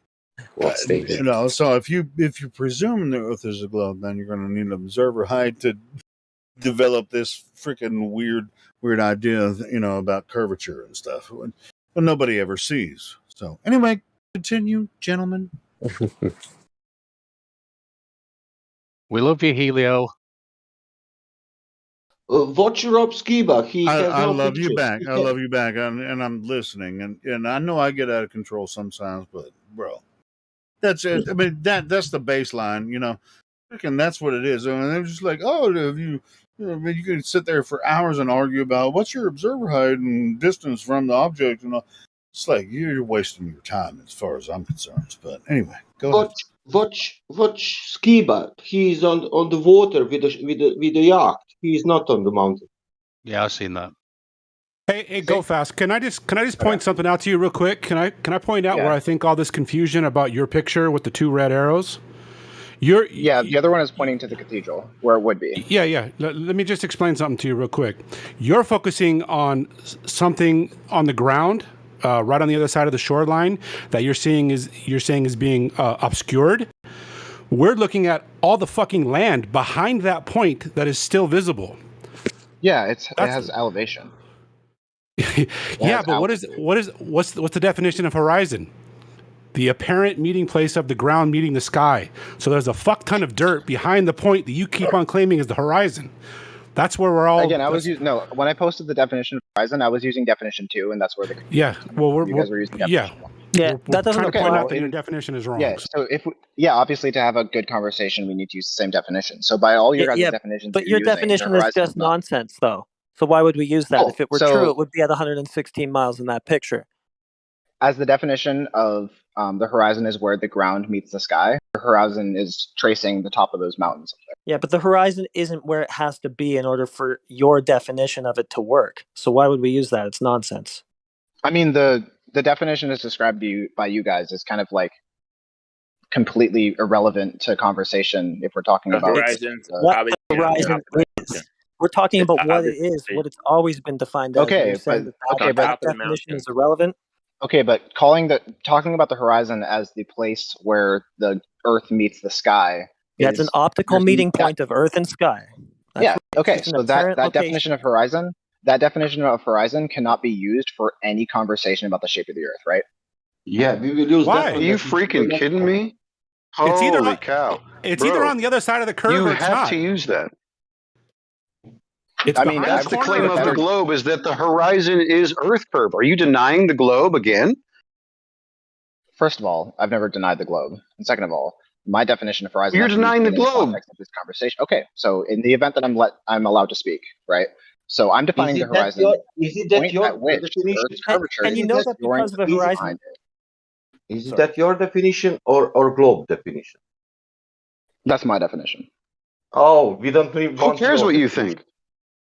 Nobody cares what you think. It's about what the globe claims. You're going by the globe definition. Doesn't the globe make claims? Aren't you going to support your globe?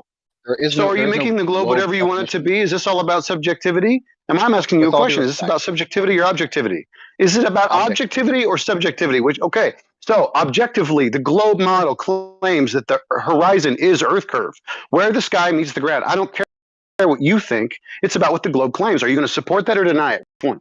Only at sea level would that definition make sense for all cases. Fine, perfect. Right? Black swan, game over. See you later. Game over. Done. Yeah. Anything beyond that, and we are all saying collectively, you're being intellectually dishonest and attempting to almost monopolize the conversation. You're also, maybe intentionally, I don't know, it doesn't really matter either way, but you're really confused because the definition is the same thing either way. It's where Earth seems to meet sky. It's just that in your globe paradigm, the interpretation is that it's because of Earth curve, but if that were the case, it would have to be in a specific geometric position, which it isn't. And it refracts and it moves around and stuff all the time. It's an apparent position based on optics, not on geometry. All right, let me say something and I'll see if you guys agree with me because it seems pretty non-controversial. The definition of horizon as where the ground meets the sky is only relevant in a conversation about the shape of the Earth when you're looking over water. No, look, that's what the horizon is, and you're trying to say it's because of Earth's shape. Just say yes or no. If it was because of that, there would be hard geometry to it. There'd be hard geometric constraints to it. It would be in a specific location. What I just said is not controversial. Please just say yes or no. The definition of horizon as where the ground meets the sky is only relevant in a conversation about the shape of the Earth if you're talking about the surface of water. No, because I totally agree. I totally agree. When we're at the surface of the ocean, right? We're talking about sea level, and you're at the ocean, at the beach, and you look out across the water, black swan, baby, it's over. That's the horizon. That's the Earth curvature right there, where the Earth meets the sky. Done deal. Yeah, this is why observations over the water. This is why. How do you get to pick and choose when reality suits your argument? Clarify. You're literally saying, listen to your statement, right? You're picking and choosing when you want to use horizon meeting the water. Horizon, like the sky meeting the water, the horizon line. The ground. This is always the reality that we see, even when we're 120,000 feet in the sky. It's always left to right. It's very important that the word ground is used instead of water, because in the event that we're talking about water, that's completely fine. Like, I like that definition in the event we're talking about water. But when I use the word, the deviation here comes from the fact that I was talking about the surface of the water that was obscuring the objects behind it and saying that that's the horizon. And you guys were talking about the top of the mountains because that's the definition that follows the word ground meets sky would be the top of those mountains, not the water. Because when I say horizon, I'm talking about the point at which the Earth's curvature obscures things behind it. No, that's just what your interpretation of what the horizon is, but it's incorrect because it doesn't follow the geometry that it would have to be the globe.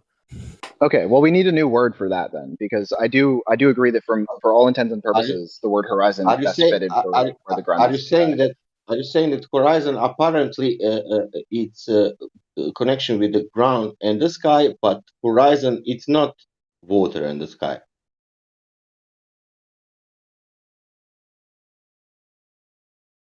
Horizon is not apparent a location where the water meet the sky. Horizon it's only apparent location when ground meet the sky. Are you telling that? The horizon's the highest point where the ground meets the sky, not the lowest point. It's also a line too. And It's not if you just don't where have mountains appear to meet the sky. It's an optical don't have- vanishing point, right? if you don't have a ground and you only have water, what's that line then? How we call that? If you have no land, you have only water. How we call that line? What apparently touch the sky above the water? I mean water. Is it another name, like a proven evidence? He's saying his headphones died now. In the chat. Okay. I thought that mommy is calling. Sasha, can I ask you a question? Sea level. Right, Sasha? His globe Yeah. flatlined. Sasha always goes to level. Why wouldn't we? Gentlemen, why exactly. wouldn't we always go to level? Yeah, there's no more. Sorry, Sasha. There's no more better accurate measuring tool than water. Sorry, Sasha. Go on. Yeah. Why we, if it's true that it's sphere, why we didn't put the name the sea curve? Because it's curving, and we will all call. Why we calling sea level? Sea level. I always have that question. Why we call that sea curve?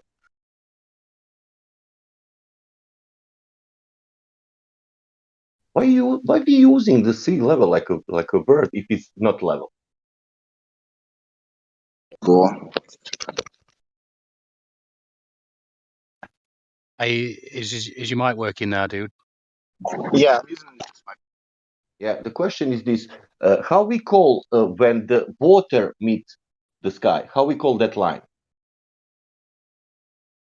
Horizon. Really? Huh? I thought it is different, man. Water. Right.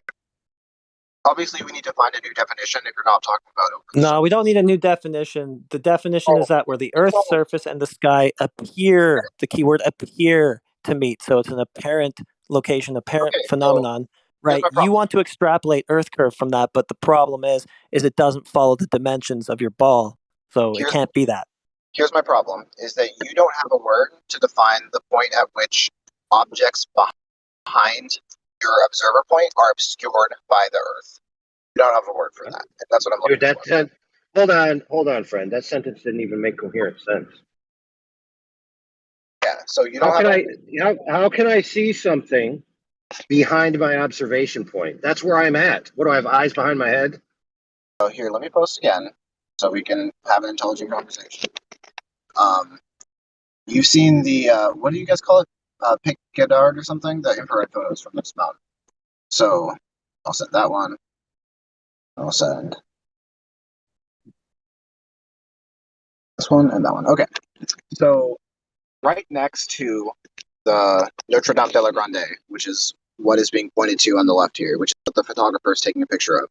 Right next to it, there's a 200-foot tall stadium that's huge, right? And you can't see it or any of the buildings surrounding it. The Notre Dame de la Grande is on a 500-foot mountain. It's on a hill. It's elevated. So you can see it. And there are things that you can't see that are all around it. Huge buildings. And they're being obscured by the water line there. So I need a word for that water line obscuring the things behind it. because horizon in your guys' definition is referring to where the ground meets the sky. So that would be the ridge of the mountains up there. How do you know the height of that How mountain? about topography? How about you're just measuring topography because you're measuring the land, right? And land has topography. See, that's why we use water, right? Because water is going to be bending at 8 inches per mile squared, right? Because of your guys' gravity. So we use water because that way you guys can't trick us with topography, or for the simple-minded person who just wants to go out with a Earth curve calculator and type up a few numbers and see for themselves, right? So it's for everybody, right? You're trying to show us topography hiding things, I think, and calling it something that's not. No, I just asked for a word to define the point at which the water is blocking the things behind it. Ah. Well, in your This is at question, you 100. said blocking, so you're already begging a question. It starts at 116 miles. Is this point where the water starts to block the objects that are lower than that as it goes back behind it? It's at 116 miles, and I need a word for that. Okay, listen. First, friend, you have to be honest with what you're witnessing. Yeah. You are including beyond what the information is an inference of the spatial No. location. No, you can look at the shoreline at the Notre Dame de la Grande, and you can see all the buildings and the stadium around it yourself. Irrelevant.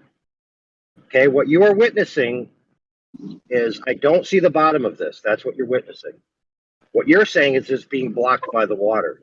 Now, I want you to show me an observation point that demonstrates that the water is actually in between point A and B. I'll wait. All right, can you describe what I'm asking for is an orthographic side view of the hump of water to validate your claim that it's actually being blocked by the water. I know this is hard to fathom because you think the inference is so simple and necessary. The problem is it's not. And yes, you are inferring. You're not seeing it blocking anything. You're just seeing the object's bottom not being resolved. And you're assuming that it's being blocked. And if you're intellectually honest, you'll agree with everything I just said.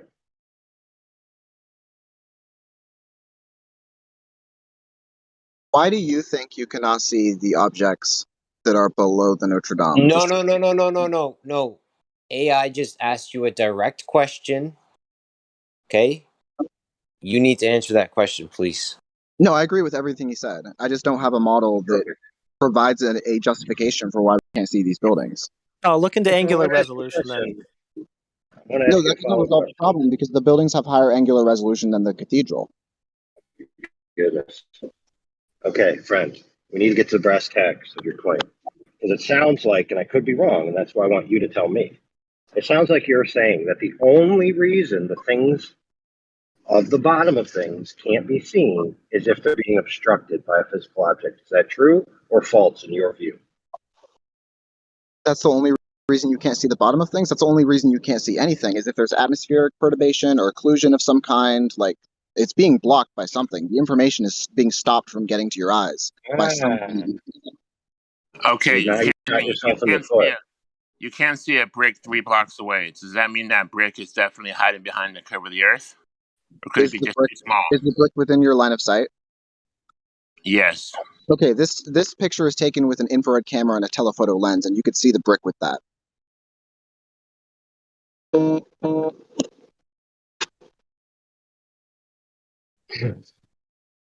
This picture's not good. It's fuzzy. Can we get a better picture?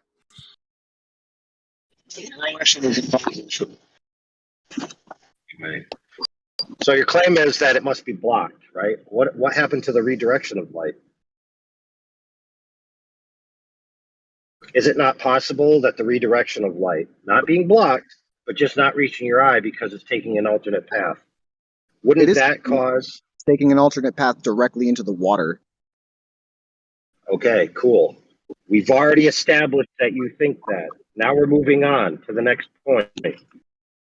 Okay, which is, in the globe model, they claim that refraction causes light to bend. If that's true, then sometimes they claim it brings things over the horizon, but at the same time, sometimes it would drive things into the horizon. Correct or incorrect? Yes, correct. Perfect. So it's not true that something must be blocked. It just is that the light isn't reaching your eye, or that it's not being resolved. Yes or no? This is an infrared camera that reduces the effects of refraction. That's why you guys use the image. Right, yes. So why is my question so hard to be answered? Was that not an answer to the question? The infrared camera is reducing the effect of refraction to the point that it's negligible and non-considered for distance measurements in this photo. That's what a flat Earth means. Yeah, that's great. But what does that have to do with the question I asked? Your question was, could this effect be caused by refraction, right? Was it No, not that? my question was, can an effect like that be caused by refraction? Yes or no? It can be, but it cannot be in this case. That is not Okay, an option. fair. Yep.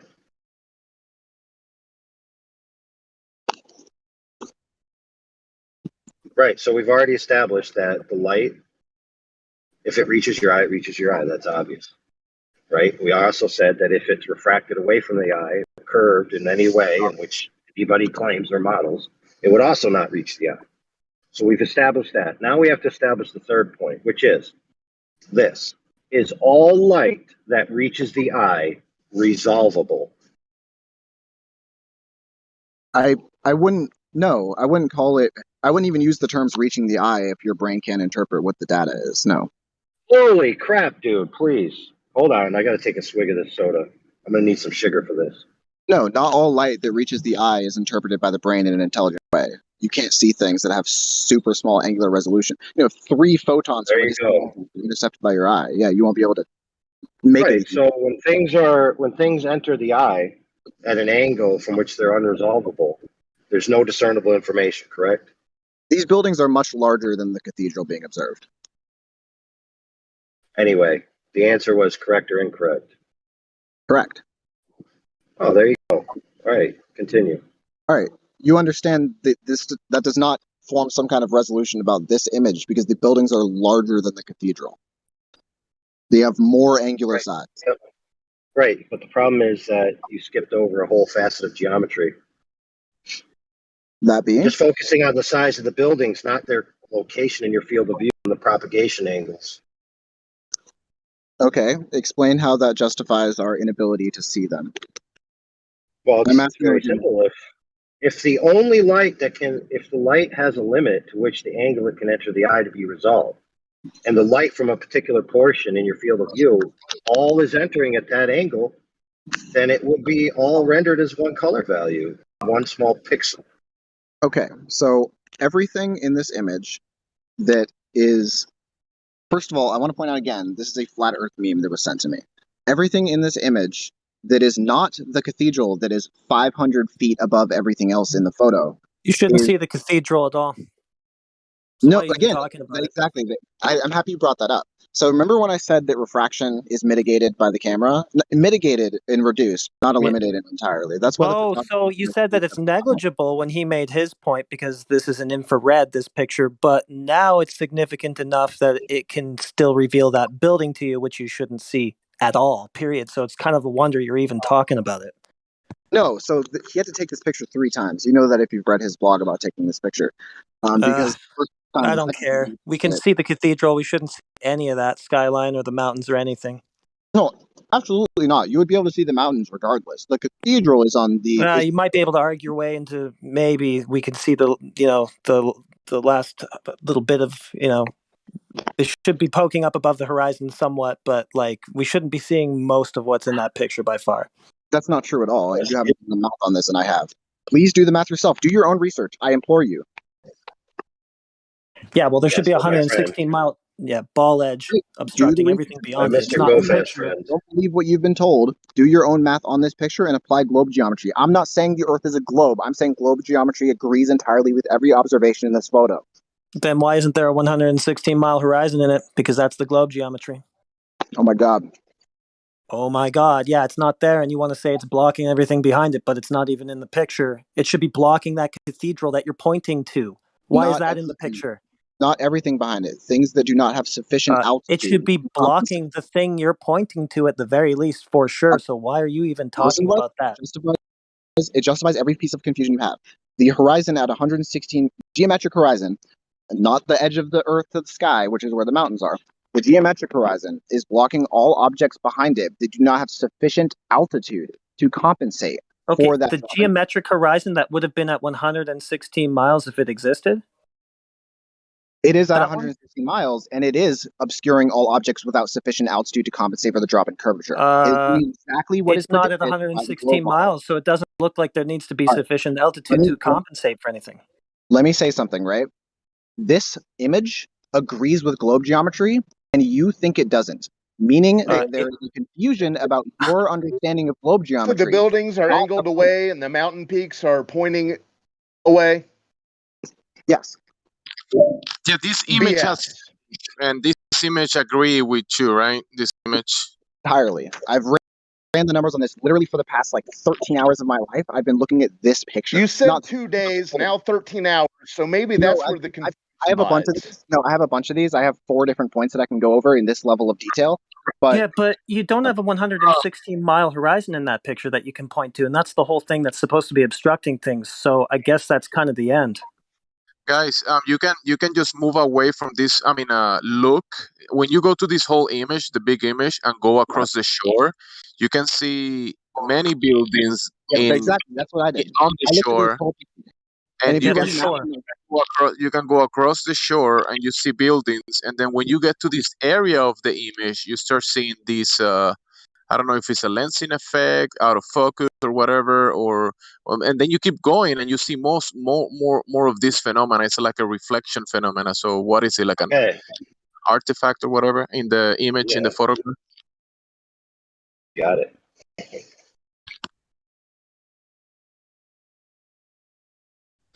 So which image is it? Is it the multi-width panorama? Yeah, the panorama one. Okay, so it's like 90 megs, that one. So he isolated a spot. He isolated a spot on the shoreline or town line that can be seen and supposedly is within the margin of error for the globe geometry. Is that the claim?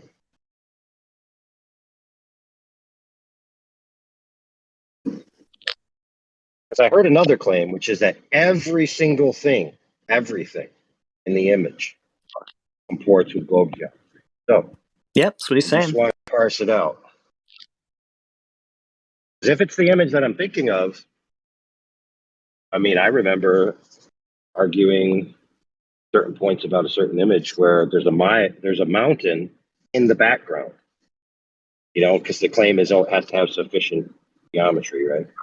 But supposedly, there's a mountain in the background that doesn't fit. So I just want to make sure it's that one. No, everything in this photo is consistent with globe geometry. But please, what he said, download this image and look at their pictures. Download the image, scroll across the whole image, look at what you can see and what you can't see, and then look at the altitudes of those objects and apply the geometric horizon. Every single thing in this picture that is lower than the geometric horizon is obscured by the waterline, and everything that is not, you can see. Oh my God. Okay, perfect. The water. Yeah, okay. Go ahead. I just wanted him to say that before I scrutinize the image. Oh my God, you're gonna have so much fun. I've done this. Yeah, I did this yesterday. It was like, there's so many things in this that are below that waterline. There's supposed to be more. Bro, stop. Everybody stop. Are you telling me that the picture itself gives you the information that they're below the waterline? Yes or no? It gives you the information that you cannot observe them directly. Oh, so the bottoms are unresolved, correct? There's buildings and people and a ton of things in this picture that are obscured from your line of sight. No. You're saying things that isn't given in the picture, dude. Okay, try to use accurate language. You know, say things like use accurate language. The waterline is in between yourself and the object. No, dude. No, it isn't. In the photograph, it is. Is that your claim? In the photo, it is. The photograph makes it very, very clear that the waterline is in between yourself. Oh, it does it? Is that not clear by the photo? I want to know another. I mean, all right, that's all I can interpret. If there's another way to interpret it, I want to know that so I can compare them. Okay, so just interpretation against interpretation, right? Rather than just being honest with what you actually see. No, that's what my I actually friend. see. No, that's not That's what what I you see. No, it isn't. What do I see? Okay, show me the bottoms of the things in the photograph, please, that are missing, so I can validate where they are in the photo. Thank you. Okay. So what I did is I went on Google Earth and I just looked at all the terrain. They're not in the photo, correct? Oh, okay. Yeah, no, you have to look at what's actually there in real life and see the things that should be in the Yes, and photo. make assumptions. Yep. Excuse me? Is that an assumption to conclude that these things are being obscured by the waterline if you see that they're actually there in real life, but you can't observe them because there's a waterline in between yourself and them? That's not an assumption. Dude, Well, no, that is an assumption because you actually have to. Yeah, you actually have to calculate how much foreshortening there is. Did you calculate foreshortening? Foreshortening? He doesn't need to do any foreshortening. No, he needs again, to this sounds like validate. He needs to that's- validate that the water's in between the 2 points. That's all I've been exposed to. If there's another explanation for this, I'd like to know. Because that's the only thing that applies it to me. Your explanation is a fine explanation. Okay. The hard part is validating it. Yeah. The instant I'm presented with any alternative, as soon as I'm presented with any alternative that also accomplishes the same, like doesn't Hey, buddy, it doesn't disregard physics, you don't but need an alternative. The explanation that you're trying to use, you shouldn't be able to see that shoreline at all. It should be buried by about 10,000 feet of vertical drop. run the numbers Why are you yourself. talking I about am it? not going to explain this to you. Run the numbers yourself. You are incorrect. We've And I'm done that not gonna many say that in front times. of you. What's it? Do it right now. 250 mile. It's a 250 mile shot. So I guess at the It's furthest 200 end of it, there should be about see, that's where you're 10,000 feet of drop. See, hold on. I need to correct. That's where you're confused. You're talking about a mountain in the Alps that is the farthest possible picture in this photograph that is resolvable. Right. Yeah, It's so I like said that's 4 at the furthest end of it. There's Okay, so still you going said to the be, at shoreline. 150 You said the miles, there's shoreline. still going to be almost about 800 No. feet of drop. Why are we seeing a cathedral on the shoreline? No, you're talking about about 5 or 6 pixels I that are just in the cleared that up distance. for you. I cleared that No, up for it's you. not on The the edge. whole It's on the edge of shoreline the photo. shouldn't It's be in the center obscured. of the That photo. whole The thing mountain. should be obstructed by the thing I've been saying to you over and over again that No. is not in the picture, which is the 116 mile horizon. How is something that's not in the picture blocking anything in it?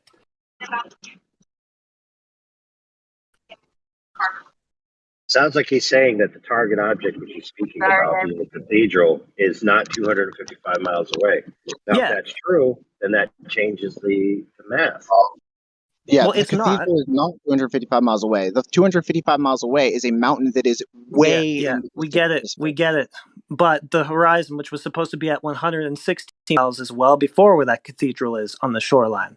So Okay, that let should me be ask you a question. obstructing everything beyond it. That is the obstruction that is supposed to be making everything in your scenario vanish, but it's not Yeah. even in the picture. So it's a Yes or stupid no? scenario. Yes or no? You can see objects beyond the geometric horizon. Yes or no? The thing that is supposed to be obstructing No. everything, the The thing answer you're is not no. supposed to Hold be on. seeing Hold beyond. on. Say yes or no. Let's answer the question. The answer is no. The answer, Okay. no, hold on, but it's not a simple no. The answer is no, because the geometric horizon doesn't exist in reality. All right. Assuming globe math, right? Can you see things beyond the geometric horizon? Yes or no? Like in globe world. Why would Okay, we listen. want to beg the question? We are not begging the question here. You actually have to show us the geometric horizon first. You can't do that. He is begging the Okay, question by hold saying on. you shouldn't be able to see Friends, things beyond friends, it's false. painful. This is getting painful, friends. Now check it out. In order to demonstrate a geometric horizon, okay, you must draw a circle on a planar surface. Use the circle segment formula. Have your target object, your observation height. Get the sagittар, get the intersection. You are now looking at what's known as an orthographic view.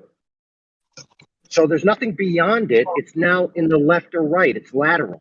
So in order to see the object from a geometric horizon, you have to look left or right, not into the distance, because you're not looking in reality. You're looking at orthographic projection. These things do not exist in reality. When I talk about the geometric horizon, I'm not talking about a concept. I'm talking about a thing that exists in reality. I'm not talking Doesn't about something. exist in reality, dude. Period. Look, I'm going to make this clear to you, friend. A geometric horizon, okay, based on any quote unquote globe math, does not exist in reality, period, categorically. I'm talking about the thing that the word geometric horizon is referencing, the material thing that is being referenced by the geometric Don't horizon. reference anything. Okay, let's be clear, friends. A geometric horizon based on a globe model is a ubiquitous radius. Okay, the Earth doesn't have that. It can't exist in reality. If you're referring to things that you can observe and things that you cannot observe, the term geometric horizon, usually used in this context, is referring to the point at which you stop being able to observe things directly because they're obscured. Okay. Well, is Fair. that You recognize it's a misnomer now. Perfect. It's a term. Well, is it in the picture? Does it exist in physical reality? Because it's the thing you've been arguing for this whole time. It's the thing that you say is obstructing the stuff that's in the picture, even though the things that should have been obstructed are not. And if it were in the picture, it would have been at 116 miles, but it's not. You need to So you you're need to stop. talking about You are incorrect. You're incorrect. Everything in this picture that should be obstructed by the geometric horizon is obstructed, and everything in this picture that's that really is funny not because obstructed by the geometric horizon that's really is not. funny because the geometric horizon isn't in the picture. Because if it was, it would have been at 116 miles. So how is it obstructing everything it should have obstructed when it's not even there? It's obstructing everything that should be obstructed in this picture. It would have been at 116 miles if it was in the picture. It's not in the picture, so how's it obstructing anything in the picture? The cathedral has altitude, all right? Altitude makes it so you can see things that are obstructed by the geometric horizon. That's not going to make a difference because it's not in the picture. The thing that's supposed to be obstructing things? That being said, how come we've had globers in the past argue that the geometric horizon is not obstructing everything that should be obstructed, and you must take into account refraction pulling it up over the geometric horizon? Because which is other because most people that have conversations with you guys don't know what the fuck they're talking about, all right? This photo is taking an infrared. Continues. But you know. But you know. No, Yeah, I know. projecting, I know more than them, but less than I'm comfortable with. Do you know more than modern narrative, mainstream narrative? Mainstream narrative? Yeah. Like Why you general? here? Why you don't? Yeah. Can somebody back up your story? Yes, I know more than people typically do about like astrophysics. Okay. Can somebody back up your definition and back up your story? What you said now. About what in particular? About how I describe the horizon? Again, that's not typically let's say like this. Can Neil deGrasse Tyson back up your story? Which you need to be more particular. I haven't story. Okay. Can any of modern scientists can back up your story and say yes, this guy is telling the truth? It doesn't. It's highly. I don't know what you what story. Look, it doesn't matter. Flat. No need sources. Do you mind if I went over the skunk bait time lapse with this guy? Well, listen, he has a particular claim about a particular observation, right? You're right. Please continue. So the question he's asking really is this: who of you that's arguing with him have done the math out to all of these observations to be able to refute his points? That's what he's basically asking. He feels like he's in a superior position because he recently did the math, or drew some lines, or however he did it to figure it out. Superior is not the right word. Superior is not the right word. Okay, go fast. Okay, go fast. I have a question. On a 60-kilometer distance, what is my observed depression?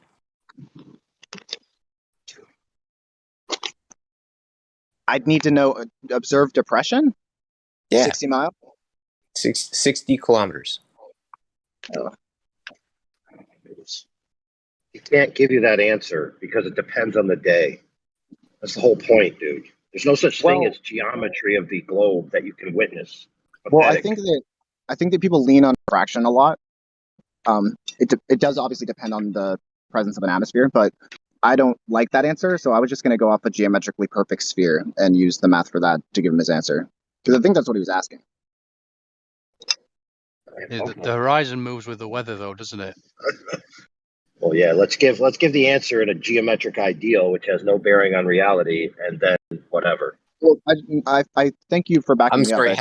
Have we been entertaining reality for the last hour? Or have we been entertaining fictions of this man's imagination? I think he asked me about just pure geometry rather I than get a reality. question. Because I'm asking for if we're on a ball, I should be able to say, okay, give me 60 kilometers. What is the observed depression? Yeah. It's like 200 meters, right? Yeah. Well, 60 kilometers, dude. Yeah, the correct answer is it depends on how many generation hexers are in that. Yeah. I'll let you know how depressed it is. I appreciate that. That was good. That made me smile. But yeah, I gotta do some airplane stuff. I work repairing airplanes. I implore you guys. Hold on a minute. Wait a second. Wait, What part of the airplane do you repair? Oh my goodness, Avionics. Do you ever play around with the artificial horizon, my friend? Dude, it's okay to let people leave when they say they're going to leave. Wait. No, Do you work with hydraulics for airplanes? I'm an A&P. I'm not a avionics guy. Oh, okay. Listen, the other day I called you a donkey because it was warranted. You said something really stupid. And Did you get that job from joining the military? What? Yeah, I was Navy before this. Nice, And dude. Fuck yeah. And if you was in the air with that aeroplane, can I shoot you without accounting on Coriolis? Anyway, my point is I didn't realize you're only 23. So I'm starting to feel bad about that. Yeah, thank you, man. I Realize appreciate that. you hadn't done I anything want on to, your own yet. All right? Jesus. I've done a lot more thinking than you have. But anyway, I gotta go, dude. No, dude. Yeah, but there's you no haven't done any geometric horizon thinking in of that your picture, own. though, That's that you my think is point. obstructing things. So you're not thinking too clear. All right. So I Yeah, want it you would guys to be- download that picture. I want you to download the entire picture. It's like a gigabyte. It's huge, and just calculate out the geometric horizon, and then look at the objects that are behind that, and then look at the objects that you can see, and compare that with their altitude. The geometric horizon, I've said it to you about 50 times, so you probably know where it should be, right? What distance? Yeah, it's at What 116 miles. distance? 160 miles. Okay, that's where that second string of islands is in that picture. There's no horizon there, so that's it. Game over.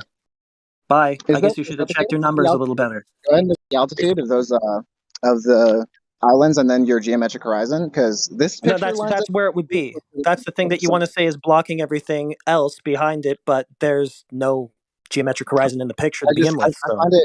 I find it kind of hilariously coincidental that the geometric horizon perfectly occludes every object with lower altitude than should be visible. Oh, you find that hilariously coincidental, even though this geometric horizon you're talking about isn't in the picture, because if it were, it would be where that second string of islands is at 116 miles, but it's not in the picture. I don't have the time to go over exactly what you're looking at, but every single time for the hundreds of times I've been sent flat Earth memes and invalidated them independently by doing my own research. Here's the problem. Here's where you went wrong. Let me help you. If there was a geometric horizon in the picture, occluding or obstructing anything in it, then it would be at that 116-mile location that I keep talking about. But it's not there. So since it's not there, it isn't obstructing things. Not there as much as you can say it's not there as much as you you're want, being but dishonest about claiming that the buildings are pointing away from you. You can say that as much as you want to, bud, but everything that's behind the geometric No, you can tell whatever Can I just interrupt everyone for a tell it, second? pal. Can I interrupt everyone for a second? But look, if you need to go, then go now. Don't do it with any parting shots, because the thing is, you're just going to invite more drama. So if you need to go for work or whatever, go now. Thanks for your time. Whoever said that, I appreciate you, Crypto. Oh yeah, from last night. All right, later, guys. Yep. Bye bye. I was gonna ask you if I can say horizon in Spanish because he sounds like RC Meisty. Did he just say he's a pilot? No, he works on airplanes. Bro, like. Yeah, Meisty can be a pilot, doesn't he? And I was gonna ask him about horizon in Spanish because RC Meisty does speak some Spanish. He's in the baggage section. I was just going to say, get a girlfriend. Stop messing around with all this shit. You know what I heard? Listen up. I heard this thing, and I didn't verify it, so I could be wrong. But the guy basically said that horizon in Arabic is a compounded, like verbatim or literalism of level man mental. So a mental level at a man's something, basically. You know, so man mentally experiences it as level, and that's the horizon. Holy fuck, dude. There's another language which has a literalism like that too, where the horizon is basically just essentially the word for level.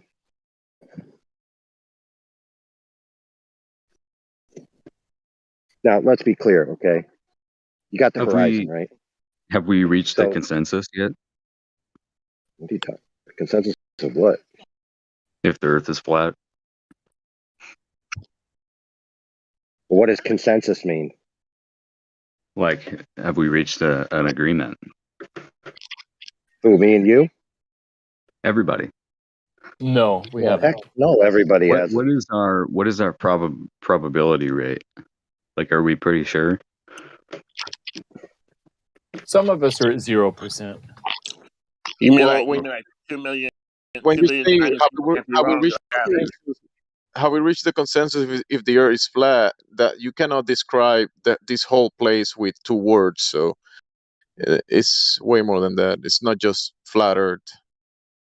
Have you arrived on the consensus about veganism and eating meat? No, I'm just talking about the shape. I don't, I'm not talking about anything else. There is a consensus that is, there is not a spinning globe. Most people know that. I mean, at least in here. So we know it's not round. It's not a sphere. Who's we? It's not a globe. Who's we? Yeah. Well, me and that guy. Yeah, is everybody moving out and measuring this for themselves, right? Huh? All right, so I'll ask you a question. Why did you need to ask that in the middle of a point being wrapped up? I thought everybody was done talking. It was quiet for a few seconds. Well, to be fair, many people have timing issues, right? So you don't Many get people have what? audio from. Oh yeah, You have there's a timing delay. issues where you don't get the audio from the other people right away. I know. Right now, sometimes people immediately jump to the conclusion that the person's being an a-hole and they start berating them for interruptions and stuff.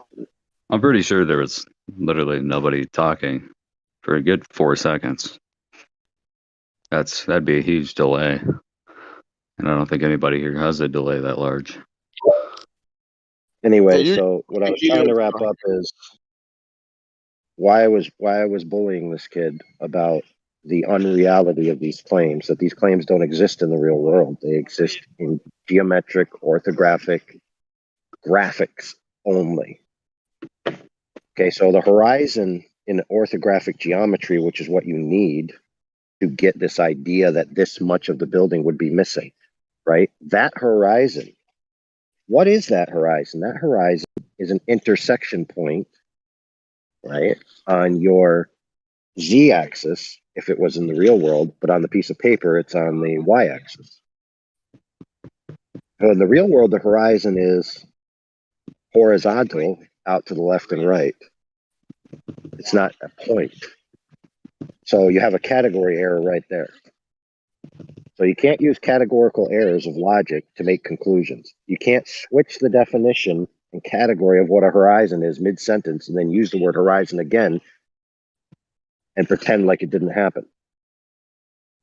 That's why, like, this stuff, like, you don't see a hump of water in between point A and B. You don't see that if you're honest with yourself. All as you see is water, then you don't see any more water, then you see stuff. That's what you really see. Like this hump of water that they claim they're seeing, they're not seeing it. They're inferring it. They're looking at their orthographic thing and saying, that's the hump of water I'm seeing when I look out in the real world. When it's based on ideal geometry, right? A perfect radius of a perfect circle, right? When can you witness that in reality? The answer is never. Never. Not any time in history, nor in future will you ever witness such a thing. You will witness it, however, on a piece of paper when you draw it out. That's it, and that's the only time you ever will.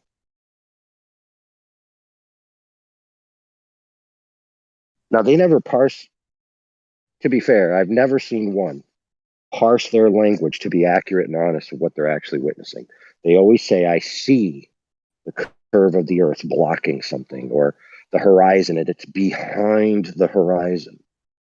Well, technically, in a photograph, it's not behind anything. It's above the horizon, right? Because it's a planar image that only has two axes. It doesn't have a third axis. It doesn't have a z axis. All the information from the z and the y are rendered on the y. So you don't see it behind anything. You see it above, technically. So what claim are they really making? They're saying that if the Earth was a globe with this geometry, it would obstruct, quote unquote, the bottoms of buildings by 200 feet of a 400-foot building at this range. I look in the real world and I only can see half of this building. Therefore, the Earth must be a globe. Well, sorry to break it to you, friends, but that's called an affirming the consequent formological fallacy. The conclusion does not necessarily follow from the premises.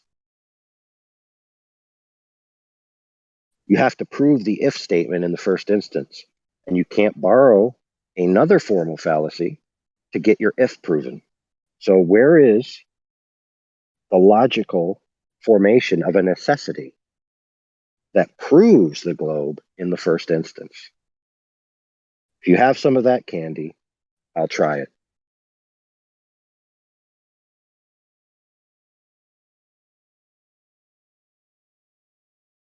Well, maybe Matthew has it. Maybe Matthew, do you see the 116-mile horizon in that Canigou shot? Well, I haven't studied it. It's an interesting picture, but I don't want to download the whole gigabyte to look at it. Yeah, don't worry about it, Matthew. We're going to cover it in the near future. You could just watch somebody else's answers. Fair enough. Yeah, I don't think it's super helpful to squint at the horizon in general anyway, just because things change based on humidity and temperature and that kind of stuff. Yeah, absolutely. So, for example, Matthew, I'm at my lake that I love to go to and talk about. And yesterday and the day before and a few other days, we were talking in here about the observations that I see. Me and my friend Kiwi just went over it the other day where we went through the Earth curve calculator and found out that at the place I was, the object I'm looking at should not disappear. At all, based on the quote unquote obstruction of the quote unquote Earth hump. Right? So, lo and behold, what did I do? I lowered myself down and it disappeared. Right? Where in a location where it should not have disappeared. Now, if an object disappears from view and there's no geometry in between point A and B, right? Then what caused it to disappear? There's really only one option. So what's that option? Atmospheric changes in the atmospheric conditions. Yeah, you could say that, or let's just call it optical effects, for lack of a better number term. Right. So I know of a necessity that things can disappear from the bottom, and by the way, from the sides, and by the way, from the top. Yeah, I'm going to post a picture of that. Yeah. That's from QE's page where he shows that those two images, the yellow picture and the bluish picture, were both taken from the same spot with the same camera, but different days. Oh, I actually just waited till it started getting more to the night, and I didn't have to go as down as far towards the water before the object had the same effect as when I was closer to the water.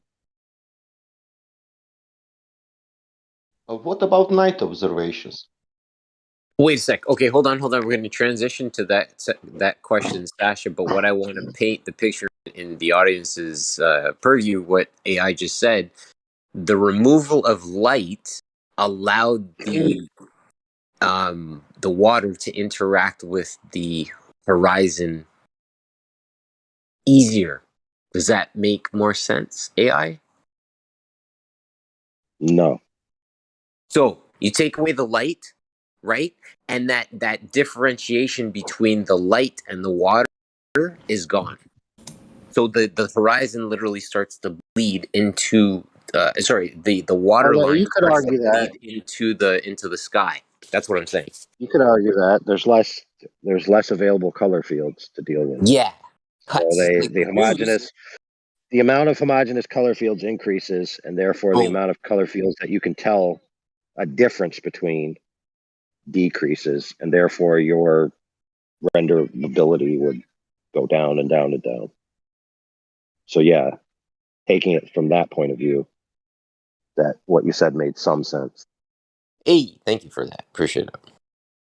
I have a question for Matthew for that two pictures. Matthew, what is on the right picture? What's that? Those are the oil rigs off the coast of Santa Barbara. Yeah, no, Same as the one on the yeah, left. okay. I'm saying, what's that? What's that water? Is that a curve? No, I'm merely pointing out that those pictures are different. That's my point. Yeah. Those two pictures are different. That's all. Okay, that everybody knows they are different. Even child from 4 years old will say these two pictures are different. I'm not asking you that. I'm asking you on the right picture. Is that a curve or this is only water? It looks to me like on the right-hand picture, the bluish picture, that the water is blocking the bottom of the left-hand oil. That means that is probably curve. That's what it appears to be on the right side, yes. Okay. What is the left picture? On the left picture, it appears to be flat. But where is the curvature on the left picture? It's not visible in the left picture. Why? Because on the right picture is there. Right. So you're exactly right. You're exactly right. On those pictures show different things, but they're the same camera at the same exact height and same location. Yeah, that means do not let him reify the globe, please. I'm not reifying the globe. I'm just saying that they're different. That's all. Okay, my but point is that we can't use use those pictures to show one way or the other, because sometimes we see one thing, sometimes we see the other. So we shouldn't use that to prove one thing or the other. Let's be clear. Fair, but let's be clear. Nobody's seeing any curve in either picture. Yeah, it's inferred. Yeah, it's inferred in the right-hand picture. It's consistent with the curve on the right-hand picture. Okay, so what if I told you that I know about this picture, that this picture was scrutinized? Yeah, it's on QE's website. That's where I got it.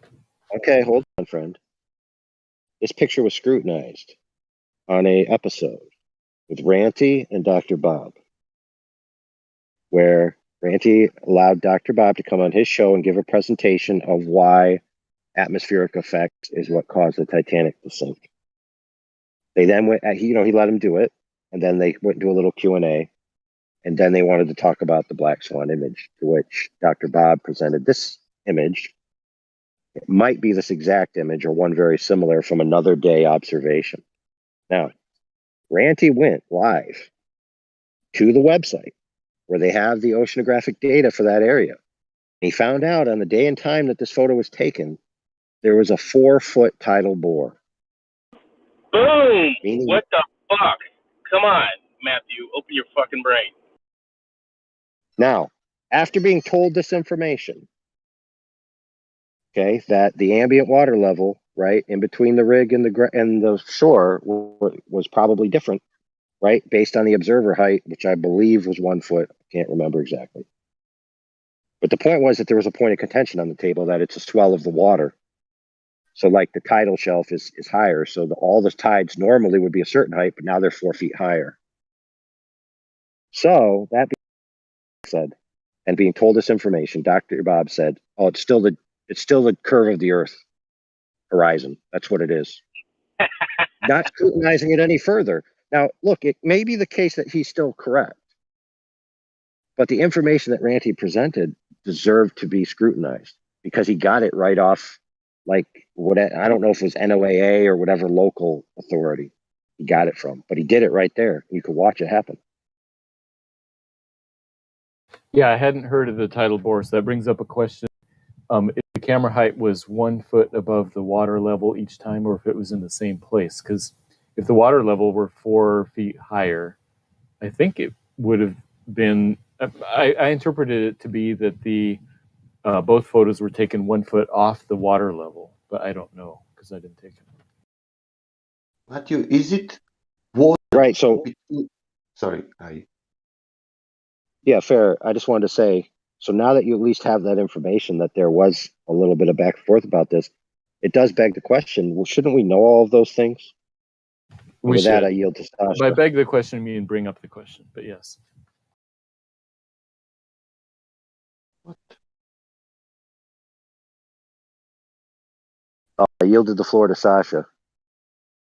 I want to ask him because on the left picture, is it water between two oil rigs physical or optical? I don't know. I think that the main point is Really? just that they're different. You don't know, Matthew. Is it water between two oil rigs physical or optical? My point is that you cannot prove anything from either of these pictures because they're different. Matthew, I'm asking one question. Is it, let's say, is it water behind the oil rig, 10 meters behind first oil rig? Is it physical or optical? I don't know, but it can appear. It appears behind the both oil rigs in the left-hand picture. Well, Matthew, when we look at the train tracks, they are physical, yes, Matthew, but they're not actually ramping up to the level of the eyes. So there appears to be an optical component that could be confused with what we would otherwise deem physical, namely it's not actually ramping up to block or obstruct the eye. And so that's what's happening with the oil rigs. It appears to be mostly an optical artifact where the water's not actually obstructing anything. It's just optical, really. Right. Yeah, that's what it looks like in the left-hand one. In the right-hand one, it looks like it is blocking. So it looks different in those two images. So it looks like the way that our eyes represent flat planar surfaces with no obstruction is that the floor appears to ramp up, the sky appears to ramp down, and a horizon eventually forms, beyond which you cannot make out objects even over a flat plane. That appears to be the best, most consistent understanding, not the ball. That is a consistent understanding. I also think that the globe Earth explanation is also consistent. It would the only globe be Earth explanation? Curvature. We need curvature first. Right. So I would say you can't use either of these to prove one way or the other. That's my whole point, is that I don't think it's conclusive looking at the horizon. Of course you would say that because you have a pre-conclusion in mind. Exactly. I have a preconceived notion that the Earth is a globe, and I don't use these images to prove one way or the other. So that preconceived notion, where are you basing that preconceived notion on? Just the hoping that it's a ball? How do you get to that notion? Other ideas, logic, and evidence, not these. It's not by observation. No evidence.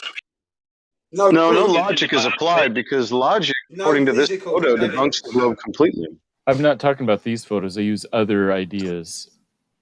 So we're talking about these photos. These photos are conclusive.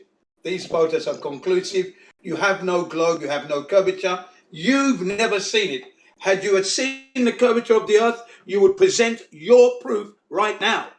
Jin, you said these photos are conclusive, but they show different things. Which one, the left one or the right one? Yeah, they're both conclusive. They're conclusive that there's no Earth. They show different things. No, they're conclusive that there's no Earth. Sorry, I just want to say real quick that there's no Earth curve limitation to the horizon. Yeah, it's conclusive. Yeah, it's conclusive. You've never seen a curved horizon in your life. Have you done so? Like I said, we're looking at your images from your family photos, your picnic, your holiday, where you accidentally took it, whatever. You're presenting that here. You haven't done so. Go away. It's conclusive. Well, the thing is, we're invoking Earth curve as to why these oil rigs are obstructed, but we have another viable explanation from a flat Earth perspective as to why a horizon forms in the foreground while anything that's too tall beyond in the background just has to set bottom first. So now we have to compare the quality of the explanation. They invoke curve. Okay, have they measured the curve relative to a straight surface? If the answer to that is no, or if the way that they analyzed their evidence is questionable, then maybe we could go with the other explanation on file, that it's flat. And at best, the ground and ceiling are appearing to meet, just like looking down a really long, really extended, flat hallway just outside with the oil rigs. Exactly. Yeah, I totally agree with Matthew here. I think that anytime that you use the horizon or squinting at it, he loves to put it that way, and it's very cute and adorable. I love you about that, Matthew. It's squinting at the horizon. It's funny. It's a rhetorical device. I understand that. I know it's hilarious. You gotta stop using it because it's stupid as fuck. Anyway, I mean, if you're gonna squint at the horizon, you probably shouldn't measure the Earth that way. But yet that's how people assume that they use. That's the method that was used to measure the Earth. So any of the other ideas that you have, the logic, all that stuff, it's based on the luminaries, right? And the luminaries aren't the ground that we're walking on. So how could you possibly use the luminaries unless you use a pre-assumed globe to determine the shape of the Earth? I'd like to know. Exactly. Oh, I wouldn't use the horizon to measure the Earth. Measure the. I didn't say that. You weren't even listening to what I said. I said the luminaries, which you love to talk about. So unless you use the luminaries, you have to pre-assume the globe. So how do you measure the Earth that we're standing on? Exactly. If you assume that the Earth is a globe, you can calculate the size like Why Eratosthenes did. Why are you assuming that the Earth is a globe? Yeah, that's a mistake. If you're going to measure something, you better assume that it exists. So you Hell no, you do not do that. Hell no, you don't do that. As a ball does that it exists. Where's the integrity in that? If I'm going to measure how high Mount Everest is, I better assume that it has altitude first. Those are two separate questions. But you can see the extent of the Mount Everest. That's so and the cheap, thing dude. is, Earth can exist as an extended plane without existing as a ball. That's fallacious to say that it can only exist if it's a ball. Yeah, I'm not saying that. So here's what I'm saying. I'm saying there's two questions. Question number one, is the Earth a globe, yes or no?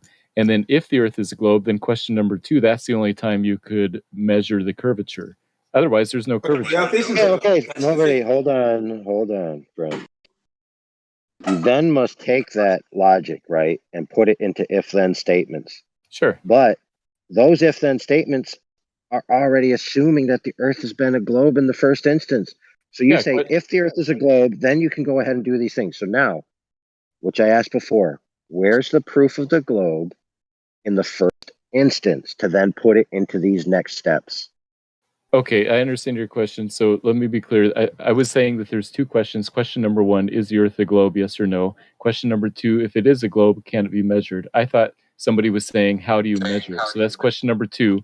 But AI is asking question number one, which is, what's the evidence for the Earth being a globe? And there's a whole set of evidences that has nothing to do with measuring. Provide it, please. Please provide it now. Oh, sure. Eyewitness testimony, pictures, the fact that GPSs work, satellite TV, sunsets. I mean, there's a bunch of things. Hold on. So just because we can triangulate things, it means that it has to be on a globe? No, those are evidences that lead to the conclusion that the Earth is a globe. They're not evidences. That doesn't lead to the conclusion that. Do you think that if we had, like, let's say a salt flat and we put up towers, that we would be able to triangulate on the salt flat 9,000 square kilometers? Yeah. I'm not familiar with that observation, but... You're not familiar with triangulation? I know what triangulation is. Right. Okay, can it be done on a salt flat? If I were to put towers all through there and we had racers and they were racing with GPS, would it work? Would I be able to? I assume you would find spherical excess if you did large enough triangles. Bro, it's a salt flat. There's no cover to them. A flat. You know that, right? So flat.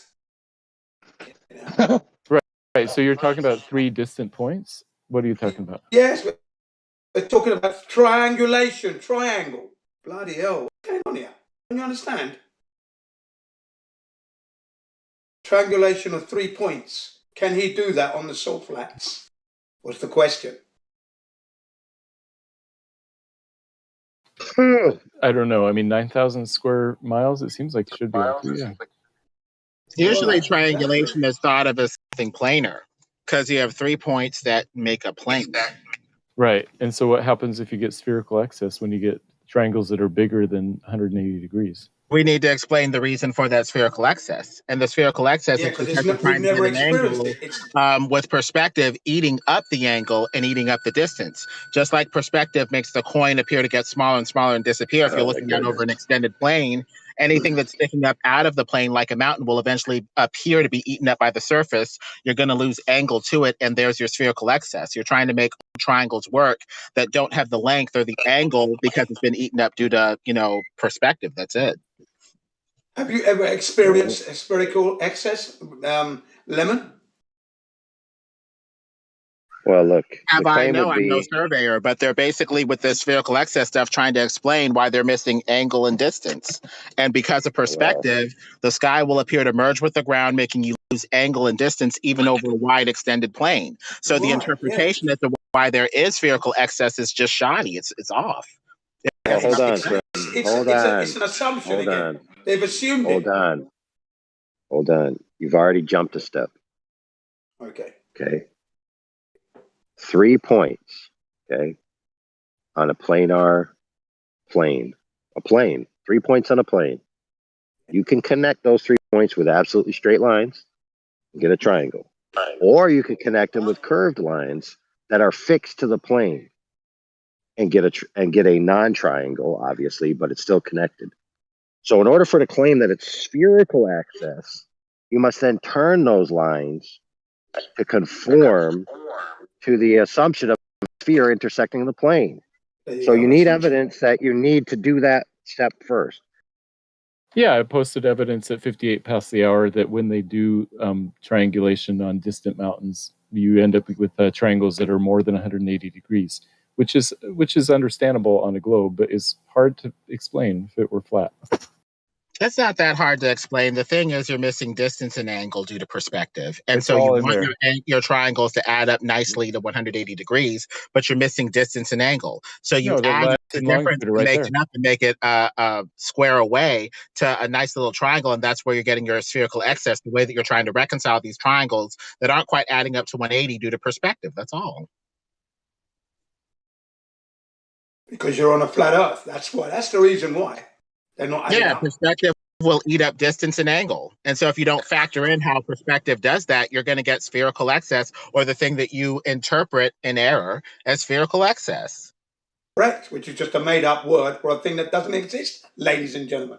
I posted evidence that it exists from 100 years ago. It doesn't exist, ladies and gentlemen. You can't measure it. You can't measure Okay, it. let's look You at this can't see evidence it. and see if their interpretation is sound or if it is not quite sound. It looks Go like ahead and have a perspective look. has the potential to eat up a penny, to eat up any object, even the block of air from the bottom of an object that you're looking at that's up suspended in the air down to the ground. That's a block of air with length and thickness, just like the penny. It will be eaten up and eventually merge with the surface along with the object that length of air is extending from that's suspended up in the air down to the surface. Eventually, it will merge with the surface, and there's your spherical excess right there. It's just perspective. That's all. There you go. So you think those Natural observations law are we're wrong? talking about. I think that their hold on, interpretation of it was wrong, but what they did was good enough as long as they kept within short ranges where you could still see all of the object and make out a 2D image. But once you're too far over the plane, those measurements tend to become garbage because perspective eats up the object. Yeah, so let's be clear. Hold on. Is Matthew presenting a triangulation from 3 different points to the peak of a mountain? Is that what's being presented? Right. So angles, right? So the guy takes an angle device and optically trains it on the top of the mountain. It's from 3 different locations, right? From one mountain, you look at the angle between the other 2 mountains. Okay, so you're standing on one mountain and you know your altitude in theory, and then you have a piece that you level, and then you go track down or track up, right? No, it's left and right. You're doing the triangle left to right. Okay, so as we know from perspective, gentlemen, 2 light sources that appear to be separated, like these 2 mountains you appear to be mentioning, will eventually merge into one unresolvable object due to perspective. There goes your angle, there goes your distance, there goes your triangle. How have they factored in perspective? They were close enough that there was an angle. They didn't merge together. They're distant. They're apart, and they measured the angle, how far apart they are. So how do you know how much of the angle was eaten up due to perspective or due to Earth curve, spherical excess, or whatever? You can't tell that. Yeah, they're just measuring. They're just looking at the straight up angle. That's all they're looking at. Okay, so some of the angle may have been eaten up due to perspective, giving you this spherical excess thing where you're like, hey, I'm missing 2 or 3 degrees here to get a perfect 180-degree triangle. I can assume that it was eaten up by Earth curve. I can assume that it's eaten up by perspective or whatever. I don't know what you mean by eaten up by those things. Basically, if perspective makes objects appear smaller, but the angles are just the raw angles. We're not talking about sizes. We're talking about angles here. Perspective also makes 2 separated objects appear to merge into one, making Oh my the goodness. angle that was between them disappear, merge, and become non-existent. Right, but before that, there is some angle. Friend, stop talking for goodness Okay, sakes. that's a good idea. Check this out, Holmes. It is not the case that perspective only makes things appear smaller. That's not true. It also displaces those things in your field of view. Correct? Right. Yeah. Well, there Makes you them go go. towards. That's what towards Lemon's the, explaining. Yeah, two objects that are separated that are big enough appear to merge into one unresolvable object. Well, that's a third factor. Yeah. Before they merge, can you measure measure the angle between them? Up to a point, but the question still remains, Matthew. How much of the angle is eaten up by Earth curve, spherical axis, whatever you want to invoke, versus what I want to invoke, perspective? Can we tell the difference? As far as I can tell, no. Well, I'll tell you this much, Lemon. There has been no attempt throughout antiquity that is a matter of record established, where it's been written down in this manner, that has ever attempted in any way that I've ever seen or ever been presented, that even takes a stab, an attempt, or even makes an allusion to these effects that you're speaking of. So how would anybody know? Well, this is why we have to reason I together. haven't heard of those either.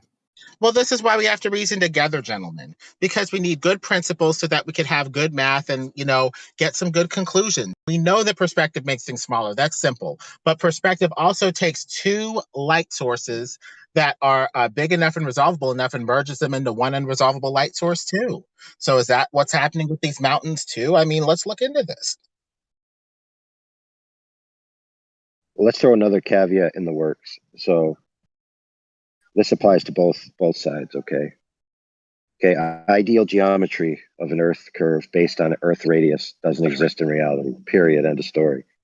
Likewise, linear perspective doesn't exist in reality either. Both are ideal models based on ideal geometry. Okay, the eyes don't work that way. Lenses don't work that way. They have compounding factors that go beyond ideal geometry.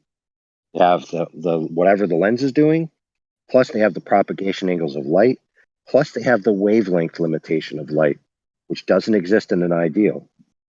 So where people say, like, for example, you hear globals all the time, they'll say, if the Earth was flat, I could see forever. Now, pardoning any atmospheric occlusion, it still wouldn't be possible based on the propagation angles of light and the wavelengths alone. So you make an assertion based on an ideal, and you try to apply it to reality, you're going to get errors every time. Can you clarify what properties of light physically would make it so you can't see infinite distance, assuming, like, obviously, inverse square law, the fading of your light, redshifting, etc. But for all purposes that are human relevant, like on Earth, none of those factors apply. Well, I mean, as far as we can tell, a coin can block a car visually if it's at the right angle, and the coin will go to a vanishing point. The question from there is, can vanishing points like the horizon obstruct huge amounts of object that are beyond, like, the bottom of a mountain? Because if a coin can obstruct a car and a coin goes to a vanishing point, logically one would ask, can the vanishing point of the coin itself obstruct other objects? If the answer to that is yes, well, then that's the reason why the horizon in the foreground appears to be obstructing huge amounts of what's beyond in the background. Just like the coin in front of the car, the coin that's gone to a vanishing point, aka the horizon, extended left to right, is just blocking huge amounts of what's beyond by logical extension. Let me clarify what you mean, because I'm unfamiliar with the term vanishing point. So a coin can block a car. I understand that. You hold a coin up in front of your eyes, it can block out a car. You can move a coin away from you to a certain degree of distance where the light coming off it will be so little that it's unresolvable to a meaningful degree by your eyes. You could see that coin again if you had, like, a telescope and binoculars, but assuming the naked eye. So there is no vanishing point. I'm not sure what that means. The vanishing point is the point where the coin becomes unresolvable. And with this definition, the horizon would just be infinite vanishing points extended left and right and forward and back from the observer. Okay, I need to stop you. Can the thing in the foreground obstruct what's happening in the background? Okay. As far as physics are concerned, like, the point at which the coin becomes unresolvable is far beyond any human relevant scale. Right? It's like, it would be millions of miles. The hell? Yeah. Because stop making baseless assertions. You have to stop doing that. You prove it or you don't say it.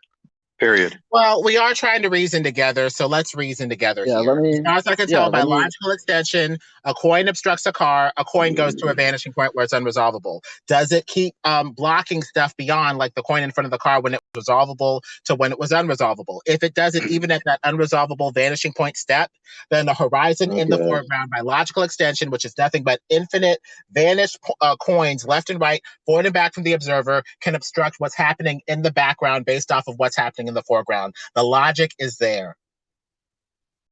Okay, the distance at which a coin would have to be from your detector for the photons to redshift into unresolvable, like, wavelengths would be like billions of miles. Like, I don't know what you mean. You can see a coin billions of miles away. Okay, listen, it's painful.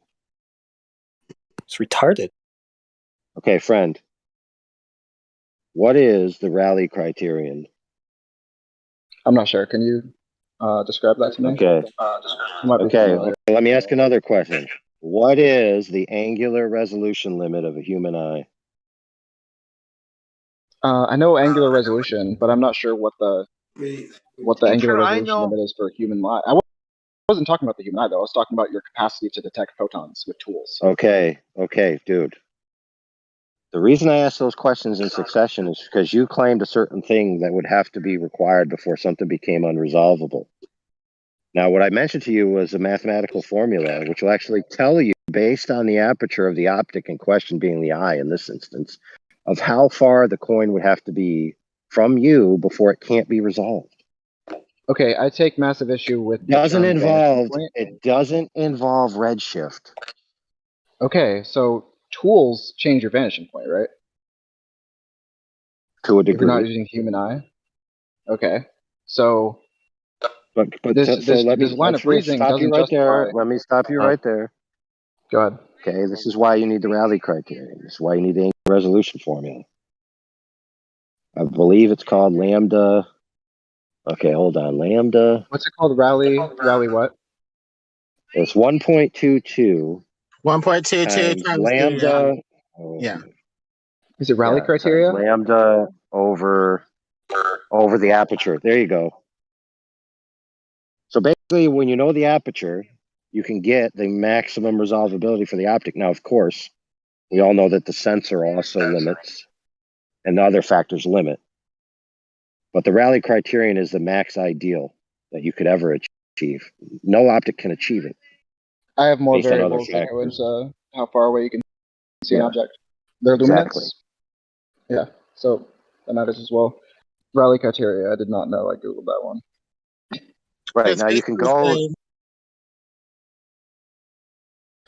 and watch lectures for free from MIT, or you can go to Walter Lewin Lectures. It's his own channel that he did, because technically he got canned for teaching something that they didn't like. Fascism. But basically, to simplify it, it's the smallest angle that you can make out before your eyes. Like, I can't process this.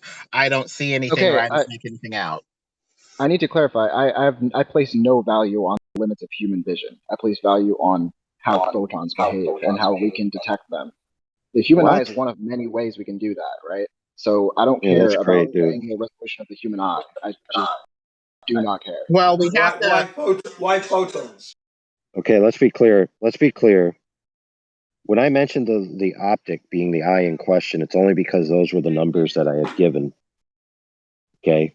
The criterion applies to all optics. The Rally criteria? Yeah. And the thing is, you're talking about photons here, which is nice, but just because the photons are there doesn't mean that it's enough to excite the sensor. Oh, the Rayleigh criteria As a tuning image. So you have a fallacy there by saying the photon is there, therefore it is interpreted into an image. That's fallacious. Just because the photon is there doesn't necessarily mean that the sensor picks it up or spits out an interpreted exactly. image. Yeah, and keep in mind, we're basically talking about. We basically have been talking about optical observations, not photon plate sensors. Or just a very, very big telescope, right? not just like I have a problem with the term vanishing point because it does not apply in my understanding of contemporary physics. It doesn't apply to any scale that would ever be human relevant. It's practical though. It gets back to reality and Yes. gets beyond this theory Oh of my goodness. photons and stuff. It says whether the eye can interpret the image and whether the image is at a wide enough angle to be So interpreted as a yes and 2D no. image readout. It's practical as opposed to theoretical. Okay, but in the event that this point does not actually exist outside of human perception, like we can see things that are further than the No. vanishing point with a telescope or binoculars. Well, yes, right? So, dude. It's not a so fixed. what's the It's value not of this term? necessarily. It's not necessarily a fixed point. It's a fixed point from a certain observation point with a certain optic, dude. Okay, It's relative to the observer. Exactly. Okay. Just like And the It's not sun. like the vanishing point. It's not like the vanishing point is at 2239 Westbridge Road, Kansas. You know? Yeah, it's not a destination. It is specific to the person that is observing it. Just And create the specific to art the class. object. And Create the specific art to class. the object. Yeah. Okay, Because yeah. objects that are Okay. taller need a further vanishing point than objects that are shorter. So the objects that are shorter in the foreground will reach a vanishing point quicker than objects that are taller in the background. The Hold on, question though. is, Hold on. Slow down. Hold on, friends. We're getting ahead of ourselves. We're speaking about objects as if they're ubiquitous. Okay, objects are millions of points of light, and a portion of the points of light can occupy an angle to which the resolvable detail can't be rendered. You don't have to wait for the entire object to disappear before part of it can become unresolvable or merge into another color field. Now, well stated. A quick history, bring everybody up to speed. The term vanishing point was borrowed. Hold on, can you repeat that from- last line because that was justifying why things can disappear from the bottom up, right? Dude, you can get things to disappear from the side by putting them on a planar surface. You can get things to disappear from the top down by putting them on a ceiling. So yes, things disappear into other objects or into the quote unquote vanishing point all the time, and they do it sideways, they do it this is a very upways, good downways, so slantways, and forwardways. I like this. I like this idea. So if I have a ceiling, say I have a room with 3 walls, so it's just 2 walls and a ceiling, and I hang something from the ceiling, and then I'm on just a flat plane, right? And I back up infinite distance with a really big telescope. Let's just say like 1,000 miles with a really good telescope. If I look at this thing, it will be disappearing into the ceiling from the top down.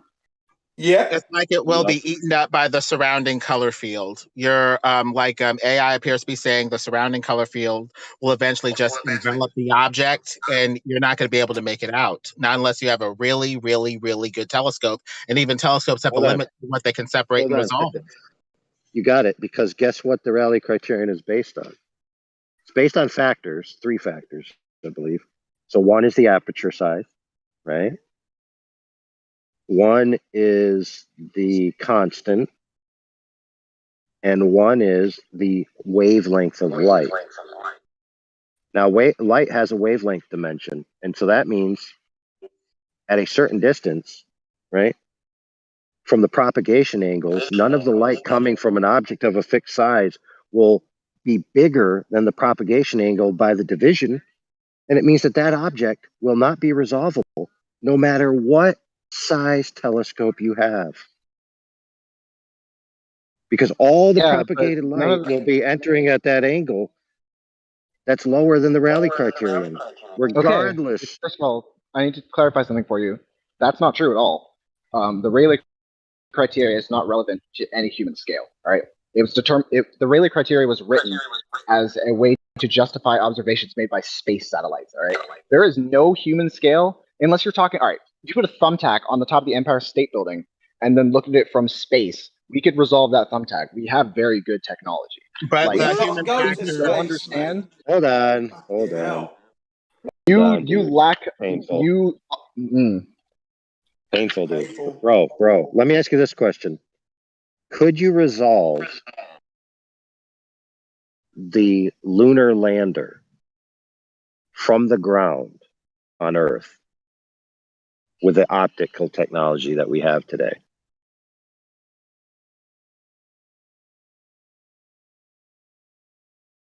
I'm not sure. That's a very good question. Is the answer no? is bloody well no, you can't. That's the answer. That's a good question. No. I assume so. I imagine so, yeah. Well, we can simplify this by getting some general No, I factors think that we make could. it really simple. I mean, normally for the regular human eye, you can resolve an object up to about 3,000 times its height away, roughly. That's for the human eye, though. If you want something like a better optic, the factor would be different. But roughly for the human eye, it's roughly about 3,000 times the height of the object away.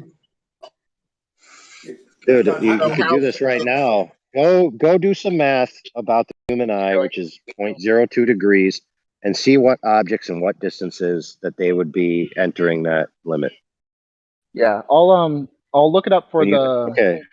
the MAV. No, just the human eye. I've never thought about that. No, well, listen, I'll save you some time. The correct answer is no. There's 3 objects in question that have already been mathed for you by professionals. 1 being the flag, 2 being the Jeep, and 3 being the lander. Yeah, To see the flag, to see the flag, you need a 75 meter lens. Doesn't exist. To see the other one, oh no, you said possible. I said yes. I was right. Oh no, I said by any optical technology we have. So no, absolutely not. In theory, it would be possible. Yes. Well, you need something 75 meters. Well, we take 60 degrees of visual field in our eyes, gentlemen, and divide that by 0.02, and we get 3,000. That factor allows us to multiply the height of the object times 3,000 for the human eye. So we need to take, I don't know, the range of field of view of the optic divided by the angular resolution to get a factor that would tell you how many times far away you can see times the height of the object. And that's a way to simplify it, roughly. Well, let's put it this way. All light that propagates at a direct angle that is consumed by the limit is not going to be resolved. Right? There you go. That's right. There you go. Right. So take the eye, 0.02, put a man, place him on a line, track that line out 1 mile, 2 mile, 3 mile, 5 mile, and see where that angle starts to subsume the line that he's standing on. And when you have that number, let us know what it is. And that's for the theory we can see something. I mean, that's hopeless. What do you mean by in theory we can see? You can't see. We don't have the optical equipment. So why would you say in theory? And the Rayleigh criteria, Jin, has the diameter in it. The diameter is how wide the pupil of the eye is for the human observer, which is like 40 millimeters. For some sort of microscope, it'd be like a couple nanometers. Crap. Like that. For the dude. No, bro. More like 4 millimeters. For the human eye, in Life of Short's video, I think he said it was like 20 to 40. But I'll have to look at it. I said 20 to 40. It's like 4 or 5. It's like 4 or 5, dude. I'll check, but my math could be shitty. I'll do the math that's for your part of the 1.22 times the wavelength of light divided by the diameter. It would be the diameter of the human eye. Right. Yeah. In actual fact, for the listeners who are listening, slightly confused here. In actual fact, we don't have any optical equipment here on Earth that can see the flag, the lunar excursion module, or the rover. We don't have it, correct. But hold on. We got to point something out. We have had kids in here argue that they have seen these objects with their grandfather's telescope in their backyard. Nice. Yeah, I can't tell you how many globe believers I've had to argue against mid-conversation with a flat earther that you can't see curvature from an airplane. So I'm more familiar with people just lying. But you're telling us that we can see it from 9,000 feet on a mountain. So why wouldn't we see it from an airplane? No, you're not seeing. I never said that. Oh, well, that was what you said for like 2 hours a while ago. You said there was an invisible 116-mile horizon that we don't actually see that was out at the same time. I'm going to be honest with you, man. I don't know how to continue to entertain you about this until you just do the research yourself. Because I did the research in our communication. I did the research by looking at the picture, and there wasn't a 116-mile horizon in it, so I didn't know how it could be blocking things. There's some kind of disconnect in our communication here because other people were able to understand what I was saying, and I am unable to understand what you are saying. Well, it's pretty simple. There's no 116-mile horizon in the picture, and that's the thing that has to be blocking everything in your paradigm. It seems like Did someone say fair? Okay, cool. If there's more than one It's person fair. that doesn't It's fair. understand this, Listen, the reason why it's fair is because there's 5 known modalities of learning. Right now, we're only using 1 and maybe 2 with pictures. So if you can use the other 3 and create a complete 5-star modality presentation, then maybe you could convince more people. Okay. Well, I appreciate that. He's also telling us, though, that Earth curve has obstructed the things that are in that picture that he was pointing out, even though it I'm didn't saying actually it is obstruct anything that was obstructed. supposed to be. So you're saying that you do see Earth curve, right? From 9,000 feet elevation. I'm saying that there are things in this photo that have higher angular resolution than the church, that have less altitude than the church. That What's the should distance be to the visible. church? What's the distance? Why are they not visible? What you meant to I don't say, know. bro. What you meant to say was angular size. No, angular resolution is. I pick my words carefully. No, wrong. What you meant to say was angular size. What I meant to say was angular resolution. No, resolution what you meant to say was angular on their size. angle that they take up in your field of view. Well, No, let's not get stuck. okay. The No, angle don't of say your well field of view, nothing. No, they no, occupy. wrong. Not going to go And past this point until you concede that you're using the wrong terminology. Right. They already defined to you what angular resolution is, and it's not what you just described. Angular resolution exists at the optic, not at the object. The object has an angular size compared to where you are based on ideal geometry. Correct? Yes, I am correct. Thank you. Okay, I operate from the perspective of an observer. You just Right? operate from your own assumptions. No. The object does not have an angular size. The size of the Oh my object God, remains he's going to constant, double down no on matter this. where it is. No. Yeah. Oh, come on, common sense. Use your common sense here, man. The object Angular does not size change to in the size. object. Angular Oh, resolution. goodness, dude. Holy Changes in crippity angular crap. size. Yeah, dude, what's a size and what's an angular size? You see, you notice that they're different because they're different words. Angular resolution describes the ability of an image-forming device, such as an optical radio telescope, microscope, camera, or the eye, to distinguish small details of an object. It pertains to the observer, and the angular size pertains to Okay, the thing I'm being pertaining to observed. the observer. I used the right term to describe what I was saying.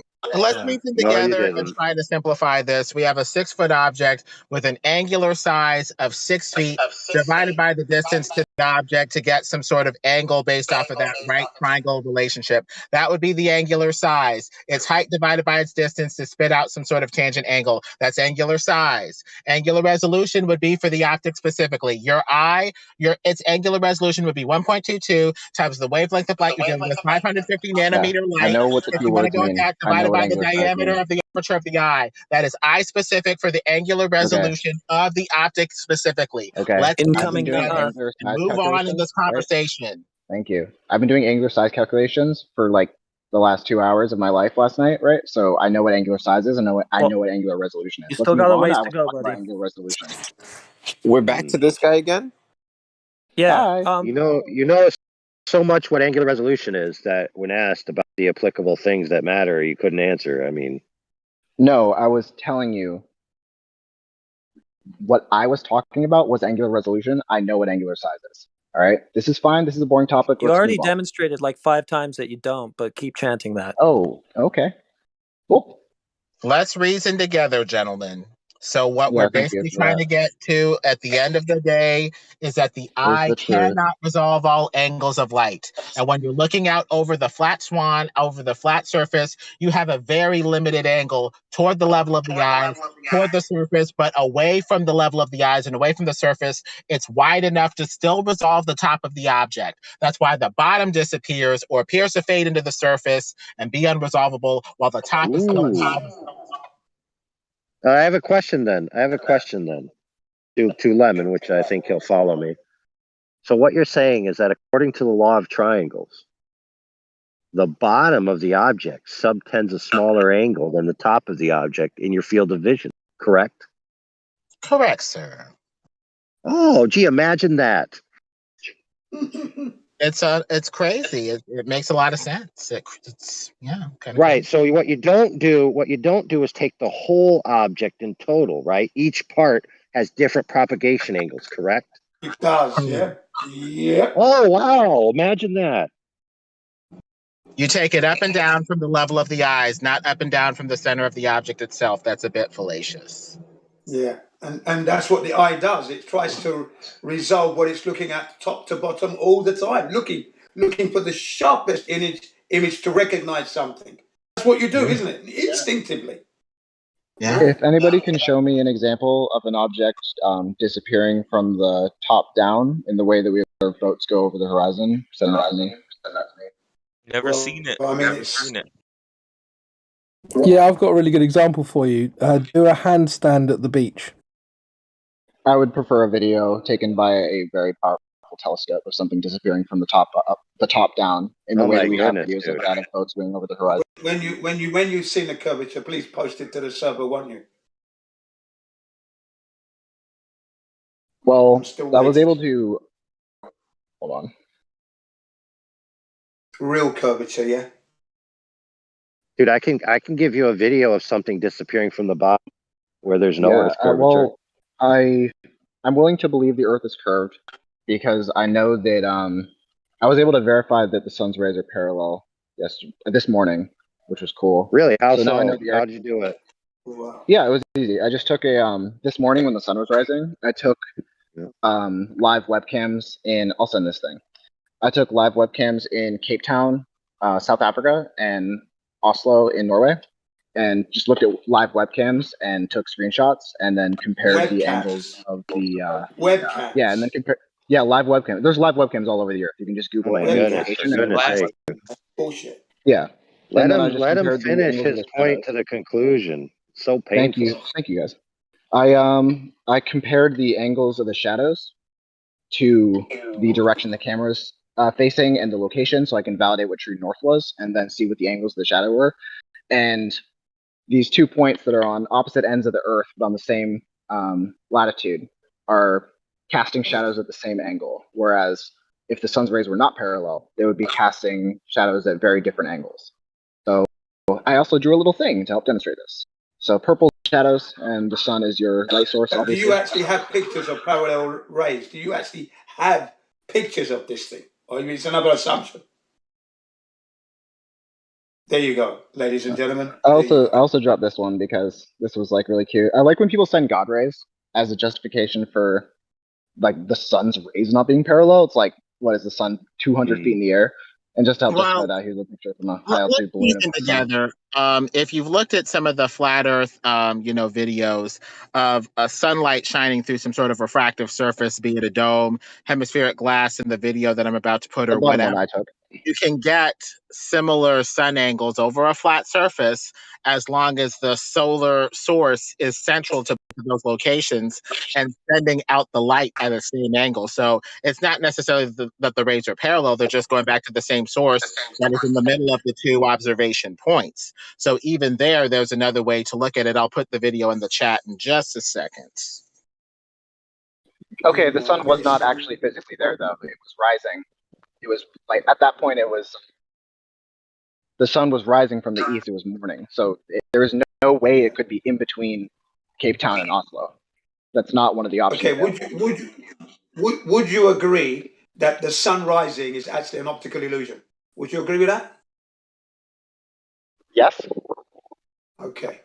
I'm glad to hear you've got. But there you see the sun being a local spotlight in the video that I just put. And as long as the 2 points are equidistant from that, again, that was not the case. You're going to get the same, a solar angle. So that could work flat or round. Yeah, again, I agree with you. But that was not the case for these webcams. The sun was rising in the east. Okay, and so it was morning. It was Oslo and Cape Town. So there's no way. So you're making the argument that the sun's parallel. You're making the argument that the sun's rays are parallel, 90 degrees from the sun to the earth, right? Well, no light is parallel, but it's parallel enough to be considered mathematically parallel for our purposes. No light is actually parallel.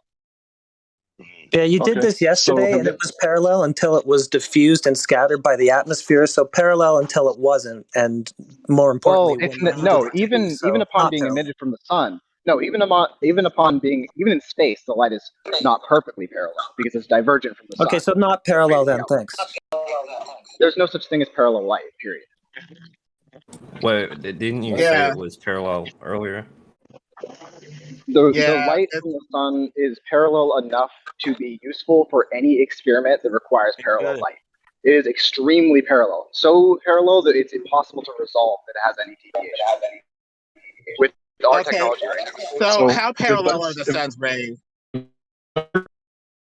Again, we know that they are not perfectly parallel because we know that there's no such thing as truly parallel light, but we are unable with our technology to resolve its degree of Specifically deviation enough, from are the sun's rays not parallel enough to allow in another falsifiable model, like say, the flat Earth, or are we just going to make the sun's rays parallel enough to discount any other model, including the flat Earth, with no falsifiability? I mean, how parallel do the sun's rays have to no, no, no, be no, no, no, to no, no, stop. discount the flat Stop. Earth versus some other model? It just seems like you're writing Negative. yourself a blank check. No, absolutely not. You need to stop. It's absolutely falsifiable. We just don't currently have the technology to prove that the sun's rays are divergent.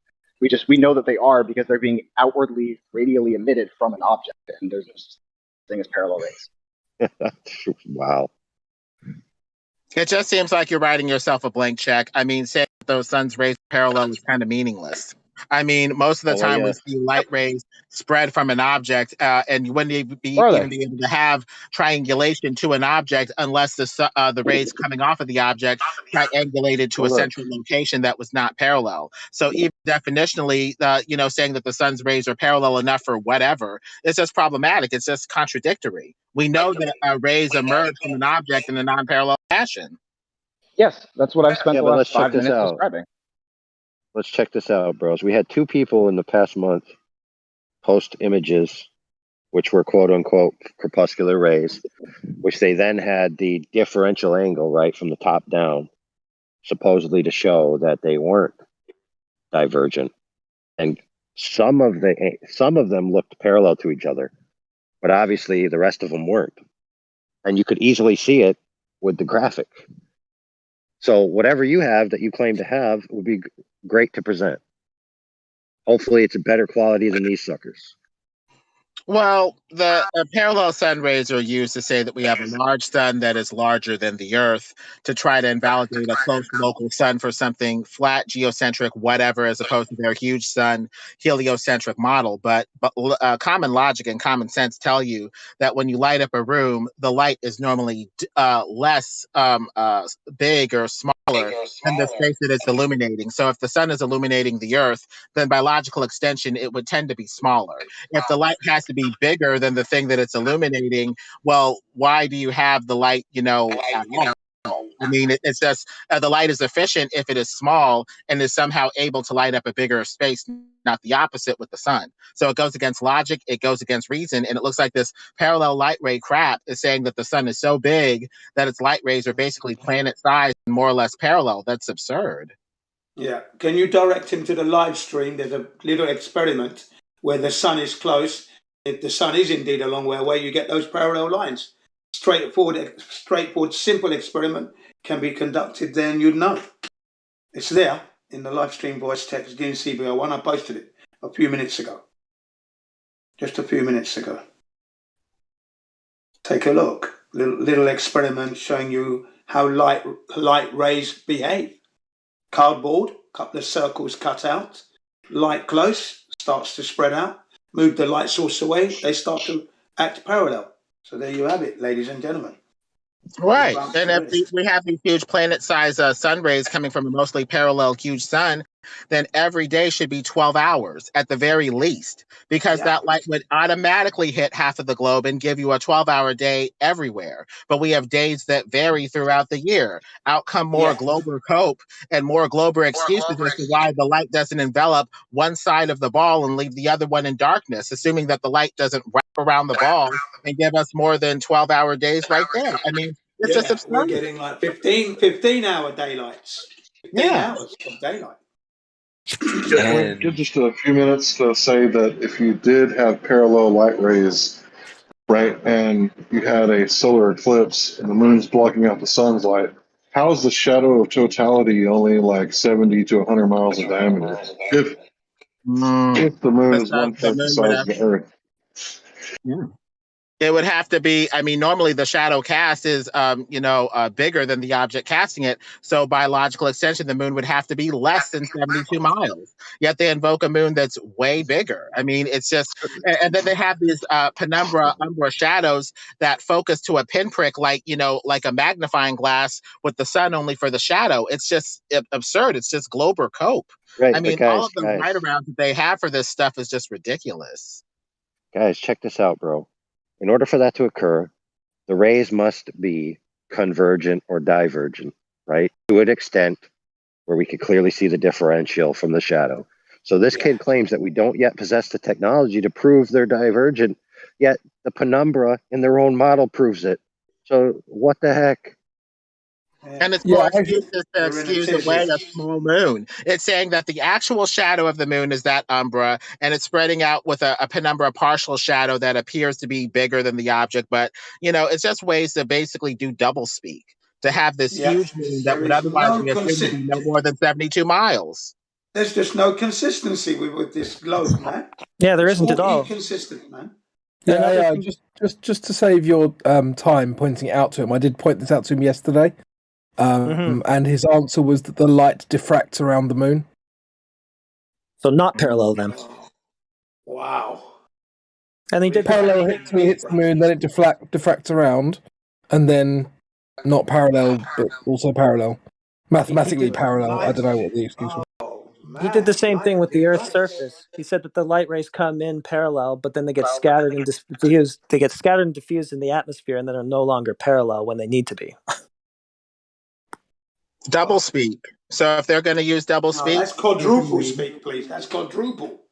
Yeah, I mean, if they're going to try to have, a large sun, a small sun, a large moon, a small moon, large shadow, small shadow, parallel rays, non-parallel rays, and we get to do double speak too if we want to. I mean, it's just disgusting levels of Glober Cope. Yeah, zombies. Oh man. But anyway, so he's going to provide us with the angles that he measured from a webcam feed. What tool he used to measure those, who the heck knows? Maybe the clone tool from Photoshop? I don't know. And then he's going to provide us the math of where things would start to be subsumed by your angular resolution limit from a 6 foot tall observer over a horizontal line extending out in the axis indefinitely. So, when he provides either of those, that'd be cool. Another bit of entertainment coming up then shortly. Stand by, ladies and gentlemen. Is he still here? Is someone still here to talk back? What are we talking about? Other dude waiting for him to bring that stuff. He said he was going to go get that stuff. Oh, okay, never mind. Well, at least that's what I thought he said. He said he's going to provide it. Hopefully he's not one of those guys that thinks it exists and is going to find it. Y'all, Matthew's gone. Y'all moved on. For now, I guess, while we're waiting. If he wants to come back and do his thing, that's up to him. Well, I'll do it then. I know the Earth is flat, 100% proven without a doubt, and I know that the Earth isn't round because if it's spinning out, we'll just get flown. But I know that there's life beyond the ice walls. Fascinating. How would that life beyond the ice wall live? Because I tend to think that this is all that there is, since we appear to have only one sun. Wouldn't you need to have multiple suns for something to live that far out in the cold or something? Or how would they live? Oh yeah, great. Yeah, the giants gave us the book, in ancient times, during the pyramids and shit. It's 178 land masses. So we're surrounded by we're surrounded by ice wall, and then above it, it's like other land. If you keep traveling over and over the ice wall, another land, and you just keep on going. 178. Fantasy world enablers are here. How do you know that? 100% proven without a doubt.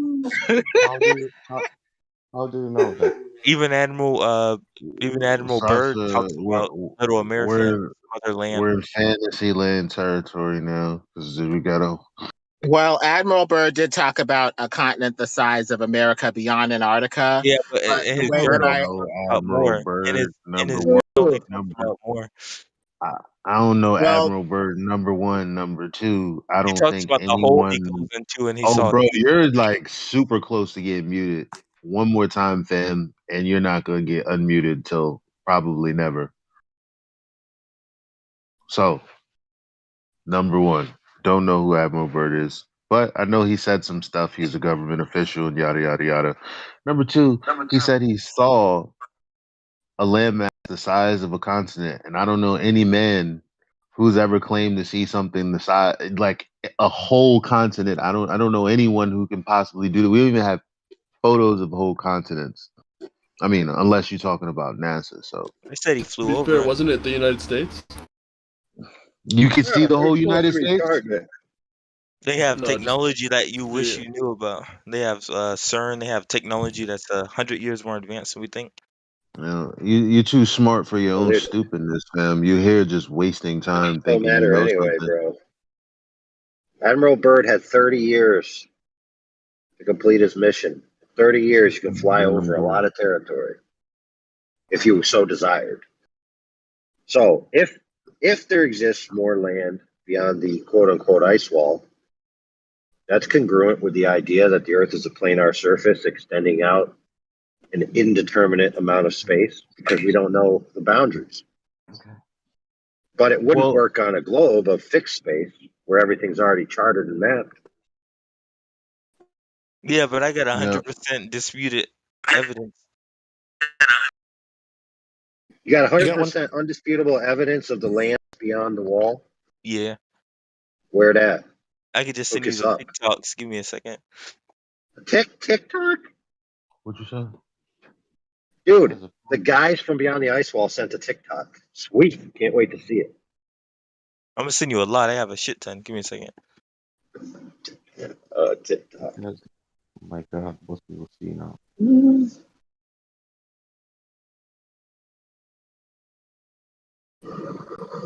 Dude, we got to hook you up with the guys that are aching to go to Antarctica. You guys need to have a powwow together and make it You think happen. so? You think there isn't? We're surrounded by ice wall? I'm confused. I got a question. What's up? How big is the ice wall? It's around us. I'm not exactly sure measurements, but I know it's all around us in a circle. How do you know that it's wrong? I didn't say the Earth is round. No, I'm saying how do you know that ice wall is wrong? Isn't it circle? It's round like a circle, right? It circles all the continents. Yeah. Well, not all the continents, but it's like over us. I saw it on Ice Google wall, Images. but the ice wall is Who rectangular. knows that? Like, what? I Why think y'all be Just because Christopher it's wanting like around a us Columbus. doesn't mean spaceship it's a that Yeah, circle. you've never experienced Christopher before? You just be Columbus. making shit up. Didn't Christopher Columbus like sail like 60,000 miles around the ice wall? He Captain did. Cook. I saw it. Oh, Captain Cook. My bad. You didn't see it, dude. Yeah, I saw it on Google Maps. And he Oh, okay. measured, and it That's a was, big and it difference was, that I saw Captain Cook drive around. Oh, where's that and TikTok at, dude? Captain Cook didn't do that Oh either. yeah. Let me send it. He did 60,000 miles. Post it in the voice text. 3,000 whatever, but he didn't do it around the ice wall. It was like irregular. I just put it in lobby or which one? Put it in the voice text. Yeah. I'm gonna send you Ugh. some more TikToks.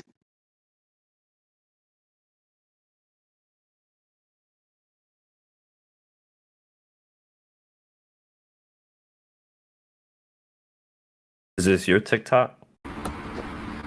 And the ice wall could be all around us, but doesn't necessarily mean it's a circle. Yeah, it could be intermittent for all we know. But how? If you go south, right, you're gonna go to the ice wall regardless of where you're at. So wouldn't it be all Maybe. around everyone? But Maybe. why it cannot but be what? triangle? Yeah, but But what? you ever seen a square cup? Don't worry, the aliens are gonna try to save us. They're trying to melt the ice wall to help us. Come on, man, But what stop do it. you know? What do Did you you hear know? that the government announced aliens not too long ago? The Pentagon, everyone. First they said we're crazy for believing aliens. They said, oh, none of us proven. Then the government said, oh, hey, guess what, guys? Aliens are real. We're investigating UFOs. I can't stop this train. I'm not making this Is up. It's that all on Area Fox 52? and CNN. I can't stop this train, guys. Not without your help. But I'm not trolling. Like it's literally on Fox. I can send you the Fox article right now, and it's on CNN. Yeah, but Fox is Dude, trolling. you know what else? You know what else was on Fox News? Some fat, potato-eating, couch-dwelling nerd from Google who got suspended, being interviewed saying that the AI he was working on has become self-aware. It might be Just true. like We wouldn't know. Skynet. Because was he silenced? What happened to him? No, he was on Tucker Carlson tonight, bro. Prime time news. It must have happened. They're just hiding it. I like Dude, you know what the proof was that it happened? Is that he asked, quote unquote, asked the computer a question, and there's like artificial girlfriends where you can ask questions, or artificial friends where you can, have scripted conversations to a degree. Yeah. And so he asked something to the computer, like, would you help or would you do this or that? And he said, the computer said, like, I wouldn't want to do things that are only for other people's benefit or something. Like it made it sound like it had a I self-interest don't or know. something I like that. wouldn't know if it's self-aware, but one thing I can prove is the New World Order. And they even admit to it every few years. Right. Yeah, they do. Right. So the point is, dude, they Probably put it out Obama, on the news, right? Obama agenda. Oh my goodness, this computer's self-aware. Oh my goodness, the aliens. Oh my goodness, Alexandria Ocasio-Cortez is actually a pretty girl. Oh my goodness. So you don't believe in AI technology? Dude, what's AI? Artificial intelligence. Does that mean it's sentient and self-aware and an agent that can actually think upon its own existence? The Terminator, that's just predictive programming. My God. Okay, yes, but see, that's not the way that they describe it. They describe it as it's becoming alive. It's got a soul. It's got a mind, just like Eventually, it's we gonna do. be like iRobot. They're gonna take over. Either that, or we're all gonna be merged Maybe. in technologies. Which the government said they want to do. They said they want to merge us in technology. Bill Gates. Dude, there's guys on a stage, right, talking about cosmology and energy crisis and where humanity's going to be 1,000 to 10,000 years from now. And these retards think that humanity is going to download their consciousness into machines and transcend their biological need for a body. And then eventually, inside the machine, somehow they're going to evolve to where they don't need the machine. And then the electrical matrix that's going on in the machine is just going to float outside of the machine and turn into some kind of spirit cloud and go into the universe and float with the other clouds next to stars and quasars. And it's going to be just a floaty cloud life.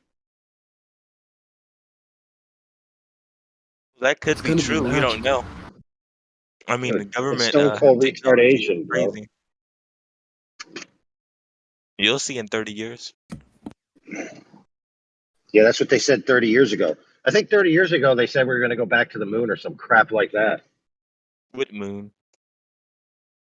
Yeah, what moon exactly? The point is, dude, they're always saying that they're going to do these things, and a lot of it never happens.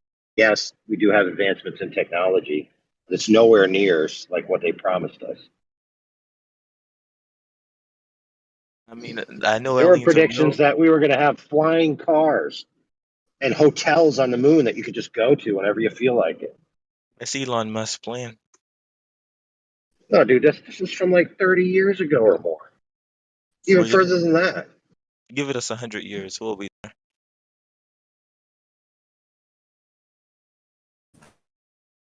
Yo, AI, they're gonna go to the moon and back. If you'll be there, baby. That's right. But yeah, the government finally admitted that it's aliens. They're gonna probably stage alien invasion sometime in the next 10 years, and then so when the real aliens come, which is gonna be the rapture, because they're the heaven, they're actually the angels in Genesis, the fourth. I Like, think it's I think that Revelation. I think it will be dinosaur attack. No, they said it's gonna be a dragon first. I don't know what they are saying. I know what is true. Dinosaur will attack us. I have how to say good source. This guy is just trolling. Dinosaurs are gone, man. Life, why are you claiming something what you cannot back up? What do you mean Dinosaurs back up? never I just sent existed. you the TikToks. I'm telling you, why are you claiming something that you cannot back up? Claiming what? I sent you the TikToks. I can send you something. Do you believe in gravity? Of course not. Well, I know that I'm Why? denser than the environment around Okay. me, so I don't, go up. That's Do all I you need to know. do you believe in giants? Oh yeah, they found giant bones. You saw it on History Channel? Okay. Do you Okay, believe great. in They miracles? did. It was all on History Okay. Channel. Oh, I can really? see an It, article. Yeah, okay. I'll send it to you. Give me a second. Okay, great. That was I've on seen History that. Channel. Did you know that we learn gravity in schools? I don't trust the government or Are you Rockefeller and Rothschild. uh, The Rothschild funded but educational system. but you trust the things that it was giants before. Yeah, I saw it on History Channel. It's Yeah, proved. I mean, it's bones everywhere. I but mean, History Channel proves also that gravity exists. they're just trolling on those. They're like, I think 5% of the Uh, information is uh, good, 95% is bogus. you are saying that gravity is a bullshit, but giant it's a real thing. I think they're talking about the law of gravity, not the theory of gravity. Oh, I know that, if you Oh, jump dude, up I have a down, but bro. I have a listen. Speaking of giants, when I was remodeling this last house we worked on, we very old house. We tore out the windows and they had insulated newspaper from the 1930s. Lo and behold, people were getting killed, people were doing stealing, people were selling washing machines, all the normal stuff. But one of the articles, and it said that they found giant skeleton parts of humans. yeah, you see? If you look at the Egyptian pyramids, which is actually the pyramid shit is bullshit. They didn't store stuff in there. It's actually giant circuit boards, and they use I don't know if you look at the scriptures, you can see they had Ra. They basically use the sun and the earth or whatever for electricity. There was a more advanced civilization before us. Which scripture I need to watch? It's all over the place. Go to history, go to Google, go to YouTube, go to TikTok. TikTok, man. Yeah, but see, dude, advanced technology existing in the past, entirely plausible. Advanced technology existing in the future, entirely plausible. So it's really nothing of profound anything. You're just basically Giant saying circuit that board. powers that be like to keep people in the dark about the truth about things. So everybody knows that too. So I mean, Yeah, where have we gotten? yeah, that's proven, And I sent you the TikTok, so the life beyond is proven. So wait, let me ask you a question. You don't believe in aliens? What do We you don't got to believe define nothing. what you mean by that? What do you Like mean by people, that? like just more creatures besides humans, more advanced, species, let's say outside of the wall or whatever. You don't believe in that, right? Or you think it's only us, nobody else? Do you What do you believe in mean, like unicorns? sentient agents? Hmm? Do you So believe I in believe there's titans outside of the wall. Do you believe in unicorns? No, why would I? I believe that the Why would rainbows are why portals to would I different dimensions why would I believe in aliens if you don't believe in unicorns? because there are other people outside the ice wall. But I spoke. they're out. I went outside the ice wall and I've seen them. That's how I know. Where you How did was? you do that?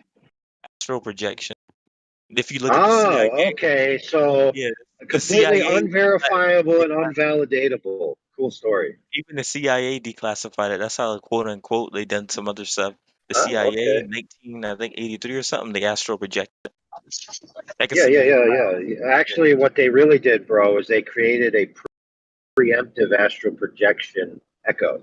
What they did is they took their top agents and they made a confusion, okay, in the ether sphere, so that anybody who tries to ask for protection from that point on will get their echoes and have a false reality.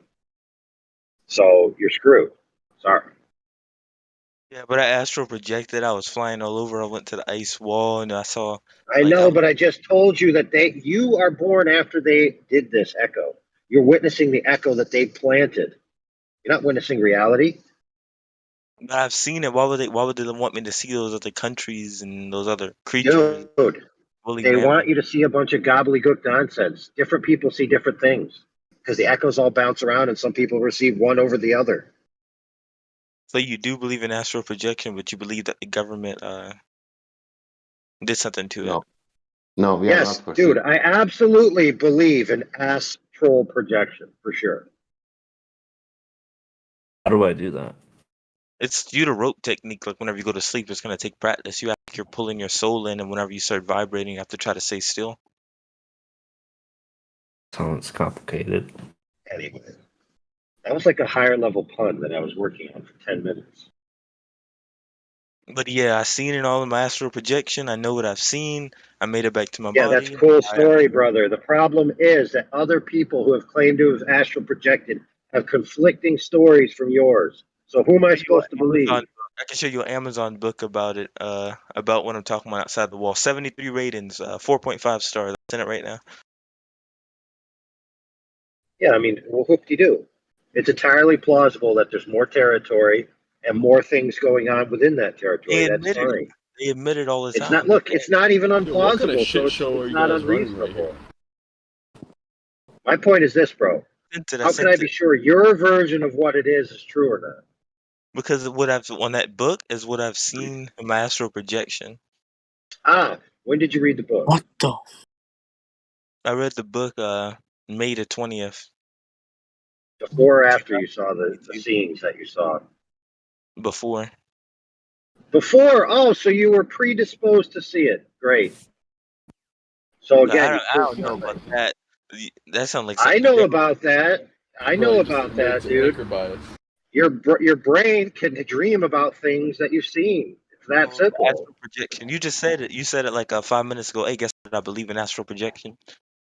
Did I? Yeah. I said I believe in astral projection. Yeah. Yeah, astrals projecting. That's what I believe. What is that? It's proven. I mean, the CIA even admitted to it. What? It's a Dude. It's a play on words. Astrals. It was a bad one. Exactly. I don't think I need to repeat it twice. Listen to his words. Astral projection. But dude, I mean, it's kind of irrelevant. I've already told you that the powers that be have polluted the ether sphere, and it's now polluted forever. Not forever. So I mean, yeah. The aliens Well, I outside mean, the ice wall's gonna save us. Don't worry. until the next Advent Rising occurs, where the new Advent dawns, right? Isn't that a And movie? the day star opens in your hearts, right, like a tulip from Scarborough Fair, right? It's going to be polluted, and all these people are having differential experiences when they do this. None of them, sorry, some of them are similar, but in totality, they're different. So they all can't be correct. They can all be wrong, but they all can't be correct. One could be right, but how could you possibly discern which one? Right. So you have to throw it all out in a big chunk. They see that's Yeah, what the how can the government wants. tulips in That's totality be that's correct? what the government wants. They want you to throw out all of it just because they all can be different. But a few of those are right. I think we're all getting to witness what it looks like to get an education through TikTok right here. No, I want to Yeah, know. I mean, that would be a good point, my brother. To new person, I why can you see think what that? he's saying. Why you think that Earth is flat? Well, I just know it's flat because whenever I went to How the do you know? How do you know that? when I went to the docks or whatever in a boat, out there in Southeast Georgia fishing, I looked Yeah. and if it was actually curvature, wouldn't I have to like be up a lot higher to be able to see cities and towns far away? I was just able to see everything like it was flat. No, you cannot see curvature from I don't know which height. You can go whatever. You cannot see it. Yeah, but you What's a should good- be able to see it if it were on a globe. Dude, that's a good observation. Okay. You went out, you saw everything as if the Earth was flat. It presented to you as It looked flat. like it was a You didn't see any curve. You didn't feel any movement. And your conclusion's completely rational. It's not curved. It's not moving. Yeah, 100% proven. Yeah. And how is 100% proven what you are saying about aliens and everything? Oh yeah, I even linked you to You know, the book, the TikTok, and also I astral projected. That's all I needed to do. Man, I can post you like 1,000,000 books about gravity. Do you know that? No, Can you no, but post those me one? aren't real. Those aren't real. My third eye can Oh, see that through the books. but your is real, that book.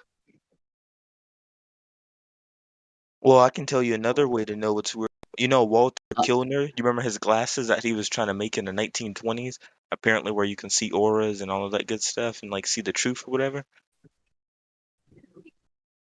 Do you have any connection with the God? Were these mushroom glasses? No, no, you know Walter Kilner. No, Google him real quick. Walter Because I Kilner, see colors 1920. with the mushroom He glasses. created, yeah, Are he you a created glasses. are It's you a a dye. God? The government banned the dye. It's like a dye, right?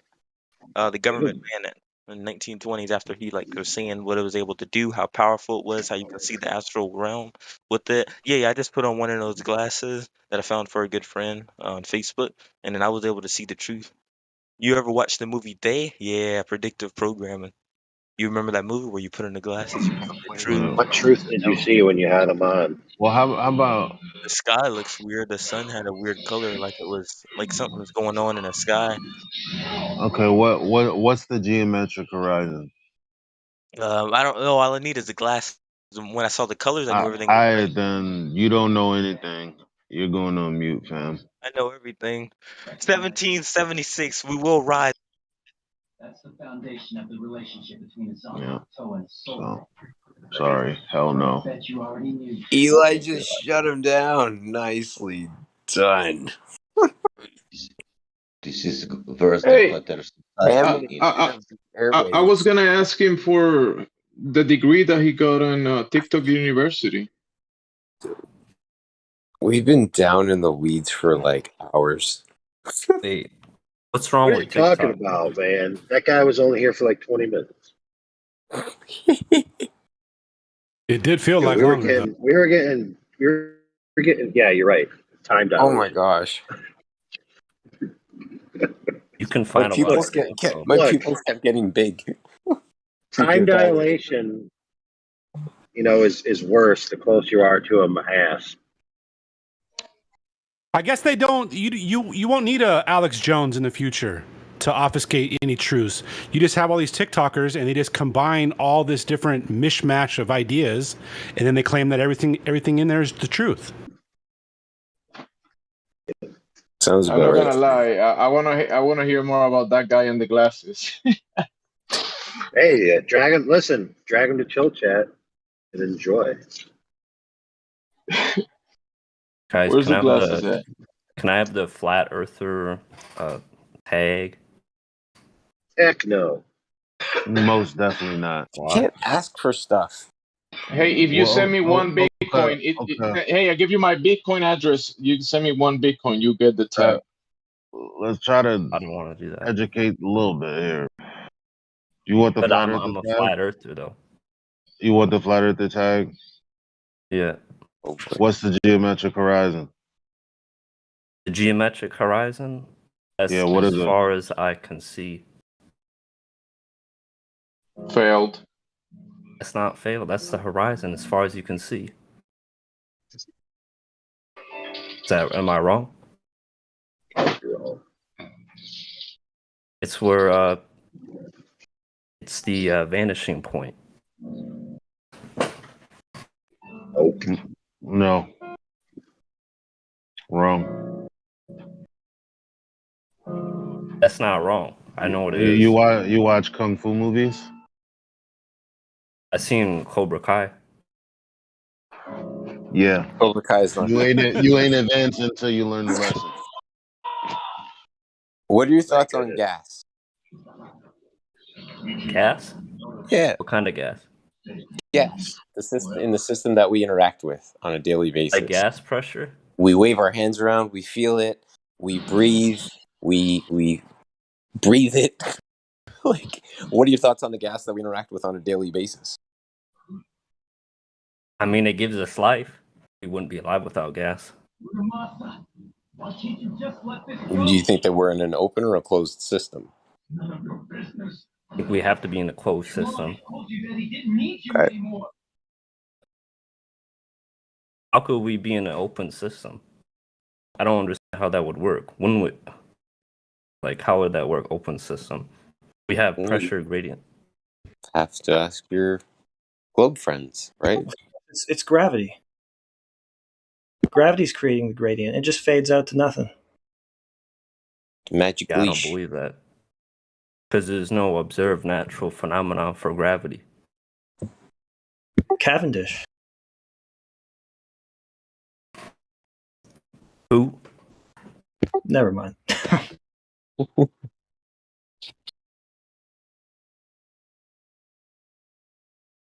Yeah, balls and wooden rods. That proves that you're on a You spinning can ball take with a pressure any. gradient in a vacuum. Well, you could have any experiment in when it comes down to things. You can't edit gravity, which you would need to do. Like you can't manipulate it, you mean? Yeah, that's what I mean. Yeah. Oh, but you can with Cavendish. Balls and wooden rods. But you're not changing the gravity itself. Like you'd have to change thing that that can cause- 9.8 meters per second. Yeah, the only thing that can make that torsion bar twist is gravity. There's no other way, man. But don't they start it? They have to start it to make it start going. The pendulum, you mean? That's the pendulum. Yeah. You got it, though. They have to start it, and it's driven by magnets. You hypnotize That's massive. people with pendulums? It's weird, eh? Are there other pendulums that the Earth rotates under, or is it just that one? I don't think the Earth rotates. I think it's stationary. Well, it rotates under that one pendulum. That proves it, right? Which pendulum? That one. The globe one, yeah. You mean the axis? Nah, it's okay, buddy. Because the Earth doesn't move. I guess it says that in the Bible too. I'm a Christian. How do you prove the Earth doesn't move? Well, the Earth moving is the assertion, so that has the burden of proof. We can just observe the things in the sky moving. You're not wrong. So You're not wrong about that. I'm back. What was the conclusive justification for my little experiment I did? You're back for some more burning shifting. That's great. Did you find the distance to that church that you were showing us earlier? Hold on a second. I thought we were in the middle of talking to another member. Oh yeah, you're right. My bad. This asshole shut up and he wants to interrupt and take the floor. So, did you find the distance to that church? Learn a lesson in manners, eh? Go fast. You chill yourself out, man. Fuck. Yes, but go fast. Since you want to bombard, they were having a conversation. Did you find the distance to that church yet in the Kanagu shot? You can DM me, but I'm not going to interject. Just wondering, yes or no. You got the distance? I knew that. I've known the depth. I've known the distance to the. What is it called? Notre Dame de la Grande for like the past 3 days. Yeah. Awesome. Rattle it off. What is it? You knew it for the past 3 days, and then what happened? I have. Hold on. Let me open my Google Doc. You knew it for 3 days and then forgot, or what happened? Let him ask. I'm a cyborg, dude. I rely on my cell phone. Yeah. You ask your God. I put in my Google Doc. Oh, so you never knew. You just lied. You know what a Google Doc is? I wrote the information. You know what a Google Doc is? So you never actually knew the information. It was just stored somewhere. You didn't know it. So. Okay. No, I stored it myself. Well, then why don't you have it stored in your head to rattle off right now? It's at 967,204 feet. Is that church from the observer? In miles? It's like 75 miles, right? Yeah. The church is at 75 miles from the observer. Isn't it? Let me check. Oh no, sorry. That was the distance between the. I have another thing that proves the Earth is. Yeah, you knew this for 3 days, but yeah, you'll get to it. Yeah. Well, Mount Montauk to Pip Laurie is 75 miles. Hold on. Yeah, it sounds like you've had this information stored for a long time. Good memorization skills. No, not a long time. Just like the last 3 days. But I didn't memorize it ever. I just wrote it down in Google Doc because I was doing a bunch of math with this stuff last night. Yeah, you know it, but actually it was your phone that knew it. But yeah. Why are you being weirdly hostile? Now? Trying to get a simple number out of you. That's all. 3 hours, and we were talking to somebody who was actually worth our time. We were discussing the flat and this guy's come storming back in because he's decided to come back. Are you an only child? Do you have brothers and sisters, or do you get I was here attention like everywhere 20 you minutes go? ago. What? Okay, well, go fast. We're just going to put you on mute until you have the distance to that Disgusting church. how you Okay? act, man. I Thanks. can Yeah, tell you just right now. oh, right now, like now, or like another now that's going to come in like an hour or two, or Like, some I other. can tell you right now. Okay, good. 157 miles. It's 157 miles. Yeah. Well, you shouldn't see any of it. Game over. So, Davidas, we were talking to you. Hello? Yeah. That's so funny. You didn't do the math. We didn't do the math. Let's just do the math from real quick that he thinks he did, which he obviously didn't do. Wait, does he I'll have just a put him on picture? mute. You guys can talk to Davidas while I get that ready. And we can just go back Does to he have? roasting him after that. He said he could see a church far away. I didn't. Yeah, the geometric horizon that he thinks is obstructing everything just as expected in the globe scenario, that's at 116 miles. His church, it's 150 some odd miles. So, yeah, he definitely shouldn't be seeing. What's the elevation of the church and how tall is it? To my Google Doc. Well, get it out. I got you. If it's that far away, shouldn't you not be able to see any of it? Like if we ran a globe with a parabolic drop of 8 inches per mile squared. 2,784 meters. I'll get that to you in feet.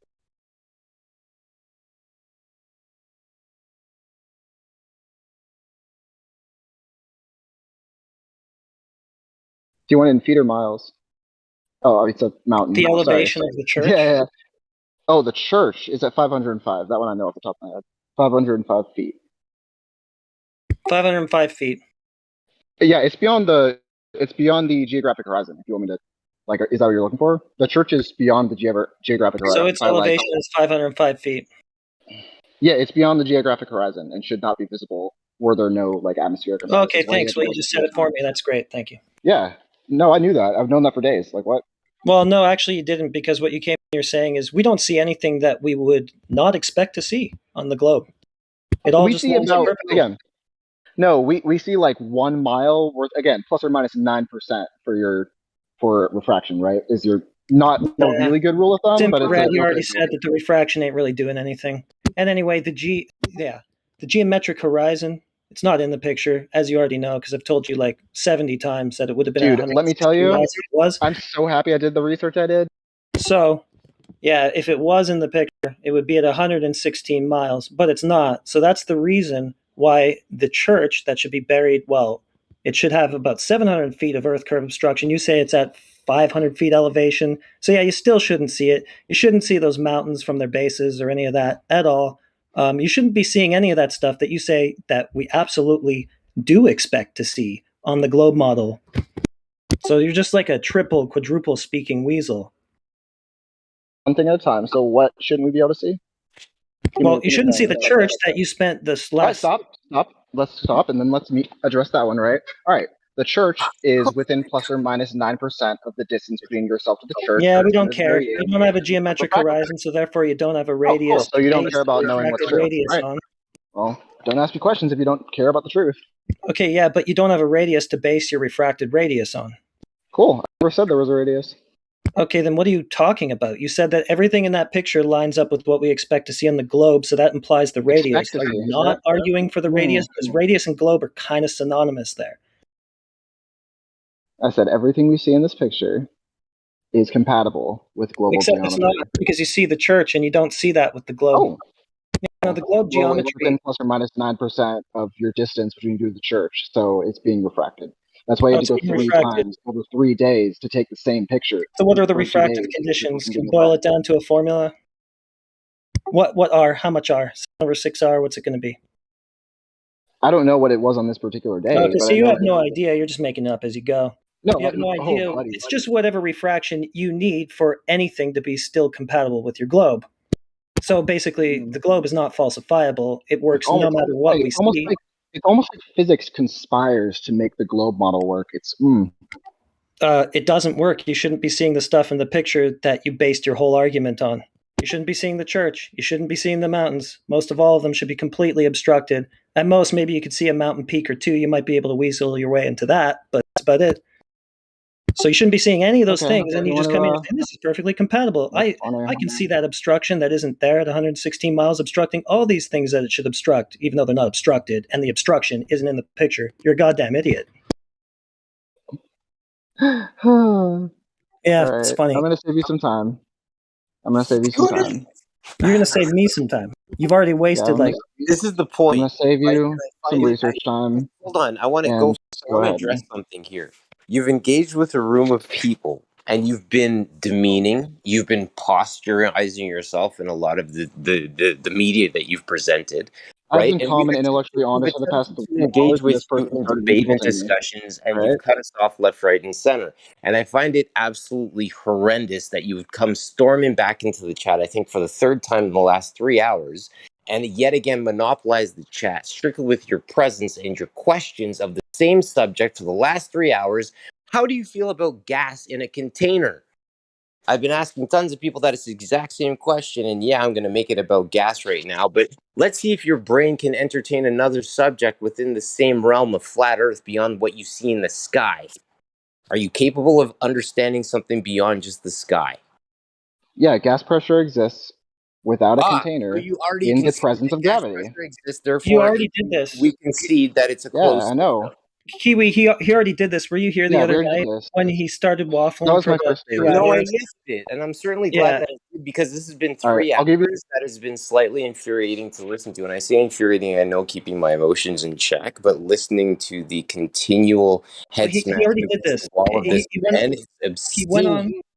He went on for about 2 hours. He was talking about isolating pure space-time and proving that space-time could have been the only causal agent of the thing that he was talking about. Move him Then he to conceded he couldn't actually another isolate room. space-time, and then he conceded he strawmanning me, by wasn't the way. aware of an actual demo of gas pressure existing in the So container. then move him to a room where he doesn't monopolize the public content that I feel he's trying to portray this. I'm here. I want to engage with whoever wants to talk to me with whatever I want to talk about. It's absolutely ridiculous. Sorry, I'm starting to sound like an asshole. I'm going to shut up now. Bye.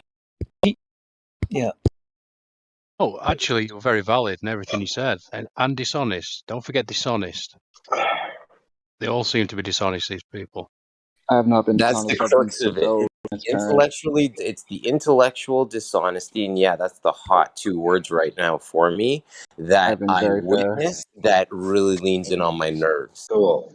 Kiwi, to salve yourself, spend some time, use the Earth curve calculator that I just taught you how to use the other day, and figure out if this claim is true or not. Thank you, brother. Yeah, There use you the go. advanced Earth calculator that I sent. It gives you more variables to play with. I don't I don't need know to if that's the one you're play talking with about. It might have been numbers. that one. This is the problem that I'm having. I don't need to play with numbers to disprove your globe. I get to observe gas. I'm like, it's a closed system. Party's done. Yeah, but for your benefit, Kiwi, notice how you could take that proposition to be keep fiddling with those sliders until it works. No, I just inputted the Exactly. numbers that I observe in reality. Where? And I'll cross-check Wait, anything you guys wait tell a me. second. Wait a second. Claim. Hold on, Kiwi. He says that he got the numbers from reality. The main number that you need to have gotten from reality to do any of this reification refraction stuff for your radius is the radius itself. So go, give us that. I don't use radius when I use the flat Earth calculator. Okay, so you don't have the numbers from reality. That's great. No, I don't use radius, period. I use the flat Earth model. When I do the advanced Earth calculator that I just sent in chat, I use the flat Earth model. I don't use curved Earth. Why would I use curved Earth to validate observations I make from a flat Earth mean? I'm comparing them to what... Okay, wow, okay, never mind. Go ahead and use it yourself, validate any claim you want to, and I'll cross-reference your results, send them here, cross-check you, and put in what I've said. So don't make anything up, don't fiddle with sliders, don't play with the numbers, just be honest. Oh, don't do exactly what you do, okay. Oh, cool. All right, listen. So how about you go ahead and plug in what you observe and see if it's different than mine, because I'm being honest, and I always have been. Yeah, so put the numbers into Walter Bill's advanced Earth curve calculator, refraction set to 0, radius set to 3959 miles, with the distance 157 miles to the whatever and whatever elevation. See what you get. Screenshot Sorry, it, what? post it. What are we looking? You said radius, what, 39 miles or something? Oh my goodness, dude. Don't worry. I don't even know what. Somebody Yeah, I will don't do even it. know what. Oh no, actually, I have Radius the is screenshot. 3959. I did this morning. Are we talking about the church? Because I did this morning. Bop, bop. There it is. That's your results. That's Better be for what I asked for. No. That's for. Let me delete that. That's for the mountain. I've done like 3 different observations on the same picture. Let me delete that. That's not relevant to the church. My bad. That is for this. Okay. Excuse me. Yeah. Silence while I work. You all, I get all your attention because the silence means you're all waiting for me to respond. This is awesome. I am personally Good. only waiting for you to respond. I'm very So invested good. in your opinions. Mm-hmm. Room full of people hooked on your every word, buddy. Eat it up. Enjoy it. I don't like attention. I like Did knowing you what's even, true. Huey, did you even write down the numbers? Nope. I'm sitting here Well, then watching how do you know TV. what numbers to Listen. put in? No. AI, here's the thing. No. AI, listen.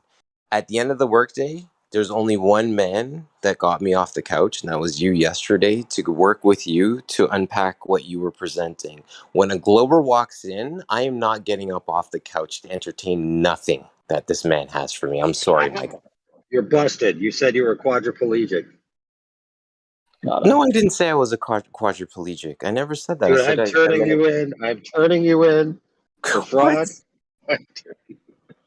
Did my Photoshops not work? I said I'm Lame. in a wheelchair part-time. That's what I said, my guy. Oh, so you only play a wheelchair guy on TV. As Yeah, a exactly. sidekick. I only play the Bionic Man. That's it. Excuse me. Why is one of my pictures not sending? Technology is so lame.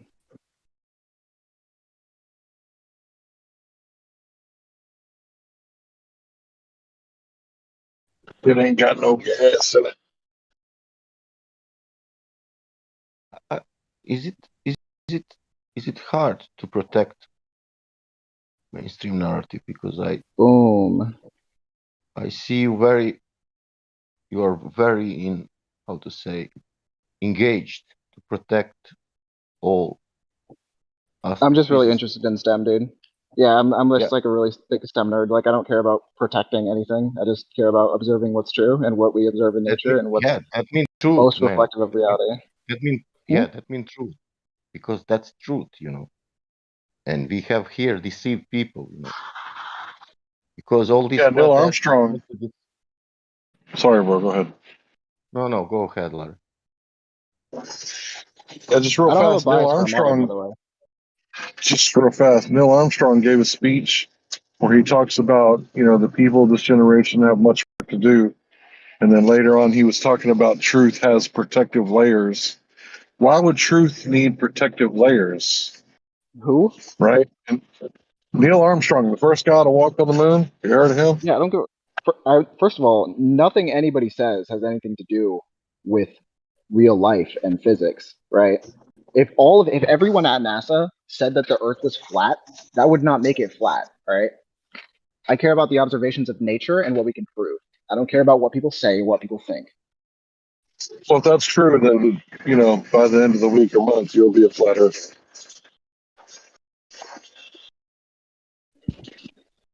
I sure hope so, because for the past 2 months, every single thing I've ever been sent by a flat earther has come back to be a misunderstanding or just a lie. Every single thing. So I do my own research, I take everything seriously, and I validate them all on my own. So, Including the concession of gas what was it, the other day? I just told you have to assume gravity. Gas pressure exists in a vacuum if you assume gravity. Assumptions aren't Gas validated. pressure. A Cool. measurement. I just said. All A right. measurement of an average does not constitute the real world, my friend. You're not going to tell me that objects fall to the earth at an average speed and then tell me that it's a constant that you can observe and apply. Right? The sheer Yeah, basis of gravity in hold on. is I really using want to an know. average measurement. I want to know what. Wait, what do you mean? Gravity doesn't work on averages. Gravity What is a is the constant. measurement? What is the velocity? I think it's the velocity, but what is that factor that you plug in when you're calculating gravity? What's that number? For For the Earth or Big G? 9.8. Isn't 9.8 kilonewtons Oh, per you're meter? no, you're talking about Physics? no, you're talking about No. like you're talking about sea level Earth gravity. It's 9.8 meters per second squared. Okay. And that rate, is that not an observed, sorry, not an observed, sorry. Is that not an average?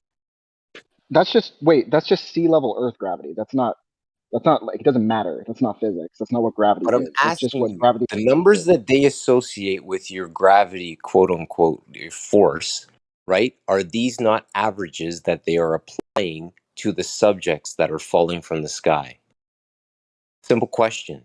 You read. No, it's a constant. It's 9.8 meters per second squared with the absence of air resistance, unless you want to include air resistance in your model, wow. which you do. So you're not aware that it's actually an agreed upon convention? No, the Earth's gravity is 9.8 meters per second squared. We know that. That's observed. That's No, known. you That's know true. that as an average. This is my point to you. How are you Yeah, going to it's tell an me that a average. star That's falling been to the established Earth? as a convention. Thank you. Well, it's actually not an average. It's constant. It's agreed on. This is my point. Agreed upon. That's the point. It's a convention. But that would be like me, Elijah, AI, and a couple of others just getting into a room and going, "Oh, how fast does that fall?" And then we all just go, 9.8. Yeah, cool. It's literally what it is. Exactly. No, it's very well tested. Nothing has ever been observed to fall No, at anything but you're 9.8 completely meters per wrong. second You squared can in a go on vacuum. You're just wrong about that, bro. You You're can just go on. Right, cool. Give me an example. Give me an example of anything that has ever fallen Can at I a rate direct of everyone's maximum attention 9.8 to the meters per live second squared in stream a voice vacuum. text? Can I direct everyone's attention to the live stream voice text? Yes, sir. This was a drop tower in Germany, right? And they dropped all these different elements, right? The same weight, but different elements there have air? different mass. There was no air. It was a vacuum. It was a drop tower. So you can see when the GIF begins, things start floating, right? That's only possible if they're falling, right? So this thing is falling with a camera attached to it. But as you can see, there's a graph behind the objects that are falling. And you can tell that different objects are falling at different speeds. So where's your gravity going? It's loading still. I haven't seen it yet.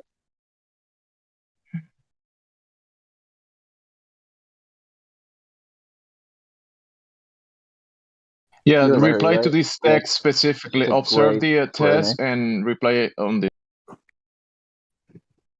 Yeah, it's still a gray square. And I'll get another back. I mean, thing, I'm if you looking had at a it. propane tank and it was full of propane at 250 psi, and you open it, you can pray to all the gravity, the dark matter, the dark energy, pray to whatever gravity god you got, right? But it's not going to hold that in. It's going to spew out against, in other words, the other direction from the center of the earth. It's going to spew Yeah, out. I understand. No, I know that I don't know that you don't understand pressure or gravity. If you can ask questions, but you can't, like, just telling me things that I already know and me agreeing with you is not getting. Okay, so you understand that there has to be a container, right? Gas Can you pressure does not buy require a propane? container. Yeah, Okay, gas so pressure can does you not go require a purchase? container.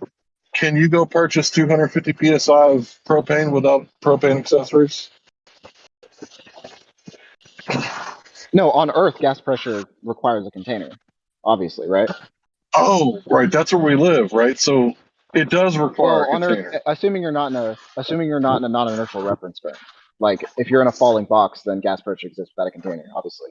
But, like, you know, if you just open up a pressurized container, it's gonna equalize with, like, local air pressure.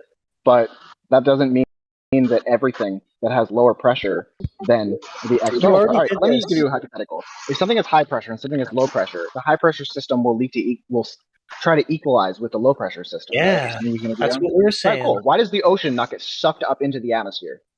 Because there's no adjacent vacuum.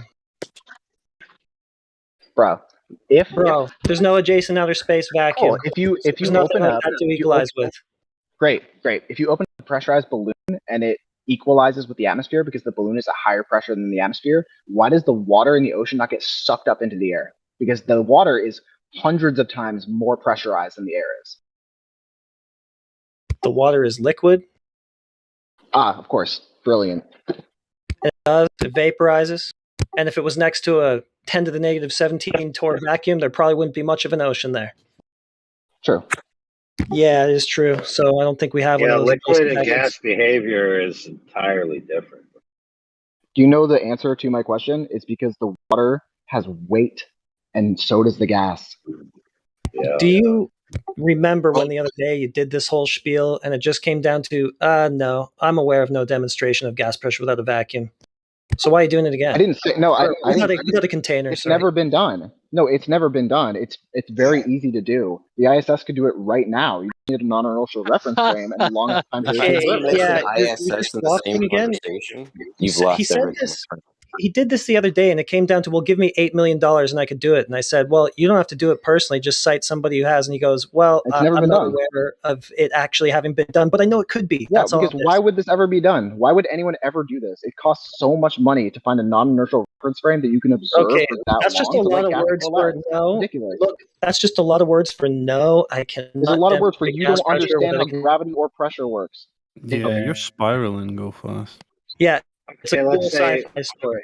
let's say for All right, instance. cool. let's Steelman say me for then. instance- Steelman me and explain Okay, how gas pressure can exist. fine. Who Finish. Steelman cares, me. dude? Dude, who cares? Okay, let's be clear. Okay, down and up are perpendicular to horizontal. So if anything, things going down or up proves that we live on a horizontal plane, because everywhere we go, things go down or up. So problem solved. The end. That was the weirdest logic I've ever heard. I wish I recorded that.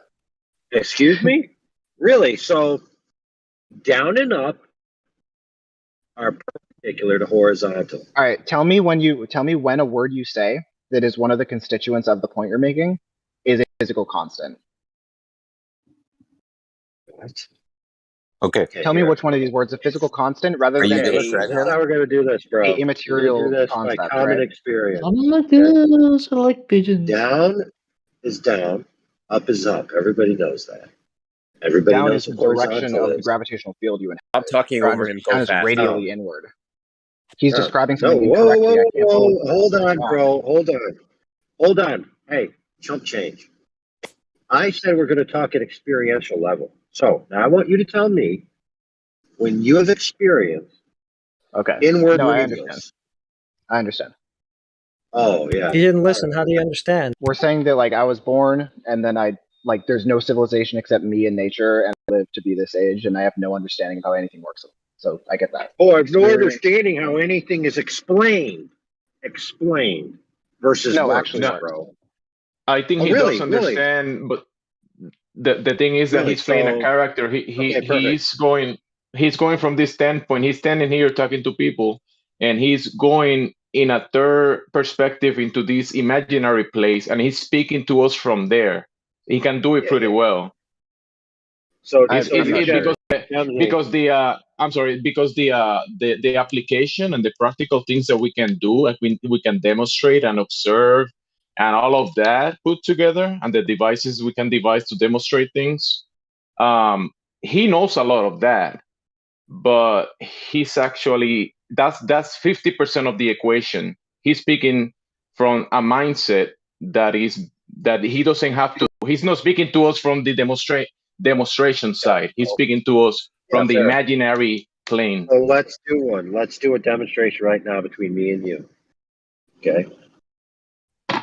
Okay, we both agree that down is down to the ground and up is away from the ground. And we also both agree that that's perpendicular to horizontal. Now, where you are, your horizontal is horizontal. Where I am, my horizontal is horizontal. And my down is down and my up is up. Now, I'm going to drop something. You're going to drop something. We're going to both witness it come down. I have a problem with the model. There's no reason. I didn't until you said horizontal. Until you said He's not done. He's not done. Oh my He's not goodness, done. dude. I'm going to take this level. I literally have an 8-foot level right here. Boom. It's freaking sweet. Aluminum, blue, grippy handles. Oh, awesome. Feels cold to the touch. Buddy, an 8-foot level is pretty manly, I have to say. That's right, dude. Buddy. That's tough, G. I'm going to take my level. I'm going to take my level, and Bro Holmes is going to take his level. And we're both going to get a horizontal level. Okay, I got mine. Bro Holmes over there, he got his, Gemsy. Then I'm going to take my doobly-doo here, and I'm going to put my thing there, and I'm going to put it next to the level, and then I'm going to drop it, and I see that it goes perpendicular. And so does his. So now it's perfectly rational to just assume that we're on a horizontal plane because that's exactly how we experience it. Now, Exactly. this idea that these drops that we're doing are actually radials to each other. Okay, Brahomes 3. I want Brahomes 3 to validate that our two horizontals and verticals are actually radial to each other. Go ahead and validate that, Brahomes. All right, I want you to define horizontal because it's not a real thing. At least I can compare up and down to something that actually exists. I can't even compare horizontal to anything that really exists in the real world. AI, can I please go in on? Holy crap, dude. I have Please. this 8-foot machine Yeah. that gives me a horizontal, Brahomes. For the It's like purposes you of math, can't think of not like something real that, life. so dude, so you're so brainwashed by the globe that you don't even know what horizontal is. Yeah. Can you describe what horizontal is to me in real life, not math, not your imagination? Can you describe to me what horizontal is? Yeah, dude, it's this level. Oh, that level is It's level. It's an horizontal. actual device. Yep. Yeah. It's called Because a I can level because it describe, measures I can level. describe up and down. I can describe up and The down using terms that horizon. really exist. You ever heard of the Hey, go horizon? fast. Do you know what a construction plumb bob is? Yeah, You a kind of construction know what It's it a plumb is. bob level, is a right? vertical. Yeah. Well, Establishes a vertical. because the construction plumb bob, right? It finds the AKA, opposite. you Yeah, referred it to it finds earlier in perpendicular to this. Let me gravitation. finish, please. Let me finish. Quiet, please. A construction plumb bob, what you referred to earlier in the discussion as a pendulum that you seem to think proved the Earth was spinning, is actually the observation of. I never did that. Stop You're confusing me with someone talking. else. Stop. Oh, Plumb continue. bob illustrates the downward force that is in place. Okay, you are seeking the definition of what horizontal is. Horizontal is 90 degrees perpendicular to the construction plumb bob's orientation of down. That is level. And if you Okay, hang but a it is. TV, hold on a second, if you hang a TV in your living room, you will use a level. And if AI hangs a TV in his living room, it will be level. And if AI constructs a house with roof joists, those wooden members that run parallel to the plane of the earth that you're on, they're going to be constructed level. So my question to you in that long beat out lead up is, when does your curve start to occur when all I see is level in everything that we construct? Everywhere I go, plumbing level, everywhere I go. Everything we build? Are you serious? Stuff we build, not real life. Stuff that human beings build. Wait a second. Holy Wait don't a crap. build second. things You're in real telling me life, that you buddy. don't build in Not real life? nature, Go not fast. nature, things that What? people build. What's this You're argument, asking me, dude? you're asking me for curves in things that people build instead of nature? Like canals. Oh, we don't build in Holy nature. crap, bro. We don't build All houses right. in nature. Are All you right, let's that agree. Let's see if we intellectually can dense? agree. Let's see You're if we can agree intellectually on dense something. now. Imagine So talking about all horizontal this is not a real bullshit thing, when right? all you had to do was show us Earth curve.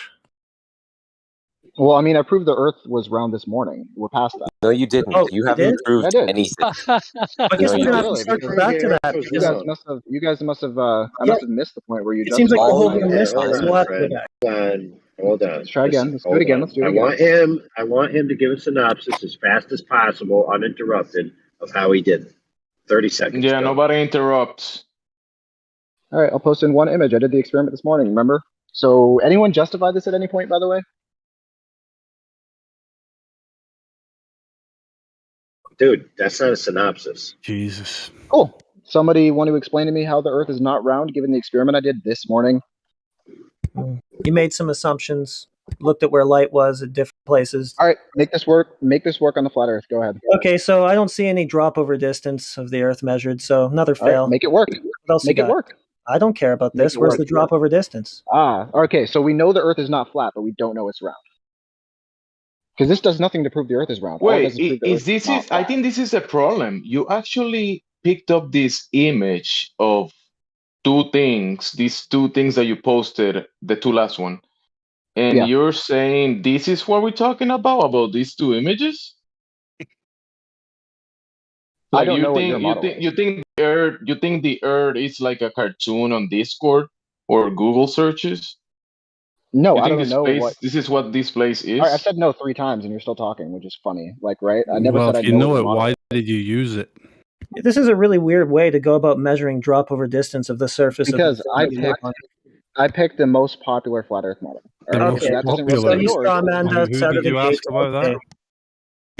okay, well, strawmanned you're us out of assuming the my gate. model of the Earth, right? Okay, You're strawmanning look, me. that was another failure. So what you were requested of was drop over distance of the Earth. We need a measurement of that. Oh, this validates Eratosthenes was his drop over distance. So, thanks for playing.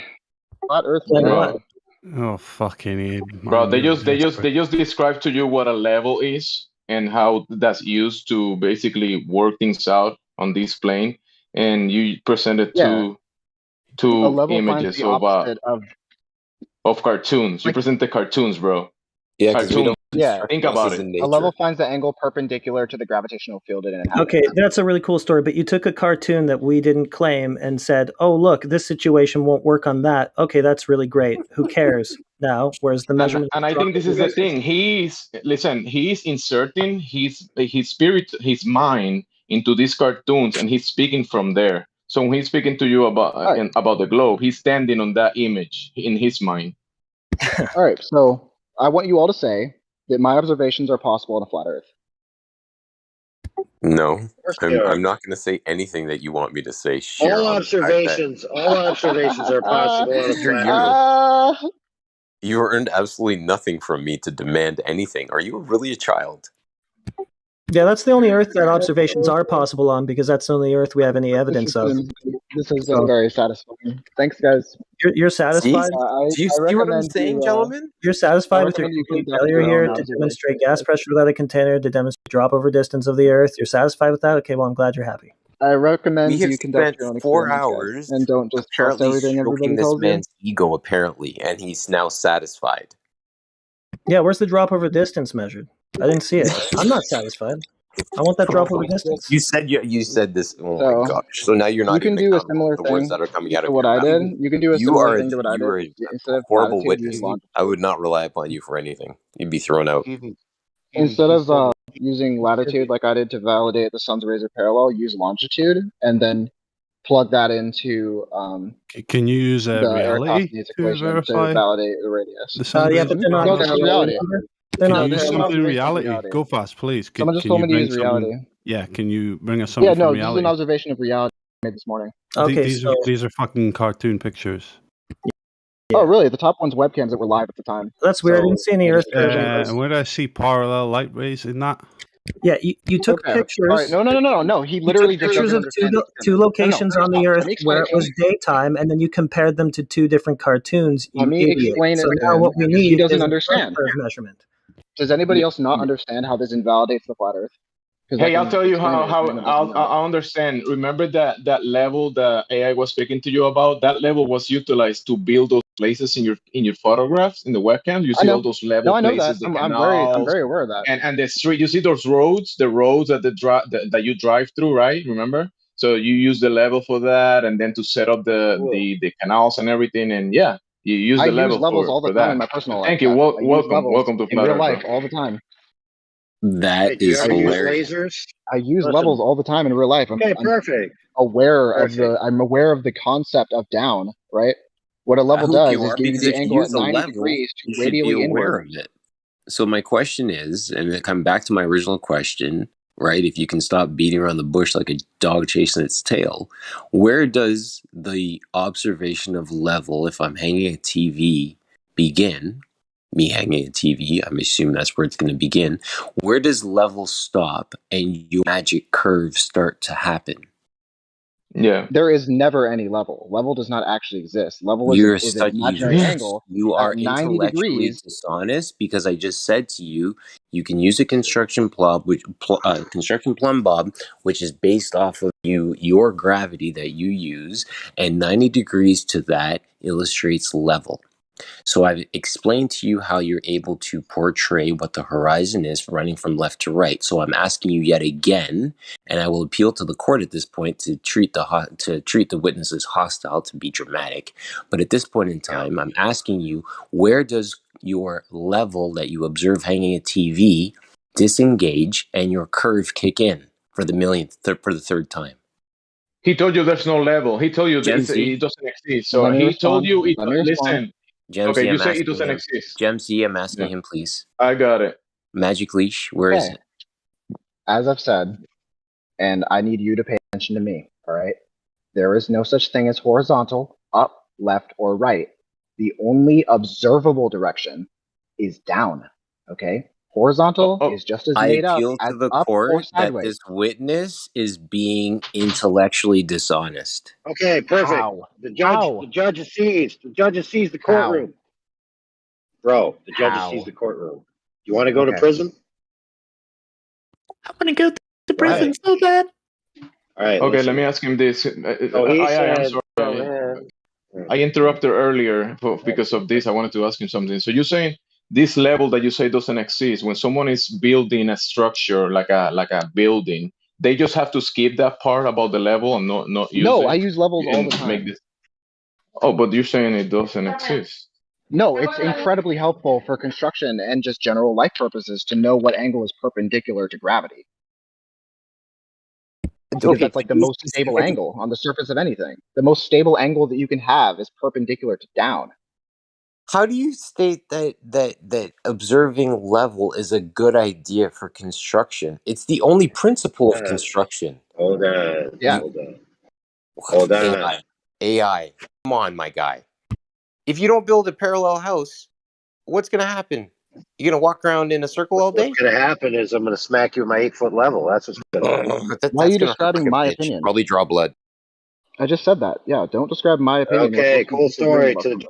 gravity. So, what direction is that? The direction that's perpendicular to down. Yeah. It's Like, for level, example, but it's not an I'll actual help you thing. out. No, it's I'll level help you or out. horizontal, but it's not an actual Okay, thing that actually I'll exists. help It's not you. material. I'll help you. Some people might make the assertion, right, that down is to the center of the earth. Would you agree or disagree?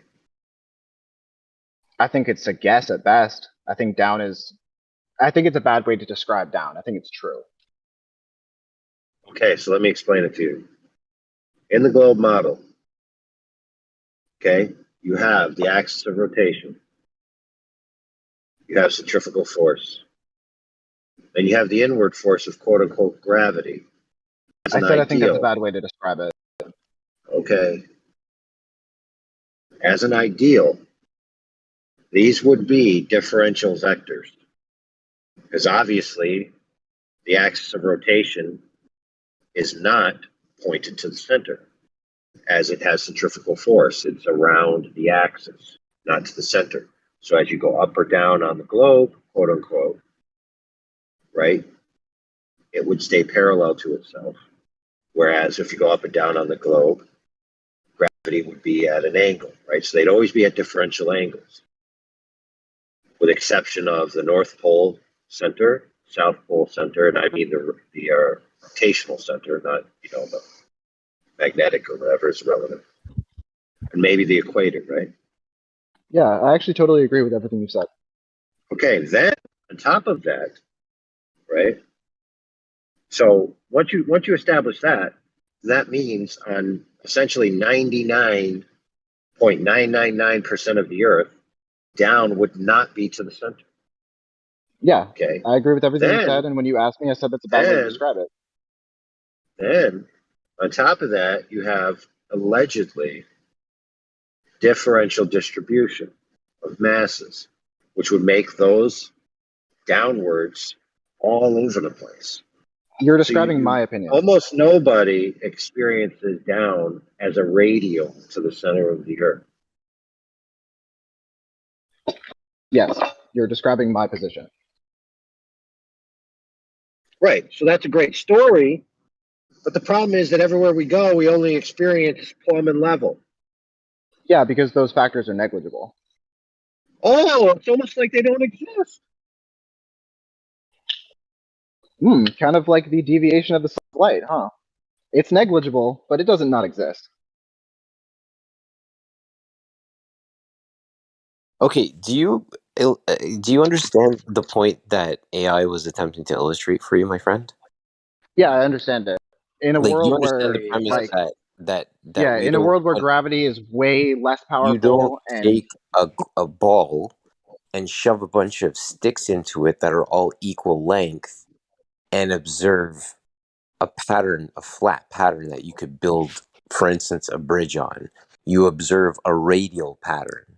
So how do you then propose that we build on top of a ball and we always result in a flat plane? Are you suggesting that the ball of Earth is a multifaceted plane or a multifaceted ball, like a golf ball? I believe that the Earth is an object, right, that has mass, and there are various factors that go into the forces on the surface of that. But overwhelmingly, they are dominated by a almost perfectly radially inward gravitation. Now, what he said is all true, but these factors are insignificant and negligible, almost undetectable by our best scientific instruments, but they are detectable. We've mapped the gravitational Things that don't exist You're are so full of shit. You're so full of shit. Let's Oh, start you off with disagree? All right, prove me wrong. No, I don't disagree. I think you're a pretender clown, numpty dipshit. And then I'm going to prove it right now. You said gravity. Which type of gravity are you talking about? Relativistic. So, Einsteinian gravity. Yeah, relativistic acceleration.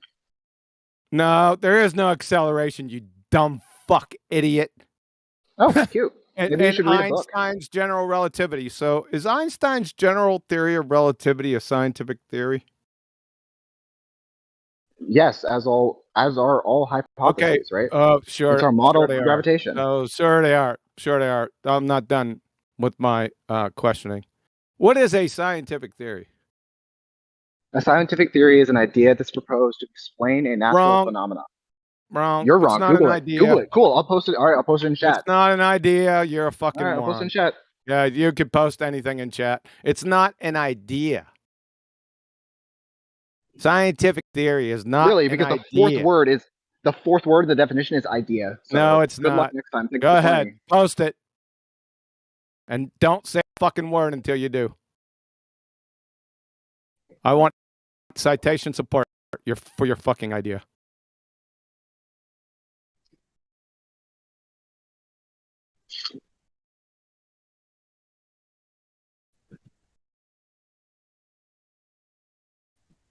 Listen, I demand 2 minutes notice for popcorn. Yeah, just hold off. As long as it's 2 minutes so this popcorn can cook. Long as it's 2 minutes. 2 minutes for what? For my popcorn to cook. Oh. Say we take a break for his popcorn. Already made.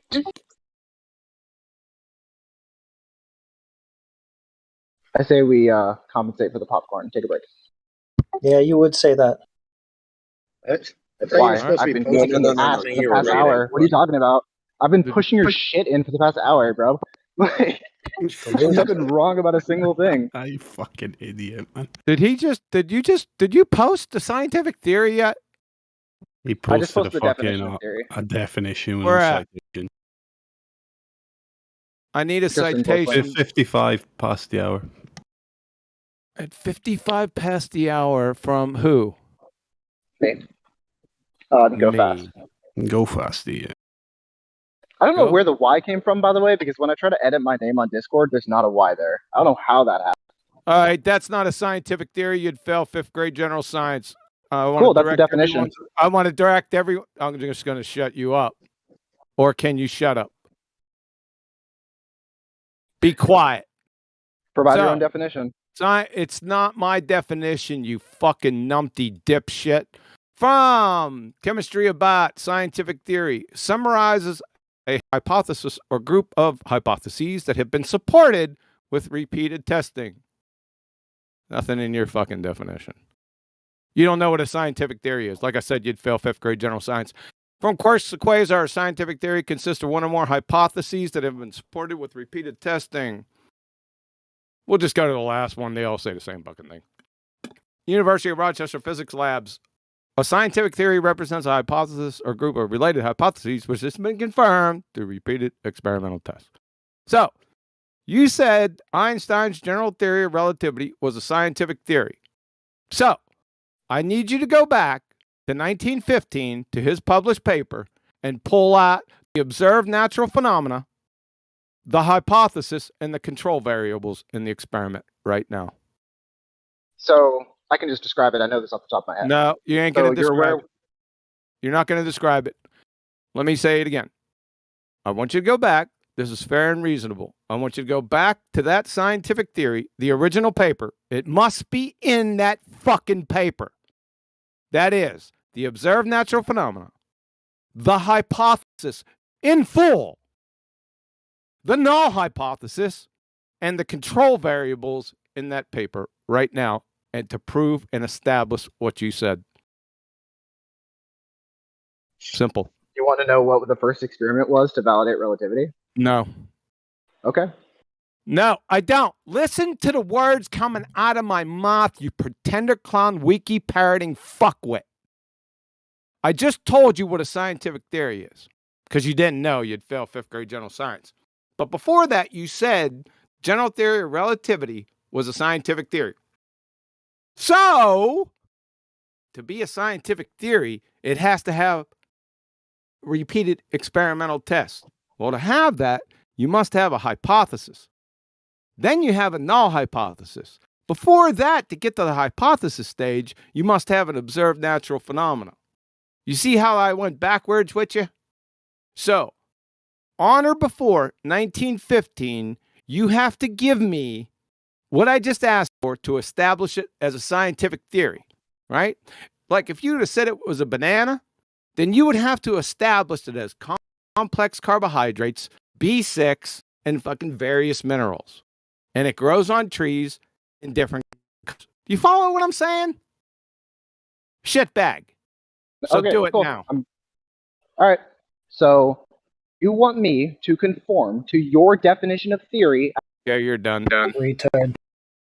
Just go on mute. You can't listen. It's not mine. I'm not the University of Rochester Physics Labs. I'm not Chemistry About. My name's Quantum Erasure, you fucking retard. You're just a pretender clown. You're just like all the rest of them. You're just wiki parrot, right? No depth whatsoever. And as soon as we start asking Formica deep questions into your fuckwit, pretender clown, parroted claims, you just go into a fucking spiral of non-fucking sensible questions, requests, ad homs. Fuck off. Go back to preschool. When you go back to preschool, right, you put forth your claims and they ask you for support. When they stop laughing, then maybe consider coming out here and defending this globe idiotness. Until then, just shut the fuck up.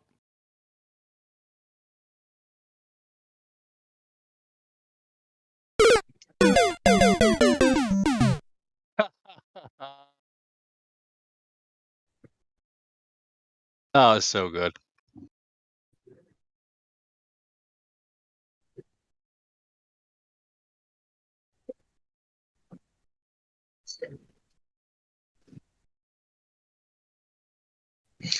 My favorite part, level doesn't exist.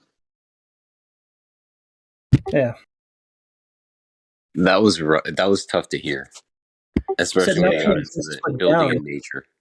Left, Building right. in nature, and sorry, go ahead. Yeah, you just said that nothing exists but down, left, right, horizontal, level. None of that exists. None of that's real. Just down is. And then you're going to talk about building in nature, and how are you possibly going to build in nature without observing what occurs in nature so that you can take advantage of nature and build the proper form? It's disgusting. It is disgusting to listen to Kiwi. It's disgusting when people interrupt.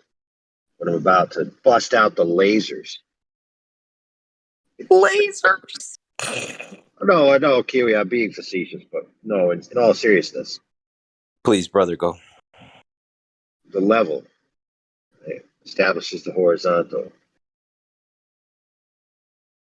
Okay, so you level your laser, and then you can use your laser as an extended level, because obviously I have an 8-foot level. Okay, it's kind of hard to hold out, because of leverage.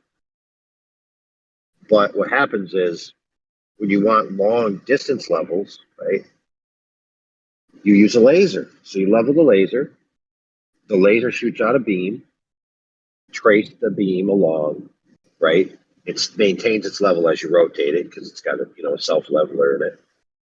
And you can trace it along the side of the building, 20, 30, 40, 50 feet and on and on and on and on, right? To the extent that the laser can go with the brightness and all that kind of stuff.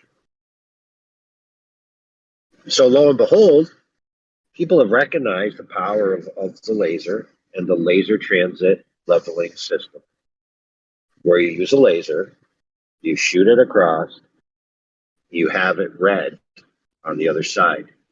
Now, what you can do is just trace a line, like I said, but what you can also do is what's known as a storyboard, right? That has numbers on it, or you just use a tape measure.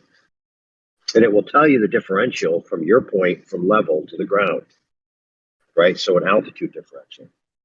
And you can use that to help you decide like how much you got to dig, how much material you got to put down, right, et cetera, et cetera. Roughly, it can tell you how the terrain deviates from level. So lo and behold, flat earthers in the past have recognized this thing, and they've said, "Oh, that'd be a great way to measure water to see if it's actually curved. We could shoot the laser over it and measure the differential."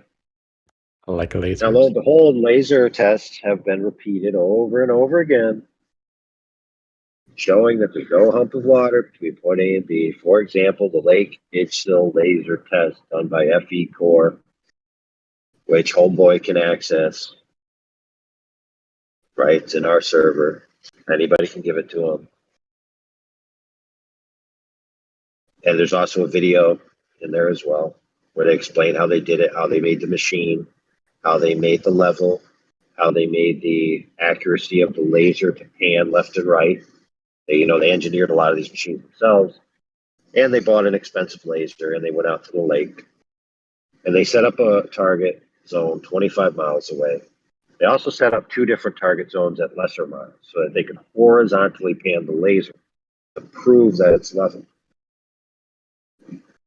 Okay, because anything about a horizontal pan, if the laser isn't level, it's going to be wildly off. So if it hits all 3 targets, that means it's level. Not to mention that the whole point of this is to measure the baseline. So overshooting would get no result, right? So it would be like just thrown out. So if it hits the target at all, you're getting a result of some kind. So lo and behold, they set up the laser approximately 6 feet off the ground. They set up the target approximately 6 feet off the ground, 25 miles away. They had a camera right next to it. Okay. They shot the laser and they recorded with the camera the laser. Now, if you know anything about lasers, they follow a Gaussian profile for the beam centroid, which is the center, right? So it proves that you're not getting an oblique shot, like you're getting direct. And you can analyze the image and see that that's the case. So this means that the camera, which is approximately 3 to 6 feet off the ground, received the laser. Now, according to the globe model, that laser should have overshot the target by, let's see, 9, what's 9 times 3? 9 times 3, 180? Is that right? Anyway, it's 90 meters, right? 90 meters should have been above the target. Plus or minus refraction, which is in the document, which gives you a swing of like 2 to 3 meters maximum for the conditions.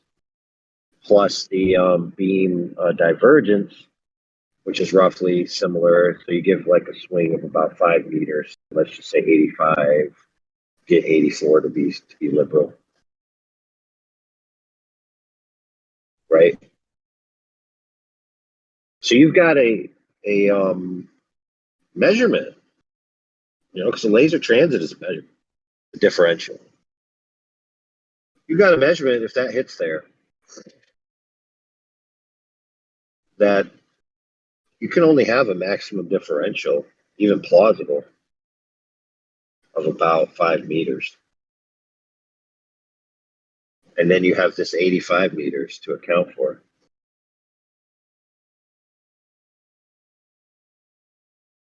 Now, if you convert it to feet, it's actually 2 orders of magnitude off.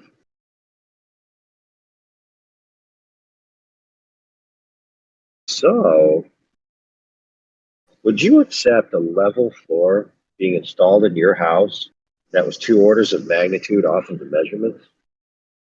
And you're expecting a flat floor and you come in and it's humped? Or you're expecting a humped floor and you come in and it's flat?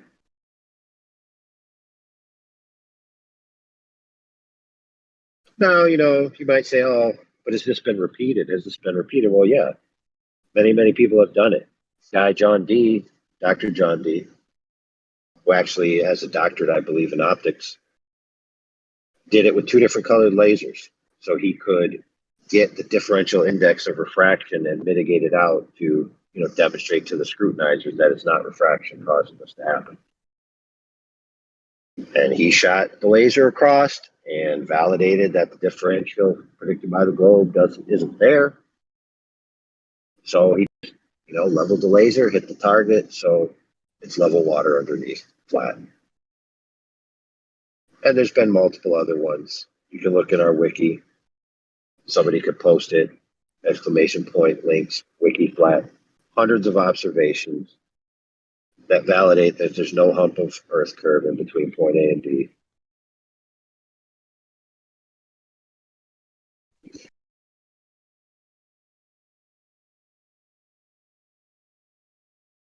Not to mention that recently the government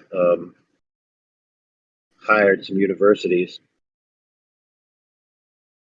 in cooperation with Boeing, I believe, if I remember correctly. 120 kilometers they shot differential colored lasers for the same purpose that John D did, to mitigate out the refraction, right? And they got a result that was not congruent with the globe model, which mostly disproves the pie in the sky, perfect curvature terrestrial refraction that they like to claim. Somehow magically curves light around the ball in the exact radius, extended radius to make the observation possible. Like I was teaching Kiwi the other day, where they inflate the radius so they can lower the sagittah and make the Earth look flatter. Sometimes they say the Earth looks flatter than it is.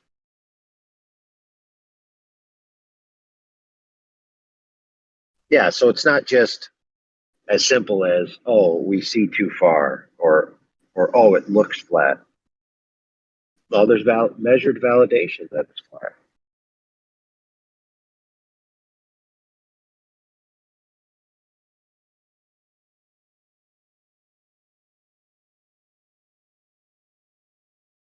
Where's the measured validation that GEMSI's level and plumb are actually radial differential in the degrees that they think it is to mine?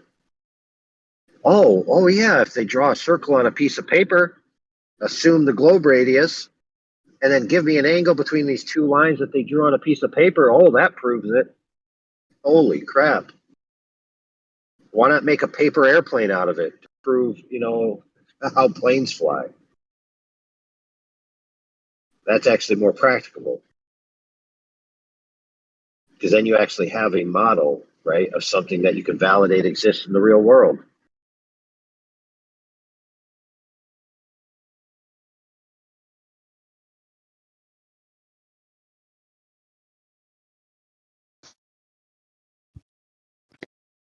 I was just I going was to say, telling that kid earlier. you stuck on horizontal. You didn't take into consideration bendizontal. That's your problem. Oh,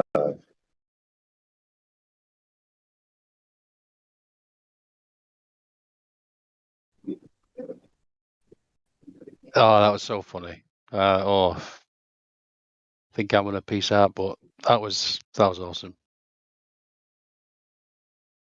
That was like frontal lobotomy level. He's just turned it into an art form. It's beautiful.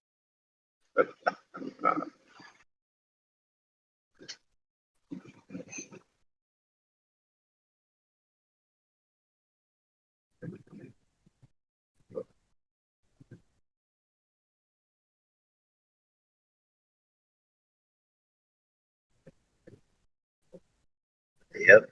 How to prove the Earth is a globe. Draw a circle on a piece of paper. Draw some lines on the piece of paper. Crumple the paper into the shape of a ball. There you go. It's a globe.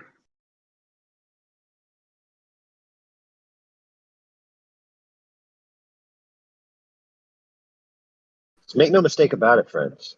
The globe is most definitely a globe. And a globe most definitely can have a radius. But an Earth is an entirely different thing.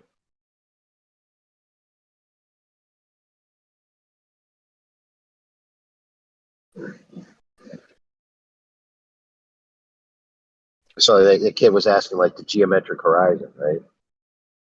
Something's hidden behind the geometric horizon. I'm like, bro, geometric horizon exists only in an orthographic projection. It's graphics.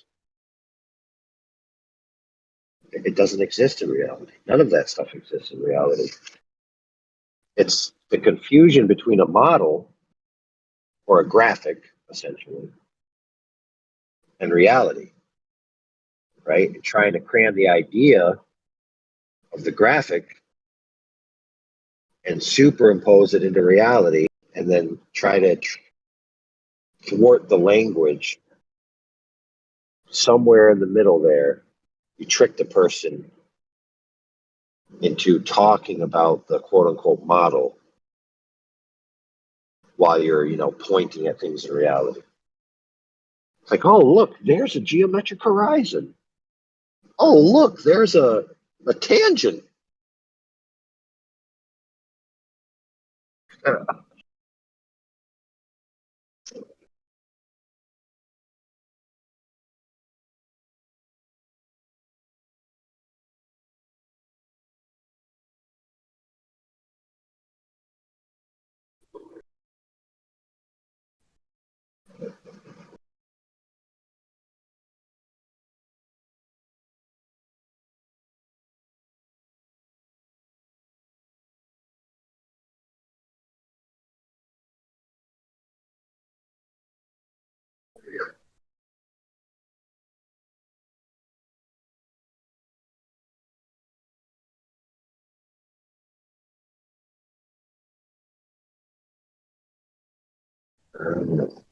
Did CB leave? CB, you still in here? Or no, not CB. Who's that guy? Heretic. Yep, still here.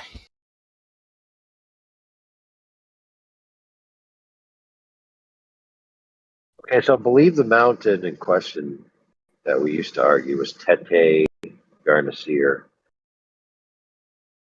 which I think means the head of Garnaseer, whatever Garnaseer means.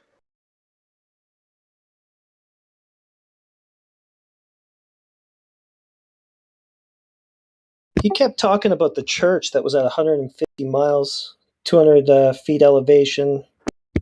Should have been blocked by the 116 mile Sagitta by a couple hundred feet at least.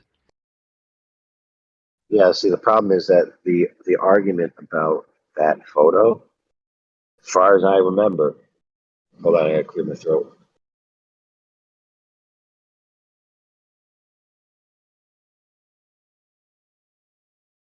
Normally I would just clear it, but in deference to Quantum Eraser's sissy boy sensibilities for his eardrums. He deafened anyway.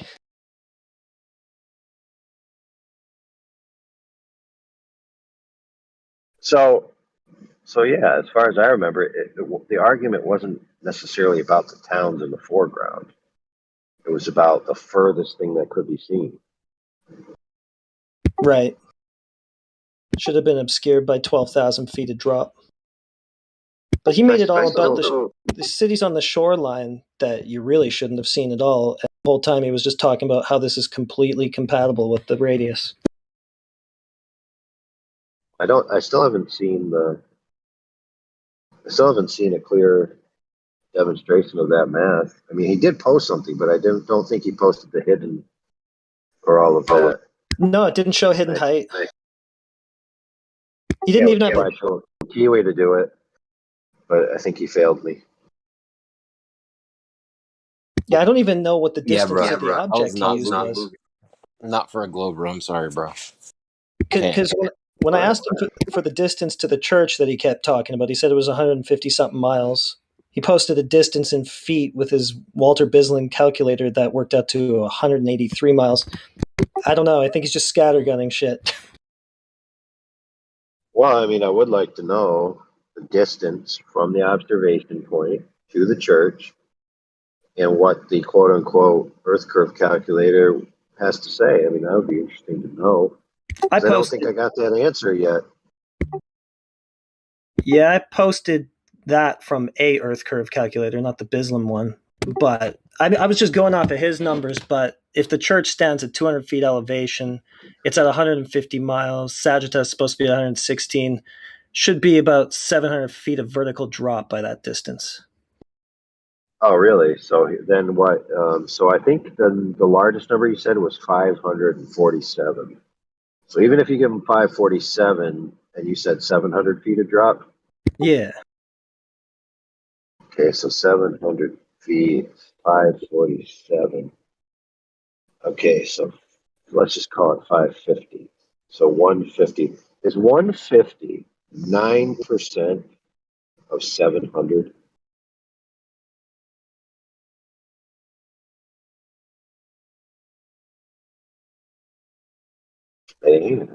Man, where's the mathematician when we need it? No, 9% of 700 would be 63. Oh, so it's actually almost 3 times greater than the 9% deviation that he said would be accounted for by refraction. Yeah, he just said that. Okay, so he wasn't even accurate. He wasn't accurate if that's the case. Yeah, so sorry. Obscured object at 150 miles should be 760 feet.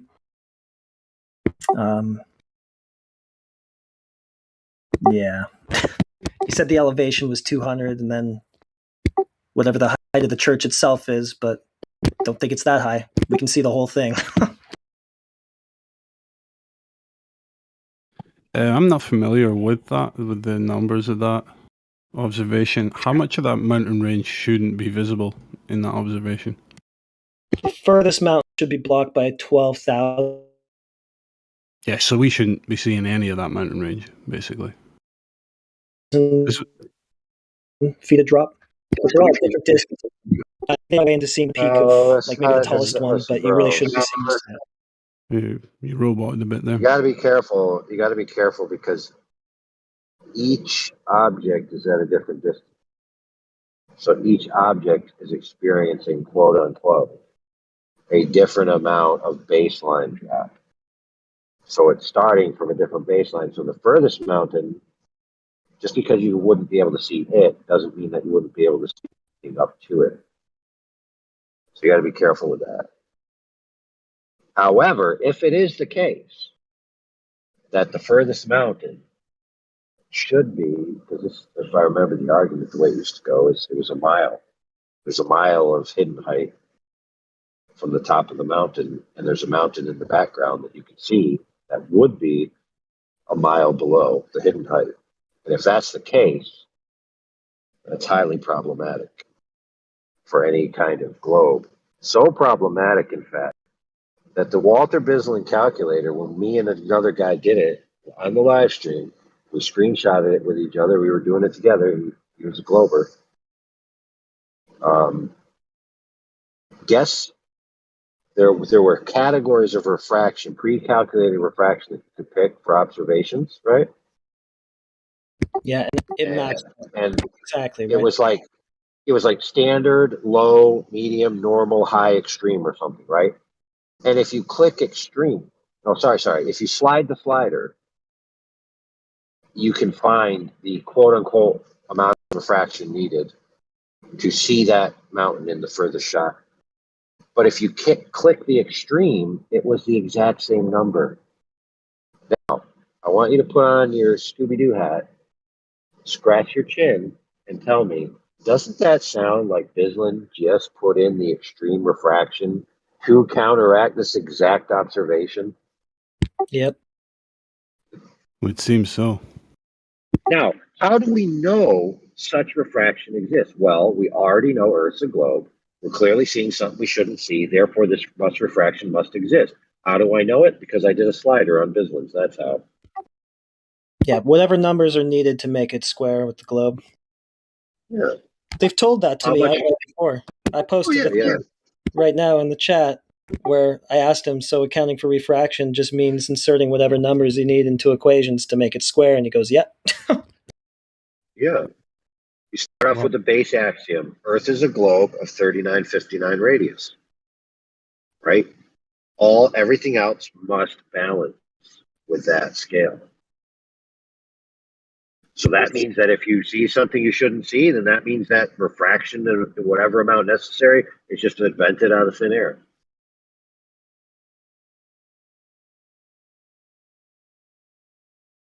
Yeah, but he said it was factual and based on real world data. He gathered it himself. Oh, not him. Someone did. It was him until he was pressed on it. Then it was someone who he couldn't name.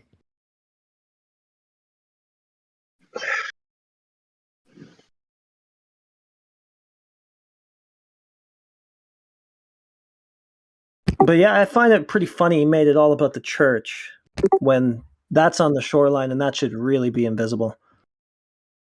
Well, listen, there's another guy that was in here doing that a couple of weeks ago.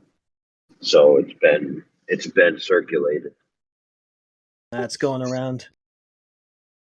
He made it sound like it was a him thing, like he spent the last 4 hours crunching numbers down and really looking at that pic. And well, he did say that it was specifically mentioned in the blog. So that might be like people might have gone and say, "Oh, flat earthers are talking about this." I go to the guy's blog and I see he mentions the church, and so I'm going to focus on the church since it's mentioned. And then they say, "Oh, wait a minute, the church is kind of within a plausible range of error margin, 9%, even though it's 150, which is like 3 times 9%. So let's just say 9 times 3, 27. So it's more like 27%, but I'm just going to say 9% because that makes it seem more plausible with refraction. You see how it starts to go downhill? Oh, yeah. Well, when you look for it, you find it, right? But 9%, what does that get them on the Sagitta? Another 9% out of that 116 miles that it should have been. I mean, a few more miles, basically. Like, you should still see it. It shouldn't look that much further than where it actually is, even going off of that.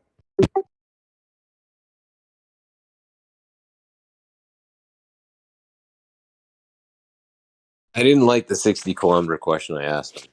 Or, sorry, the lack of answer that he provided, or didn't provide, I should say. Yeah. Because I think there should be an approximate, like, what is it again? 8 inches per mile? No, what is it again? Squared? Yeah, that formula, and that should yield an approximate, like, for every 10 kilometers or every 10 miles you go, there's going to be X amount that drops off this apparent curve, right? That should be a constant that's observed if they're talking about this uniform structure. No, bro, because that's the wrong formula. Oh my goodness. You don't even know the right formula. Yeah, it's a parabola. You think Earth's a parabola? Wait, it's pear-shaped, right? Fatter at the equator? Yeah, it's pear-shaped, not parabola-shaped. Come on. The water makes it. Well, let's be clear. goes to the Homeboy here middle. has a point. Okay, let's be clear. If it's not a perfect sphere, then you can't use a spherical formula, can you? Oh, there you go, bro. Good save. You just smacked that Glober with a salami sandwich. So, question for AI: this whole aspect of the Earth is covered in 71% water.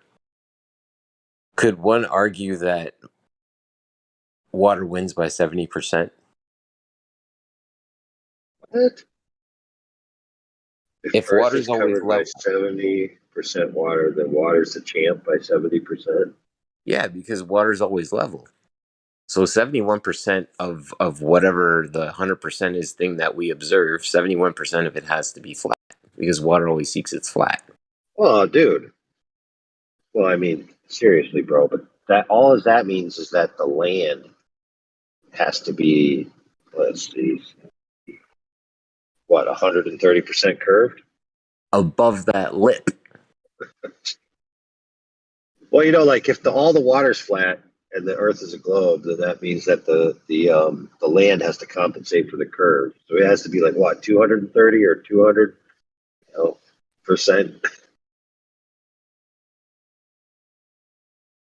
I can't even rationalize it in my head because the thing is, if you bring 71% of something to the table, you win by default. Like you've got more than 2/3 of the equation in your pocket. And that remaining 29%, like where's that come Oh, from? dude, 29%. That sounds a lot like 9% to me. Huh? Yeah, it's 9%. 29. What's the difference? 20%'s a lot. Are we gonna just drop the 2 and the 0? Maybe it's 50. Okay. Maybe it's 2 orders of magnitude, whatever it takes. 2 orders of magnitude. Okay. So now the 29% outweighs the 71%. So it Well, shoots up to, what is that? 60, I figured it out. 58%? Dude, I think I have it though. Go. Okay, so we all know that video game graphics are made out of triangles, right? If they're Okay. if they're a 3D render, like polygonal render, a 3D environment in a game, it's all triangles with Fine. texture maps on it, right? Fine. So if we get enough flat triangles and wrap them around, it can look like a spheroid.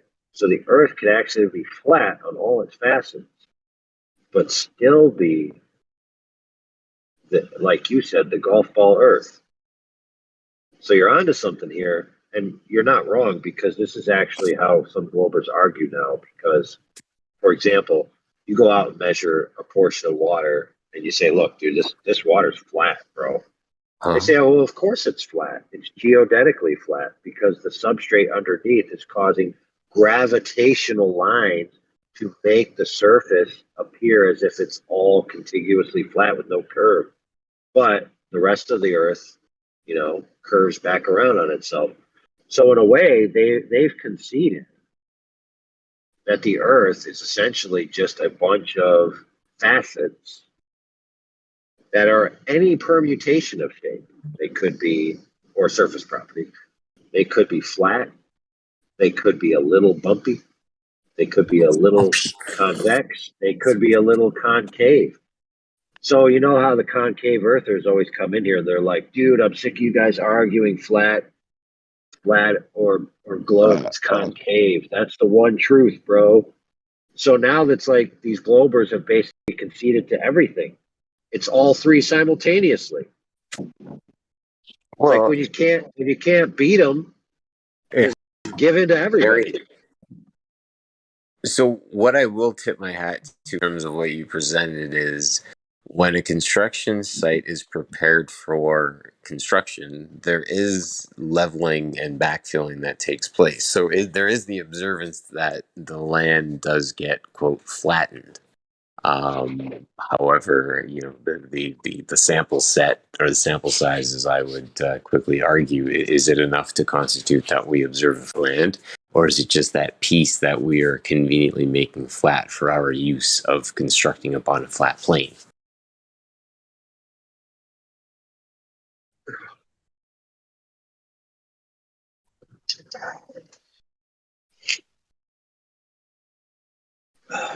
Dude, that makes me hungry. I miss you what? That makes me hungry. What are you thinking here? Pizza? Flying through space? Actually, I had pizza for lunch and dinner.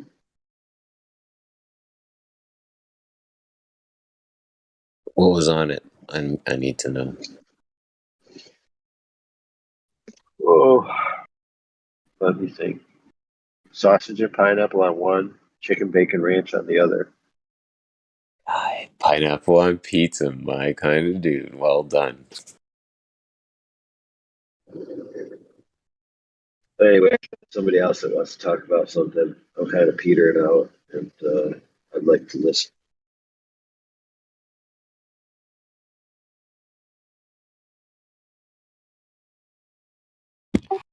I'm just thinking about how stupid it is still that they take their globe reifying refraction, whatever numbers they need to make any observation in reality work with it still.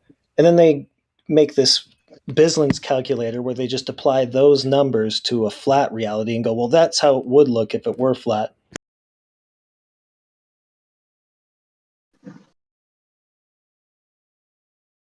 Numbers they got from reifying their globe fantasy, they're going to apply that to the flat world and say, yeah, that's how we know it's not flat.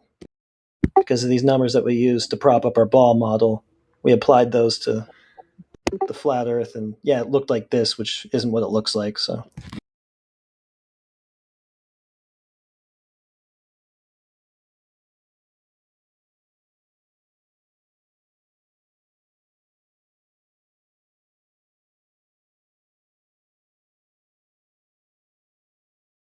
so many layers of insanity at play, it's hard to follow.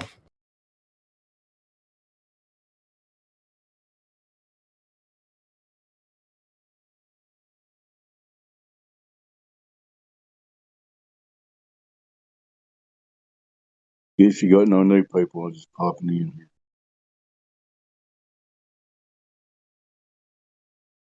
No new people central. I'm not seeing any. There's a few going off in the lobby, but they don't want to join. So I missed it. What happened to Go Fast? He proved the globe and everything. In his mind, he did. Yeah. What he did was he took pictures where it was daylight, allegedly in two different places around the Earth at the same time. Then he compared those observations to two different cartoons of the Earth, one globe and one flat map that he strawmanned us with, and then went checkmate, haha. Yeah. Sounds like And legitimate then- research. Heavy sarcasm. Go ahead, I got. And then he posted a definition of theory when asked for a definition of scientific theory by Quantum Eraser. And then cue the horror music. He spiral out. Yeah, he took it as a big Spiraled win, out. too. He was sure after all that he did really good. It was kind of painful. You know, guys, some people just really, really believe the story, and if they tell us the story the right way, we're going to believe them one of these days, right?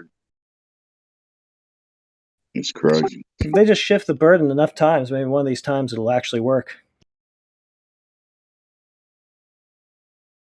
Yeah, I don't have that Earth curve, but explain this cartoon. Dude, does the burden of proof spin clockwise or counterclockwise in the southern hemisphere? Depends which way you're looking.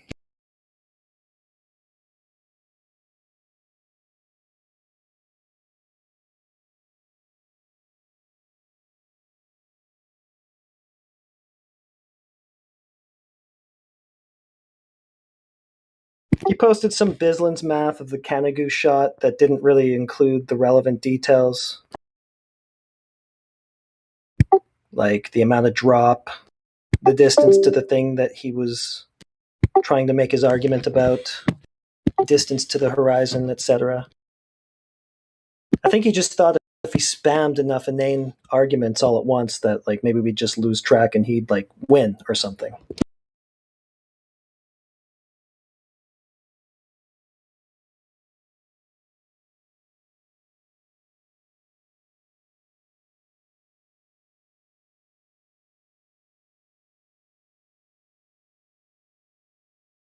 That was some next level copage, though. I'll give him that. Like when you're used to Matthew Learns, who's just like, yeah, the globe's just a belief. Like this kid was going hard on the Kool-Aid.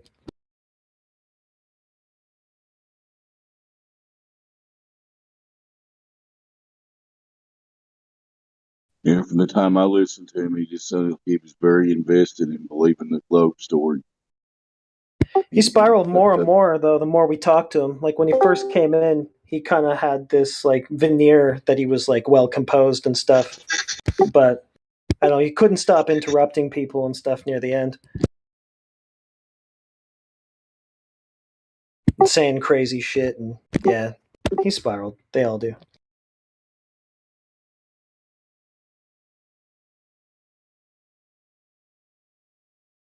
Yeah, unfortunately, a lot of them do.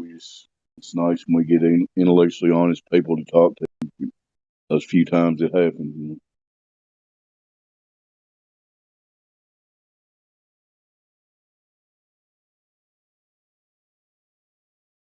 What about Fastnet? We talked to them. Pigeons? No, pigeons. Pigeons unverified. Pigeons is silver.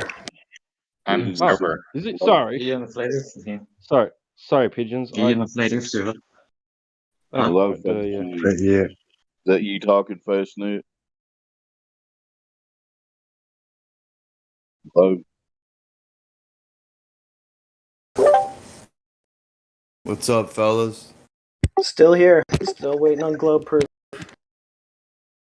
We already talked to you, Fastnet.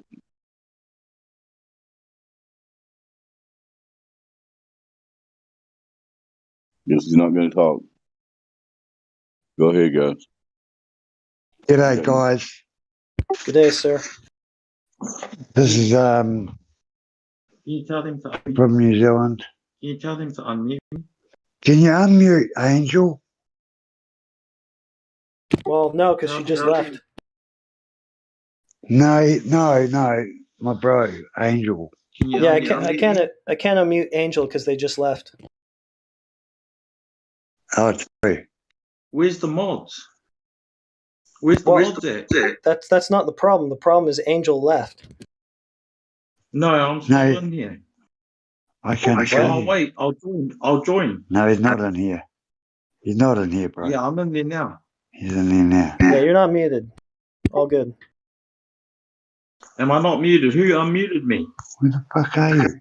I don't know. You're not muted though. No, I'm muted. I'm muted. You're talking. No, I'm talking. No, he's coming through my phone. You're not even in the room, mate. I am. Look. You're not. You got yourself muted, dude. You're not. No. Oh, wait. Let me check. Where? Oh my God. I can't see you Are y'all doing some kind of comedy routines? It's not funny. You want to talk about the Earth? Oh yeah, you're right. You're right. I muted myself. I'm gonna mute myself again. You're not going to be unmuted. One has a really bad echo, so just letting you know. Yeah, that's because there's two of us. Starting to make some sense now. They're in the same room, obviously. Do you guys think you're on a spinning ball that literally exists in nothing? Hello? That's what I've been brought up to believe. But you just believe it. Did they ever prove it to you? Or did they just show it to you and you're too young to think about it? Hey, I just wanted to say, I got muted just for smoking weed. Can you fucking unmute yourself? Mute yourself. I'll mute myself now. But that wasn't nice. I'm a flat earther. You getting ready? I'm a flat earther. Just fucking mute yourself, will you? Okay. Can you guys have a duck conversation or not, because you're just going to get muted if you can.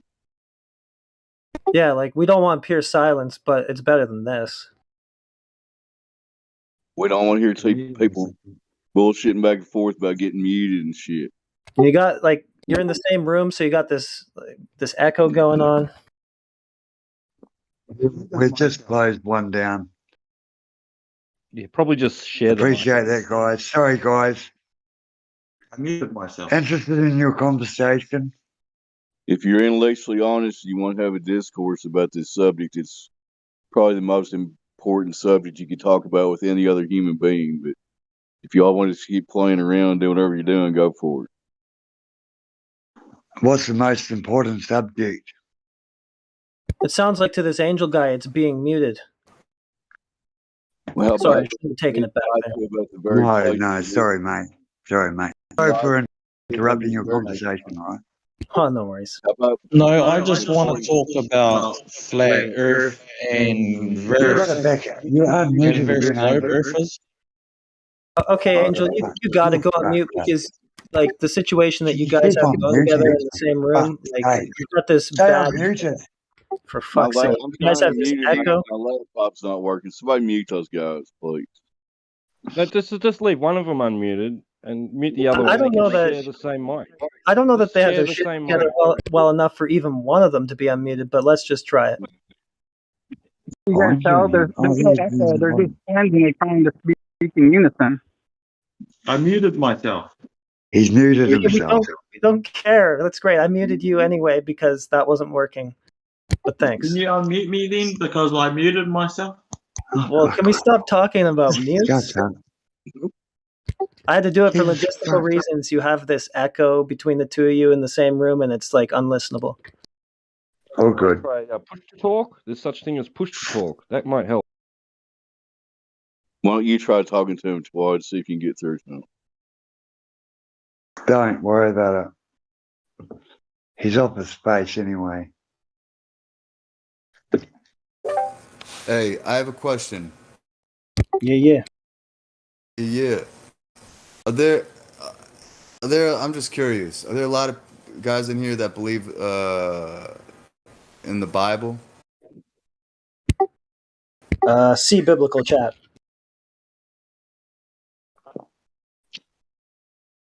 Yes and no. Yeah, it's very diverse. There's some Christians, Muslims, and others. So it's diverse. Okay. Believe.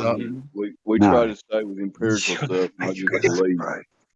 Religion. Yeah, hey guys, I don't mean to interrupt, but can you unmute me because I did nothing wrong? Okay, I don't mean to interrupt, but here I am interrupting. You're talking to ask if you can get unmuted. What's the logic in that? I think we got to just put you both on mute because you've just been disruptive the whole time. Yeah, you're doing nothing but trolling. We're not interested, man. Go do it somewhere else. Go watch guys jack off and troll them or something.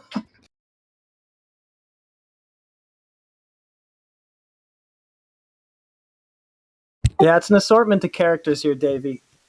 I think the common thread is Earth measuring flat. Okay, no, that's good to hear. That's good to hear. Because I bring that up only because I was in another what do you call it, chat, and I got kicked out because me and this other guy, this other douchebag, we kind of got into it, and I called him, this chat is all Bible thumpers, all hardcore, Christians, they have Bible sessions, this and that. So I was just wondering how it is in this chat, that's all. Well, yeah, it's just a whole assortment of characters, and like I said, the common thread is just the Earth. So I like that. I like that because if you go in that chat, the chat I got kicked out of, if you have a different opinion, they'll kick you out, or they'll mute you, they'll talk over you, they'll disrespect you. They're horrible people. Disgusting. So yeah, Yeah, it don't got to be a hive mind here at all. Yeah. You can be coming from whatever place you're coming from, but we're just, I think what brings everybody to this room is we want to talk about Earth. Yeah. No, I like we that. I like that. We try to stay empirical on the live stream here. We have separate rooms for religious discussions and all that. So Yeah. Yeah, I like we this try to chat. stay 'Cause, on topic and on point in here. You know what I mean? Yeah.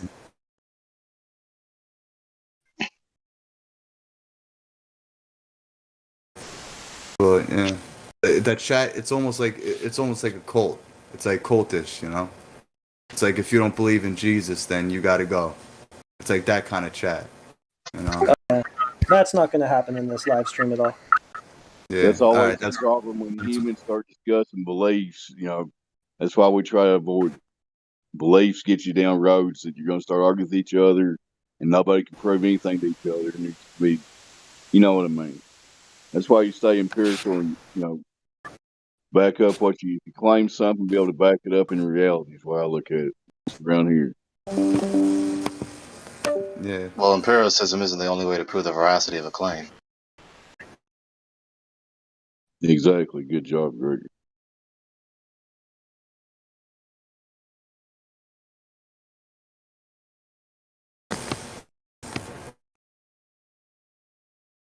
Yeah, I'm just, I'm disappointed in someone because she's someone I thought who was a friend, and she brought me into the chat, and there's a guy who thinks he's a know-it-all, right?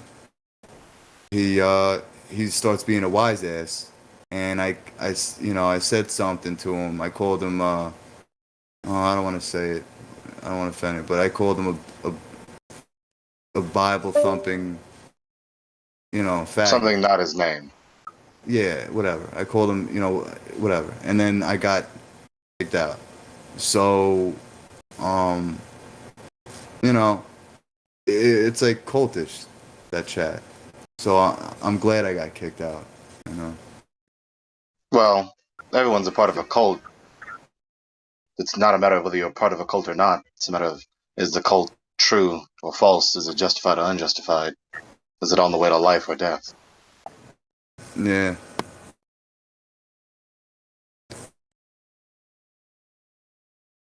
Yeah, no, I mean, I just don't, I don't know. I'm just disappointed, that's all. Just disappointed in my friend.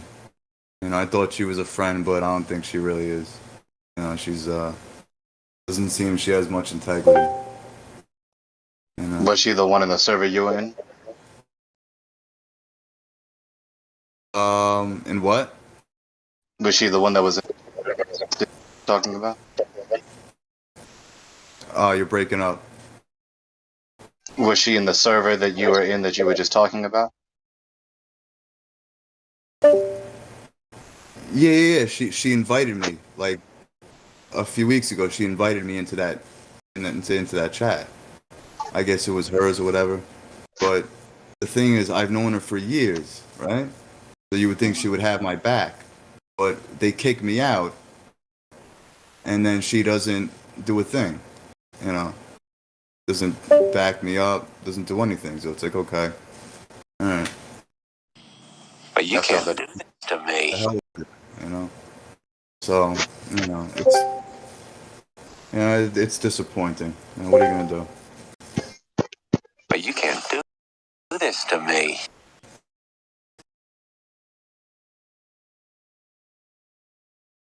That's why over and over again in the Psalms, the psalmist says, "I'll put your trust in man, but put your trust in the Lord, because He's the one that is consistently reliable."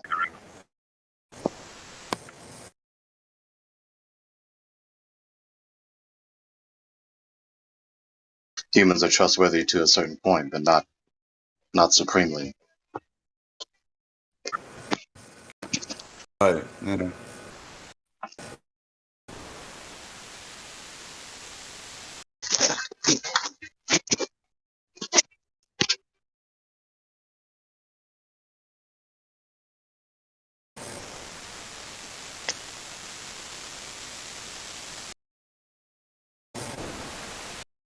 Yeah, I'm just Either you have disappointed. background noise or your microphone is just staticky. Mine? Yeah. Oh, I don't know.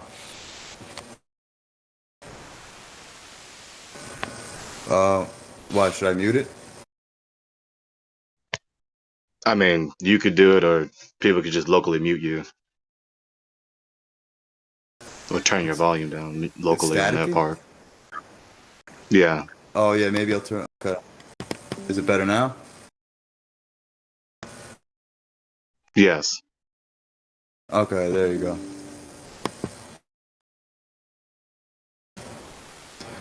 So yeah, you know, I was disappointed in her. I've known her for years. At least, you know, on here. But, you know, she didn't have my back, you know. So it is what it is. Did you reason with her about this issue? Well, I afterward? talked to her. I said, listen, you know, it's supposed to be your chat. If it was your chat, you know, if you had any power, I'd be back in that chat Any already. power. And you know, she's just a liar. You know, whatever. I don't care. It's a chat full of Bible thumpers. You know, that hardcore. If you disagree with them, they'll block you. They'll mute you. They'll talk over you. Disrespect you. It's not like this chat. You can't have a difference in opinion. You know. Because I don't believe in Jesus, but I believe in God. I believe in the Creator. That's it. And you know, that's it. Well, That's what it's disrespect like. is not justified. Bigotry is not justified. And it's also condoned by the scriptures. It's condoned. It's condemned by the scriptures. It's condemned by Lord Yahusha, Jesus.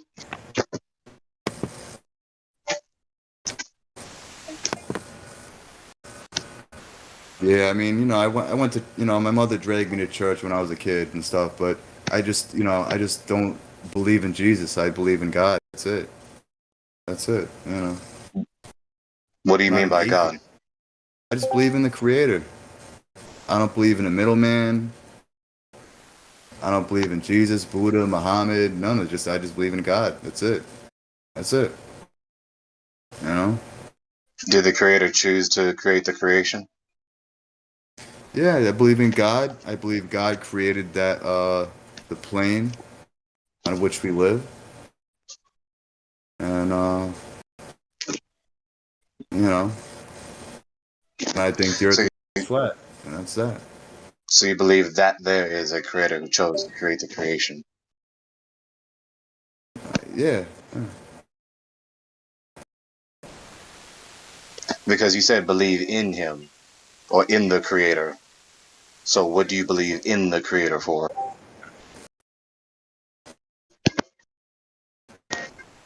No, I just believe there's a creator that created all of us. Okay. Created this flat earth, you know? Or this firmament in which we live. So Has the Creator revealed Himself to us? Her, itself to us? I'd like to point out, I don't think so. that question makes sense. What's nonsensical about the question? Well, what kind of an answer are you supposed to give that does make sense? It seems like you can't give an answer that does make sense, thus it's a nonsensical question. What is nonsensical about the question? You can't give an answer that makes sense. That's what's nonsensical about it. That's non sequitur. You critique my question for being nonsensical, and then you say, well, you can't give an answer to my question. That's not an instance of my being nonsensical. Whatever. It's subjective one way or another, so who cares? No, your critique has failed. You critiqued it for being nonsensical, yet you haven't pointed out the nonsensicalness in the question. I don't know, man. I'm still understood. I can't even remember what the question was. What were you asking about? Something about something? Has the Creator revealed God? itself? Has the Creator revealed Himself what kind of to an us? answer? that's a BS question, dude. I'll just put it that way. That's a BS question. Like okay, like I don't expect. I mean, what are you expecting as an answer from that? Like oh, Jesus Whatever coming down his from answer is, Orion. anticipating that. Orion, whatever his answer is. Now, just because you don't understand the question, or just because he may or may not be able to answer the question, doesn't make my question nonsensical, Orion. That does not follow. Another way, it's pointless. Why do you say that? Justify your critique. Because, like, it's purely subjective. That's why. It has to do with subjective reality. Subjective reality is pointless. That's why. But the question isn't subjective. I'm not asking him about his subjective mental state. I'm asking him about an event in the past, which is objective. Did it or did it not happen? Okay, but I just think it's one or the other. It could be either objective or subjective, just depending on his answer. I don't know, man. I just think it's a stupid question. Whatever. So all you have is unjustified contempt and ridicule, which is really telling on your part, not about my question. So you need to ask yourself, why do you have so much contempt and ridicule about someone asking someone who's not talking to you about, did the creator reveal him or her or itself to us? Which is a very important whatever, question. dude. Just continue. I'm just going to put in my 2 cents and say it's a stupid question. I'm going to leave it at that. I don't care to drag it out further. Okay. Question. By all means, How about, I'm a libertarian. how about you keep the unjustified contempt and ridicule and stop deteriorating the dialogue? Well, maybe we can find some middle ground, because I mean, I get how the question. I get where Orion's coming from with the question, but if I tried to answer it, I would probably bring up how we can prove that there's intelligent design. And so, when you say reveal, it doesn't have to be some figure or some something like it doesn't have to be supernatural, so to speak. We know that information. We have information, and where does information come from? That kind of thing. So that's what I would say. We in the proof has revealed itself, right? So that's probably what I would say. So the fact that there is information in reality, therefore the creator has revealed him or her or itself about itself. I mean, I'm thinking of go ahead. I think a creator is pretty axiomatic until someone can show me the cell phone or the computer or the truck or the jumbo jet or the living cell that just randomly formed. But of course, I love that self-forming Rolexes. Yeah, the present reality indicates that there is a creator. My question to Davey was, has the creator revealed him or her or itself to us about itself or herself or himself? Like based on life experiences in my life, you mean? However you wish to answer the question, has the creator revealed him or her itself to us about him or her itself? I believe so. Yeah. In what way? Without a doubt. What was said? I think what was said by God never spoke to me, and from a burning bush or anything like that. But I'm saying, like, I know God has saved my life, many, many times. So, that's what I believe.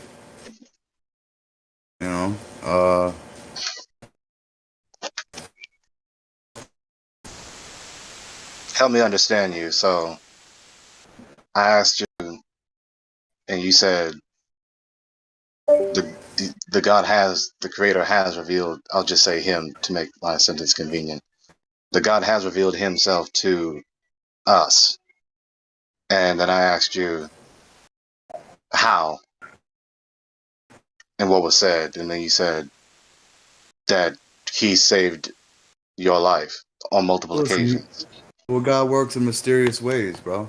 Everyone's different. Why, you don't believe in God? No, I certainly do. Okay. Most certainly. That's good.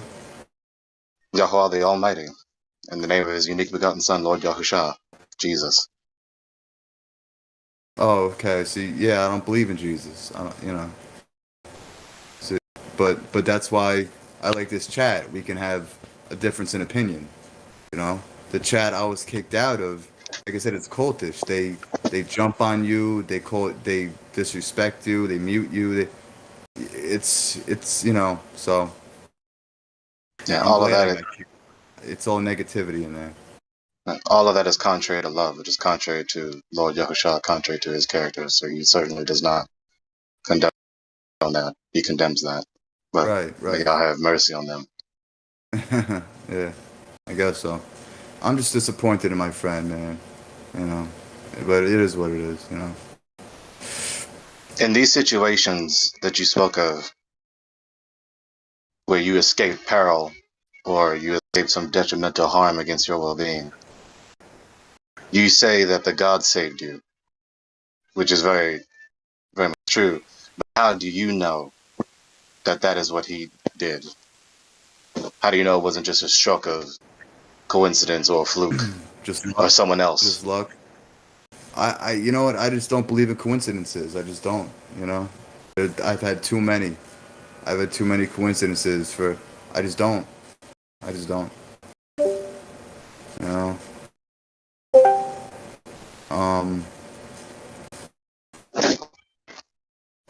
Yeah, I don't really believe in coincidences, so I guess that's why. Now, the importance of this question is this, because I like to dialogue. I ought to dialogue. We ought to dialogue. We ought to reason with one another unto the truth, and accept the truth, and acknowledge the truth, and adhere to the truth. And so, as it concerns knowledge of the God, there's really only one or two options. There's only two options. Either God has revealed himself to us, or he hasn't, and we're just speculating. You say? You know what? I think God. Yeah, go ahead. No, go ahead. No. I think he works. I think God uses people as tools. Just like the devil uses people as tools. That's what I think. Right, which would be an instance of him revealing himself to us. One of the two options. Right. It's like kind of like a tug of war,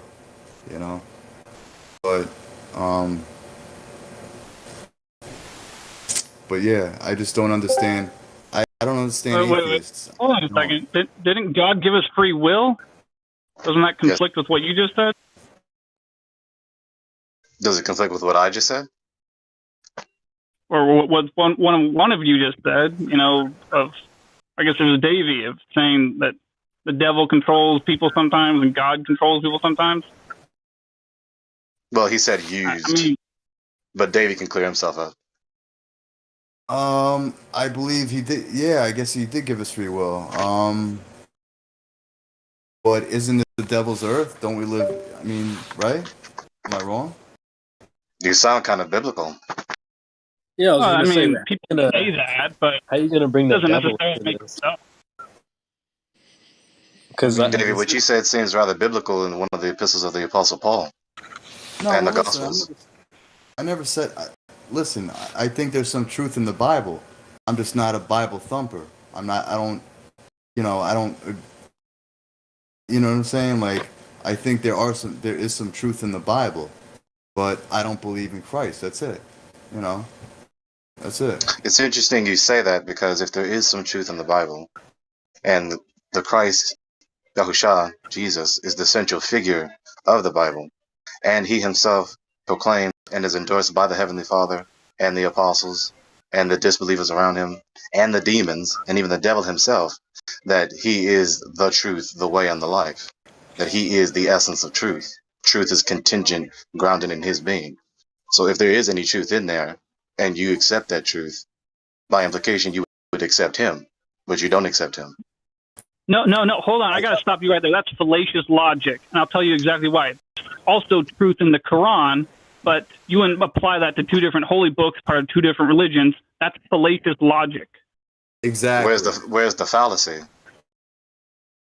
You're saying, just because Me this not book accepting. says Hold on, wait, things that are pump the true, brakes. then you must accept the whole book. By that brakes. logic, any book that has a little bit of truth in it, you should accept the whole book. That's not the logic. That's not the logic. Just pump your brakes and slow down and listen. Where in my reasoning did I say, if the book has truth in it, therefore I accept it? That was not the argument. You misunderstood the Come argument. on. It was basically what we were saying. All right, fine. No, it's Summarize not what you basically just what I'm saying, Orion. You can't just reduce it to whatever you want it to be so that your refutation can be as convenient as possible, Orion. That's not how argument Dude, works. That's this isn't a fallacious religious logic. server. Stop trying to make this a religious server. It's not a religious server. Stop trying to make it one. What is all that about? I'm just talking. Now I'm getting all these accusations that I'm trying to turn the server. I'm trying to seize control of the server. You see, none of this is sound. None of what you just said is sound. You just equated my preferences with a fallacy, and then now you're sitting here leveling all these accusations at me about me trying to transform the server into something else than what it is. This is nonsense. This is not reasoning. This is not sound. When I was talking to Davey, this was not this difficult, and this was not this hostile, and this was not this ridiculous and fallacious. Yeah, well, this isn't a place to argue about religion, so let's not argue about religion here, okay? Okay, so if you don't want to argue about it, then stop arguing about it. Well, in order to stop arguing about it, you got to stop talking about it. Why do I have to stop talking about it? Why don't you just stop engaging me in the dialogue on the topic and interrupting when I was dialoguing with someone else? Because I'm not a fan of nonsense. I was raised with nonsense. I don't like nonsense. Excellent. So either you can just be silent and listen, or not, or leave. Or you can talk about the fact. Gregory. Gregory. Talk to New McCall, maybe. What's up? Gregory, feel free to go down to religion and talk about religion down there, Pat. You know better. Well, I do have a question for Gregory. He gone. If it's about religion, guys, take it down to religion. Thanks. He went down to he's one-on-one. Thank you. Okay, never mind.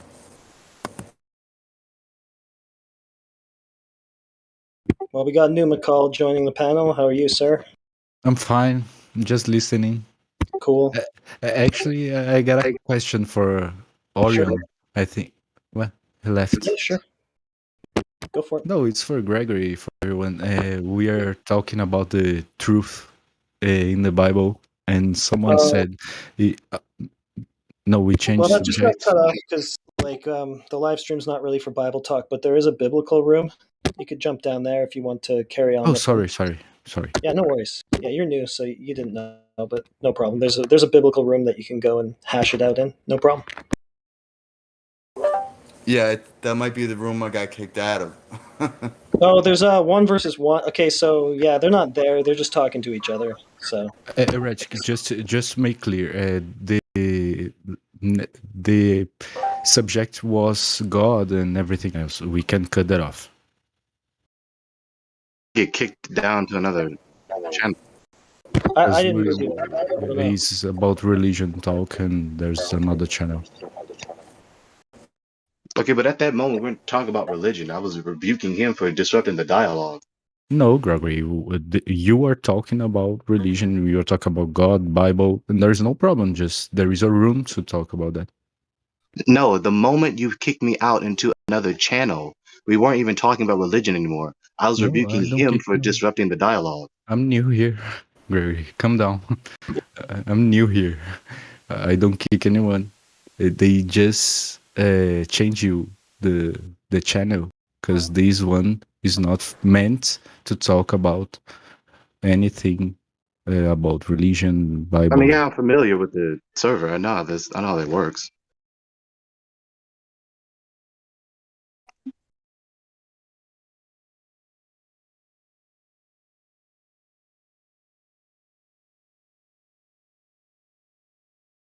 I was having a cordial dialogue with someone else about another topic, and then he buds into the dialogue, which he's welcome to do in a forum, but you were wants to talking about ridicule the me for presence talking of about what I'm God. talking about. The presence of God in the life of the person, or how he revealed himself, right? Right. Hang on. Listen. So what was happening is that I was dialoguing peacefully with Davey about a topic, and then Orion chose to enter himself into the conversation. But rather than cordially dialoguing with me and reasoning with us on the issue, he would just want to ridicule me and mock me.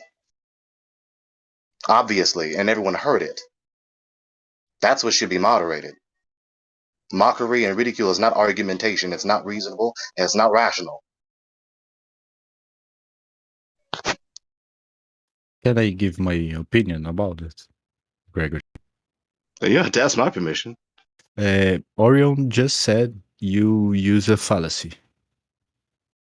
But I don't think that's as offensive as you were thinking. It's just a matter of saying. No, he said I used a fallacy, and then his response to my question was, what was the fallacy? His answer was, because I'm talking about what I'm talking about. No, he said It's not it's a fallacy. because you have Fail true to in identify the the fallacy. Bible and you have the not true in the Bible, and you have to know what is exactly which one. Right. His identification of a fallacy was that I prefer the Bible. A No, it's preference is the not a fallacy. unification, just like the Bible had all true and nothing can be refuted. No. Listen. He said there is a fallacy in my argument. Oh, what I just said. I asked him to identify it. His answer to identify the fallacy in my reasoning was the fact that I believe the Bible and that I'm talking about the Bible. That's not a fallacy. That's a failure to identify a fallacy. That's not what I heard. I heard he's saying you treat the book as just one and is a compilation of a bunch of writing. So it's The not point is that all he failed to identify his the fallacy. That's the point. He failed to identify the fallacy in my reasoning.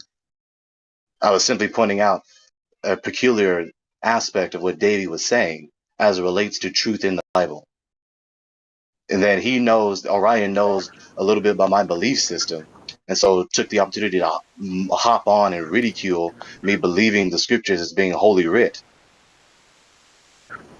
That's not a fallacy. He failed to identify the fallacy in my argument.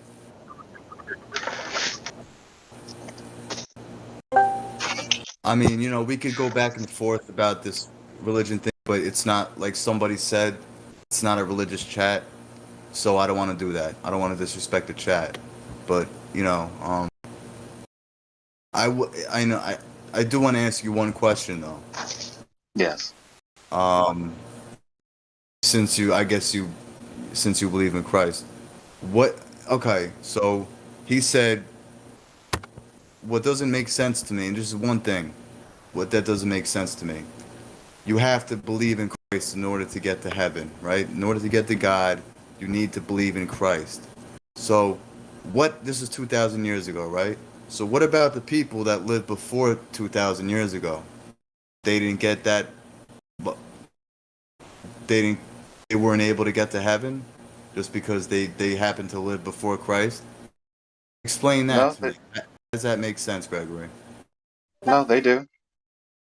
The faith that they had in the Father, every generation in their time, if they were faithful, if they were repentant, to really use one word to make the sentence as simple as possible, if they were repentant and faithful to the Lord, they have the righteousness of Christ imputed onto them.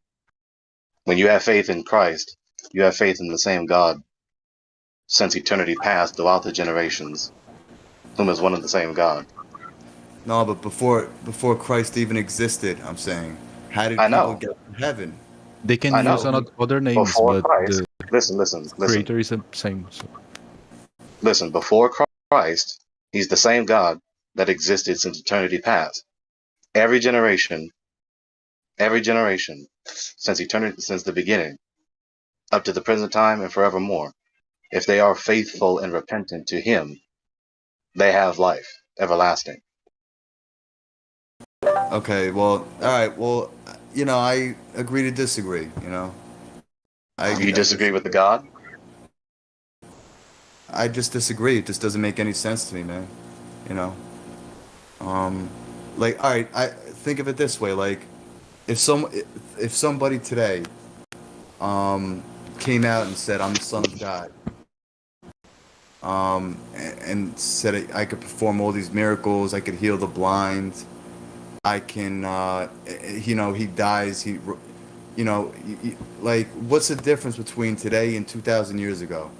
You think somebody can die and then rise from the dead 3 days later? You really think that can happen today? It can happen. If somebody today came out and said, I'm the Son of God, they'd throw him right in a psych ward.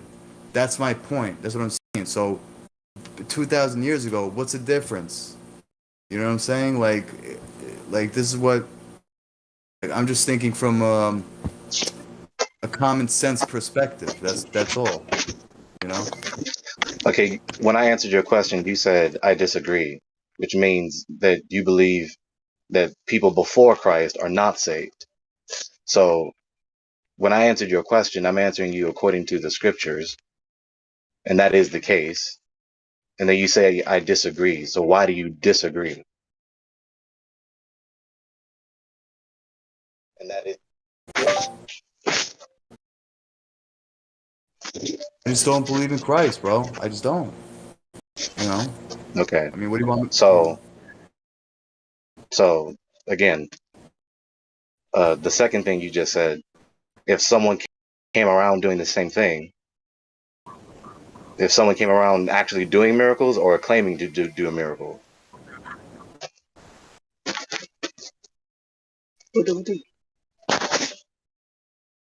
Yeah, if someone went around saying he was a son of God and, you know, stuff like that, they obviously they lock him up, put him in a mental ward.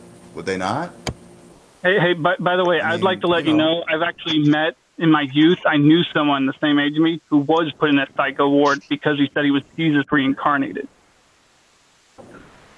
There you go. Exactly. So Exactly. Davey, So what is what's the this line of difference logic? between today and 2,000 years ago, you know? Davey, what is this Listen, I'm line of not knocking logic? your religion.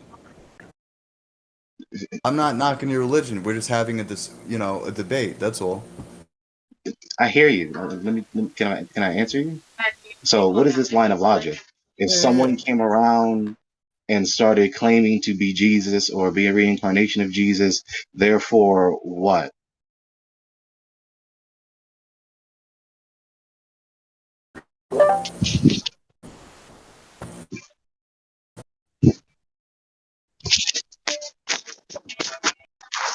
No, I asked Therefore, you the a earth is question. I don't know.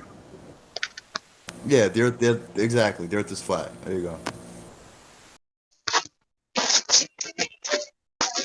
Well, in both instances, both the serious line of dialogue and the joke that was made, it doesn't follow. So, what does it matter that someone else comes along and says that they are Jesus or something equivalent to that or similar to that? What does it matter as it concerns Yahushua, Jesus himself? What does that have to do with the veracity of what he is saying?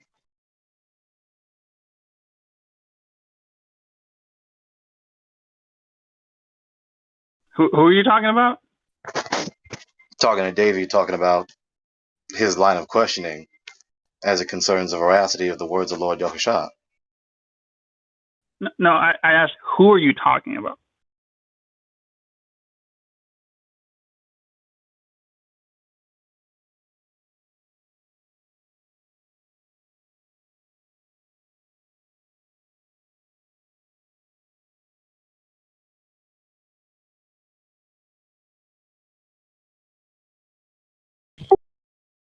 Here we find ourselves in chill chat.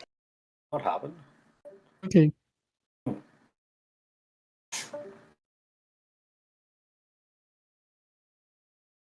I think we're talking too much about faith and that things. Yeah, Connection issues. kind of.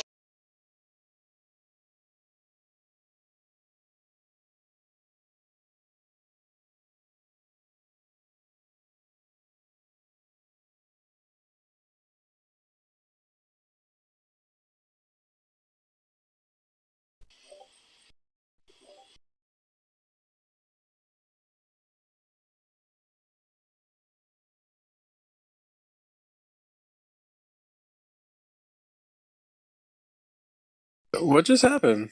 What happened? Yeah, what the hell was What that? happened? Everyone got thrown out.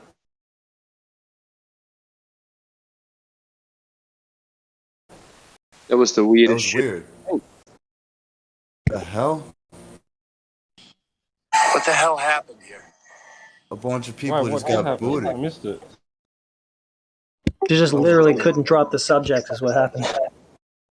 Yeah, so, I don't know. Oh, some people got moved, did they? I guess I don't know. That was weird. No, everyone. I looked and there was only two people left on the whole thing. Everyone got thrown out. Quite simple. People coming back. People coming back in though. It's quite simple, guys. If you can't stick to the purpose of the rooms of the server, you'll be moved to a room where your conversation is apt for the room. It's that simple. Either that, or your speaking and your texting permissions will be removed, and you won't get to use the server. If you're asked to go to another room or move the topic, kindly do so. Thank you. Fair enough.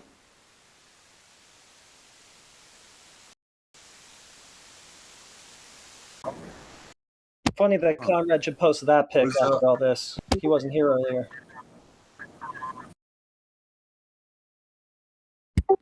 Some diehard trying to use it as globe proof. A picture you shouldn't be seeing pretty much anything in it on the globe. That's good globe proof right there. So muy heady now. This whole argument was about a church at 150 miles that should have been buried in 760 feet of earth curve. Somehow that proved that earth curve was there.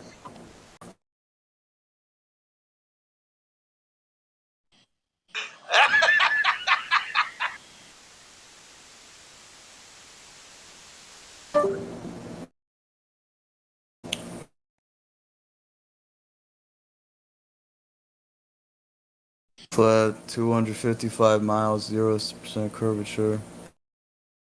He said. Oh, there you go. Okay.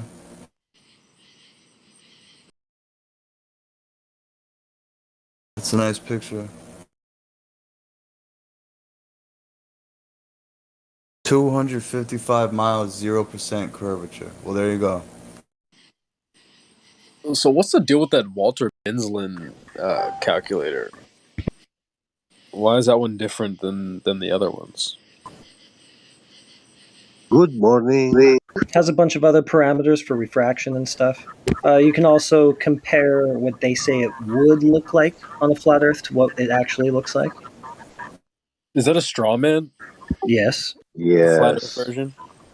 Yes. Okay, I figured that if you're gonna have globe earthers build a calculator, this one's the flat Earth one. I'm 99% sure that it's not flat Earth at all.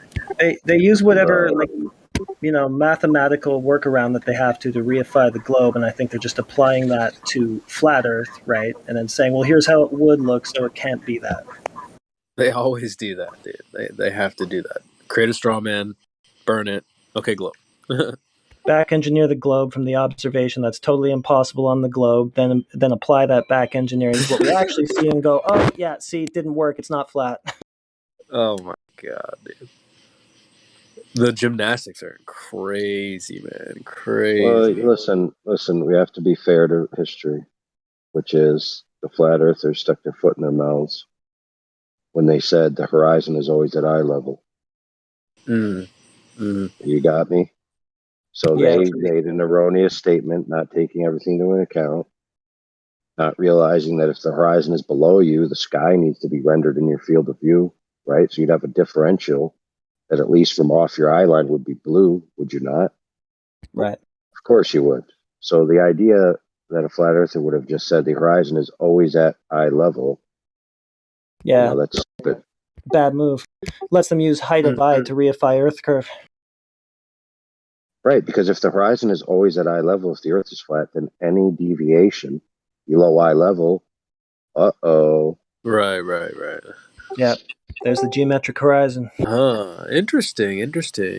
I don't think I've ever claimed this, but then again, maybe because there's different things you might have said. For example, rises to eye level, or there's another one. Yeah, but basically rises up to eye level. Now it does kind of have like this you know, okay, let's put it simply. Like if you look down a hallway, the ground seems to, head towards the center, and the ceiling seems to head down, right?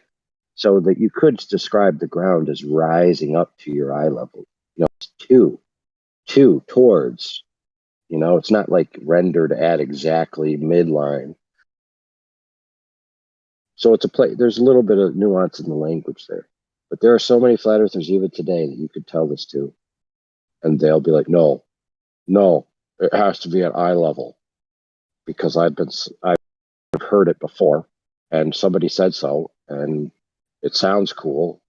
No matter how you go, the horizon is always at your eye level, always. And then somebody shows you, 100,000+ feet where the horizon has a dip angle to it, and then they go, "Uh-oh, you said if the Earth was flat, it'd be at eye level. Here, I'm showing you it's not at eye level. That means the Earth isn't flat." Right? See how easy that was?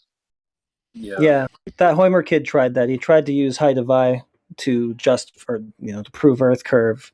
And we were like, no, there's going to be a height of eye drop, right? And he's like, oh, damn it. I was hoping that you were going to say it wouldn't be there. Well, yeah, but you got to think about it this way.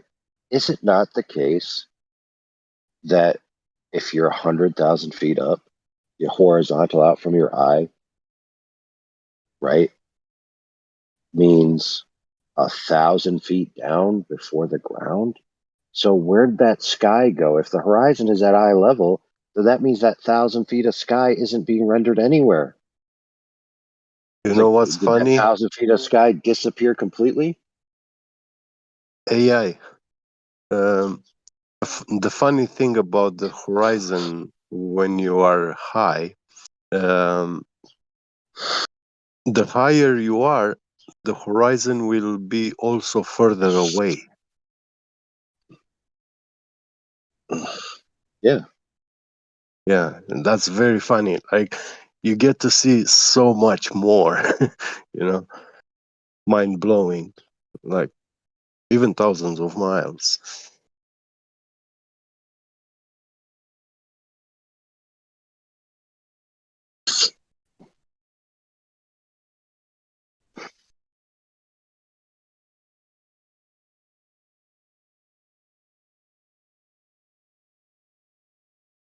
It's kind of funny for them to try to use dip angles to prove that it's the ground that's dipping, though, because the thing that they're getting that angle from is the horizon that's too far to be dipping anyway.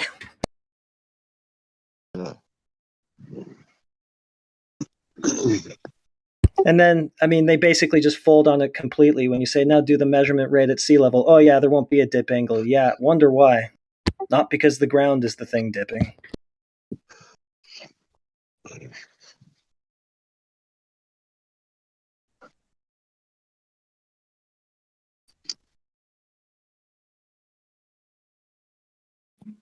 Is it still the Globers go-to to flat out deny the laws of perspective? Yeah, they're bringing out some new ones in the last couple weeks, like that church in Canagoo. Oh, I didn't see it. Oh, you heard it was earlier, that crazy kid that was here. Oh, was that this? Yeah, okay, yeah. I listened to all of it. Yeah, this whole proof for Earth curve was a church that you shouldn't be seeing at all if there's Earth curve in that pic. I just mean, why would the ground ever rise up to your eye level at such altitudes? 100,000+ feet. It should be well dropped away from you. When did they ever factor in the laws of perspective, or are they just flat out denying it still? I'll tell you why.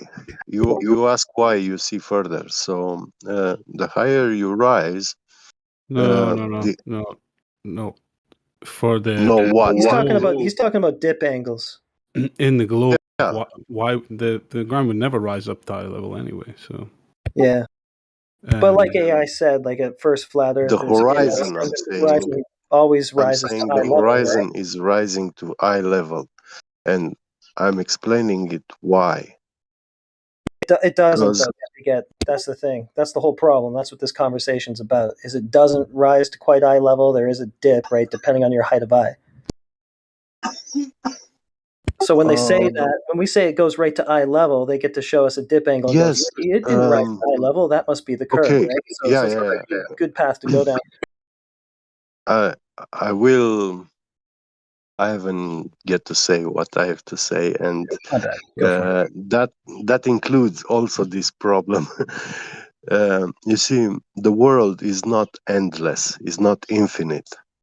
So, if it were a infinite plane, then the horizon will be always rising to the eye level. But because it is finite, then it doesn't. So, when you get higher, you get to see more land, but it's also a matter of the illuminating source, which I is the feel sun. like you can't really make If that we claim do it in getting the daytime, when you fly, in Do we really daytime. need to worry about what causes it per se, so long as we can prove that it is height of eye, right? We don't have to worry about the Earth being infinite or not, right? Like we can demonstrate that it is just height of eye by putting a sextant right at sea level or whatever, right? Yeah. Let's put a stake in it. Okay, so it's not true that if the Earth was an infinite plane, that no matter how high you go, the horizon would always be rendered at eye level. Yeah.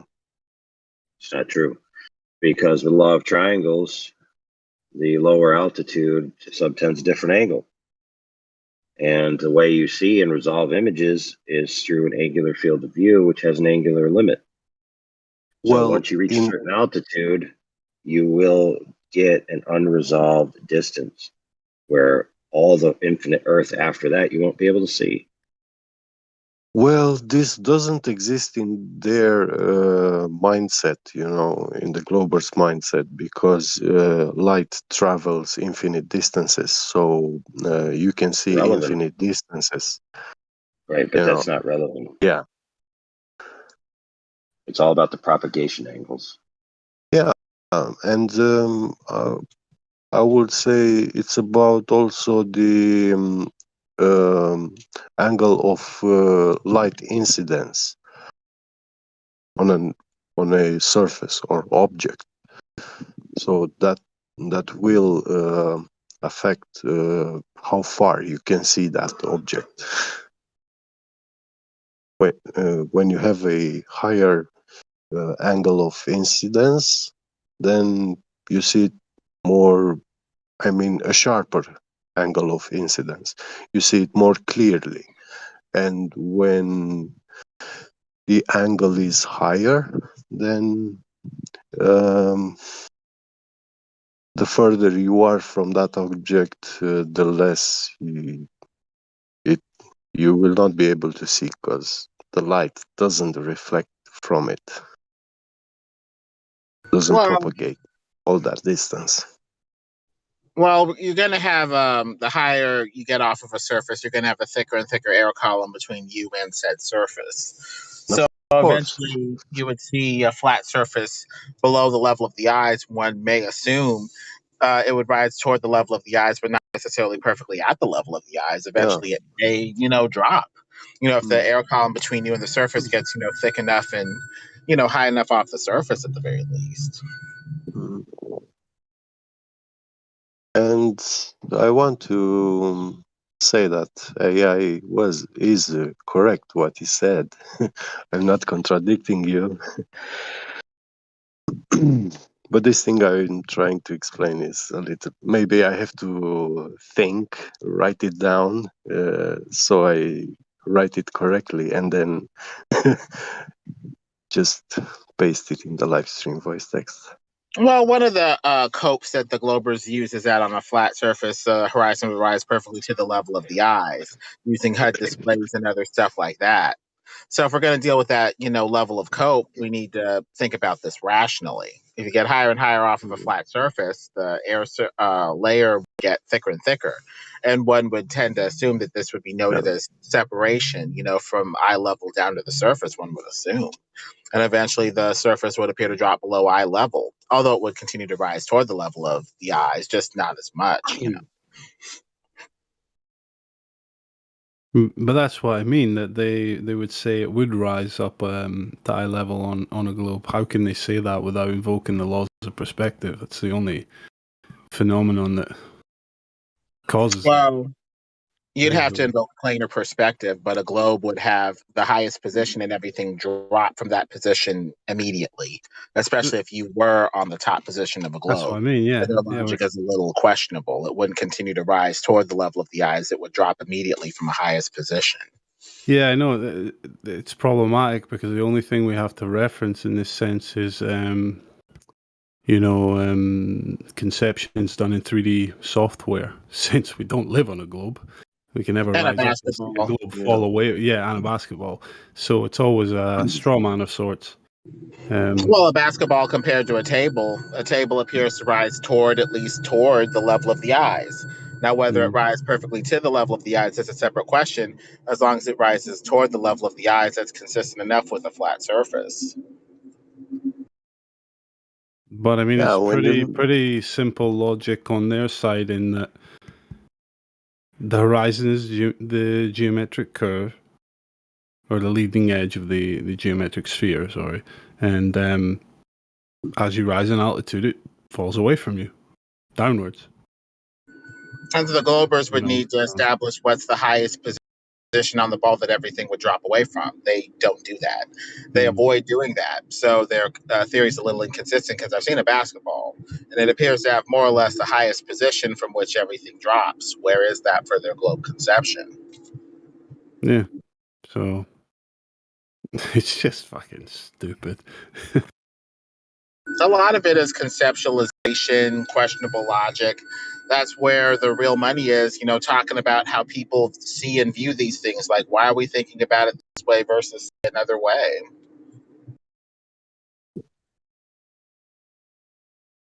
Yeah, I just don't.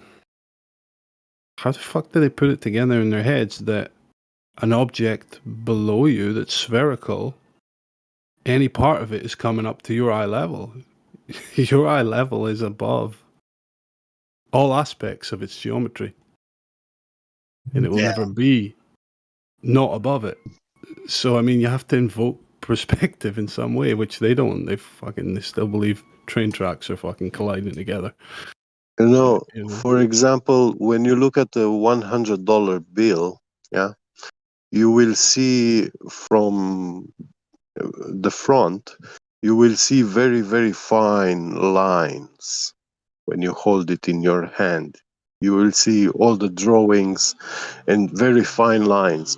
But when you put the $100 bill in profile, yeah, at the same distance from your eyes, but only a little bit, like 1 degree, at an angle of 1 degree from the profile, that surface is very thin and you lose a lot of resolution. You will not be able to distinguish those fine lines. Yeah, if you're but they are looking at still it there. side on. Yeah.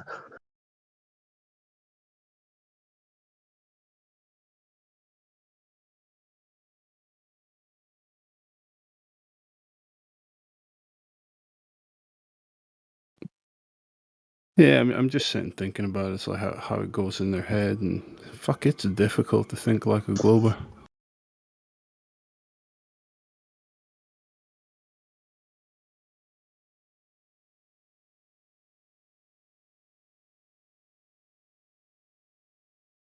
Nothing helps them Absolutely nothing. to prove their religion. It's pure blind belief. Blind belief. Oh yeah.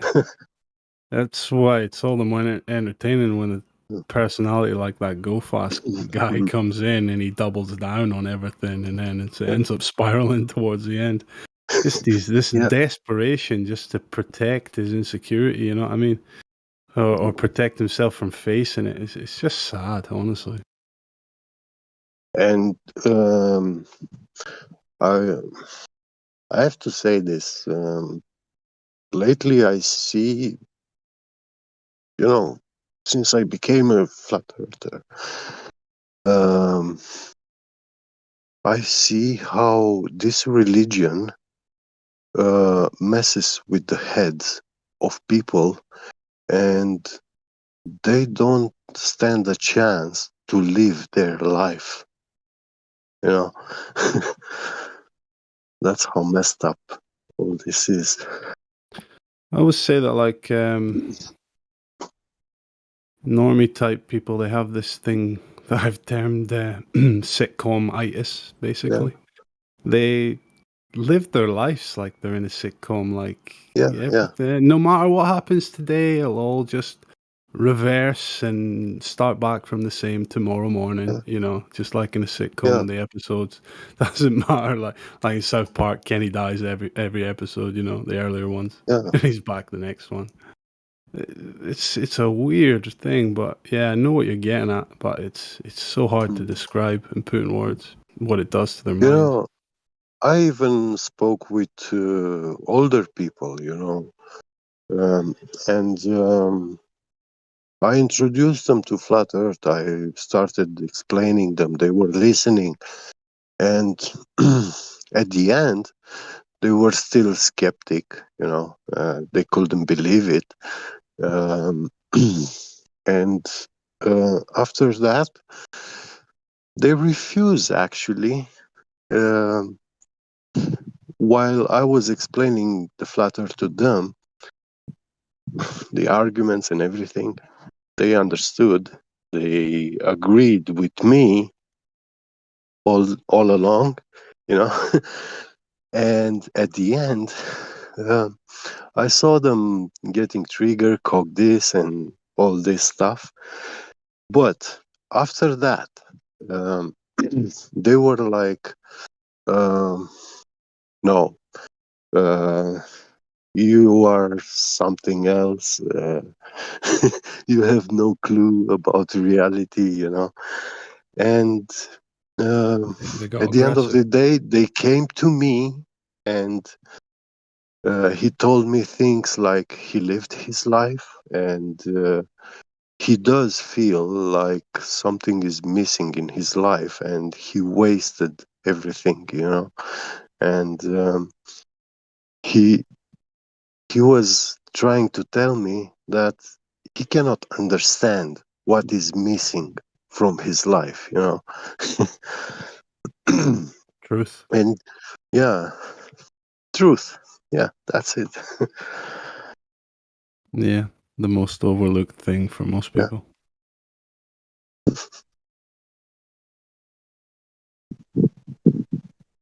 So did And they it's did you kind of painful, get you did you get know. through to them, or did they just kind of go back to the globe? Or Well, stick with it without questioning it? they stick to the globe. They are laughing at me now, you know. They are being kind and all that. They understand that I am a kind person, you know. They tell me that. It's not me saying this about myself because I don't like to say good things about myself. So yeah.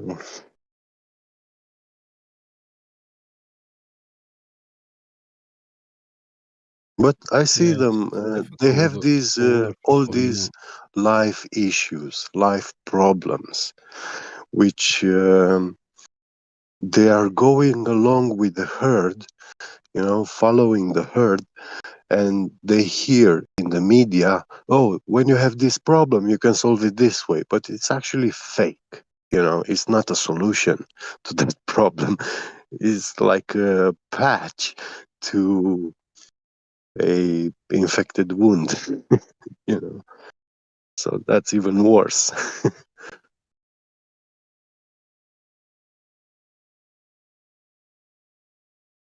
Yeah, everybody's just looking for that magic pill, eh? Yeah, That the fix-all. treatment, the cure. It's strange, and I don't mean to be grim, but it's like most regular people are like clamoring for a life situation that's equal to being dead. Where Yeah, you know everything's solved, everything's fixed and put away, and nothing needs to. You know that's yeah. what they desire for. They don't want adventure and inquiry, and you know things still be like unknown, you know, and have to. knowing how to make things, Yeah. how stuff works. They just want to put everything in Yeah. order and keep it that way. And even if it's a shitty system of order, you know, it's good enough for them, you know. Yeah. Quite weird. Hey, And what? I got. it's true what some older scientists said about science. You know, the more you start learning, the more you realize that you're stupid. Yeah. You know? Yeah. Hey guys, I'm I got a intelligent because I question. know nothing, right? Hey Clay, guten Morgen. Oh wait, you guys hear me? Yeah. Yeah. No, I'm just curious. What happened to everybody else? I think religious debate took off and they got shifted out to chill. And Where? yeah, that's Where it. Where did they get sent to? Chill chat.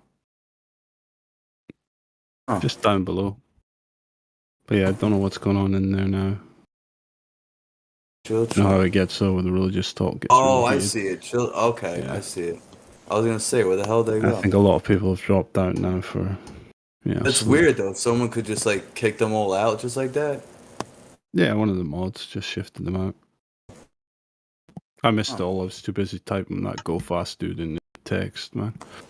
So I didn't hear what was going on here.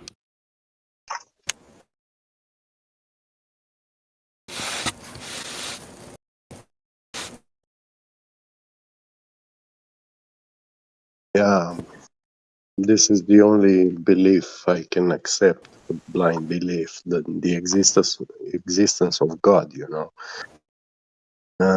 But in the server here, we have to keep it scientific, empirical.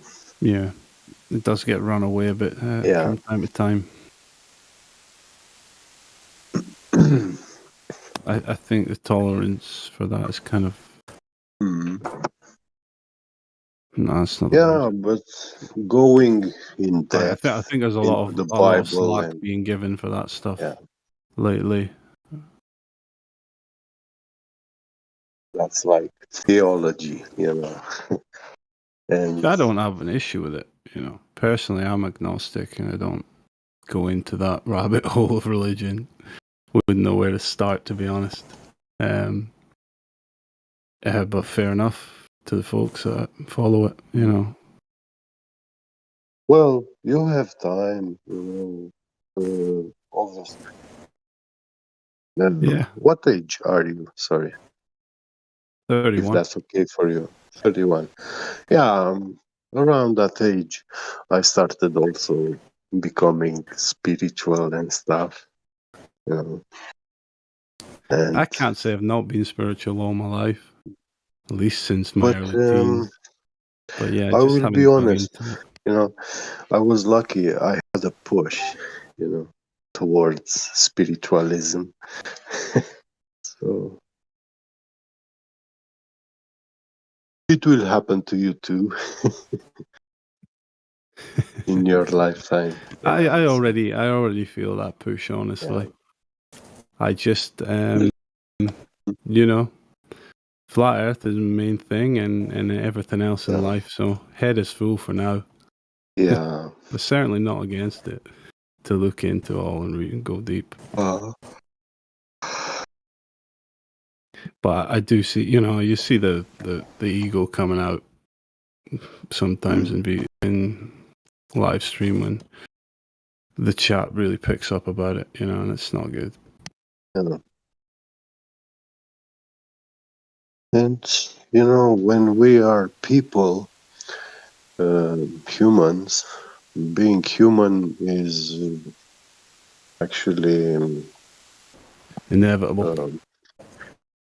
No, we can act being human. That's our problem, you know.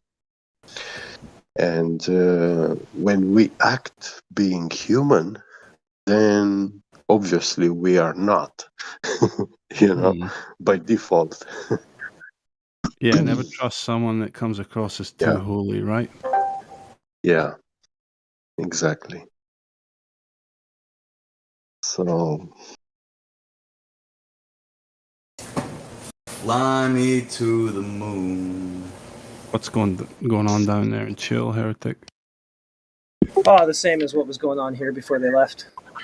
I missed it. I didn't hear it. Was it just big fucking religious chat? Yep.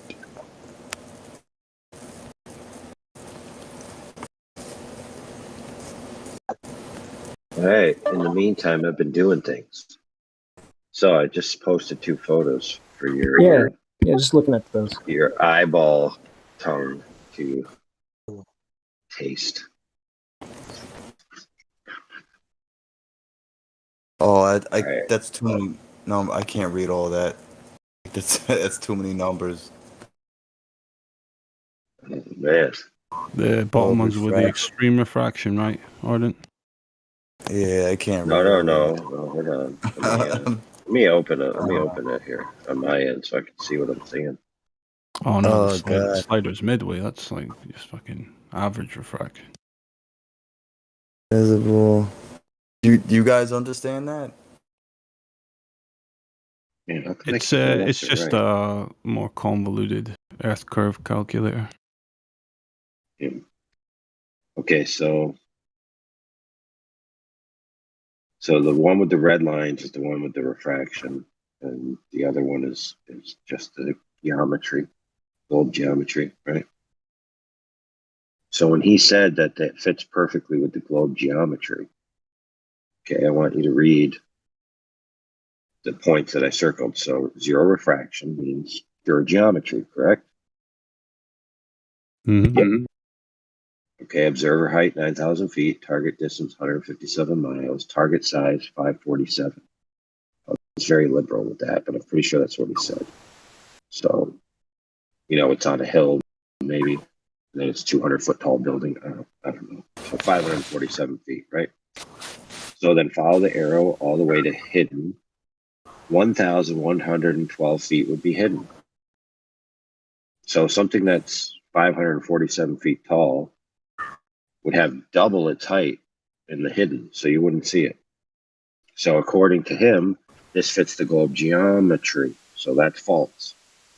Correct? Correct. Yeah, that's false. So if you look down here, you see that the radius is 3959, right? 3959. Yeah. And then you got the Saginaw bulge at 4,000, whatever the heck it is, 4,109 feet or whatever. I can't, whatever. Yeah, 4,000 feet Saginaw, right? Radius of Earth matches. You see that? Mm-hmm. Yep. Okay, now go to the red one. Okay, so we got the same observer height, same target distance, same target size. And we've just clicked refraction, what's known as standard refraction. Okay. Oh, I Now can't their follow this. standard refraction is their catch-all. Oh, once you apply standard refraction, you can see everything fits the geometry. Now, didn't we just see the geometry and it doesn't work? So when he said this fits the geometry, what he meant was it fits the geometry of standard refraction. So what is standard refraction? Don't answer. Put it on a shelf. We'll come back to it. Okay. Okay, so click the standard refraction. You see it puts a number there. Then you follow the arrow. Down here we have the hidden is 582. Now let me ask this question. Is 582 bigger than 547? I think so. Mm-hmm. Right. So even with standard refraction, you wouldn't be able to see this. Now, this is where I think he got the 9% from. He's saying that 582 and 547 are within 9% of each other. Now, is that true? Someone do a calculator for me, figure it out. Let me see. Maybe I could do it. Seems to be around about there. Okay, so 580, let's just go 583. 583 divided by 547 equals 1.0. Okay, so you got to do it the opposite. All right, hold on a second. So 547 divided by 583.9. So that's where he got 9%. So what he said, he said that the geometry distance was within 9%. But what he really meant to say is that with refraction, it's within 9%. So what he's saying is with standard refraction, it's within 9%. So give or take refractive conditions, you might argue another 9% in there because it's more refracting that day. Which coincides with the block. So now, do you remember the numbers from earlier? The Sagittov bulge? Yeah. Yeah, well, it was supposed to be 116 feet without their standard refraction. So what does the standard refraction apparent radius get it to? Now, hold on a second. The Sagittov bulge. What was the Sagittov bulge from the other geometry? Oh, yeah. 4,100 feet. Okay, cool story. Now, what is it here on this one where it says Sagittov bulge? We got 35. My eyes are any good. 35. What the heck, dude? Yeah, okay. Oh my gosh. Did the size of the Earth just change? Yeah, for him it did. You got it. Now, what's the Sagittov? Well, that's the geometric horizon. It's the apex arc of the circle segment formula. In order to get a different Sagittov, you got to get a you bigger need ball. a different 2 points. Just listen. You need a different 2 points, right? So a different distance between the points. So you've either changed the distance between the points or you need a bigger circle. So which one changed? That refraction changed. Did it change the distance between the points or did it change the size of the globe? Which one, my friend? Okay, let's move on. Now, down here it says the radius of the Earth is 3959, but over here it says the apparent radius. Oh, I see what they did. They lowered the Sagittov, right, in order to get this observation by inflating the radius of the globe. So when he applied standard refraction, what did he actually do? Did he apply an optical effect? Or did he imply an increased radius of the globe? Yeah, he multiplied his radius to fudge the horizon distance. But There you go. There's your answer. Because even that fudged horizon distance doesn't square with what we see because we still don't see it where it should be with this apparent radius. Oh, but hold on, my friend. You're forgetting that if I just take my mouse key and I follow these little red arrows backwards, then I follow this red arrow backwards, and I follow this red arrow backwards to the red slider. I can just slide this red slider to the left or to the right until it shows me that what I could see. And then I say, well, since I already know Earth's a globe and I clearly have a photo, all I have to do is match what it seems to me to be the height of this building that I can see and this red slider. And then I say, Bob's your uncle. This is how much refraction is present. Yep. Back engineer the globe from whatever you see. Oh, bro, we just did science, bro. Yeah, it's embarrassing, honestly. The most embarrassing part is like they seem to think that this actually makes sense. It's just like in their minds, like they've won, right? They proved something. Now, let's rest assured, this is not going out into the world and taking measurements that the light has followed a curved path. What this is doing is altering the geometry of the Earth to match the observation. Okay, so when this kid said it matches the geometry, okay, and he used this thing and he didn't notice that the Sagittov was changing and that the radius was changing, he's clearly out of his depth. You don't need geometry, which can be anything they need it to be.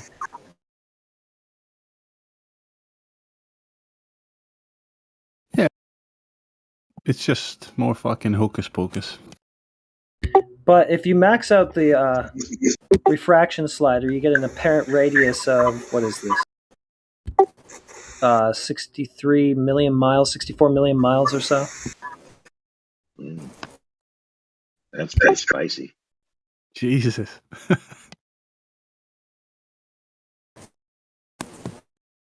Yeah, so let's talk about standard refraction. So,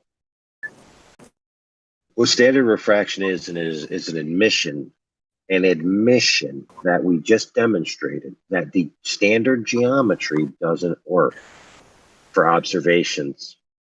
So, what do they have to do? They have to alter the geometry, do it with a sleight of hand, and call it an optical effect, refraction. But refraction means broken, right? That's what the word means, broken. So, if your geometry doesn't work in the first instance, which we showed, what do you do to your geometry? Well, you just break it. Get it? You add brokenness to it. So you add refraction, and by adding refraction, you're admitting what? That your geometry is broken. Yep, 100%. Now, I'm going to put this to you, Mr. Dude, whose name I can't recall at the moment.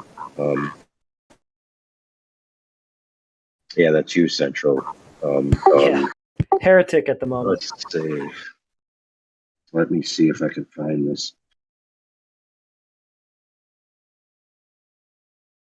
Shibbity bang bang boing boing. Okay, so mountain is called Tete Garnier. Hold on, I gotta find it. I gotta find it. Give me a second.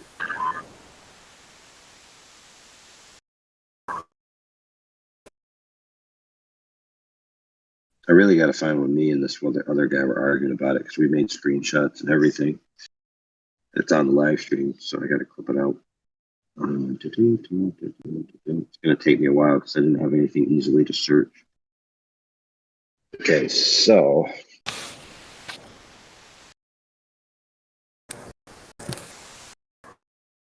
this is going to be a horrible screenshot. I could send you the full-size one another time. This will suffice for now.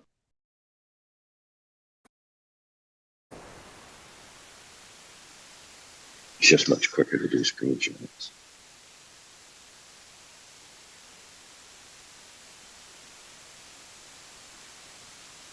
Okay, so you need to look up the elevation of Tete Garnier, Tete de Garnier, Garnesier. All right, you look that up while I do this. Got it. It's 2,368 meters.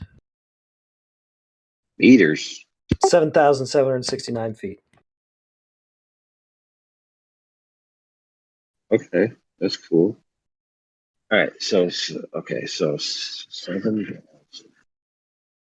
Give me a second. I got to go back into the live stream here. Doobie doobie doo. Na na na na na. Music while you wait. Okay, so here's the image, dude, with the mountain highlighted. Okay, in green. See it in green there? Yep. Mm-hmm. So that mountain back there, is that? No, let me ask you this question: Is that the tallest? Sorry, the highest thing in the image. No. The highest on the y-axis. No, it's not. Correct. Yeah. Apparently no. Yeah. Right. Okay. Okay, so I'm pretty sure that that's the target at 255 miles. Okay, hold on. I was about to say the same stupid thing twice. Right, so let me paste this. Hopefully this is correct. Otherwise, I might like that.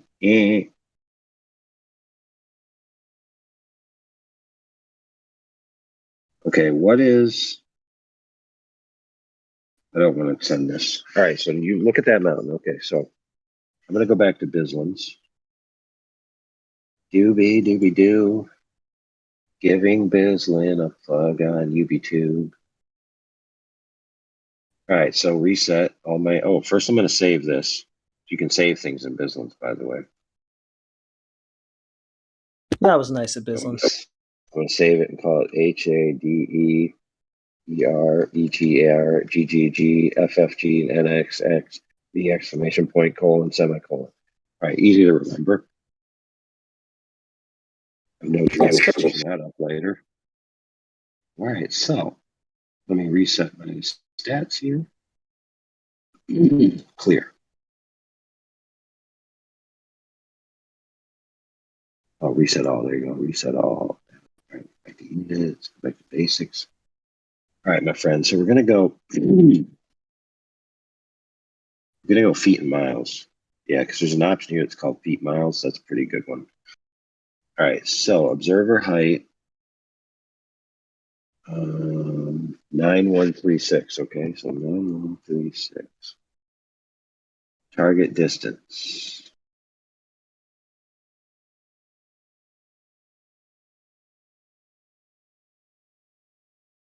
What's the target distance? 255, 255, right?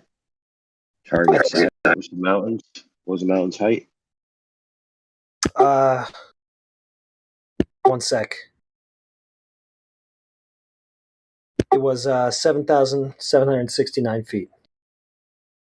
7,769 feet. All right. So now we're going to click here so it'll calculate for me. Okay, so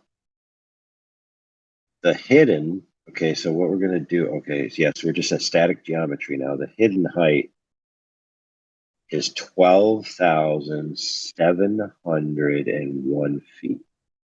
Now, is 12 bigger than 7? I think it is. Okay, so let's get this number and let's go Control C. And let's put it into our fancy basic calculator here. Oh man, they don't let you paste on it. There you go. There they do. All right, so then we got to go minus, and then that number you gave me before was 77769. That's it. Are you sure? That's what I got for what's it called again? Tete de Garnister. That's it. Yeah. All right, so let's do an equal sign. So that math only comes out to 4,932. Now the meme that was before is that it's a mile below the curve, or a mile below the hidden. Right. But a mile is 5,280 feet. So there might have been a discrepancy in the exact numbers. So, he busted us. It's not a whole mile underneath the hidden. Busted. Like 4,000. It's just almost a mile. We lied. Well, I mean, that could be something wrong that we did here. But maybe the observer height is wrong. I don't know. I thought the furthest one was supposed to be 273 miles. That's probably just wrong, right? I don't know. I mean, I just don't remember. I'd have to go back and do that.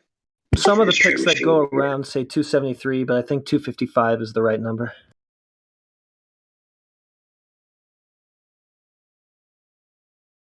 All right, give me a chance to do this, and then sum up this. Try to screenshot this again. Yeah, who did that? You little jerk. F11. All right, so we did F11. Go down here so I can get this whole thing. Where's that? Print screen.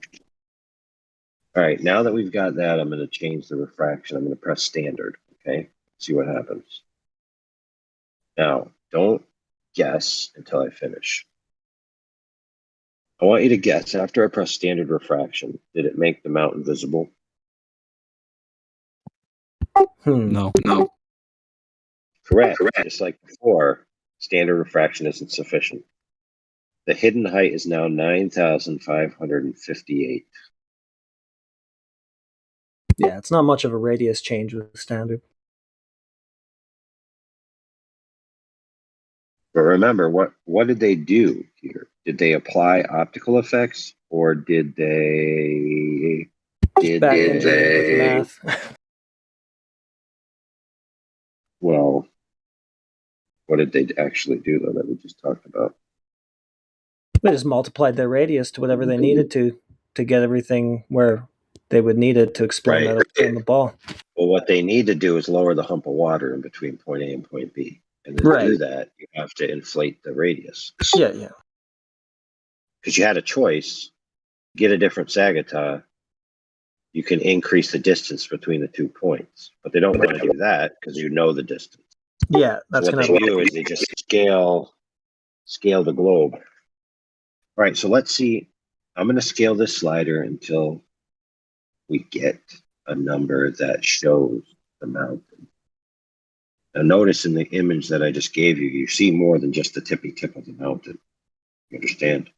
You see quite a big portion of the mountain. Yeah. So let's see how much refraction.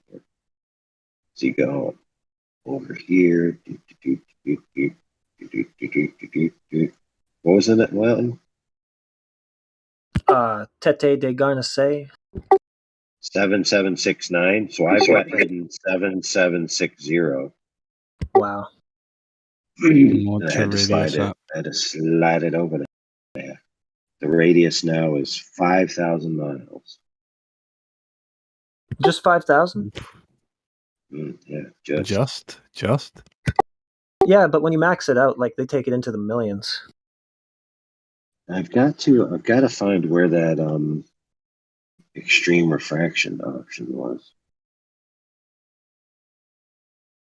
I'm so glad that we record everything and I have screenshots of everything. I just have to find it. I don't have a very good cataloging system sometimes. Yeah. Because we did this live and the literal extreme refraction number came out to be identical to exactly what was needed for the observation. And I was like, dude, if I didn't know better, I'd say Bislin wrote that number just for this observation. Oh, here you go. You click refraction. Then it says standard. Okay, borrow link. Off TP standard K1.3, K17, 76, which is the 76R. So I don't know where it is. Okay, I'm in. Where was it anyway? I can't believe that they don't understand how unbelievably contrived this whole thing is. Yeah. Oh, that one just hidden. This is just a fucking calculator. Next, you actually need the conditions to be perfect for all this nonsense. Yeah, it's just whatever numbers they need to throw in there to make it square, right? Yeah, but never mind reality. It's the Glover's model. But if they're telling you that because of the way light behaves in the atmosphere, that they can have an apparent radius of, let's say, 39 million miles, how did they measure a 3959 mile radius one? Oh, I know. I get it all. I'm perpetually amazed. Right. So my friend is 9,000 feet bigger than 7,000. I'm going with yes. So even this is 2,000 feet over the top of that mountain in the back. So but that's with you should not be seeing the top of that mountain in the back. Is that what you are seeing quite a bit of that mountain? Is that with their extreme refraction? I think that's standard. Oh, okay. Standard.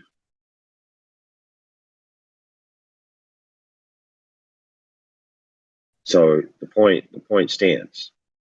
Where he said that the geometry accounts for this, he is wrong.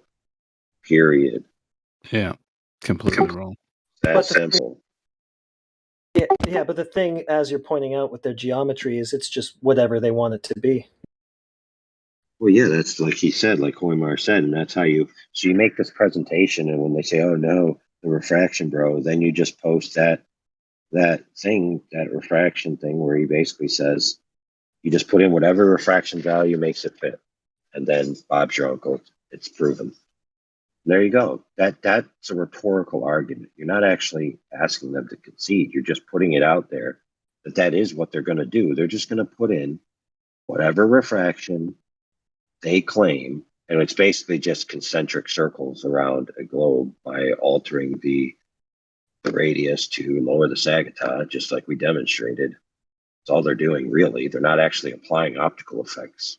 So it's a category error, right? So they're doing a begging the question fallacy with a category error of logic to try to make a conclusion and convince you that it's a necessary conclusion.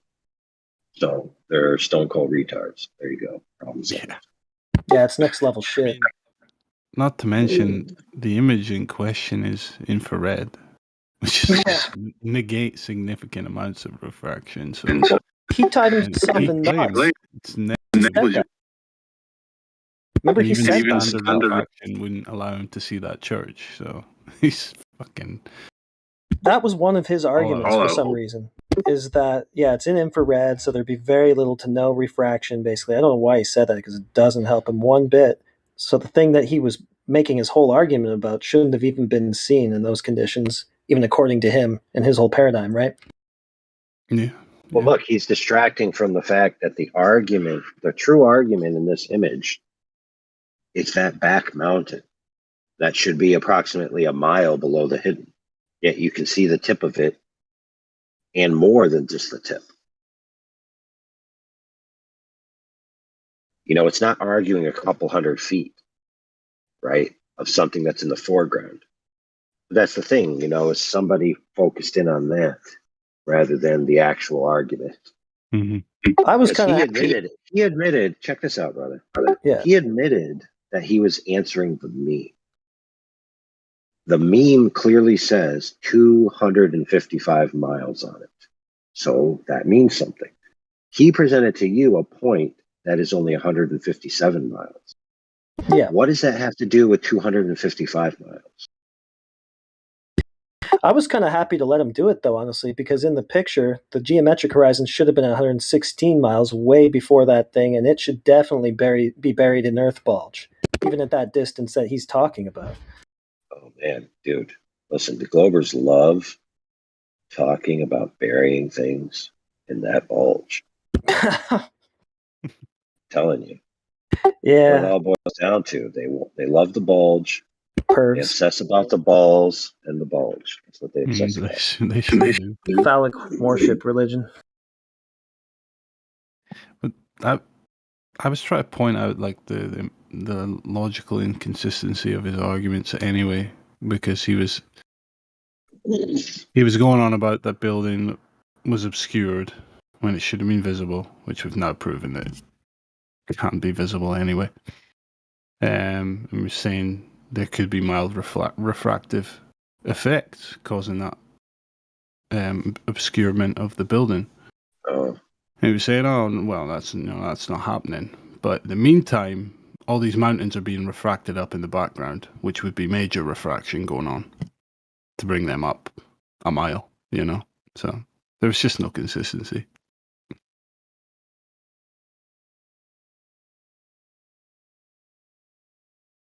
Well, there's definitely a lot of something that starts with the letter R.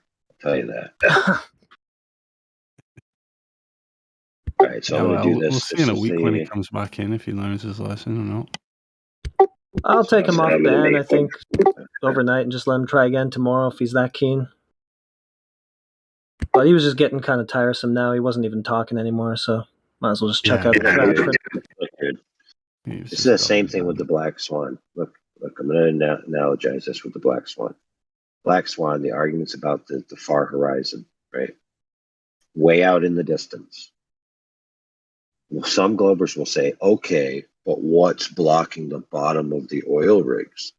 Same thing here. We're talking about the mountain that's way in the distance. And he's like, okay, but what's blocking the bottom of the church?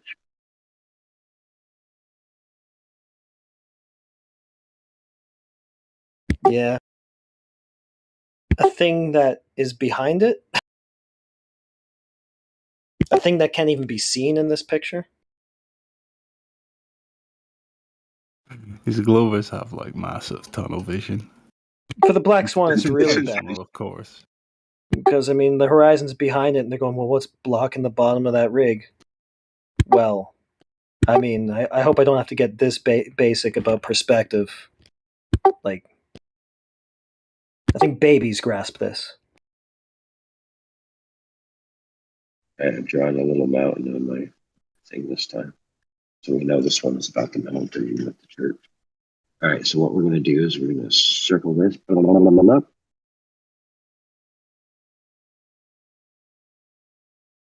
You sure it's 7,769? All right, I'll believe you. I'll check it again. Let's see. Yeah, well, whatever. I got it from Peak Visor. Let's see. Can they be trusted? Dude, I just love how they literally changed the geometry in this calculator.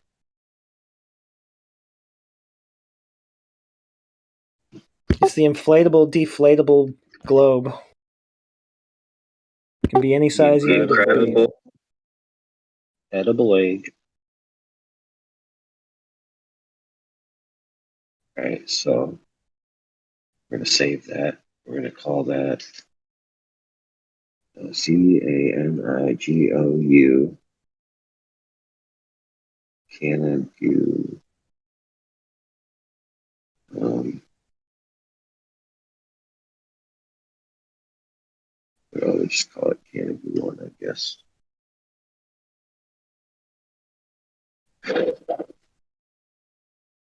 All right, now we're going to make the next one so you can read it and weep. Yeah, so when not being overtalked, when not having a frenetic pace, when the opponent isn't pushing, a steamrolling tactic, you can actually take your time and analyze what they're saying. Notice how they're not even focusing on the argument proper. See that their points are actually categorical errors, logic errors, factual errors, all kinds of things. Now, you may have noticed that I wanted him to make certain claims. Yep. I was doing that. You know what I'm saying? Yep. Like I told him, oh, so you're saying, the geometry works? Or, all this type of stuff. Because I know I've done it before and I know this is what's going to happen. He's like, I just did it this morning, bro. And the geometry works, bro. The geometry works. Oh, you mean the refracted geometry, the broken geometry works. That's what you meant to say. The actual geometry doesn't work. It does not work, as we just demonstrated in both instances.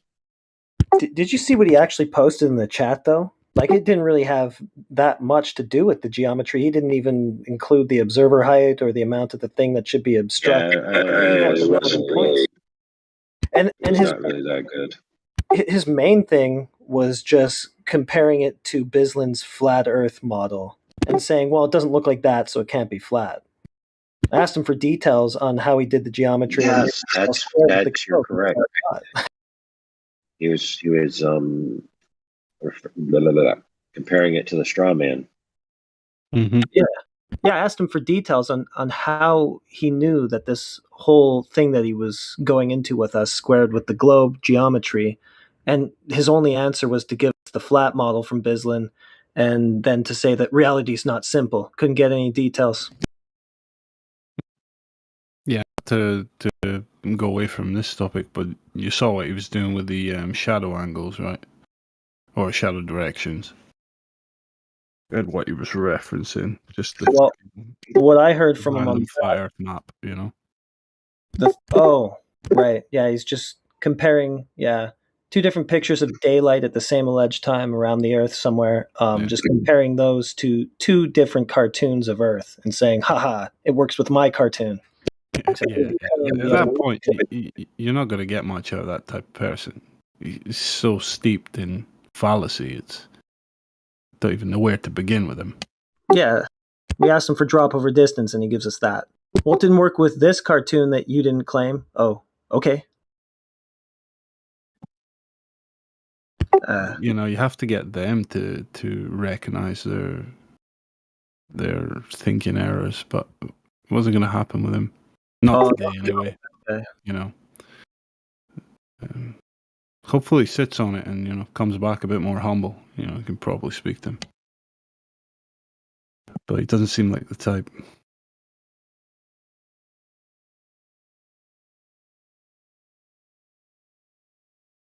I write about a post of stuff. All right, there we go.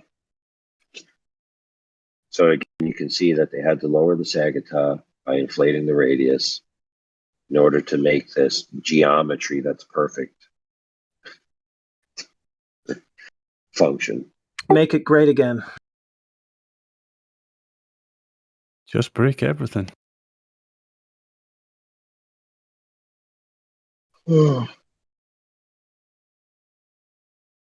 Thanks for that. Hey, you gave me a really good idea. I want to get a big red hat and put white letters on it that say, make flat Earth great again. I think, oh man. I think somebody has one that says make Earth flat again or something.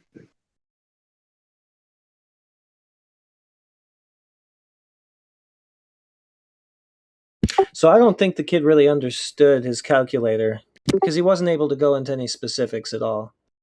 He didn't have target hidden height or distance to geometric horizon or any of these things. He just kept dropping the Bislin link and saying, do your research. And then he talked about, like I said, the flat Earth model that Bislin made. And it doesn't match that, so can't be that. How many days has he been in here now? It was about 3 days, and he hasn't provided anything, but he has waffled a lot. The sophistry is kind of on another level. Sort of, I mean. Yeah, I mean, I heard him all day. I think I caught a little bit yesterday of him. It's so crazy because he waffled for like a couple of hours the other night about, isolating pure space-time and proving it could be the only thing that caused this thing. Right? And we're like, well, are you sure you absolutely isolated pure space-time? He goes, to the best of my knowledge. So it's like, no, you're not sure. Okay, anyway, what does this do to prove gas pressure without a container? Well, I could prove that if you gave me $8 million. Well, that ain't happening. So cite anybody who's done it. Well, I don't know of anybody who's done it. Okay, so all of this to say, you don't have a demo of gas pressure without a container. You could have one, but you don't for reasons. But I mean, is he did he just come across flat Earth like 4 days ago? I don't know. He's some tryhard that I Level Up has been trying to get in here for a while. He's been going back and forth with him for a while. So. Oh, okay, right. Yeah, it was entertaining. Yeah, it's just so fun. What I liked about it is it gives us a chance to go through some of these things, and people who haven't done it learn it, or look at it, or use these tools, or at least go through the process of how to analyze it or see the errors. Well, I mean, the craftiness of it gives you some new angles to focus on too, so it's not just Black Swan every day.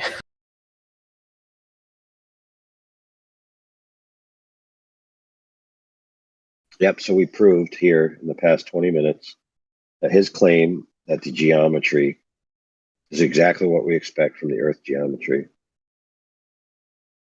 by the geometry itself is false. They need a mulligan to save their day, to save their asses. And that mulligan, as much as they want to say it's optical, it's actually just breaking the radius. The thing is like, I think he's just dishonest, and he knows this, because if you try to pin him on these things, he's just going to start diverting and asking you questions and changing the topic and whatever. Because we try. I think it's safe. I think it's safe to turn off the laptop. Yeah. It's a day's that work. was a evisceration. Oh yeah, as always. It's a shame QE didn't have a bit more time with him. Yeah, you should have roasted him longer. Truly. He just doesn't have the patience, I guess, for that kind of stupidity at this stage.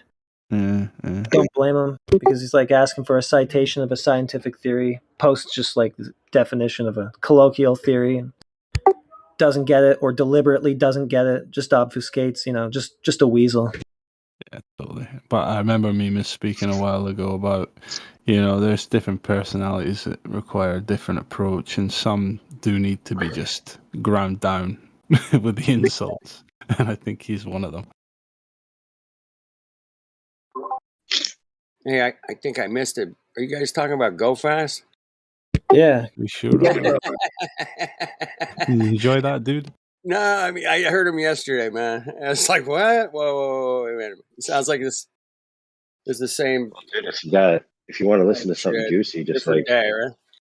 Just like rewind back 3 hours and zen Yeah. out. It's the same. Sounds like, were you guys still talking about it yesterday? No. Apparently, he must have come back in here tonight, right? Oh yeah, Dude, we brought it to a fruition. Oh, good. Way to Yeah, crush it. you got banned. You got banned. That's awesome. He didn't get banned. Oh, all right. Cog this. I cog dissed him, but I'm just going to take him off overnight, so maybe he'll try again. Try Horizons again tomorrow. I just wanted him out of the chat earlier because he was just, I don't know, doing his usual, weasel shit and right. participating in the live stream anymore. So Cool. How you guys doing? Everybody good? It's going pretty good. All right. I like to hear that.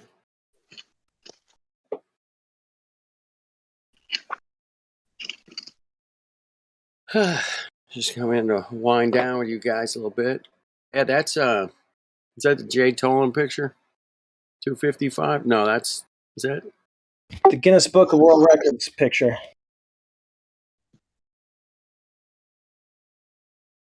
awesome? That's an awesome picture. Man.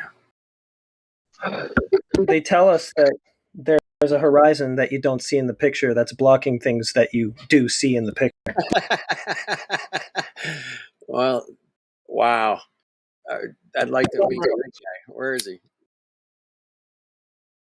Well, I can take him up then and see if he comes back now if you want me to try. No. It's all peaceful, dude. That Let's put a rest for tonight.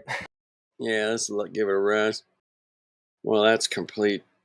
Is it just a liar or what? That's my take. He's just exuberant. Yeah. Or he's completely brainwashed. He has a I don't passion believe for what I'm fallacy. seeing. Hey, dude, I'm going to run the table saw. Put your hand here, man. Tell me when to stop. Well, I don't know. It might be refracted, Okay, let me know. You're not getting your fingers sewn back on if you give that fucking reason. Exactly. So you're in here. You're back in here every fucking weekend, man. The dog. Who's that? Nah, I'm just imagining some fucking idiot thinking the table saw's refracted, cutting his fingers off every week and getting them sewn back on, having to tell the doctor the same thing.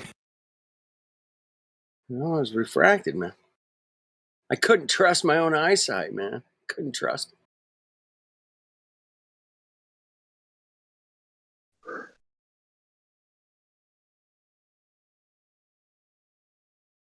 It's ridiculous.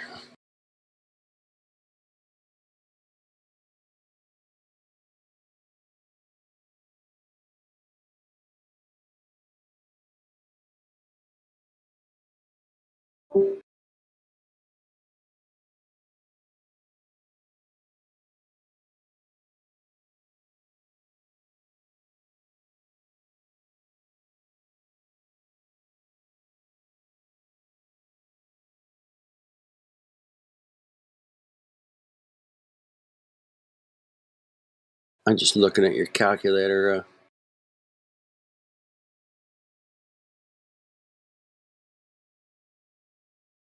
Calculator numbers there, man. That's pretty interesting. So we got 12,000 foot hidden. 12,000 foot hidden.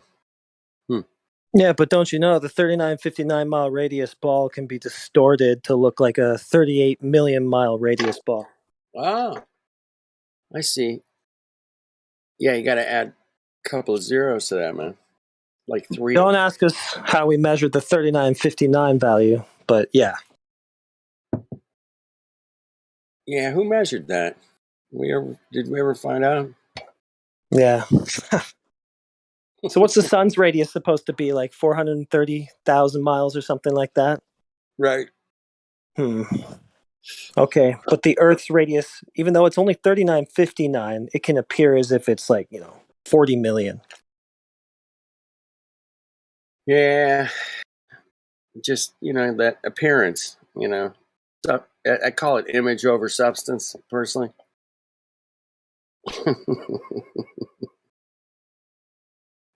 It's all fluff. It's all showbiz, man. That's what they're telling us. Reality's all showbiz. It's not the real thing. What you're looking at is a mirage. If it's not on TV, it's not real, man.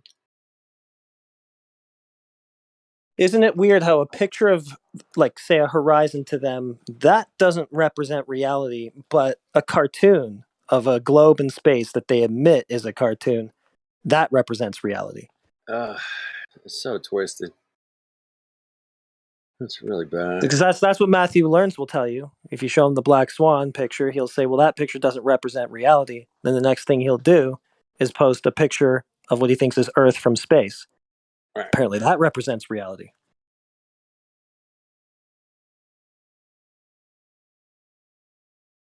Well, that's insanity, man, in my book. Or it's just delusional. I wouldn't even say it's just delusional.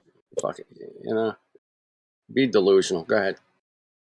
No, I'm just, I can't say anything but agree. I see some really cool light rays pictures like an hour and a half ago. That's pretty cool.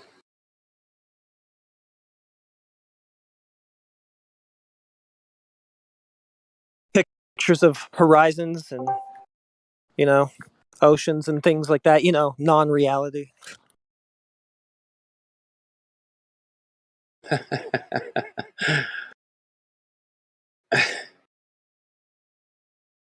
Cartoon shit.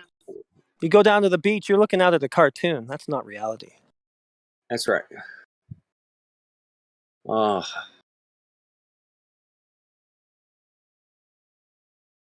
I love that meme with the ISS and the 747 in front of the moon.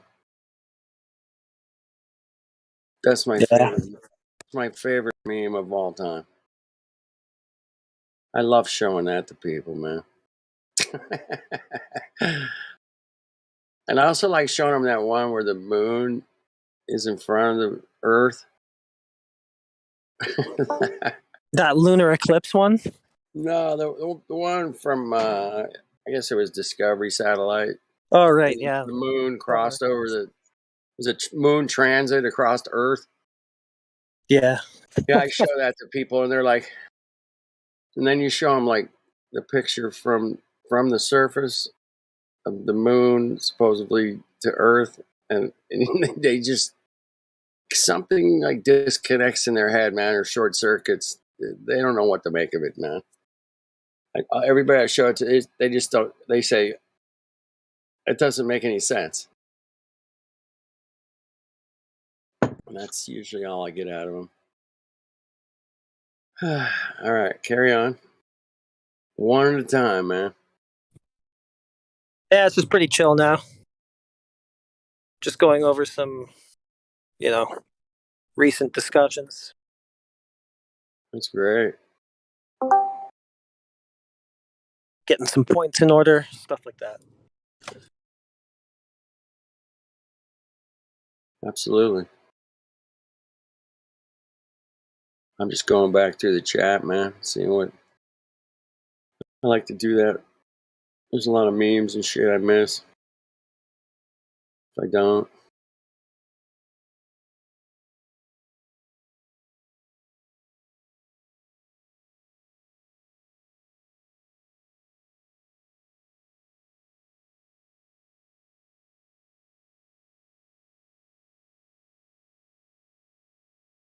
All right, well.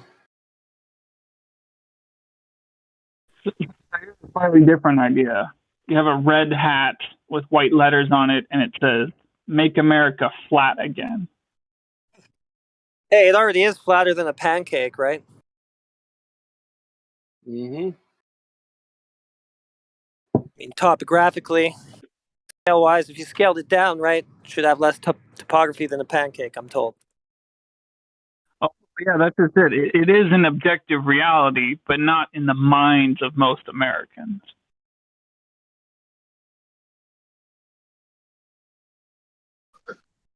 Yeah, you got that.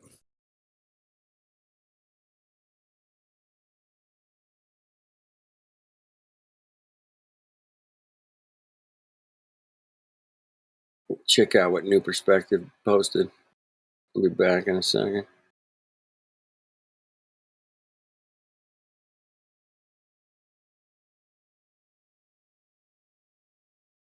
I also really liked his, sunlight is parallel until it hits the atmosphere and diffuses and scatters and becomes not parallel.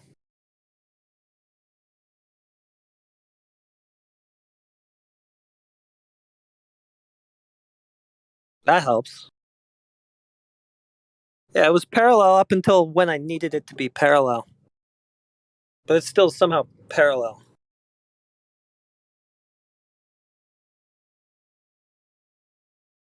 Like the first thing they tell you is sunlight is parallel, and you start showing them pictures of it not being parallel. And the next thing that they do is start making all sorts of excuses for why it's not parallel. The very opposite of their point to begin with.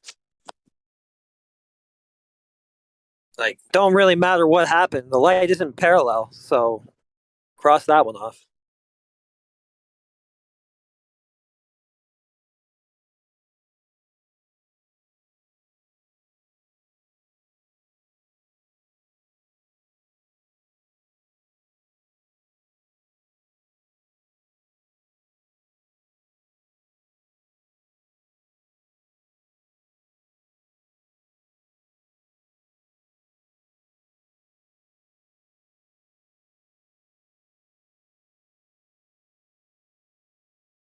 Make sun rays crepuscular again.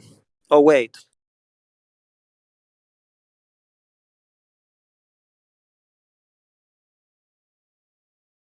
I'd do that as a t-shirt, but it'd be kind of obscure. But I guess that's the point. Conversation starter. Another one that would be great would just be "Make America Free Again."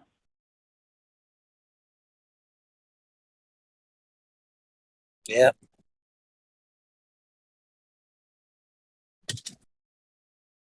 Well, people could free themselves anytime. Like, it's mostly a mind trap, right? Like, the ones that come in here, like, they're just devoted to this fiction. They're devoted to their mental enslavement. Like, they come in here and they argue for a fiction that has been sold to them in cartoons for 70 million taxpayer dollars a day. Like, just imagine coming in and defending something like that. Like, it doesn't benefit you. And here you are doubling down for it. Like,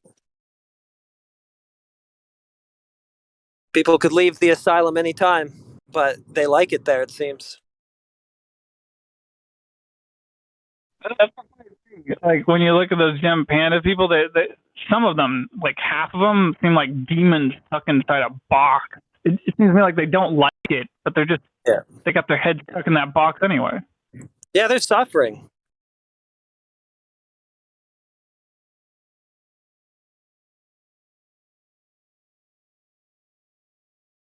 They're in a bad way.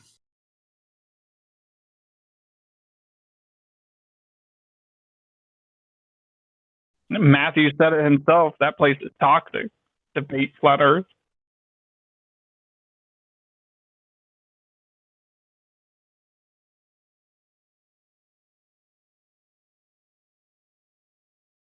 Yeah, I guess it screws with your head to deny reality that hard. Who'd have thought?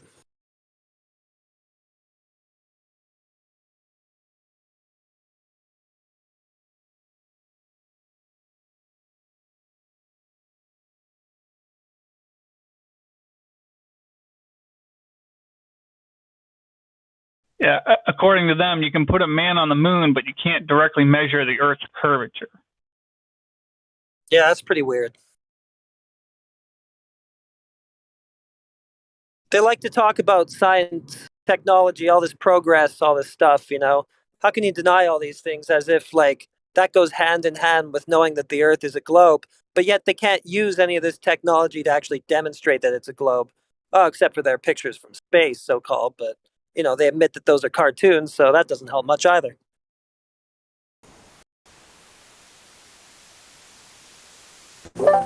Dude, how do people still think we live on a globe in 2022? Makes no sense. It's like, you know, it's crazy. Just massive bombardment of They believe everything they see on CNN. Everything they read in textbooks and from fucking 9th grade biology class. They're just brainwashed. Yeah, it's just mass you know, hypnosis. Yeah, hypnosis. Yeah. It's crazy. Just repetition, it's just repeated all the time and subliminally too. Like, I mean, there's globes in every TV show, every movie, basically there's a mention of it. It's built into the language too. Like, you're just constantly having the stupor just reinforced, right? All day long. Turn on the radio or you listen to a song or anything, it's like globe this, globe that, sphere that, atmosphere, etc. Yeah, they're programmed like robots, you know? Yeah. So it's kind of cool that we were able to snap out of that.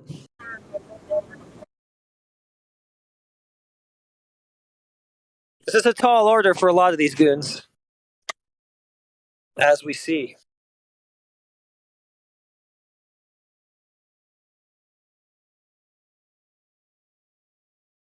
It has to get better, though. Like, I mean, the Globe hasn't really been winning any arguments, so. Well, I think more people are waking up, to be honest. But that's just what I think. I don't know. I could be wrong.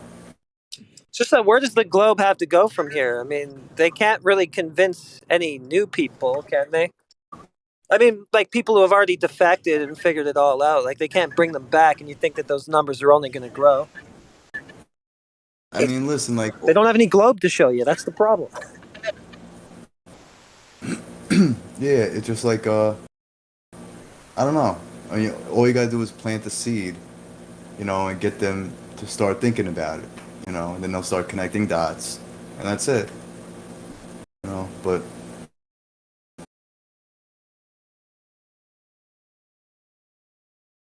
Yeah, it's tough at first.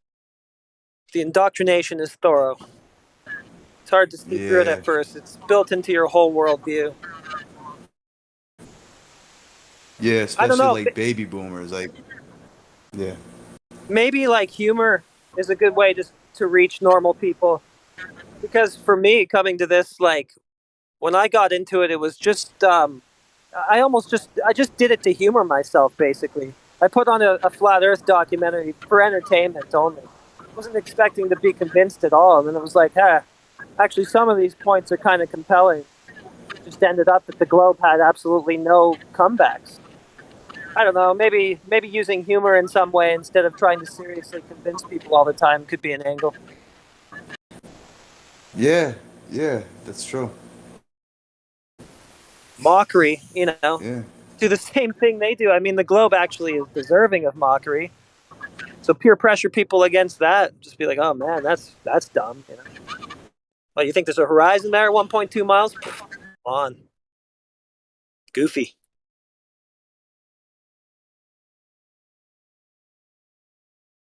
So that's what it comes down to. You know, and if you've ever been. Yeah, go on. No, I'm saying, if you've ever been in an airplane and you look down, you don't see a curve. You see just flat land. I mean, it's like, if you're that high in the air and you look down, you should be. It's like looking down at a tennis ball, right? You see a tennis ball, you see it's a ball. You're in an airplane looking down at the earth. You should see a ball, but you don't. It's all flat. It's all flat. It's the same thing. Like it's what I mean. Like Wait, you are looking through right there. Should you look say through okay. you look through a pair of glasses on the plane, man, and out that curvy, shitty fucking window. And yeah, it's distorted a little bit, but not enough. We should see a hell of a lot more curve if there's any what looks like curvature there at all. But there's none, man. When you really look at it, get your face up on that glass, man. Take a look out that window. No fucking curve anywhere. Yeah. Stick your face on the glass. Look out the window next time you go flying. Okay? That's all I'm saying. Yeah. Don't believe me, man. Go check it out for yourself. Well, I mean, some of them come in here and say that they saw it from a plane. We get a lot of that. Yeah, I've heard that many times. Yeah, they've been conditioned to think that they will see something, and so they go, "Oh, there it is." Yeah. Even though their globe priests will tell them, "No, that's not But possible." I was on a flight like 10 years ago. I'll give you some shit like, well, I just remember it being curved. Oh shit! Never mind. I mean, I never really thought about it flying before, though. I never really took the time to think like, wow, is that like a globe I'm flying over? Yeah, man. I don't know, after becoming flat earther, I flew on maybe, I don't know, 6 or 7 flights or something. And I just had my face out the window and cameras and fucking had my compass with me. I'm like, where the fuck are we, man? Where exactly? I wanted to know the whole flight, exactly where I'm at, how far I'm seeing. There's nothing about it that makes you think that you're flying over a spinning, curving surface. Nothing at all. There's no evidence for any kind of movement whatsoever other than the plane. They tell you that. They tell you that you can't tell because it's all one rotating mass, right? One system, right? I mean, think about it. Just think. Except for when it's not. They call it the Velcro Earth. Everything's Velcro to the Earth, bro. What? I mean, just think about the concept, bro. Like, they think people. If people in China right now, they're walking upside down, right? Right. Yeah. Like, how stupid is that concept? Like, are they serious? They want us to believe that? Well, in their concept down right now. Yeah. While the Earth is spinning 1,000 miles an hour. Are they kidding me? Are they kidding us? Really? It's just one rotation a day. Dave, come on, man. Yeah, well, we're being trolled. But a lot of these people actually believe it. They believe the troll. They fell for it. It's a troll on humanity. Yeah, you're spinning, you don't feel it. And it's curving, you never see it. Even when you should see it, got refracted. Everything is so bendy it looks flat. They did have a pretty good PR campaign, media campaign put together. That's what they did right, yeah. They did it right, man. It worked. Yeah, like, think about it. Like, all right, if you spin around right now, like, 10 times, you'll get dizzy and fall flat on your ass, right? But they want us to believe that we're on a ball that's spinning 1,000 miles an hour, but we don't feel a thing. Yeah, you don't feel a thing. Like, how does that make any sense at all? Like, come on, get out of here. It's so big. Come on, that's there. Yeah, right. It's so big. We don't feel anything. They've basically just broken down your agency, though, because it's at the point where you can't trust your own direct experience with reality. You have to defer to an authority instead of yourself, instead of your senses. You can't trust those. They don't work. They're deficient. They don't tell you what reality is. So an authority has to do it for you. It's like cartoonish. It's like, you know what I mean? Like, it's like cartoon stuff.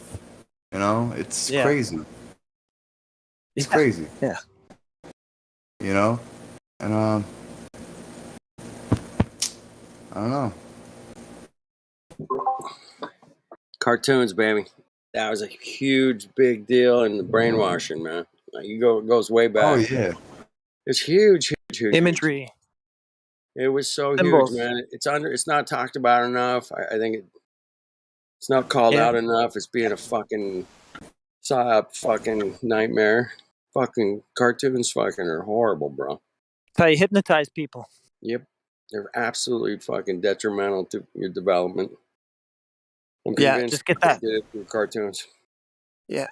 That's my position. I've been looking into that for years. It's like, well, this just not right, man. Well, it's called programming for good reason. Mm-hmm. It's bad shit. Stay away from cartoons, man. They just hit you with these images and these concepts over and over and over again. You just get steeped in them, and you can't separate them from the real world. Right, you can't go outside and go. And you know why? And that's No, why you're right. kids. That's why kids need to be homeschooled, because True. school, they're taught all this satanic garbage. They need to be homeschooled. Okay, they need to be with you. Yeah, yeah. Oh yeah. I got to peace out, guys. Nice talking. All right, brother. All right. Yeah, catch you again man. later. Cheers, man. Yeah, man. Kids need to be homeschooled. That's it. I'm just wondering though, what like the actual typical difference would be if you homeschool a child as opposed to just letting them go to public school, and then when they get home, tell them, oh yeah, by the way, that stuff they said about dinosaurs and us coming from monkeys and the Earth being a ball, that part was just nonsense. Pay attention to the reading and writing and math. Exactly. That's why you homeschool your kids, and you teach them math. That's all they need to know. You think they need to know about dinosaurs and fake history and shit? No, just They teach them gotta how to know do about math. George Washington and the. Yeah, who gives Yeah, a fuck fuck if you had wooden teeth? What the fuck? How is that going to affect? How's that gonna help me, bro? Get through this world, man. Teach your kid how to do taxes, how to do Manage money. Right, how to use it, How to make money. Yeah. How to teach him how to do it. Teach him how to do a trade, how to Great fucking use a trade. hammer. You know what I'm saying? Like stuff that'll help him in life, not fucking garbage and history and Christopher Columbus. But look at I mean, come on. look at it the other way though. Think about this. If you send your child to public school and you tell them that, say, 1/3 of everything you were taught was just nonsense, when they told you that we came from monkeys, the Earth's a ball, and dinosaurs existed 65 million years ago. Okay, yeah, they just made that stuff up. Just think about this. Your child may have a greater opportunity to exercise their own discernment. I mean, after all, if they're stupid, if your child happens to be, cognitively lacking enough to where they get brainwashed by the school and ignore you, maybe that's just maybe I'm not saying that's a bad. I'm not saying it's not a bad thing. It's a bad thing if that happens. But what I'm saying is maybe it's meant to be. Is what I'm saying. Like people should be allowed to use their own discernment. I'm just saying, I think most people's children can use their own discernment and benefit from it enough. And I think it's the minority that will fall for the brainwashing. I don't think it's meant to be. In the scenario I just illustrated. Yeah, no, I know what you're. I don't think it's meant to be. I think it's a satanic system that was put in place to turn kids away from God. They don't want kids believing in God. They'd rather kids believe in science and the Big Bang and that nonsense. Okay, that makes no sense at all. Okay, so that's what I think. Don't forget the spinning ball. Don't forget the spinning ball. Don't forget the There's spinning another ball. benefit to homeschooling. So when you homeschool your child, you're taking them out of the school drain, if you want to call it that. That is the public education system. So basically what I'm saying is by homeschooling your child, you're making it so that local school district can't, take more taxes to school your child because you're doing it yourself. Yeah, I mean, the only problem with homeschooling is like, you know, he's not your kid's not gonna meet friends, and he's not gonna, you know what I mean? Like he's not gonna meet people and have fun and stuff. That's the only downside. Yeah, yeah. But I I've heard mean, of these group homeschooling things where like 10 or 15 different sets of parents get together, where they'll each have like a child or two children that are around the same age, and then they'll have one of these parents, you know, work as a teacher, or they'll take turns, have a few different parents work as a teacher, and basically it'd be like a class of 15 students all around the same age with each other getting homeschooled together. So it's not like regular homeschooling, but it's not public schooling. Interesting. Yeah, I could see that working. Yeah, I think in the example I heard of a couple of years ago, I think they were doing it in like someone's garage, so they use the garage as the classroom. Dave, man, you're not. I can't hear you. You talking? I can't hear you, Dave. I can see you're talking, but I can't hear anything. Can you hear him? oh, I'm not talking. No, no. Oh, okay. I thought you were talking. Your sensitivity on your microphone is probably a little hot. That's no. Maybe no, it sounds good, man. turn Your it down mic a sounds bit. great. Don't change a thing. That was perfect. Okay. Pretty good. Yeah, homeschool your kids, or I like the idea. You know, if they do go to school, when they come home, man, you gotta work with them and say, well, no, let me show you how the solar system really works, or what they tell you how it works, and you can decide for yourself. Check it out. Yeah, man, it's crazy. Don't You know, believe yeah. It's just crazy how you send your kids to school, and you know they're being taught lies all day. Nothing but lies. You know? Yeah, man. But I mean, yeah, it's just that's just the way it is, man. We have to kind of suck it up and say, man, that there's many of us out here that are truthers that can't afford to maybe send our kids to homeschool, whatever, man. Just kind of throw them to the wolves. But you gotta fucking be when they get home, man. You gotta clean up their wounds and straighten them shit out. You know what I'm saying? If you know the truth, you'll figure it out. Straighten out your own kids, man. But yeah, every day, dude. I hate to tell you, man. Every fucking day, man. Billions of kids get thrown into that system every fucking day, and they get taught some pretty stupid shit, man. It's like, whoa, it's crazy, man.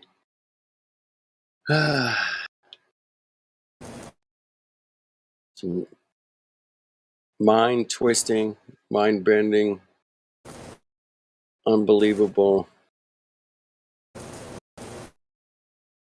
fallacies, unbelievable fallacies. man, you know they like spinning 1,000 miles an hour. That's a fucking unbelievable fucking fallacy, bro. Where'd you get that? What? That's just the first number, bro. That's only the first number, man. We can get busy with a whole lot of other numbers, but we'll just start with that one, okay? 1,000 mile an hour spin, man. Woo. What's the fastest car ever gone? Like 900? Something? 800? No. 850? Something like that, man. Salt Flats. Rocket car. Something like that. It was over the sound barrier. I know that much.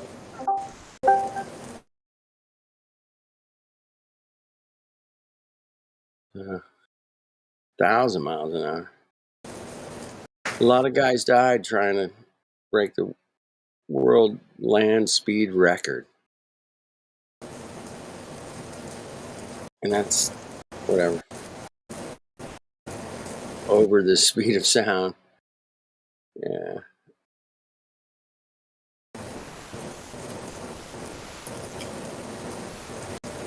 Hey, I appreciate the effort, man.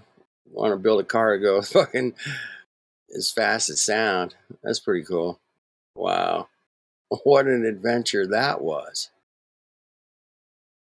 But that's reality, man. You can do that. You can get on a team who wants to build a fucking super race car, go try to break the sound barrier. Fuck.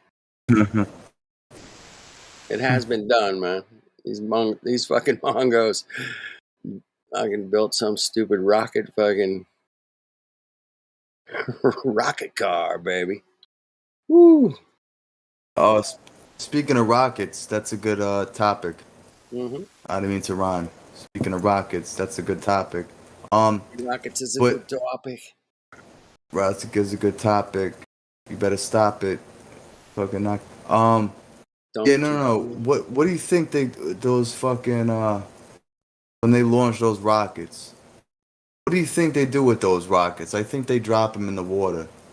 Well, I've That's what seen some evidence to that effect. I've seen some pictures. I've seen like a montage of pictures of these rockets laying in the water. Yeah, that's what I think they do. Yeah. That's why they always launch them in like Florida or Texas. They're And right then by you the get water. the Bermuda Triangle. How you can't go there. Everybody dies that goes there. That was what I learned growing up, man. That's what I learned in public school, man. Or maybe not public school. I might have been watching PBS or something. Fuck, I don't know. But yeah, the Bermuda Triangle, stay away from there. And that just happens to be the way they launch most of this shit, right? Yeah, always in Florida or like Texas or wherever. Florida, by the water. right off the coast. Yeah, it makes sense, you know. Yeah. What's up, Waz? How you doing? How you down under? How you doing, man? Good. Good. Yeah, you're good. I'm gonna turn you up. I can't hear you. And dude, even Buzz Aldrin, I'm sure you know this, but even Buzz Aldrin admitted that we never went to the moon. With the little girl in the interview. Yeah. Right. So isn't that evidence enough? I mean, That's pretty good. That's pretty good evidence. I mean, it's hard to deny that one. I mean, came out of the horse's mouth. You wanted to say, I mean, I've heard the Globers try to take that one apart a little bit and say, hey, man, it was taken out of context or something. Yeah, right, yeah. But I watched it a bunch of times, and I'm like, I don't see where it's taken out of context, bro. That's about their only defense on that one. That one's kind of hard to defend. I would hate to have to defend that shit. Oh, fuck. Yeah, bro. Like what? Please. Like it came out of the horse's mouth. Like what are you gonna? How do you defend that? What the fuck? He admitted it. End the story. That's it. I'm on the jury, man. I'm like, oh shit. Well, he just said he didn't go. He didn't fucking go. All right, listen. That's just the way it was, man. We didn't go. He was like, oh shit. Yeah, the guy. Listen, the guy admitted to murder. He admitted he killed the guy. Right. Send him to jail. Yeah, that's exactly. That's the same fucking. Somebody should do a jailhouse interview with that one, or at the detective's desk inside the inside the interrogation room. Yeah, just dub it over or Buzz Aldrin. Yeah, or on the stand in court. Getting grilled by prosecutor. Yeah, exactly. Okay, well, he's guilty. Next, are we out of here? Case dismissed. You got 10 years. Have a nice day. Thank you, jury. You're hereby dismissed.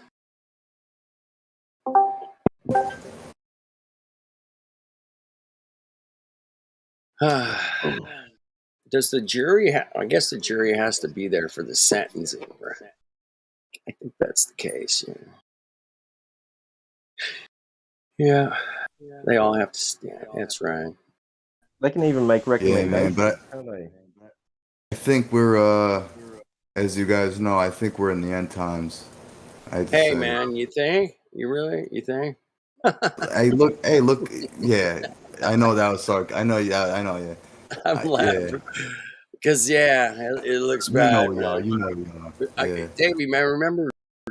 I'm sure it looked shitty in World War II too, man. I know these motherfuckers were freaking out. Going, wait a minute, man, this is fucked up. And they couldn't get gas or food and shit, but yeah. So yeah, been some tough it's hard to times in the say, man. past. Could get a lot worse. That's right. Go ahead, Waz. Yeah, Go ahead, Waz. What were you Yeah, saying, no, I man? was just agreeing. I was just agreeing, man. I was just saying, yeah, there's been some tough times for a few of the past Yep. generations. Yeah, my grandparents, even my dad growing up in the Depression, like, it was wicked, man. I talked to some old guys that lived through it, man. They were like, we did what we had to do. We just kind of struggled our way through it, figured it out.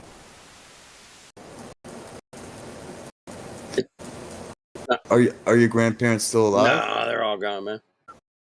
Yeah, mine too. My parents are gone. Grandparents gone. I have a great family though, man, that I built myself, and it kicks ass, man. Yeah, kicks ass. Yeah, that's all that matters. You know? Mm-hmm. And at the end of the day, man, you talk about reality, man. That does kind of get down to it. It's how you treat people, how you help people, and how people help you, man. That's it. Simple. Yeah. It's like a fucking trifecta. Simple. Yeah. Have respect. Exactly. Have You some do good. pride. Have a little pride. You don't have to be boisterous, but have some pride in what you're doing, man. Every day. Give it. If you got it to give, man, might as well give it. Might as well kick ass.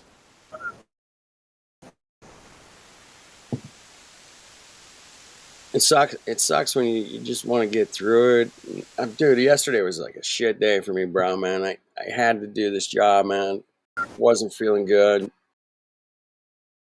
But I just kept, doing everything I could to keep moving. There you go. That's willpower. It was like, I got to take a shit. I got to eat. I need some more water. Well, that's willpower. That's willpower, it was baby. willpower, man. But I tried to feed it with some nutrition and some water, man. And it was like, it worked. I got through it, man. And I was happy I did, man, because I had today off if I did that. So, yep, it worked out, man. But definitely, man. There are days, man, where it's just not easy.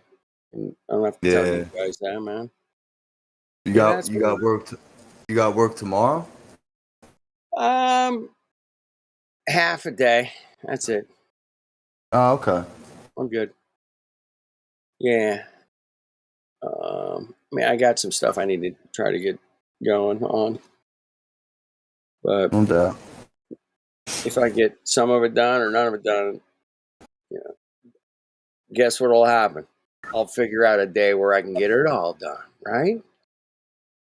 That's how you have to roll, man. I know I can get it done in a day, man. If you put the fucking wood and the fire on my ass, right?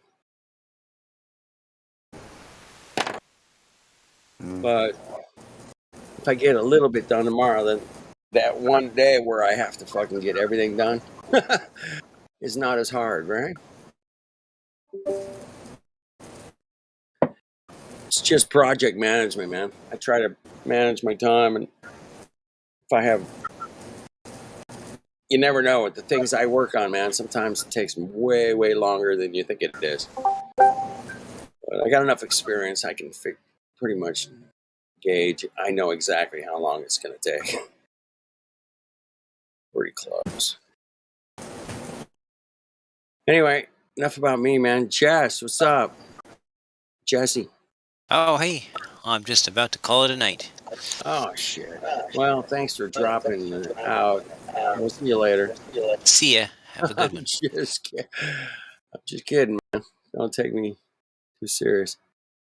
I only take you as seriously as I take myself. All right, man.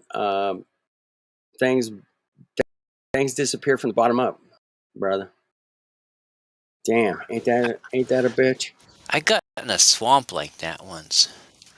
Yes. Quicksand. It's called quicksand. Be careful.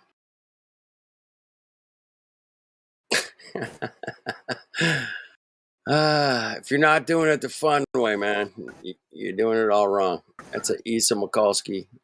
You can double check with him on that.